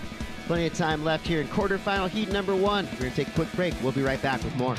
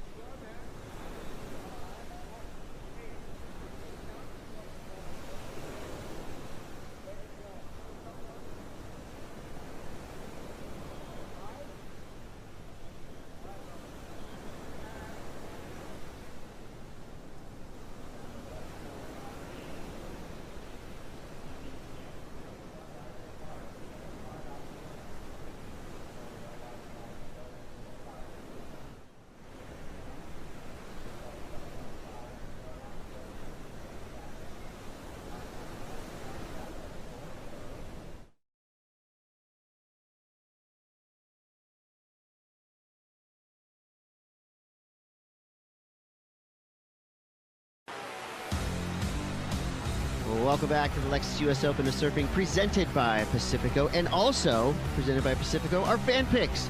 That's right, the Pacifico fan picks are in. It's official. 64% of you out there think that Avalon Gall has what it takes to win this quarterfinal match. 36% of you think that it's all about Tully White. And you know, I've heard a few times in the last half hour or so about hydrating, stay hydrated, but as we near happy hour, when I think of hydration, I start to think of a Pacifico. Absolutely. Sorry, I know we've got a ways to go, but... We have, but I'm going to channel my inner Aussie and put my vote behind Tully and just support the Australian, because Avalon, of course, the defending champion. Yes, she's the favourite, but Tully's such a talent, multiple junior and senior Australian champion from Manly, riding her Archer surfboards, laminated at Rhino Laminating, and a smart woman as well, graduate with a bachelor's degree in environmental science and management, and doing a lot of work in climate and sustainability. She studied that at Charles Strutt University.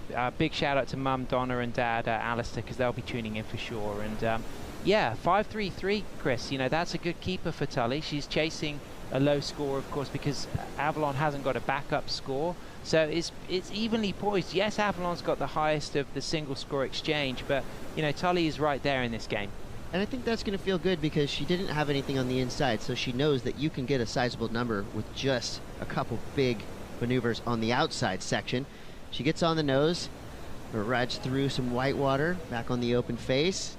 Looked like she was flirting with doing a big turn there. That was a nice drop knee turn. Had to let go of it about midway through, but I feel like that'll be deemed complete. Yeah. You see Avalon Gall now, quick to the nose, quick with a snapping turn. And this could have a good little runner through the inside. Perfectly placed little whitewater carve, snap, kind of foam turn thing. That was cool. Great exchange. There's Skavana, Sophia, Sarah, Colhane, Michael Takayama on the left there. Wow. Kevin, our group. Of course, dating Avalon. So, yeah, I didn't know that. Exciting hard launch. For the well, sad news for those fans of Kevin, for the fans of that moustache, for all those people out there. But of course, they're good couple, and he's cheering her on, and this is a really nice wave. Smaller, but look how it grows in size after this turn. She gets the 5, beautiful carve down, and then it just starts to increase in size here, and she's back up for a second hang 5, and then this is a really exciting turn. Big throw of spray after that turn. But Tully also had a really nice wave, great flow, good fade in and continuous cross steps up to the 5, and she keeps great balance through this section. And the drop knee turn that she does at the end of this ride is absolutely textbook perfect. Look at that for a midget Farrelly inspired drop knee turn. It was really, really nice. And it's going to be difficult to, you know, compare those two waves for the judges. They had very different shape. Both surfers kind of rode them to their max, but I think that Tully's wave, just the shape of the wave didn't allow a big score, but the surfing was there.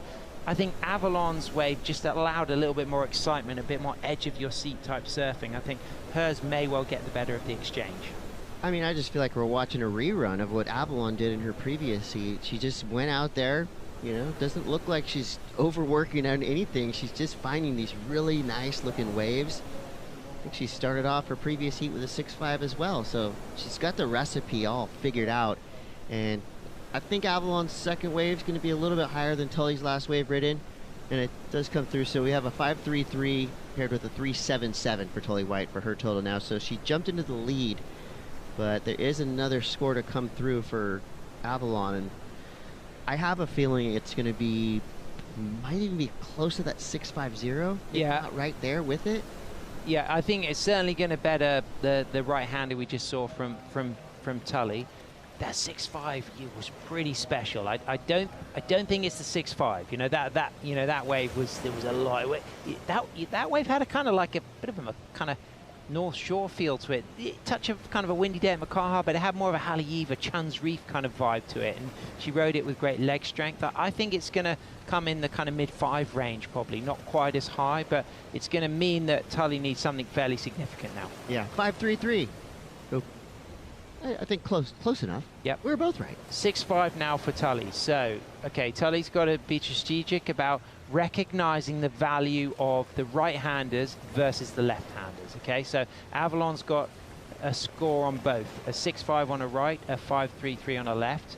Tully's got both of her scores on rights, but is she now going to think, okay, I'm going to stay at middles and I'm going to, you know, really hunt for one of these rights, or is she going to shift back across a little bit more towards the pier, thinking she could get one of those steeper lefts? Well, and the situation here for Avalon is comfort, right? She's already got 2 great scores, so she's got to be feeling relaxed, you know? It's all uphill from here. She can kind of roll the dice a little bit more. She can wait, see what unfolds for the rest of this 5 minute, 43 seconds. So 2 waves ridden, 2 nice scores. Again, everything done proper for Avalon Gall. Tully White fully hanging in there. I mean, a 6.5. That's the, you know, that's kind of the thought she has to have in her head, right? It's possible. There's a 6.5 out here. We've already seen one in this heat. Yeah, and you know, when she stood up on that last right-hander, you know, she was surfing at the top of her game. She did everything you could on the wave shape that was delivered, and you know, I know that this is someone she's not looking nervous. She's looking in control. She's able to nose ride through critical sections. She's got that incredibly dynamic drop knee, and you know that we talk of. I referenced Midget Farrelly, of course, who was a great Australian who mastered the drop knee, and you know from the Manly area as well. And I loved that little drop knee reference that we saw from Tully, which she puts into her repertoire regularly. But super exciting to see Tully get the chance to get something with a little bit more shape, you know, a little bit more wall to really express herself, because Avalon's waves have just had bigger, more kind of exciting kind of elements to them. Tully's waves have been kind of slightly smaller, sloppier waves, but her surfing has been crisp and clean. 100%. So 4:25 to go. One good news for, or piece of good news for Tully White is she has priority. So yeah, she has her pick of waves. She's just sitting there thinking, hoping, willing, manifesting, waiting. And there'll come a point where you got to maybe a little move around. You know those kind of clean small days where you kind of stay put at HB, but it's not being like that. You sitting still, you just need to be kind of prowling a little bit, ready to react. And even when a wave comes, you know, it's been quite easy for people to be slightly too far out as well, and then a last moment decision as to whether the right or the left is more of a scorer. You know, I think that she's feeling proud of how she's surfed, and coming away the first quarterfinal, wow, I mean, you know, let's think about this for a sec, Cote, because it's the top 12 that are, you know, going to El Salvador, but, you know, you come away with a fifth if you lose in the quarterfinals. You know, so if she does go down and Avalon makes it to our first semi-final, she's going to be pretty stoked with that result. It's a good run. A 9th is an okay run. A 17th is what you don't want. So I don't think Tully will be too hard on herself if she does go down here. She knows she's surfing well. She carries a 5th with confidence into her home country, surfing the Bells in Victoria. Of course, she's up in Sydney on the northern beaches at Manly. You know, it's a fair ways down, but it's a wave, an area that she's familiar with. She's performed well at Bells over the years. So I think that she's going to be happy with this 5th if things remain unchanged. Look, Sam, I have the math capabilities of a second grader, but when I run the numbers in my head, if you make the quarters throughout this season, you've got a great shot of making that top 12. Yeah. Quarters, semis, of course. You win an event, I mean, you're almost a shoo-in. And then bearing in mind that when it comes to that final event for the top 12, it's 1.5 times points. You know, so these are 10,000 points for the win. El Salvador will be 15,000 points.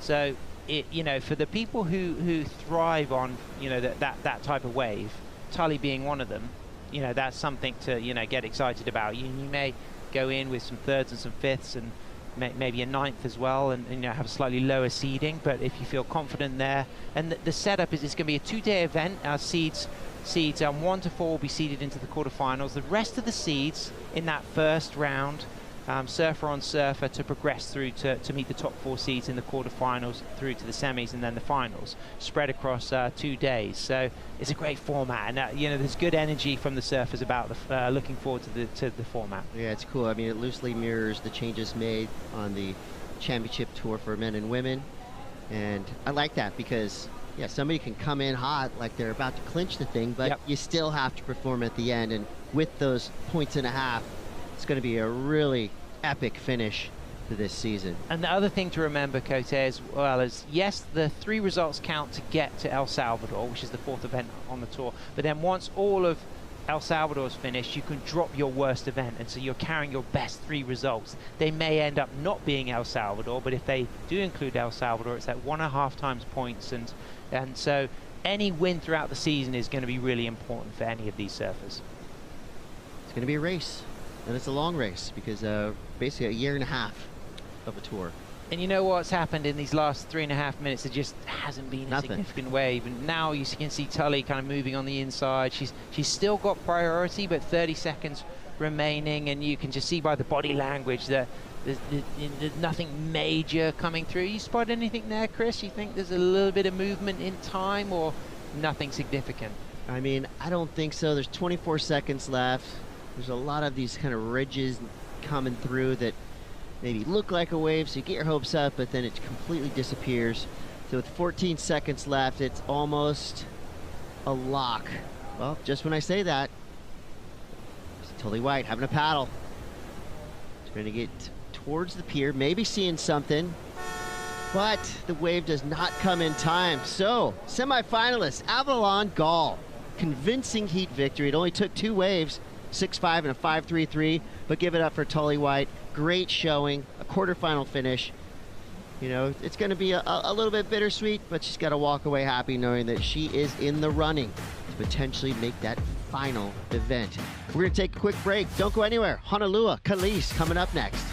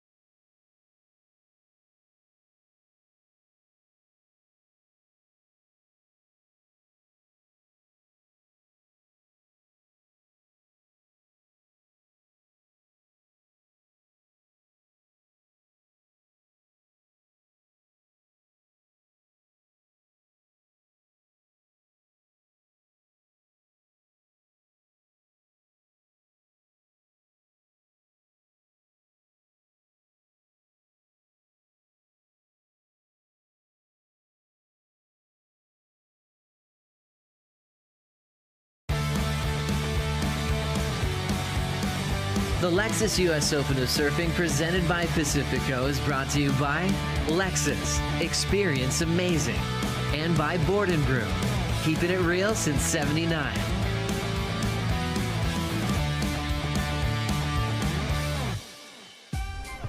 Welcome back to the Lexus US Open of Surfing presented by Pacifico. Congratulations, Avalon Gall, officially a quarterfinalist here in 2026. I'm starting to sense a little bit of deja vu, the run that we're seeing from Avalon right now. Great surfing, finding two awesome waves and making them count. Well, we're straight into quarterfinal heat number 2. I'm Chris Cote, and with Sam Bleakley, we have a special guest, Kevin Skavarna. Welcome to the booth, and welcome back to peak of summer in Huntington Beach. Yeah, we're so back. Yeah, we're on. Yeah, we are on. How's your trip been so far?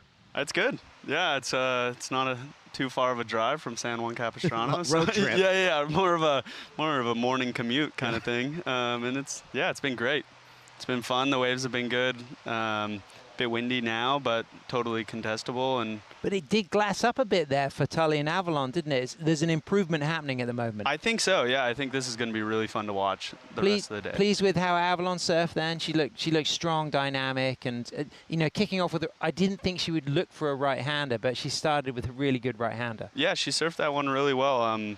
It's hard you don't know what you're going to get out there. You could sit there all day and be like, oh, I'm going to just go left or I'm going to go right. But until you get out there, you don't really know what's going to happen. And I think that's happened for a lot of people. This event is like, oh, I'm looking at the lefts. And then all of a sudden you're going right and getting your best wave on a right. I was talking to Kaniala and he said the same thing. He's like, I'm going to go right. I'm going to go right. And then he ended up going left and getting a really high score. So it's kind of funny how that works. Got to make the decisions in the lineup. Cannot pre-decide this. Here we go.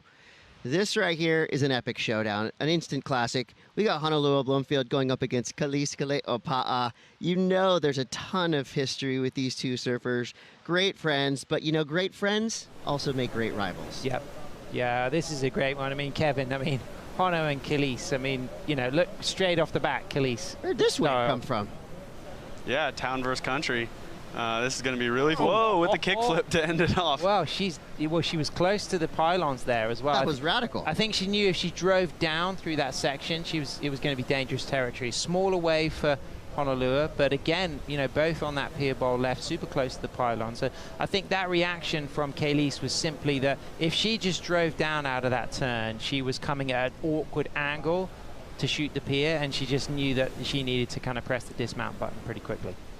Yeah, it can be kind of funky over there. The closer you get, the more warbles and chop and everything's in the wave, and you want to have your wits about you as you get close to that thing because you don't really know what's going to happen. Hey, you had some great heats so far, Kev. You look like you're on a roll. It's been a pleasure to watch. You feeling good about things? Looking forward to tomorrow? Yeah, I'm just having fun. I think it's nice to have contests with waves. I think that's the most important thing for me is like when it gets real small and really grindy, I always kind of struggle. But when there's some waves, like, okay, let's just go do it and see what happens. And I get excited to go surf. I've been excited to come up here and have a couple waves. And yeah, I'm really looking forward to tomorrow. Yeah, Kalise has won this thing twice. What does it take to win the U.S. Open? What do you think the recipe is? I don't know. I've never done it. I've come second to Quinny a couple times when they were doing the duct tape, and I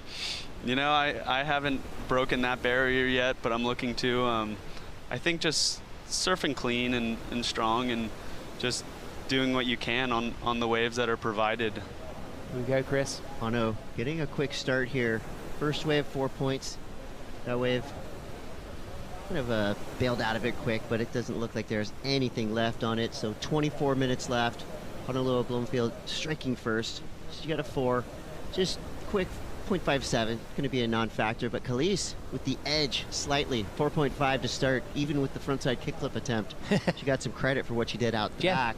Jeff Kramer, he used to do not the kickflip with the feet, but he could ollie and then knock the board with his rail, and that was his way of doing a kickflip on a longboard. But have you ever seen the clips of him doing that? Here we go. Kevin, what do you think of this dismount? It's really nice. I mean, the wave itself was great. There's a lot of scoring potential there, and I think she really wanted to hook into that, and it just got a bit scary at the end there for her, and she said no more. which is Pier is a monster. Yeah, the pier will You eat see you. it out of your peripheral vision. Yeah, it's a smart decision, but really nice nose ride to kick things off, and already getting a 4.5, you know, for what she did up to that moment. So, you know, Hono's got a 4, waiting for this score to come through. So, yeah, it could be a keeper for Khalees, that 4.5. Well, there's a cool story happening right now. Honolulu Bloomfield has finished as a runner-up twice here at the U.S. Open. Guess who she finished to? Khalees. Both times. Khalees Kale'opa'a. So there's got to be a little bit of revenge in the back of her mind right now. I know they're good friends, but again, who do you want to beat more? Yeah. Your enemy or your best friend? It's a good point. I mean, Kevin, do you find that? You know, there's certain rivalries, certain people that bring the best out of you. Yeah, I think, you know, the people that make you nervous to go against make you surf your best. And at this point in competition, everyone's surfing really good, and you got to bring it. Hano on a really nice one here. Like a bit of an inside wave, but she navigated it really well. And I think, yeah, she would be thinking about that beforehand, like, she's got me twice in the finals. It's time for me to, you know, make it to the next round here. And I'm sure these girls have had, you know, 20 heats against each other at this level, you know. Who knows how many in other levels. For sure. It's a classic matchup. 21:50 to go.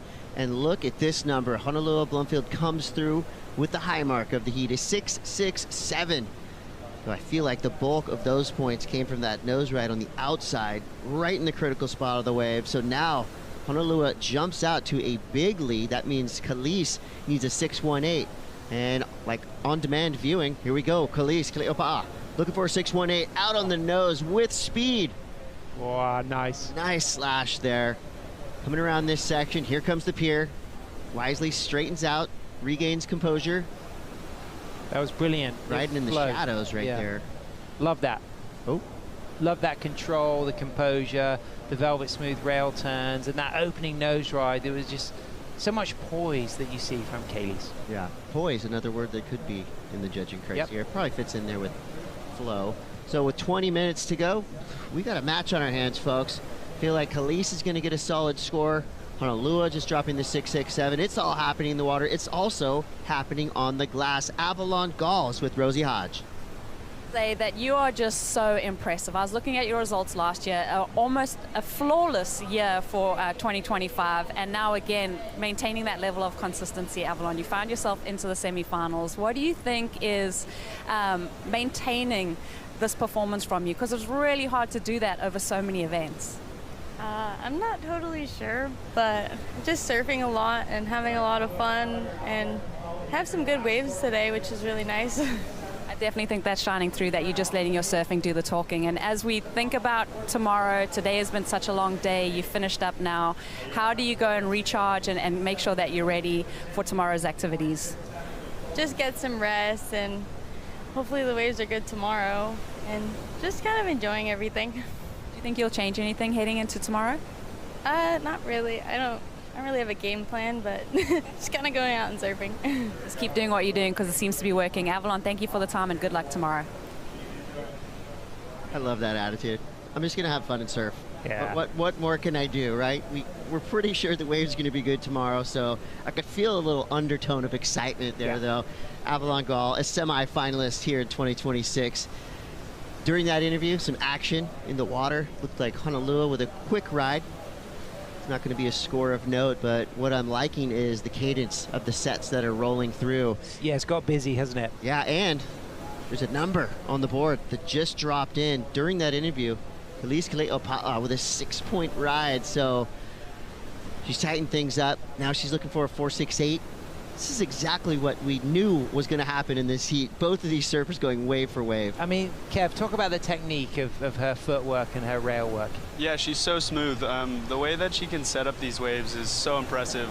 I was talking to Taj Lindblad, and he's like, so what are you guys doing out there? Like, what are you trying to, like, I'm trying to figure out the scoring. I'm trying to figure out what you guys are doing, and like setting up behind the section so you can actually nose ride through that first bit is pretty difficult, and she did it so well there, where she set it up so smooth and clean, and then went into that carve, and he's like, so where's like a 5 and where's a 6, and like, how are you guys going excellent? And that's it. It's setting it up behind the section, coming in with speed, and really like being composed and looking free, and she looked super free on that one. Yeah, always so smooth and stylish. Only now needing a 4.68, but plenty of time, of course, for Honolulu to improve on the 4. And, you know, now Rachel having been knocked out, you know, it's pretty wide open, but to think that both Honolulu and Rachel are going for a 4th world longboard title, Kevin, this year, it's pretty exciting, isn't it? Yeah, that is exciting. I mean, those girls have been so dominant. They've,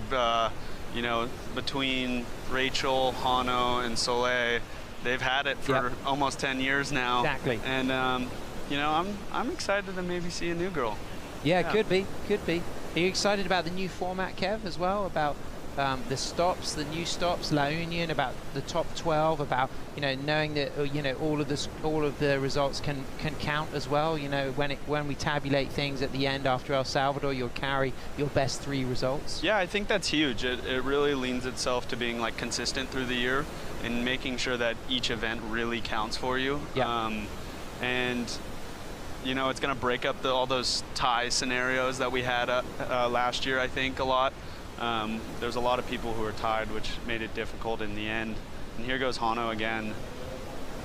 And they're sticking to that pier bowl left, which is pretty fun. I wouldn't have expected Hano to be on the pier bowl left. I know she does really well there. And she was shooting the pier, and she's really comfortable on her backhand. Round 1, I mean, that 7 that she got.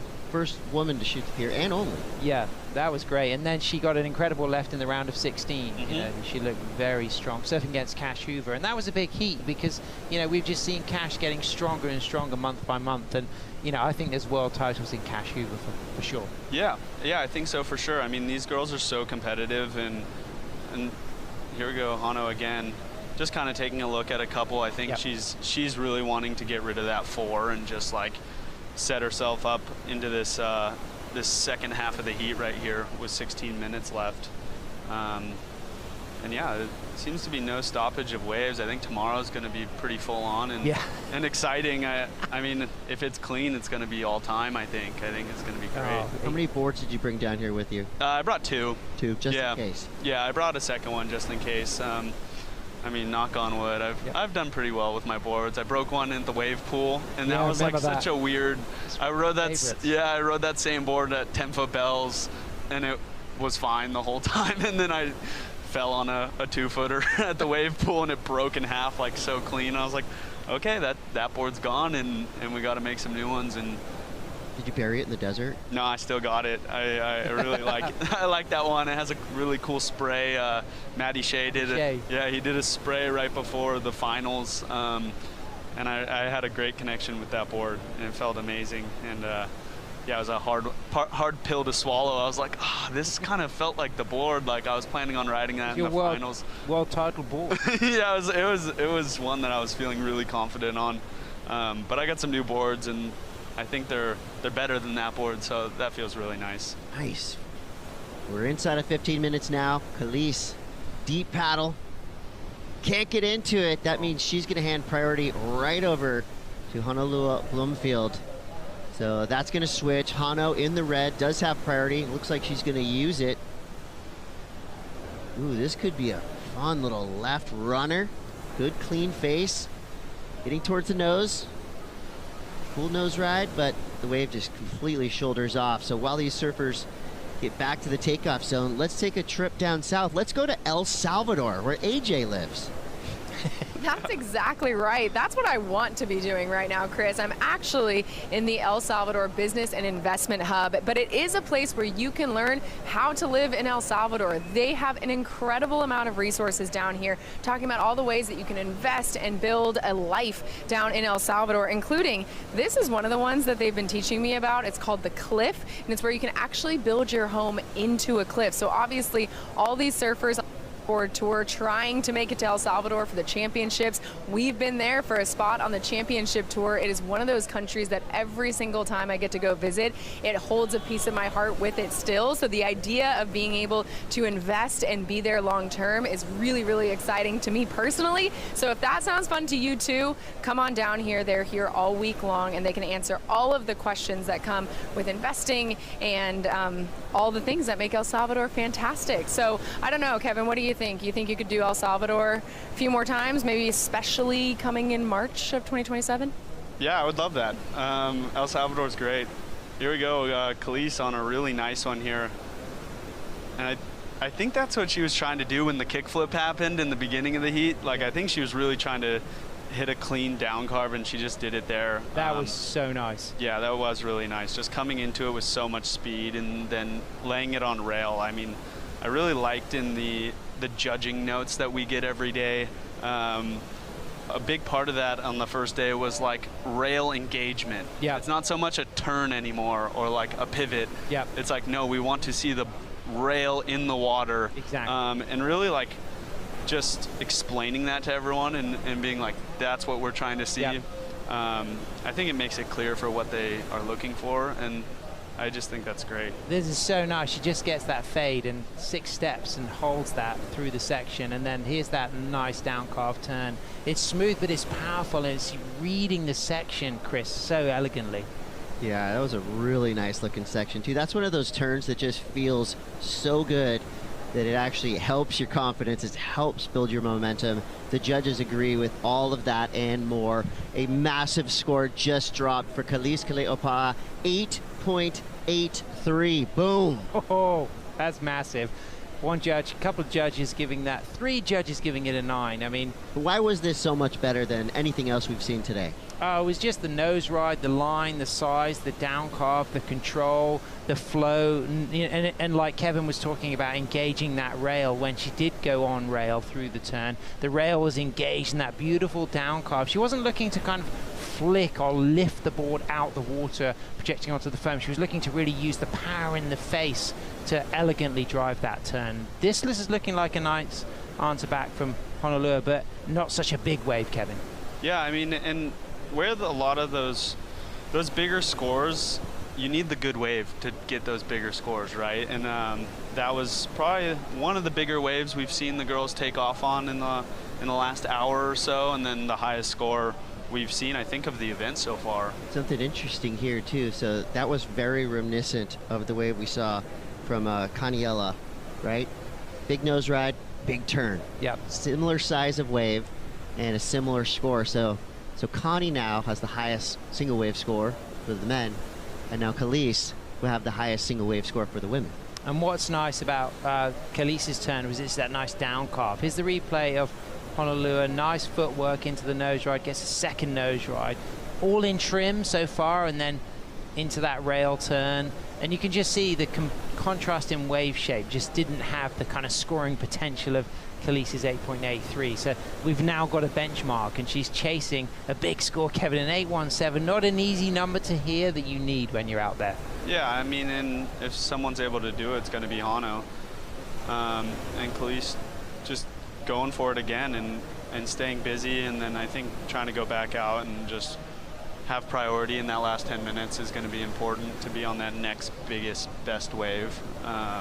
Seems like they've found themselves in this rhythm of the same peak, like they're going left. Yeah, seems like. Yeah, that pier bowl left has really come alive, and it has improved. There was a phase where we had some super tricky conditions. For example, Rachel Tilley against Leah Diaz, an incredible win for Leah, but there's no doubting that those conditions were so challenging during that heat. Yeah, it was difficult, and that's how competitive surfing goes, right? It's like you can watch it all day. It's like, oh, it looks fun, and then like 20 minutes before your heat, like, yeah, I think it's gonna be different. I think it's gonna be a bit tricky. And like, in order to make those finals days and stuff, you have to be able to surf in those tricky conditions and slop, and you just don't know what you're gonna get. And you can see the high scores of the women right there on the left, and you know, Khalees coming in the top.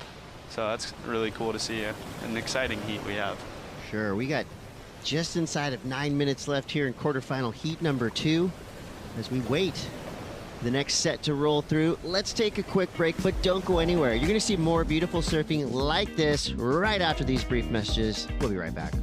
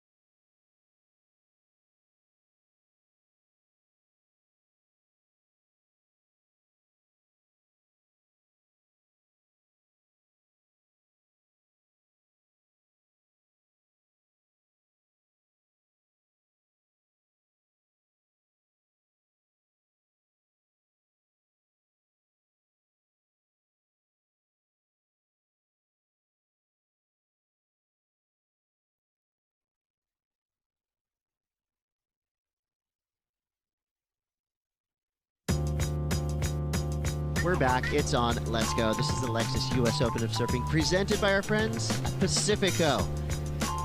Pacifico fan picks are in. Pretty even here on a little Bloomfield with the slight edge, 53%. Kalise Kaleopa'a, 47%. And these are global picks, right? These are not just picks from random people we talk to on the beach here in Huntington. These are coming in from all over the world. So thank you, surf fans, for getting involved and putting in your picks. I'm pretty impressed because we didn't have a long time to put those Pacifico fan picks out there. People are quick. Yep, absolutely. But as it stands right now, Kalise, I mean, what a heat total. You know, that is incredible. 14.83, an 8.83 and a 6. This has been just a great exchange between two world-class surfers. And of course, you know, we look back, Kevin, when Kalise had such a great run and she was the #1 seed moving into the top 8 in Malibu, and it just didn't happen for her. And of course, Soleil so comfortable at Malibu. You know, Kalise is somebody who could shine at Sunzal as well. You know, she could win there, but I feel as if, you know, it would be nice on that list if Kalise's name did make it one year. Yeah, of course. She's so smooth. And is a great representation of women's longboarding. She makes it look smooth and crispy, and like these women make longboarding look fun, and it's such a great thing to have them just for us guys, you know, like to make us look smoother, you know, and push to be clean like they are is so important. And that was a big part of Kalise's repertoire for her back-to-back wins here at the Lexus US Open, was smooth transitions between the flat sections as well, you know, linking that trough, that hole with just trim and glide, and then walking in and out of nose rise on those critical sections and using that beautiful rail turn.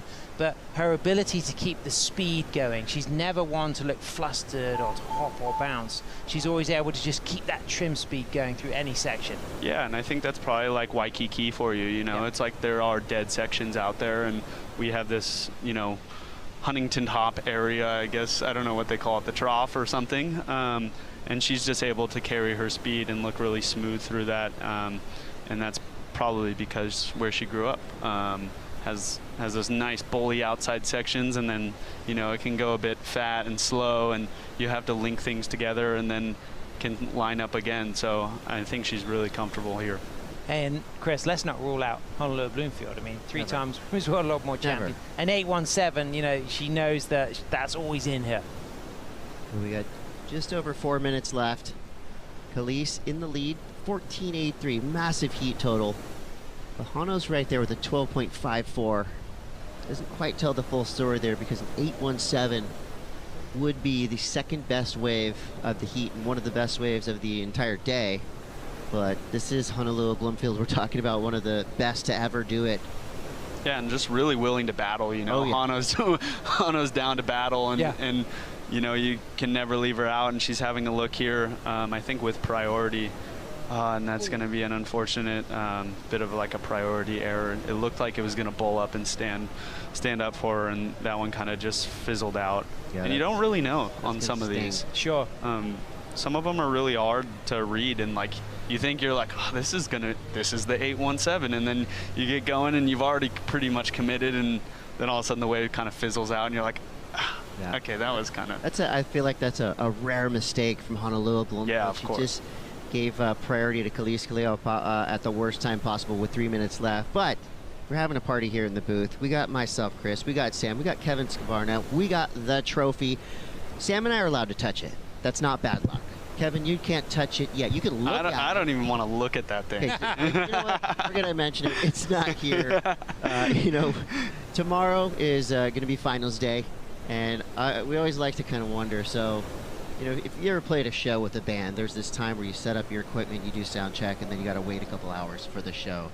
That's kind of the dead zone where you don't know what to do with yourself. Well, Kevin, welcome to the dead zone. Yep. Right? You've got what am I doing here, you know? A full night to think about, you know, potentially what's going to happen on finals day. So what do? Do you just pretend this is just another comp, just another day? Yeah, just take it easy. I mean, go have dinner and try to go to bed and be rested. And this was a long day today. Yeah. I mean, we started early and it went not longer than we thought, but you know, we didn't know if we were going to run quarters or not for the women's or the men's, so we've been here all day, and yeah, I think it'll be easy to fall asleep tonight for me, and hopefully wake up tomorrow pretty amped and have a couple waves beforehand and just, see where it goes. And you've got your Infinity surfboards, your Steve Bainey boards ready to go. Any tweaks from last season on your designs? Small minor tweaks. We've been working really closely with the whole Infinity team. I mean, it's a family affair over there, and we work really closely together. Here goes Hano. There we go. Oh, that's an unfortunate. Minute 30 left, so just up and down. And I think Hano knows what she needs to do here. She's like, I need to hang 10. Like, I need to go bigger. I'm going to push the envelope a little bit and make it so, it's either those higher scores or nothing. Yeah, exactly. I think that's what she's going for. Put it all on the line. Hang it all out there. Kevin, I know you're a switch surfing enthusiast. I am. Thank you for listening to the Monday Mass podcast, yeah, by the way. We had a quick conversation behind the scenes, but are we going to see any switch surfing tomorrow? No, I don't think so. No, okay. No. Save that for the fun days. Yeah, I mean... Yeah, save it for the rights. I'm a goofy footer. I mean, like, this is such a bowly wave that it can look kind of awkward in transition on, like, the beach breaks. Sure. I like to do it. It's fun. But save that for a longer wave that you can kind of set your or go out there and get 2 8s, and then you can put on or do that. Stand surfing. Yeah. And talking of nice boards, I mean, the Carson Myers under the feet of Honolulu, and, of course, the Kai Salas Longboard Company Waikiki model under the feet of Kayleigh, two great shapers represented there as well, Kevin. Yeah, amazing. And it's so cool to see what everyone else is riding. You can go into that board area, and there's just a library. Love that. You can get inspired. Hano getting the last look here. What's she going to do? This is a big moment. Nice carve. We'll see how this thing sets up onto the inside. It's a bit smaller of a wave, but it had a nice bowl to start out. So the buzzer has blown. Quick 10 for Hano.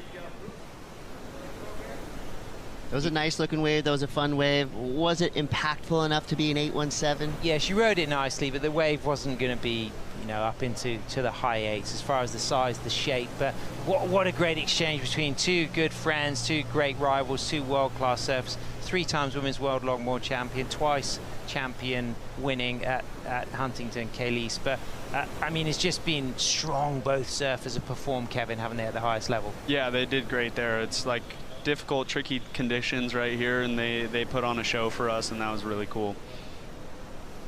Well, Kevin, thank you for joining us. You didn't have to stay, but you did, and we appreciate you for it. Now you can get on the road, have a nice, healthy dinner, and please go to bed early. It's going to be a big day for you tomorrow. I think everybody has a feeling that you're going to shine when the waves build here in Huntington Beach. So we wish you the best of luck, and just can't wait to see what happens tomorrow. Yeah, thank you. I appreciate it. Don't touch the trophy. Yeah, I will. We want to see you performing tomorrow, Kevin. Not even going to look. We're looking forward to it. You've been a standout last season. You've been a favorite for so many years, and we're all looking forward to seeing you surf tomorrow. Thank you. Yeah, I appreciate it. Thanks, guys. Thanks for having me. Right on. We're going to take a quick break. We'll be back. Quarterfinal number 3, Leah Diaz, Sophia Colhane. It's about to go down. Stick around.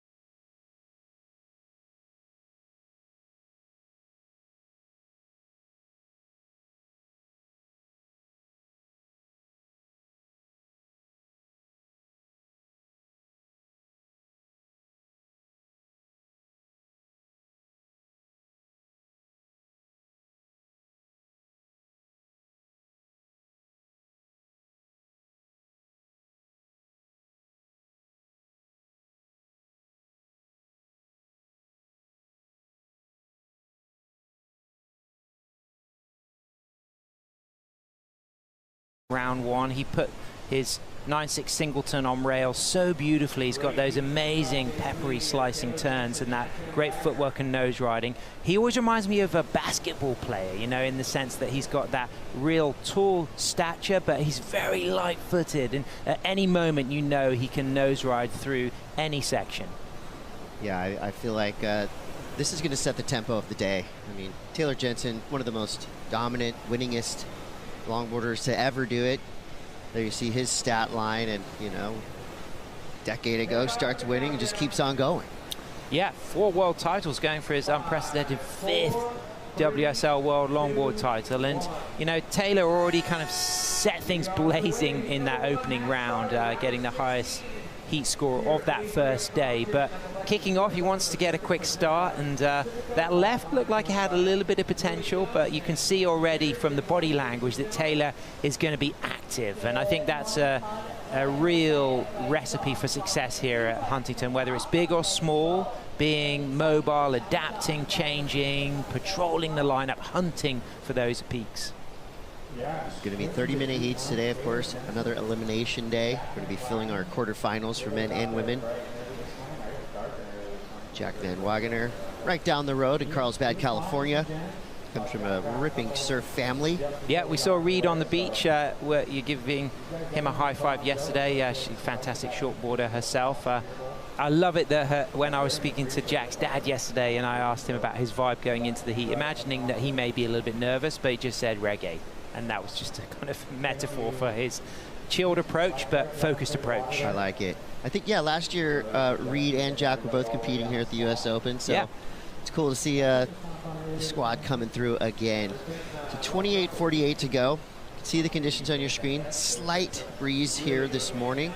I wouldn't call it morning sickness necessarily, because when these waves do come in, they're pretty nice and clean on the face. And here's a look at your Surfline forecast. We are in Surfline's backyard, so they know this spot well. And guess what? We got Genevieve stirring things up in the Pacific. The tropical storm that is sending tons of waves, and it's brewing into potentially something special. You love the location of those spinning arms. And this is a great sign of things to come for the U.S. Open this year. Today we're looking at 4 to 5, so head high overhead on the sets. Cross-shore breeze this morning. Things are going to escalate a little bit wind-wise as we get towards the afternoon, but there's going to be plenty of opportunity for our surfers in the lineup. Plenty of chances, rights, lefts. You're going to get the odd closeout. This is HB after all. And Sam, look at our forecast for the next few days. Well, that's the major hurricane, Genevieve, kicking in there. You know, on Wednesday through Friday, we're expecting, you know, real increase in size mid to late week. But we'll also see that southern hemisphere swell mixed with a little bit of northwest wind swell. But the next couple of days, we've got good size. We may see an increase tomorrow afternoon for finals. But up and riding right now is V-Dub on the tip, and this looks really strong, Cote. That's how you want to start your day, out on the nose, levitating. So Jack coming through. Great nose ride to start. Finishes off with a solid turn. Working his way all the way through to this inside section, hoping for a reform. That was incredible. Straight off the bat, committed, lean over nose ride, 10, working this right through to the inside. You can already see, Cote, that the conditions are a little bit more playful today. Yesterday, there was, as Ollie said, from South Africa, be surfing next against Chase, you were dodging a few bullets out there. Some of the big sets were closey, and some of the runners were hard to find, and then you might be unlucky and get something that mushed out. But V-Dub demonstrating that the sets are going to be keepers. Straight in 2 steps to a 10, 5, holds it there and gets that very quick 10, gets up for a second nose ride, and then widens the stance to project over that section there as he gets towards the pier. And then at this stage, he knows he's worked that outside face as best he could, but he's just looking for a little reform here. Not easy to find. He's got a lot of foam to deal with, but he knows that there's always a chance if you stay with it, you may get a little bit of a redirect. And this is going to be a very nice start. Don't think it's going to be excellent range, but it could well be a keeper close to the 7 margin maybe. You're spot on. 683 JVW to start things off. So question, backside nose riding as opposed to frontside nose riding, is there a difference in the difficulty factor, or is it just a comfort level thing? It's definitely harder to do critical nose rides on your backside, but it's not necessary that the judges will over-reward the nose ride just because it was on the backside, because they'll be looking for the pocket, the lead in the footwork in and out of the nose ride, and the degree of difficulty, the positioning on the wave, and the control throughout that nose ride. And they won't say, oh, well, that surfer was on the backside, so we should reward it higher. But there's no question that it is more challenging to do critical nose rides on the backside.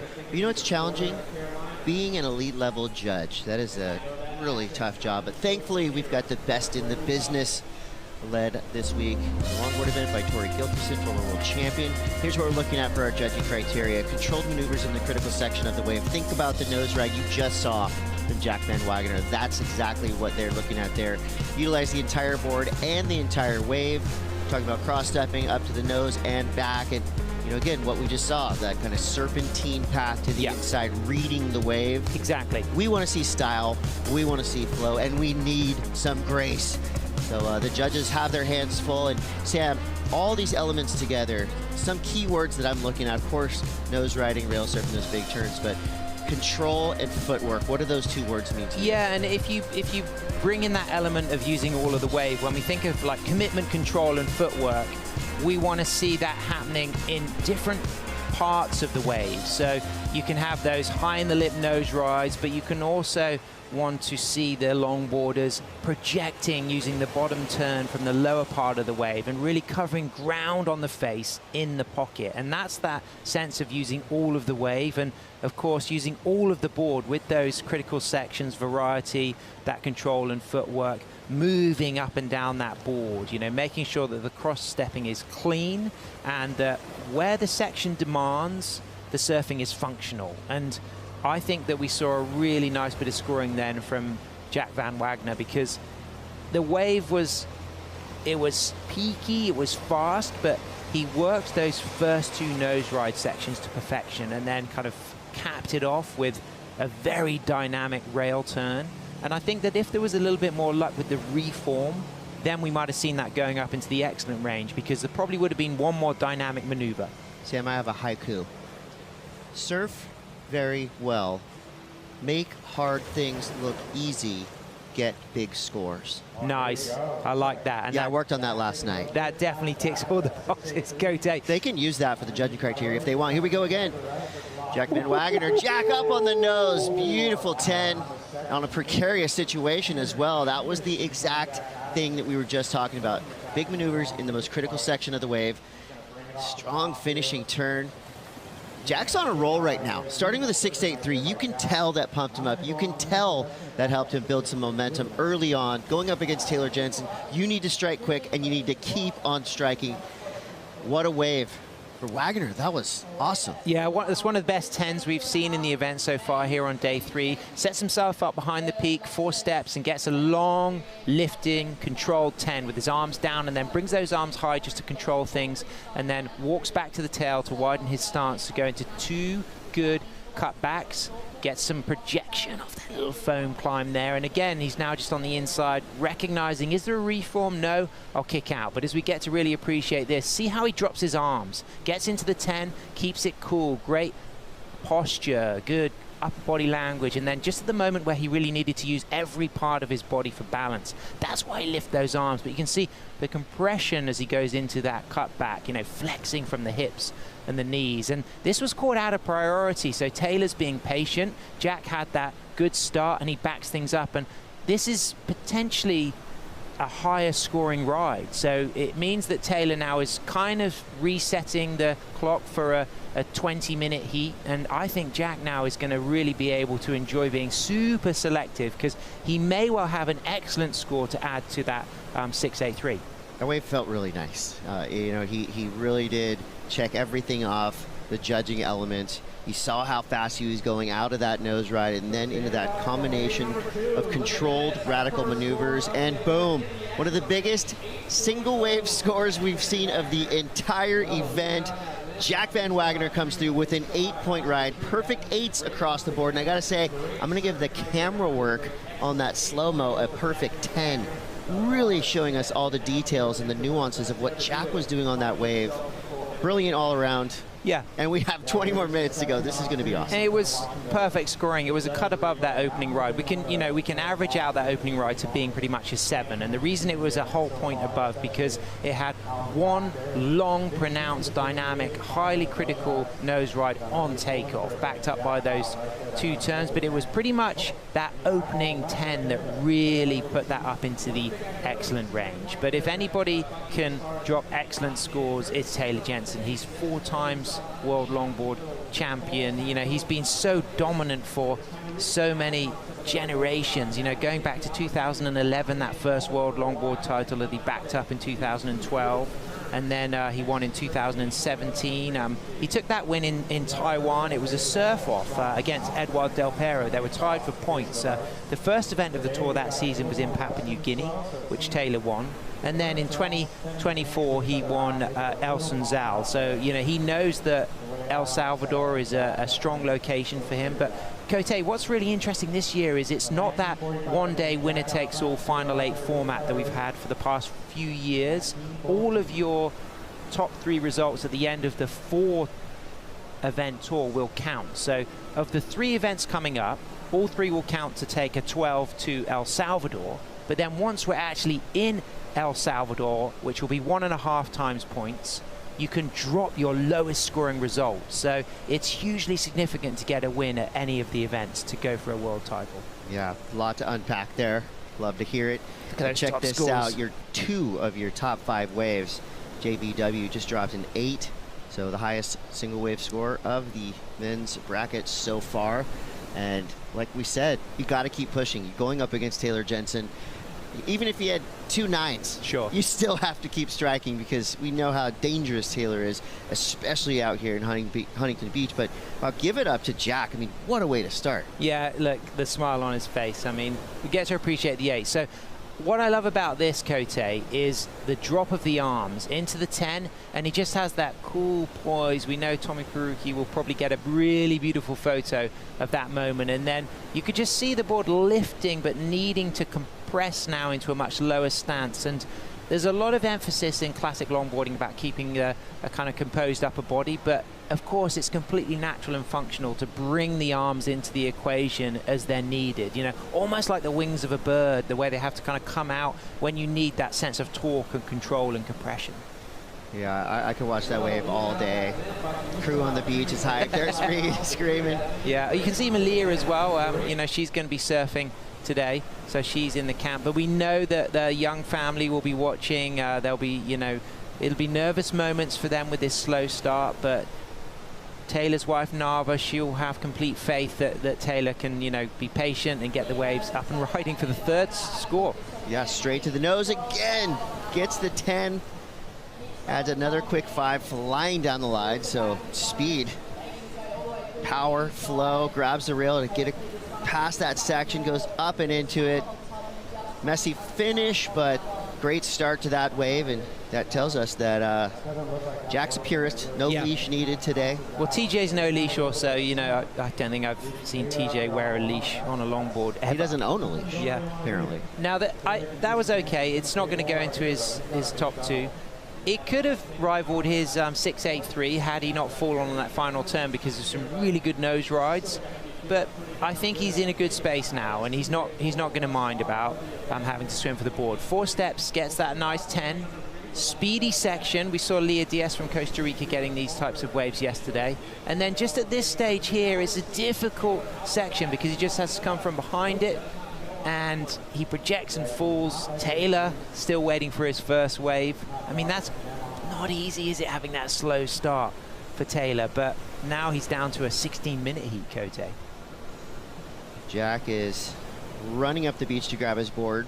Notice something subtle on that nose ride we just saw from Jack that was pretty different to the previous nose ride. So we talk about levitation, right? And that's when these guys and girls are way out on the nose and the board looks like it's almost pointing upwards. Lifting. On that nose ride, we saw actual water spray coming off the nose. So would that be considered a mistake? I mean, a nose ride's a nose ride, but Watch here as the water comes off the nose. That's a little bit different, right? Good analysis. It's a sucky fast left, and he's dropping down the wave, but you could still see that there was no foam and spray over the very tip of the nose when he was actually locked in. But because of the angle and the shape of the wave, it's not allowing the pocket to really like press down on the tail and allow that seesaw effect to really lift the nose out, because it's a much faster wave in contrast to his peaky right-hander, where he was able to get behind the peak and really poise for that 10.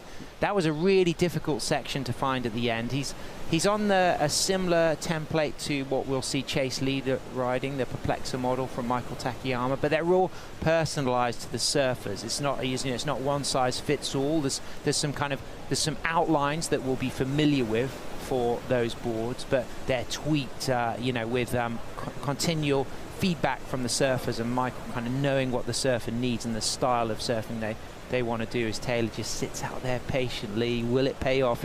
I've seen this guy, Chris, win huge heats with just 2 waves in the last kind of 7 minutes, as we can see. Nava there on the right, just watching nervously. We can see Jagger, his eldest daughter. Zion will be close by as well. They're just kind of, probably exchanging a few kind of nervous thoughts about, if it's going to come together for him. Is it going to be now an element of luck, or is he doing the right thing and he's already studied the surf enough this morning to know the one he's looking for? I mean, now it's about swinging for the fences on whatever waves you catch, because with 14:26 to go, that's a lot of time, especially if you're Taylor Jensen.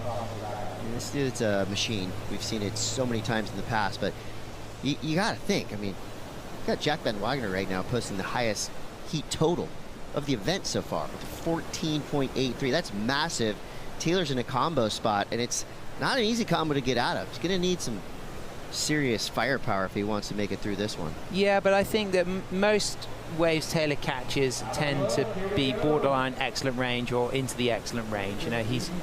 His wave selection is outstanding, and what's going to really help Taylor is the fact that Jack Van Wagner's opening score didn't go up into the excellent range. It's just below that 7, so he's got 1 excellent range score on that 6.83, and Taylor's aiming for excellent range scores, which is 8 and above on every ride he catches. And it looks, as far as his positioning goes, that he's kind of sitting himself there just away from the pier bowl, probably wanting to have one of those right-handers that are quite peaky, similar to the wave that V-Dub got that 8 on.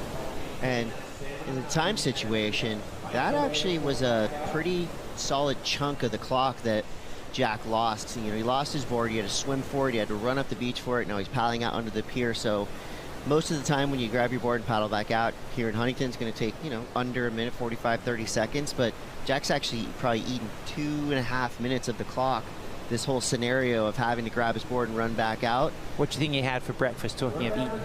I mean, obviously he's had his, I don't know if I can say name brand cereals. Okay. Let's say he's just had some power-packed cereal, because he's come out firing 6.83 and an 8 already, and we're over halfway through this heat. Taylor is yet to catch a wave, but here we go in true TJ style. Looks like a major set approaching. Here we go, right in the zone. Here we go. I got excited. The angle for us looked good. It looked like it had potential, but you can just see that the current kind of running through that, the chop, the kind of texture on the face, and now looking at TJ's body language, you can sense that even the wave we're seeing walling up behind is not going to be significant. So I love seeing Jack knee paddling over, cruising like, you haven't caught one yet? TJ's on the move so now. Far. He's hunting, he's moving. I mean, this is now, I've said this for the 3rd time. It went for a 20-minute heat down to a 16-minute heat, and now, judging by the lack of sets that we can see on the horizon, he's now got himself a 10-minute heat to get at least 1 excellent range score and, something in the 7-point range to beat V-Dub. Yeah, he's getting pretty far down, not necessarily all the way to Nueva's left, still kind of in that pure bowl section. 11 minutes, 29 seconds left.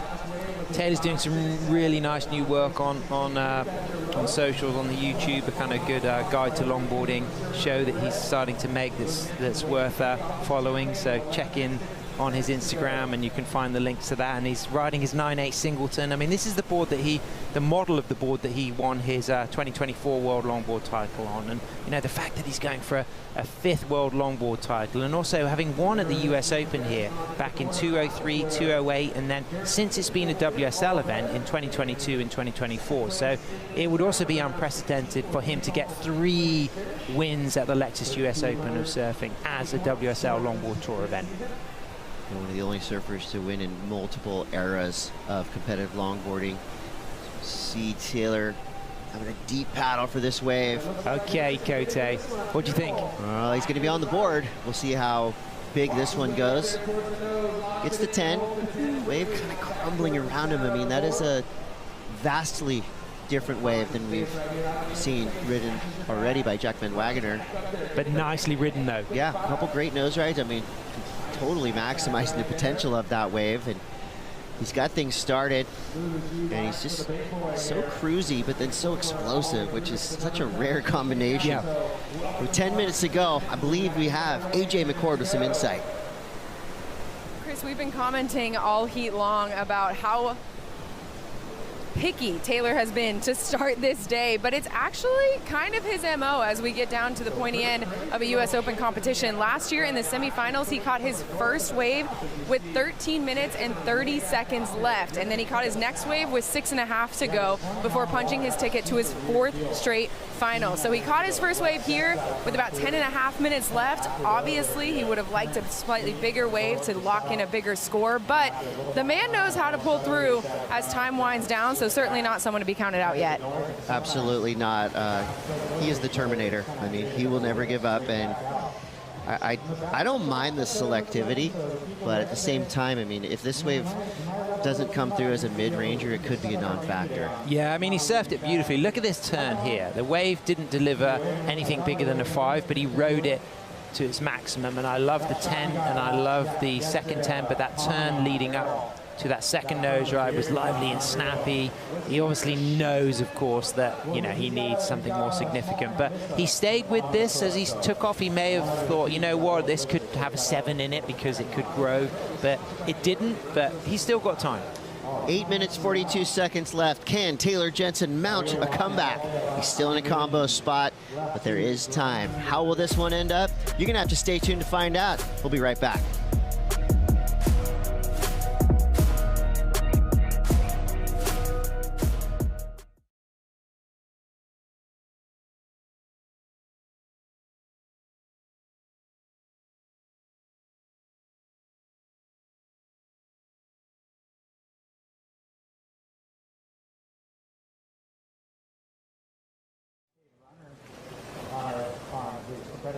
'Schweitzer took off, and since it was just a strategy move for the people, he just with the classic barrel line on the left. As Taylor looking to the left here, gets to the 5. Good recovery, Taylor. High speed, nose right to the inside here. You can see that current coming across him on the left. Bangs it off the end there. It might be form for him on the inside. He's going to trying to at least get better than a 4.83 in order to fail in that combo situation.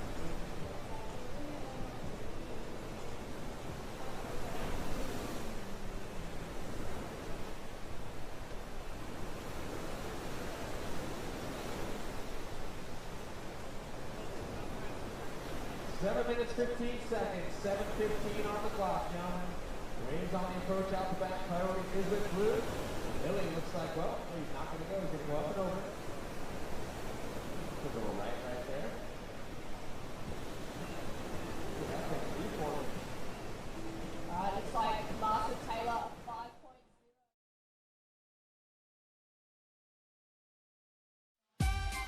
And we are straight back into it. Taylor Jensen trying to mount a comeback. He's got himself out of combo. He could get himself out of combo with a decent chunk of points, and it looks like he's putting in the work. Started off with a 4, and that was over halfway through this heat. So the scores start to lock in for Taylor Jensen. He was looking at a deep 14-point combo.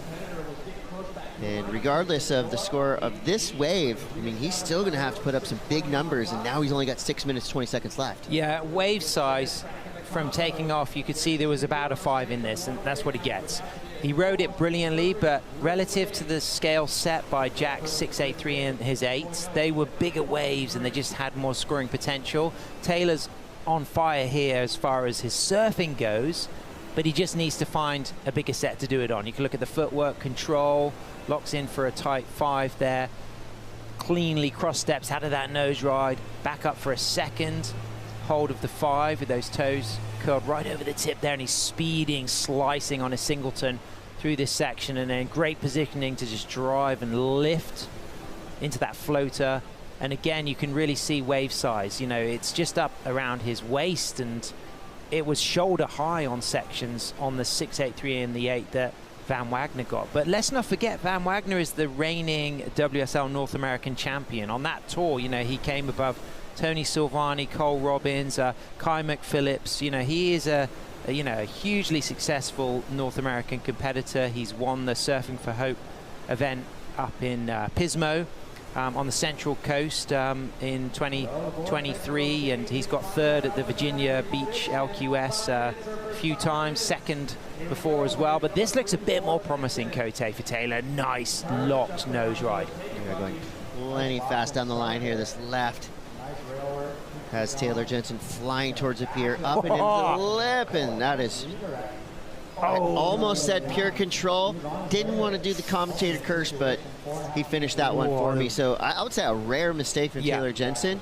4.5 minutes left. Jack Van Wagner in complete control. Taylor needs a 9.83 if he wants any chance to advance, and time is starting to fly, Sam. I felt like there was a 7 in that wave. You know, just needed to kind of flow out of that final turn, and a 7 would be a very important score for him, because he knows then he's bettered V-Dub's lower score and he's chasing excellence. So this is one of his better waves, but it just doesn't end well. But a really nice upright tight nose ride, and then drives off the bottom. Use of all of the wave face. This is great surfing from Taylor, and this is a big committed projection. And just at that stage when it felt like I was seeing a 7 possibly coming from the judges, it slowed down, and that could turn that score into a 4 maybe, you know, 5 at best. Yeah, 4, 6, 7. So slight improvement of his opening ride, but still needing a 9.83. And I'm kind of just blown away, because I don't remember the last time I saw Taylor Jensen fall on a backside turn. You know, obviously different looks of completions. You know, if you're on your shortboard, you really have to show that your nose is out of the whitewater, you have forward momentum. And I think for Taylor's wave, it's just the fact that he had to kind of lay down and grab onto his board tells me that that was not a completion. And you're absolutely right, Sam, that wave could have been 3 points higher had he ridden cleanly out of that last turn. But he needed to do something dynamic in that last turn. You know, had he played it safe on that last turn, he only would have been sitting with a 6, and I think that he knew he needed to commit to it. You know, of course, you know, he's not thinking these numbers. He's just thinking, I've got to get a decent shape wave and I've got to surf at my level, and his level can get a perfect 10-point ride. But if that did come through at a higher score to Jack's backup ride, I think Taylor would, you know, have a little bit of confidence. Okay, right, you know, now I just need that one single score of something in the kind of 8 range. But as it stands, he pretty much needs a perfect ride to take the win and get a 5th or better. Of course, coming out of this round, if you do lose, you get a 9th. You know, you know, it's not where we'd expect TJ to be, but a 9th, considering that the top 12 will qualify for El Salvador, isn't such a bad situation. There will be surfers carrying a 9th in the scores. There'll be mostly surfers with 3rds and 5ths who kind of amass for that top 12, but you know, some of them will be carrying one of their 9ths, and it may well be that Taylor ends up having a much stronger result in Bells and La Union on waves that he knows very well. He's won before at Bells, La Union in the Philippines. He's never been there, but he's going to be super comfortable on a right-hand point break. Yeah, I don't, you know, I don't think anybody worries about Taylor Jensen until the very end, because he is just that good. But for Jack Van Wagner, I mean, what an epic way to start your day. You know, he got out there, the 6.83 felt really nice, and then he locks in the 8, highest single wave scored. He's just built so much momentum within the first like 3 minutes of this heat. It was so fast, wasn't it? Yeah. And out of priority getting that excellent score as well. The fact that I guess he was able to roam a little bit below Taylor, it allowed him just to be inside of that kind of rip bowl section to just see that peak and dart for it and make the most of it, because he was really able to come from behind the section. We haven't seen a wave as peaky as that since, and that was the one moment that you wanted to be on. Yeah, now we're looking at a minute. Wow, big shout out to all the crew studying at Cal Poly, where Jack V-Dub is. He's studying architecture. They'll be tuning in and they'll be stoked for one of their kind of comrades doing well here, because he's on fire. You know, I know people at Vandalay Enterprises. Nice. I could maybe get him a job as an architect. 40 seconds the wording, left. Cote. You know Carl? Carl's bad. Represented well right now by Jack Van Wagener. 30 seconds left. Has to be such a great feeling, because look, I don't care how good you are. I don't care how much you've won. When you're going up against Taylor Jensen here in Huntington Beach, you have a mountain to climb. Sure. And he just had one of the most convincing heat victories we've seen of this entire event. So Wagner's going to be feeling great about it. And you know what we're going to see from TJ? You know, if there's not a wave to scramble for, we're going to see him congratulating Jack, because TJ's his sportsmanship is outstanding. But TJ does get a moment to stand. It's not going to be super significant, but I'm feeling as if that was just in time. But you can see by the wave size, it's not going to allow the 983 that he needs. You know, I think the positive is we just get to see a little bit more surfing. Taylor Jensen, and he's always fun to watch. Wow, that was a big result for V-Dub. I mean, congratulations, you know, and just going to show that being busy is so key. You get to see a bit of kneeboarding on the way in as well, Cote. Got early start. Well, good morning. Yes, please. All right, that was the best kneeboarding barrel we've seen of the entire event so far. All right, we're going to switch things over. Chase leader, Ollie Packham coming up next. Don't go anywhere. We'll be right back.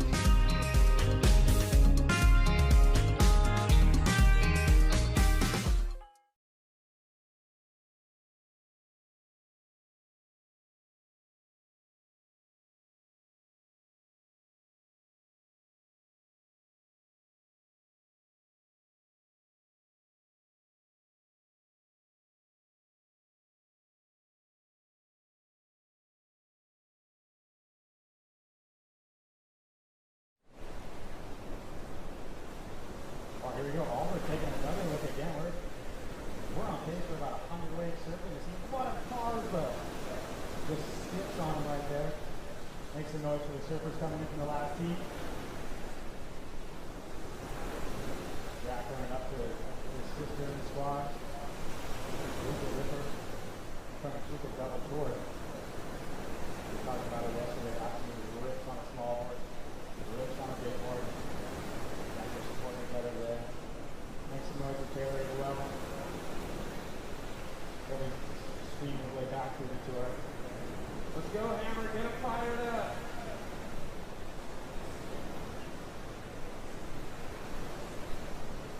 Hammer, we heard you. We're going short for the chest here. Yeah, Chase in here. We're going to have to get a real shot. Well, Hammer's going worldwide. He started out local, and then when he got his win at the Super Santa, he went to the Kiwi, and then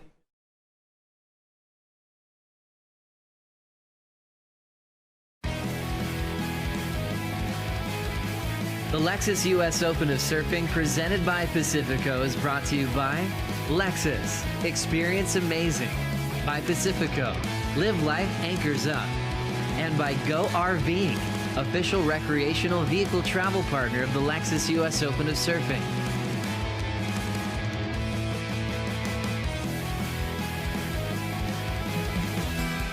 Welcome back, surf fans. You're watching Jack Van Wagener, who just had a huge heat win over Taylor Jensen.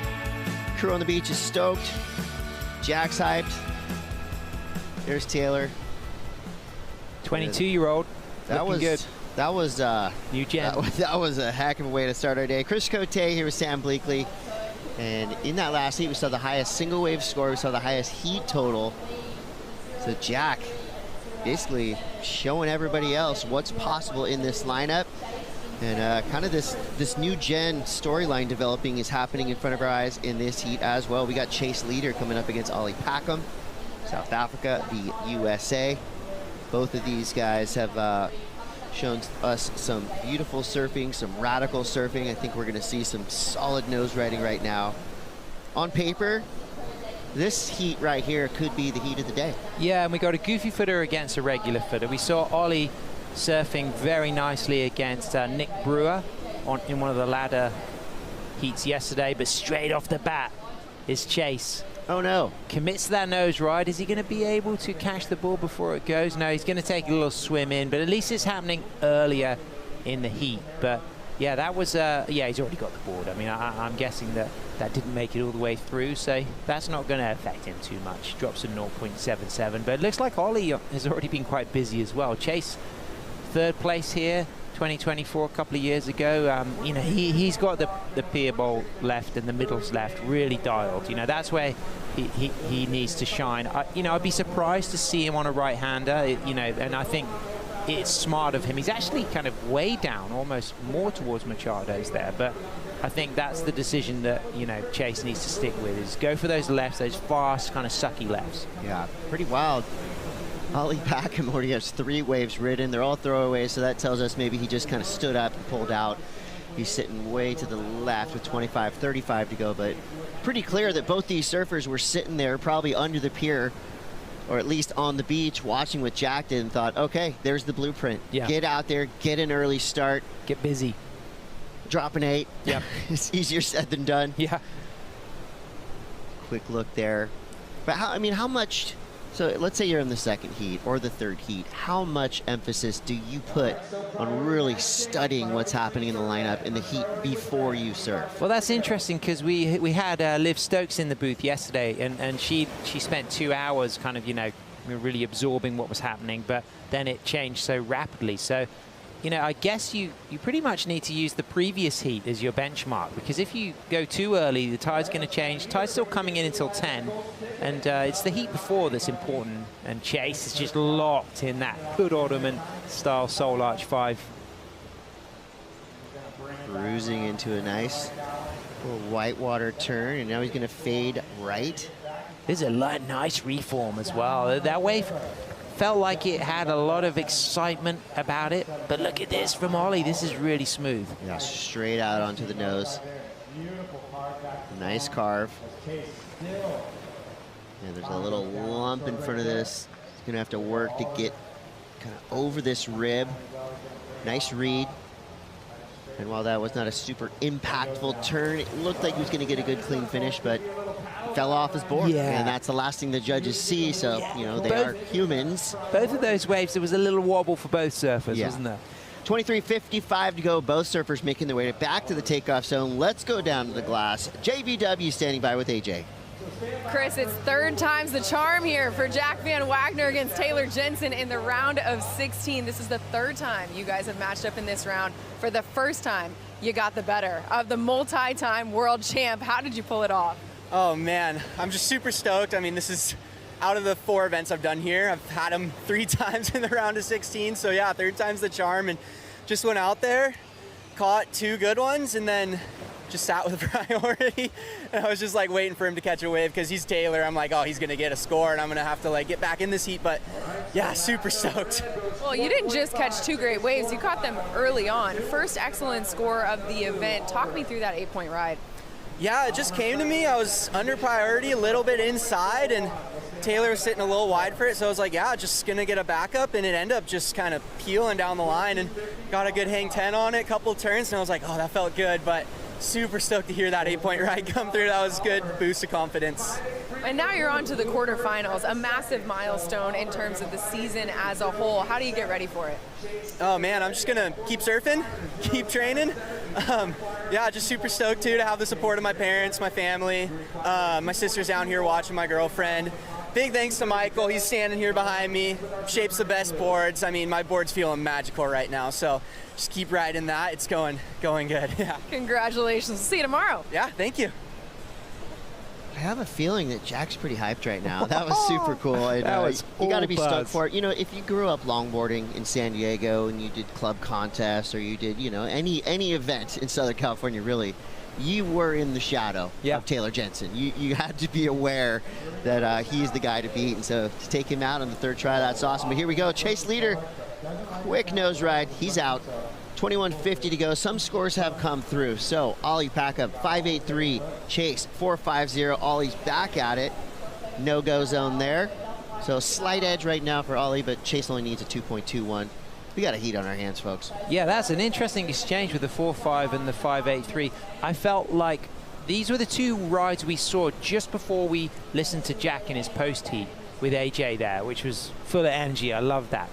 But I felt like both of those surfers, Chase and Ollie, there was more scores in those rides. They both had a little bit of a wobble, a little bit of caution, and a little bit of nerves. I felt both of those waves maybe could have gone into the 7s if they rode them at the best of their ability. But this was why it went higher than Chase's. I think it was just that opening critical nose ride there. But it didn't have that link up. Chase's had much more of an exciting kind of like link up and reform, but Chase just didn't quite kind of drive and glide through the reform, but Ollie lost a little bit of control at the back. This is Chase's wave, straight up to the nose, holds that 5, not as critical on the nose ride at the start, and that's why it probably went lower than Ollie's wave. But at this stage, you felt like, oh wow, he's got a really nice reform.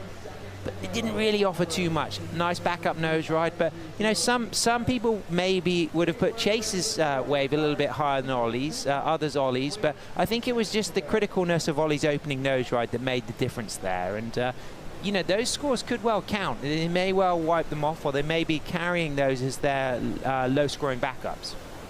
Yeah, those 4.5s, you know, 5.5s, that is pretty much your just prototypical backup score, right? Prototypical. You could pair that up with a 7 or an 8, of course, you're in business. But, you know, yesterday and the day before, we saw basically surfers who got themselves up into the double digits, giving themselves a really good chance at advancing through. I feel like today might be a little bit different. You're probably going to need to get up into the teens. You know, that 14.83, the line in the sand drawn early by Jack Van Wagener in the first heat of the day, I think that's a tone setter. We're looking for excellent surfing. Wow, look at this little peak here, Cote. This looks like it's got a real wall ahead of it for Packham. All right, Ollie gets under the nose. Cutting back. The rights look like they're pretty dynamic on the outside, but this kind of inside section has been flattening out just a bit, so just kind of doing some busy work, getting up to the nose and back. Nice and fluid. That's that kind of strange, like, Whitewater River standing wave section. Yeah. The wave just disappeared. I thought he might have faded into that peak to really just like get behind that first section for something critical, but he was in obviously the place where he could see what was ahead, and he probably thought, you know, this has got a real run and a real wall, but maybe there was an opportunity to fade in, get behind the section, and then get more of the critical nose ride. No, now on replay I can see exactly why he did that, because of the way that wave was walling up. It didn't really allow something super exciting on takeoff, and at this stage it's not really steepening up enough for him to get anything super exciting, but it's going to put him in a decent position. It's going to be a good backup score to add to that 5.83, but I just don't think it's going to be as strong as that 5.83, and I think he's going to be looking to replace that wave pretty soon, Cote.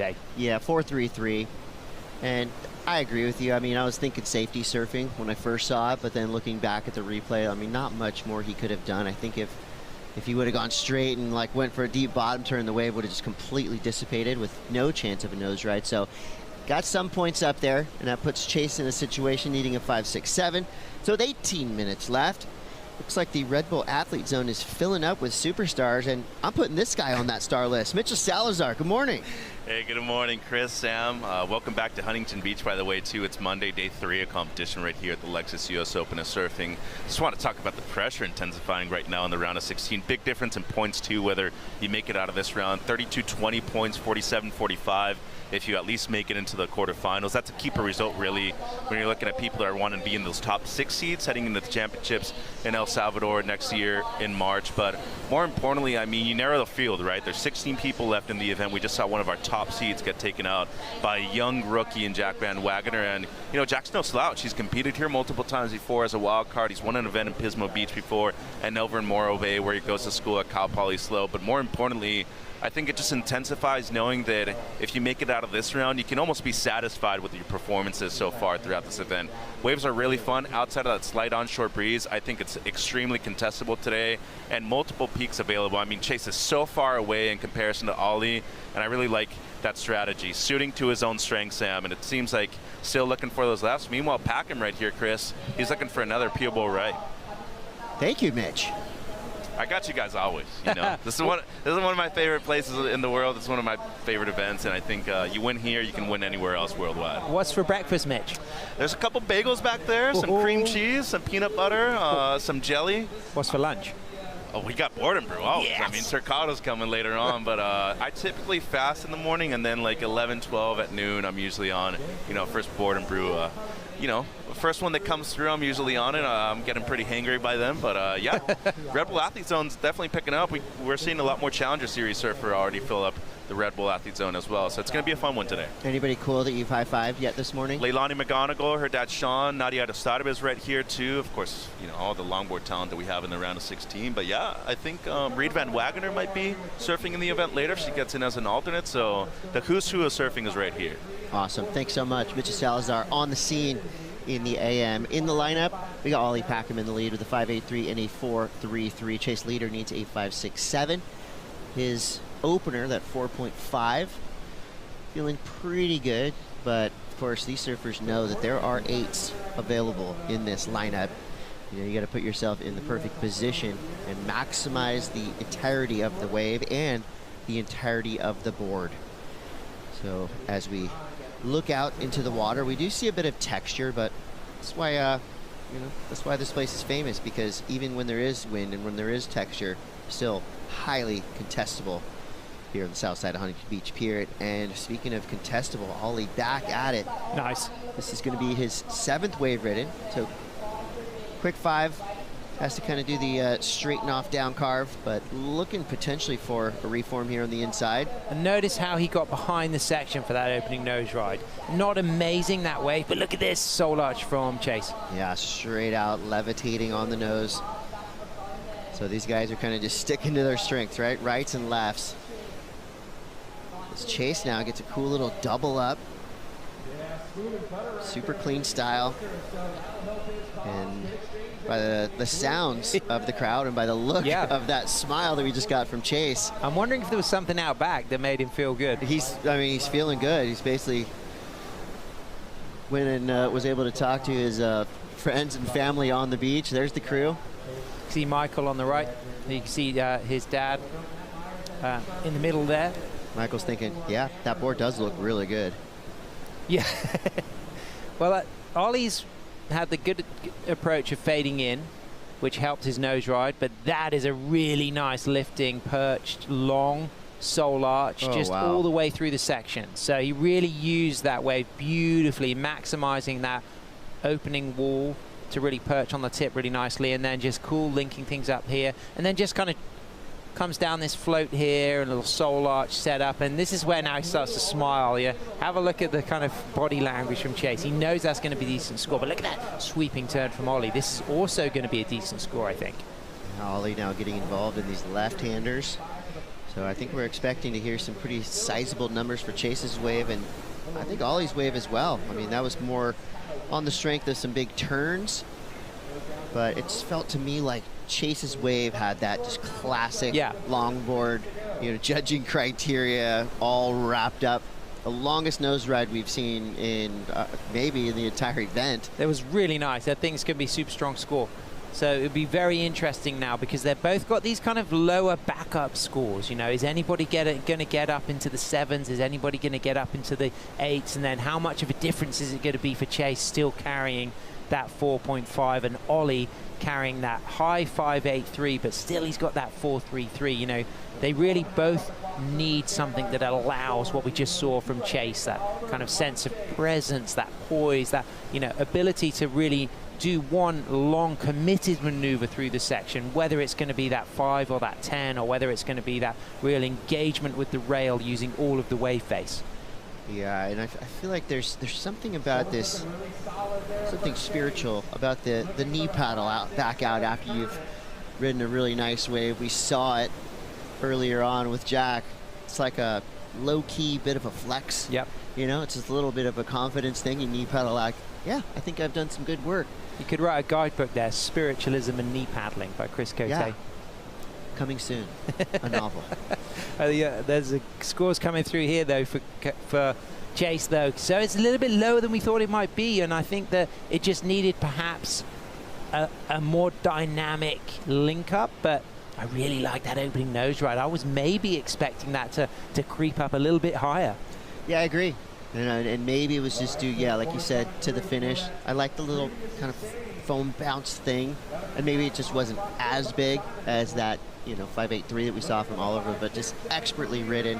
Chase leader is going to be hearing a nice number here, and comes through. One more score. There we go. 6.23. Wow. So that got Chase back on top, and he now has priority. We are still waiting for a score from Ollie Packham. So 11 minutes left. Chase leader in the lead for now. How is this one going to end up? You're going to have to stay tuned to find out. Of course, you're watching Day 3 of the Lexus US Open of Surfing, and we'll be right back.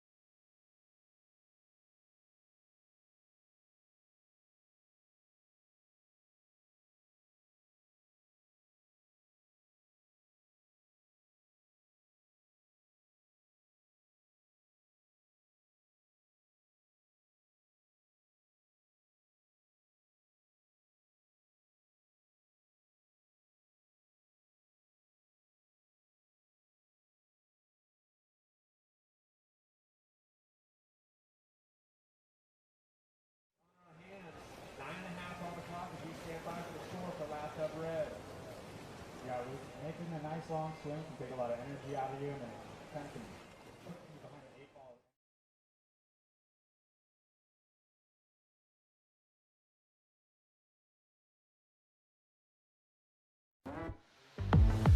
ball. Welcome back to the Lexus US Open of Surfing, presented by Pacifico. We've got a lot happening here on a Monday. That's right. Mondays go off here at the US Open. So we're going to have the World Longboard Tour all day long, of course, men and women. And then at 8 a.m., just a few minutes, the Festival Village and food trucks opening up. We've got the Little Surf Coast Surf Camp, our opening ceremony. And of course, the WSL One Ocean Beach cleanup, DJs, bands. Lots of good stuff happening today, Sam. Yeah, I'm stoked to see DJ Christian G. That's good house music. You're going to enjoy that. It's pretty chilled, kind of pop electro vibes, but I saw that name pop up there and I was like, ooh, I've seen that DJ play before. So you could actually, with your headset on right now, you could pull one ear off and you would hear the music and be able to talk. Wow, look at this. Back to the nose, Chase leader. Oh, that is super nice. Got the 10, got the perch, got the lean back, got the drop knee. So would have been disappointed with a 6.23, but what he does is he answers back by getting a little bit more dynamic in that nose ride section and adding a little bit more flavor to the rest of the ride. So this is coming in at a 7.0, and now Ollie's going to need a 7.4. And I think Chase was kind of reacting to that 6.23, going, okay, you want more? I got more. Here's my 5, here's my 10, here's my hold, here's my lean, and then look at the speed through that section as well, where he stays true to the nose ride, doesn't back out until the last moment, and then he walks back to the tail. What we see here is some variety going into that drop knee, not driving through that section on the drop knee, but just using it as more of a stool. And then on the reform here, poise, goes for the float. You can just see his body language there, that lean back posture that we're so familiar with from one of the Style Masters chase leader, and dropping a 7, and he's going to feel real good. But Ollie, a 7.4, that's something that Ollie can get, but with 7 minutes, 10 seconds, do you think that will then cause Chase to start to play a little bit closer to Ollie's territory, or is he going to just stick with those lefts? He's going to be looking for lefts. I mean, it's called goofy foot-itis. Goofy-itis. And, you know, that was pretty clear right there. He was going a lot faster. The wave was projecting him down the line better, more control, and you could just tell he's just adding little touches with that drop knee turn. The nose ride, maybe not quite as long, but done in that perfect spot on the wave. So easy call there for the judges, and I think Chase will be very happy with that number. Well into the lead now, so Ollie needing a 7.40, that would have to be the best wave and the best performance on that wave. And time's going to start flying here, especially when you hit that 5-minute mark. Yeah. As a way of hitting a time warp. And I still go back to those opening scores from Ollie, that 5.83. I felt like that wave had a 7 in it, you know, and there was a little bit more that could have happened. And I also felt like Chase's opening 4.5 potentially had a 7 in it as well. But now he's got that 7 he was hunting for, and he's going to be feeling pretty positive. And a 6.23 is his backup score. You know, with 5 minutes, 50 seconds to go, he knows there's a fairly high chance that he can improve on that backup 6.23. He's got his formula, you know, and I think the difference between the 6.23 and the 7 was really about 2 things. 1, the criticalness, the risk of the opening nose ride, and 2, just a little bit more excitement on rail through the latter part of the ride, and that just gave that the edge. We thought the 6.23 came out a bit lower, but then he showed, yeah, I can give you a 7 if you want a 7, boys. Yeah, I think it was well judged in the context of this heat, because I felt the same way. I go, oh, the 6.23 felt pretty dynamic, but then you see what a 7 really is. Sure. And it's like, oh, okay, I get it. I should have never even doubted it. And we know what an 8 looked like from the first heat as well, you know, and you know, you could see still relative. Of course, the scale slightly reset each heat. The criteria is there, but we know the difference to that 8 from V-dub. And this is the 6.23, stretching, holding that 5. It's a tight 5, you know, not a full 10, but he's nose riding through the section. But look at the wave size. It was kind of hip-sized wave, and there's not anything super dynamic through this part here. So you already feeling that a lot of the scoring has already happened. 5 for the nose riding, a little bit more for the end. This is bigger and it's more risky. He leans over that nose, goes back to the sole arch, but then look at the difference between rail work here. There's a little bit more variety, a little bit more excitement, and it's pretty clear to see the difference between those 2 waves, and that's why this comes out of the 7 and the previous a 6.23. And even the little finishing foam climb thing was just a little bit better. So yeah, spot on from our panel, and 4 minutes 10 seconds left. Chase has got to be feeling pretty confident here. I don't see any priority plays, I don't see any hassling, I don't see any positioning, so it's going to be a wave riding contest for the next 4 minutes. I like the way Jack that joined the crew. Yeah, I was going to say V-dub's down there. Craig, of course, Dad, he's videoing things. You know, Michael Takayama is there. You know, he's just seen V-dub take the win, and he's now got, you know, one of his boys Chase in the water. You know, what a lovely moment. And, you know, it's so special, the surf community, the way we bring together the crafts people, the performers, the artists, the parents, you know, the coaching team, and, you know, the family ethos. And I love this kind of crossover as well between the Challenger Series surfers starting to come into town and the longboarders, you know, really starting to shine. But this looks like a good opportunity for Ollie with that fade, but risky line, you know, difficult when you set your right-hander and then you swing back to the left so late. It's going to always be difficult to get around that section. Yeah, speed control is a huge element of success here, and it looked like Ollie just lost a bit of that control as he, like you said, whips right here. The redirection slingshotted him. Yeah, so he's looking for the right, and then he's really low down on the face when he walks up to that nose ride there to steer back towards the pier bowl, heading left. Wearing a leash, board doesn't go anywhere, but it's going to be very difficult now for Ollie psychologically to just kind of breathe, reset, you know, trust that he gets 7.5. Is this going to back up Chase's 6.23 though? Great nose ride, pair of nose rides to start. Soul arching through both of them. Now we get an even better drop knee turn. And pretty clear to me that, and it's not just because I'm a goofy foot, Sam, the lefts are way better than the rights right now. Yeah. Every wave that Chase has ridden has just opened up for him on the outside, nice and clean all the way through. That's nice. I think he's bettered his 6.23, so I think he's adding to that 7. He's and laughing. Look at the smile, Cote. He's so. This is what we want to see as well. This is kind of one of the big elements of longboarding, is seeing that joy and those smiles. Nice roundhouse from Packham. That was a good answer back. Just as I say, in my goofy vernacular, the lefts are way better. Jack answers with a pretty solid right-hander. And on self-shaped olive surfboards here. So this is a really, really strong ride. I'm always impressed with the self-shaped surfers.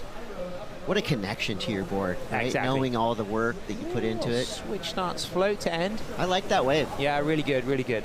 Okay, so there's going to be a little bit to think about here, Cote, because a 7.4 is a big demand. You know, we've got the benchmark of a 7 to reference from Chase. You know, so we know what it kind of looks like on a left to go into that kind of territory. It needs to be higher. So he's got a high line, 6 steps, holds the 5, stretching a little bit on that nose right there because of the shape of the wave, but goes into a really quite dynamic roundhouse cutback and comes very cleanly off the foam. And now looking for the reform, he's just cross-stepping back and forth to keep the board in trim. And he works this inside section very nicely. Gets a slightly higher line at this stage, but realizes there's no steep wall for a nose ride. Uses another cutback and does find another touch of the 5. And what's really cool ending here, look at this little switch stance Rio he does at the end to float. We just lost that, but it won't really affect the score too much. But this is a nice one from Chase. Soul arching, long section. I think this is potentially going to be his biggest score. I reckon this is bigger than his 7. It was faster, it was longer, and the composure and the flow and the link up through the inside was a little bit more exciting. The drop knee turn was better, the finishing turn was better as well. The judges agree a 7.67 for Chase leader. So in this duel between, I guess, the more traditional approach of Chase leader and the little bit more progressive approach of Ollie Packham, we're leaning over towards the tradition. That's right, Chase leader. Nice. What a showing. Throwing away 6s and 4s with a huge total, 14.67, right up there with Jack's 14.83. So Chase leader, well done. Give it up to Ollie Packham. He made it a heat. Yeah, started off with a 5.83, 6.43, so made it a close one. Yeah, that was a good score to end on. Yeah, well, that was a nice move as well. How cool is it to see these end moves that we've seen from V-Dub and Chase on style, smiling? Love it. All right, we're going to field 2 more surfers in the lineup. Declan Whiten and Jack Tyro coming up next. It's the Lexus US Open of Surfing. We'll be right back.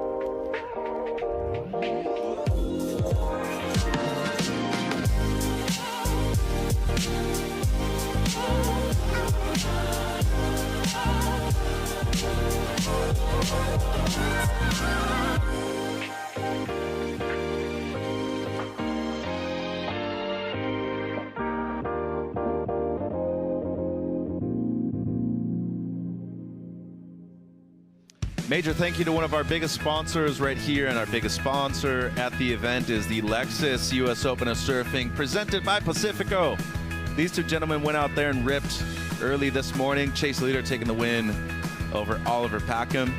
So the surfer out of Montauk, New York, advancing into the quarterfinals, one of his best results in recent years, a former top 10 surfer worldwide. And we have one of the all-time great surfers on the longboard, Carla Fina. That's where you can really find her on Instagram, but she's also the founder of the Queen of the Point. Carla Zamora, good morning. Good morning. Welcome to day 3, Lexus US Open of Surfing. HB providing the goods. Looking really fun out there this morning. Yeah, I think it's really shaped up a lot today for day 3, which is perfect timing for this round of the 16 here, and I think we're going to see some good surf. It's already started off really great with the first 2 heats, so things are tapping in. Very competitive first 2 heats too.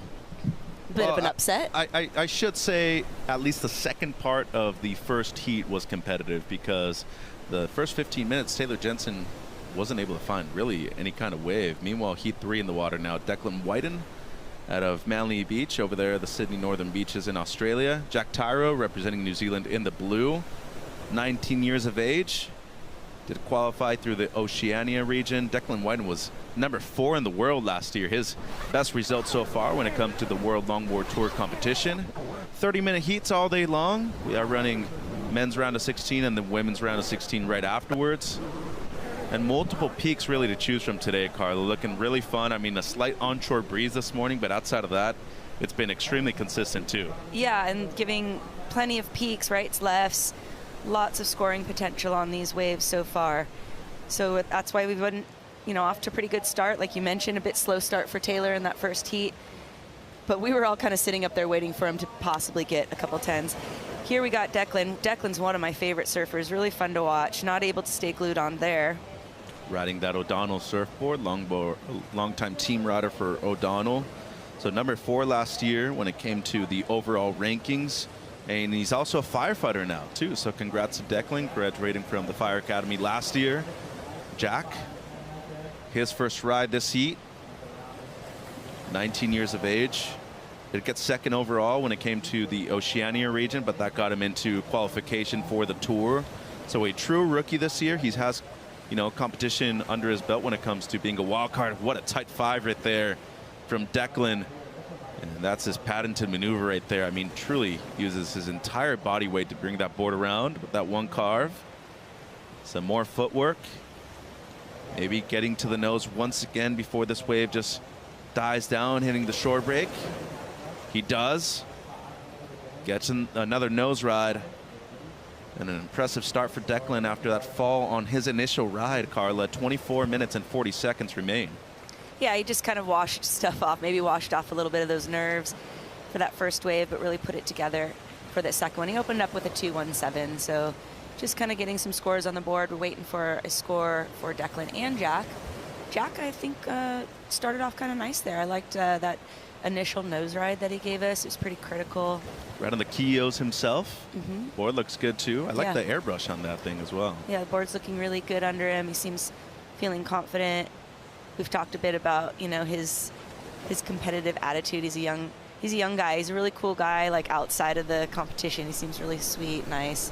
And then you kind of get him in the water, and I think he he gets a jersey on. He really wants it, which I think is a key personality trait if you're going to really stick at this. 100%. I mean, it's necessary, really, if you want to succeed. And in the end, it's all love on the outside, and you can be in the Red Bull Athlete Zone and be given a ton of hugs, but people are here to win, including this guy right here. Absolutely. And this was his first wave that we saw, where he kind of gets that nose ride, goes for the rebound, not able to stay glued onto it. That's why he opens up with a 2:17. Then we've got the first opener, 3.5 for Jack in the blue jersey here. You kind of just see him keeping it cool. I like how he just kind of uses the trim space, doesn't do too much, and isn't super flashy, but I really like that. It's just leans really into that kind of traditional style. Working with Keenan Roxborough is Jack Tyro as well, and this is the 4.5 of Declan, the best of the heat so far. Yeah, I love that drop knee that he brings around. Just keeps it really cool and collected. Ticking all the boxes. Making sure that he's just getting, you know, some length of ride on there too to try to get that opening section so he can get another maybe nose ride or hit. Redirects it into the left there, gets that tip time again. Just really like making the most of this wave here. Nothing super, super exciting, but we've got Jack here. Jack just got this guy. Nice fading bottom turn, gets the tip, brings it back around as the wave kind of is fat there and we wait for it to stand up again. Really love the utilization of his turns there and the drop knee. Gets the 4 steps back and then rebounds it off the water, the white water there nicely. We'll see if he decides to pull out. And there's a perfect example of how you can just kind of step on the tail. He kind of kicked it out over, but he just simply stalled the tail and into the white water, allowing it to kind of slow down and keep that board underneath him, which really is the most efficient way, I think, to get yourself back out. 22 minutes remain in this heat. Whiten straight to the nose right there. Using priority on this one. An interesting double up on the inside and does incredibly well to be able to hold on right there. Go, boy. With that big maneuver. Dig it. That was hot. So has the 4.5 before that, and how's that kick out too with enthusiasm and authority. Declan Whiten, last year's number 4 in the world, doing good work right here in HB this morning, Carla. I'm in for that. I liked that. There was another, I think it was Kai yesterday, right? He just had those 2 quick maneuvers and he got that 6.93. Like that kind of lends in the same kind of field where it gets the tip, quick footwork up there, and then how it drops out and bottoms up. But what a good read, man. That was exciting. Explosive, committed, critical. May I add the use of the bottom turn too. Super good. Look at that thing kind of drop out on him. Holds his line here. What an interesting, you see that rib up, how it doubles up, but he reads it so well. I mean, that really is like top notch right there, surfing read and ocean knowledge. And how about commitment to that last section from Declan Whiten? Even he's kind of like, whew. The entire beach was erupting for that one right there. I mean, we've already seen excellence this morning. Jack Van Wagner dropped a straight 8, first heat. 20 minutes 30 on the clock. Let's see where this one comes through right now for Declan Whiten. Expecting him to take the lead. Back and forth action in heat number 2 this morning, AJ. Chase leader onto the quarters. Yes, he is. And all of us, we're watching that latest wave. It seems like the ocean is just providing so many opportunities for you guys to showcase your skills this morning. How did you take advantage of that? Yeah, it was tricky out there. The tide's it's switching right now, so it's a little lully, so you got to pick and choose and definitely stay busy out there. So that was my game plan going into it, and just slowly built as the heat went on, and we're stoked, happy. As you should be, and it seems like staying busy just fits your personality so well. How do you lean into that and make it an advantage? Yeah, I just try not to let anything get in my head, and just have fun out there and just catch waves and do my thing. That's it, you know. That's all you can do as you get ready for the quarterfinals. Anything you've learned from these early rounds that you're gonna maybe work on or focus on for the next one? Yeah, definitely just keep honing down my my surfing and just have fun out there. That's all I can do, and just the less I do, the better, you know. The more I think about it, I don't know, I just gotta let my mind turn off and have fun, you know. No more talking about it. Sounds good. Well, good luck tomorrow. Thank you. What a rad kid. New York, stand up. You got a great one right there with Chase Leader. He's on to the quarterfinals, which will be happening tomorrow on finals day for the Longboard Tour. Stop number 1 right here. And Chase Leader, once again, I mean, he's been a member of the top 10 in years past. And this is how he actually came in after the victory right here on the south side. And if there's somebody who is truly an entertainer and enjoys every single moment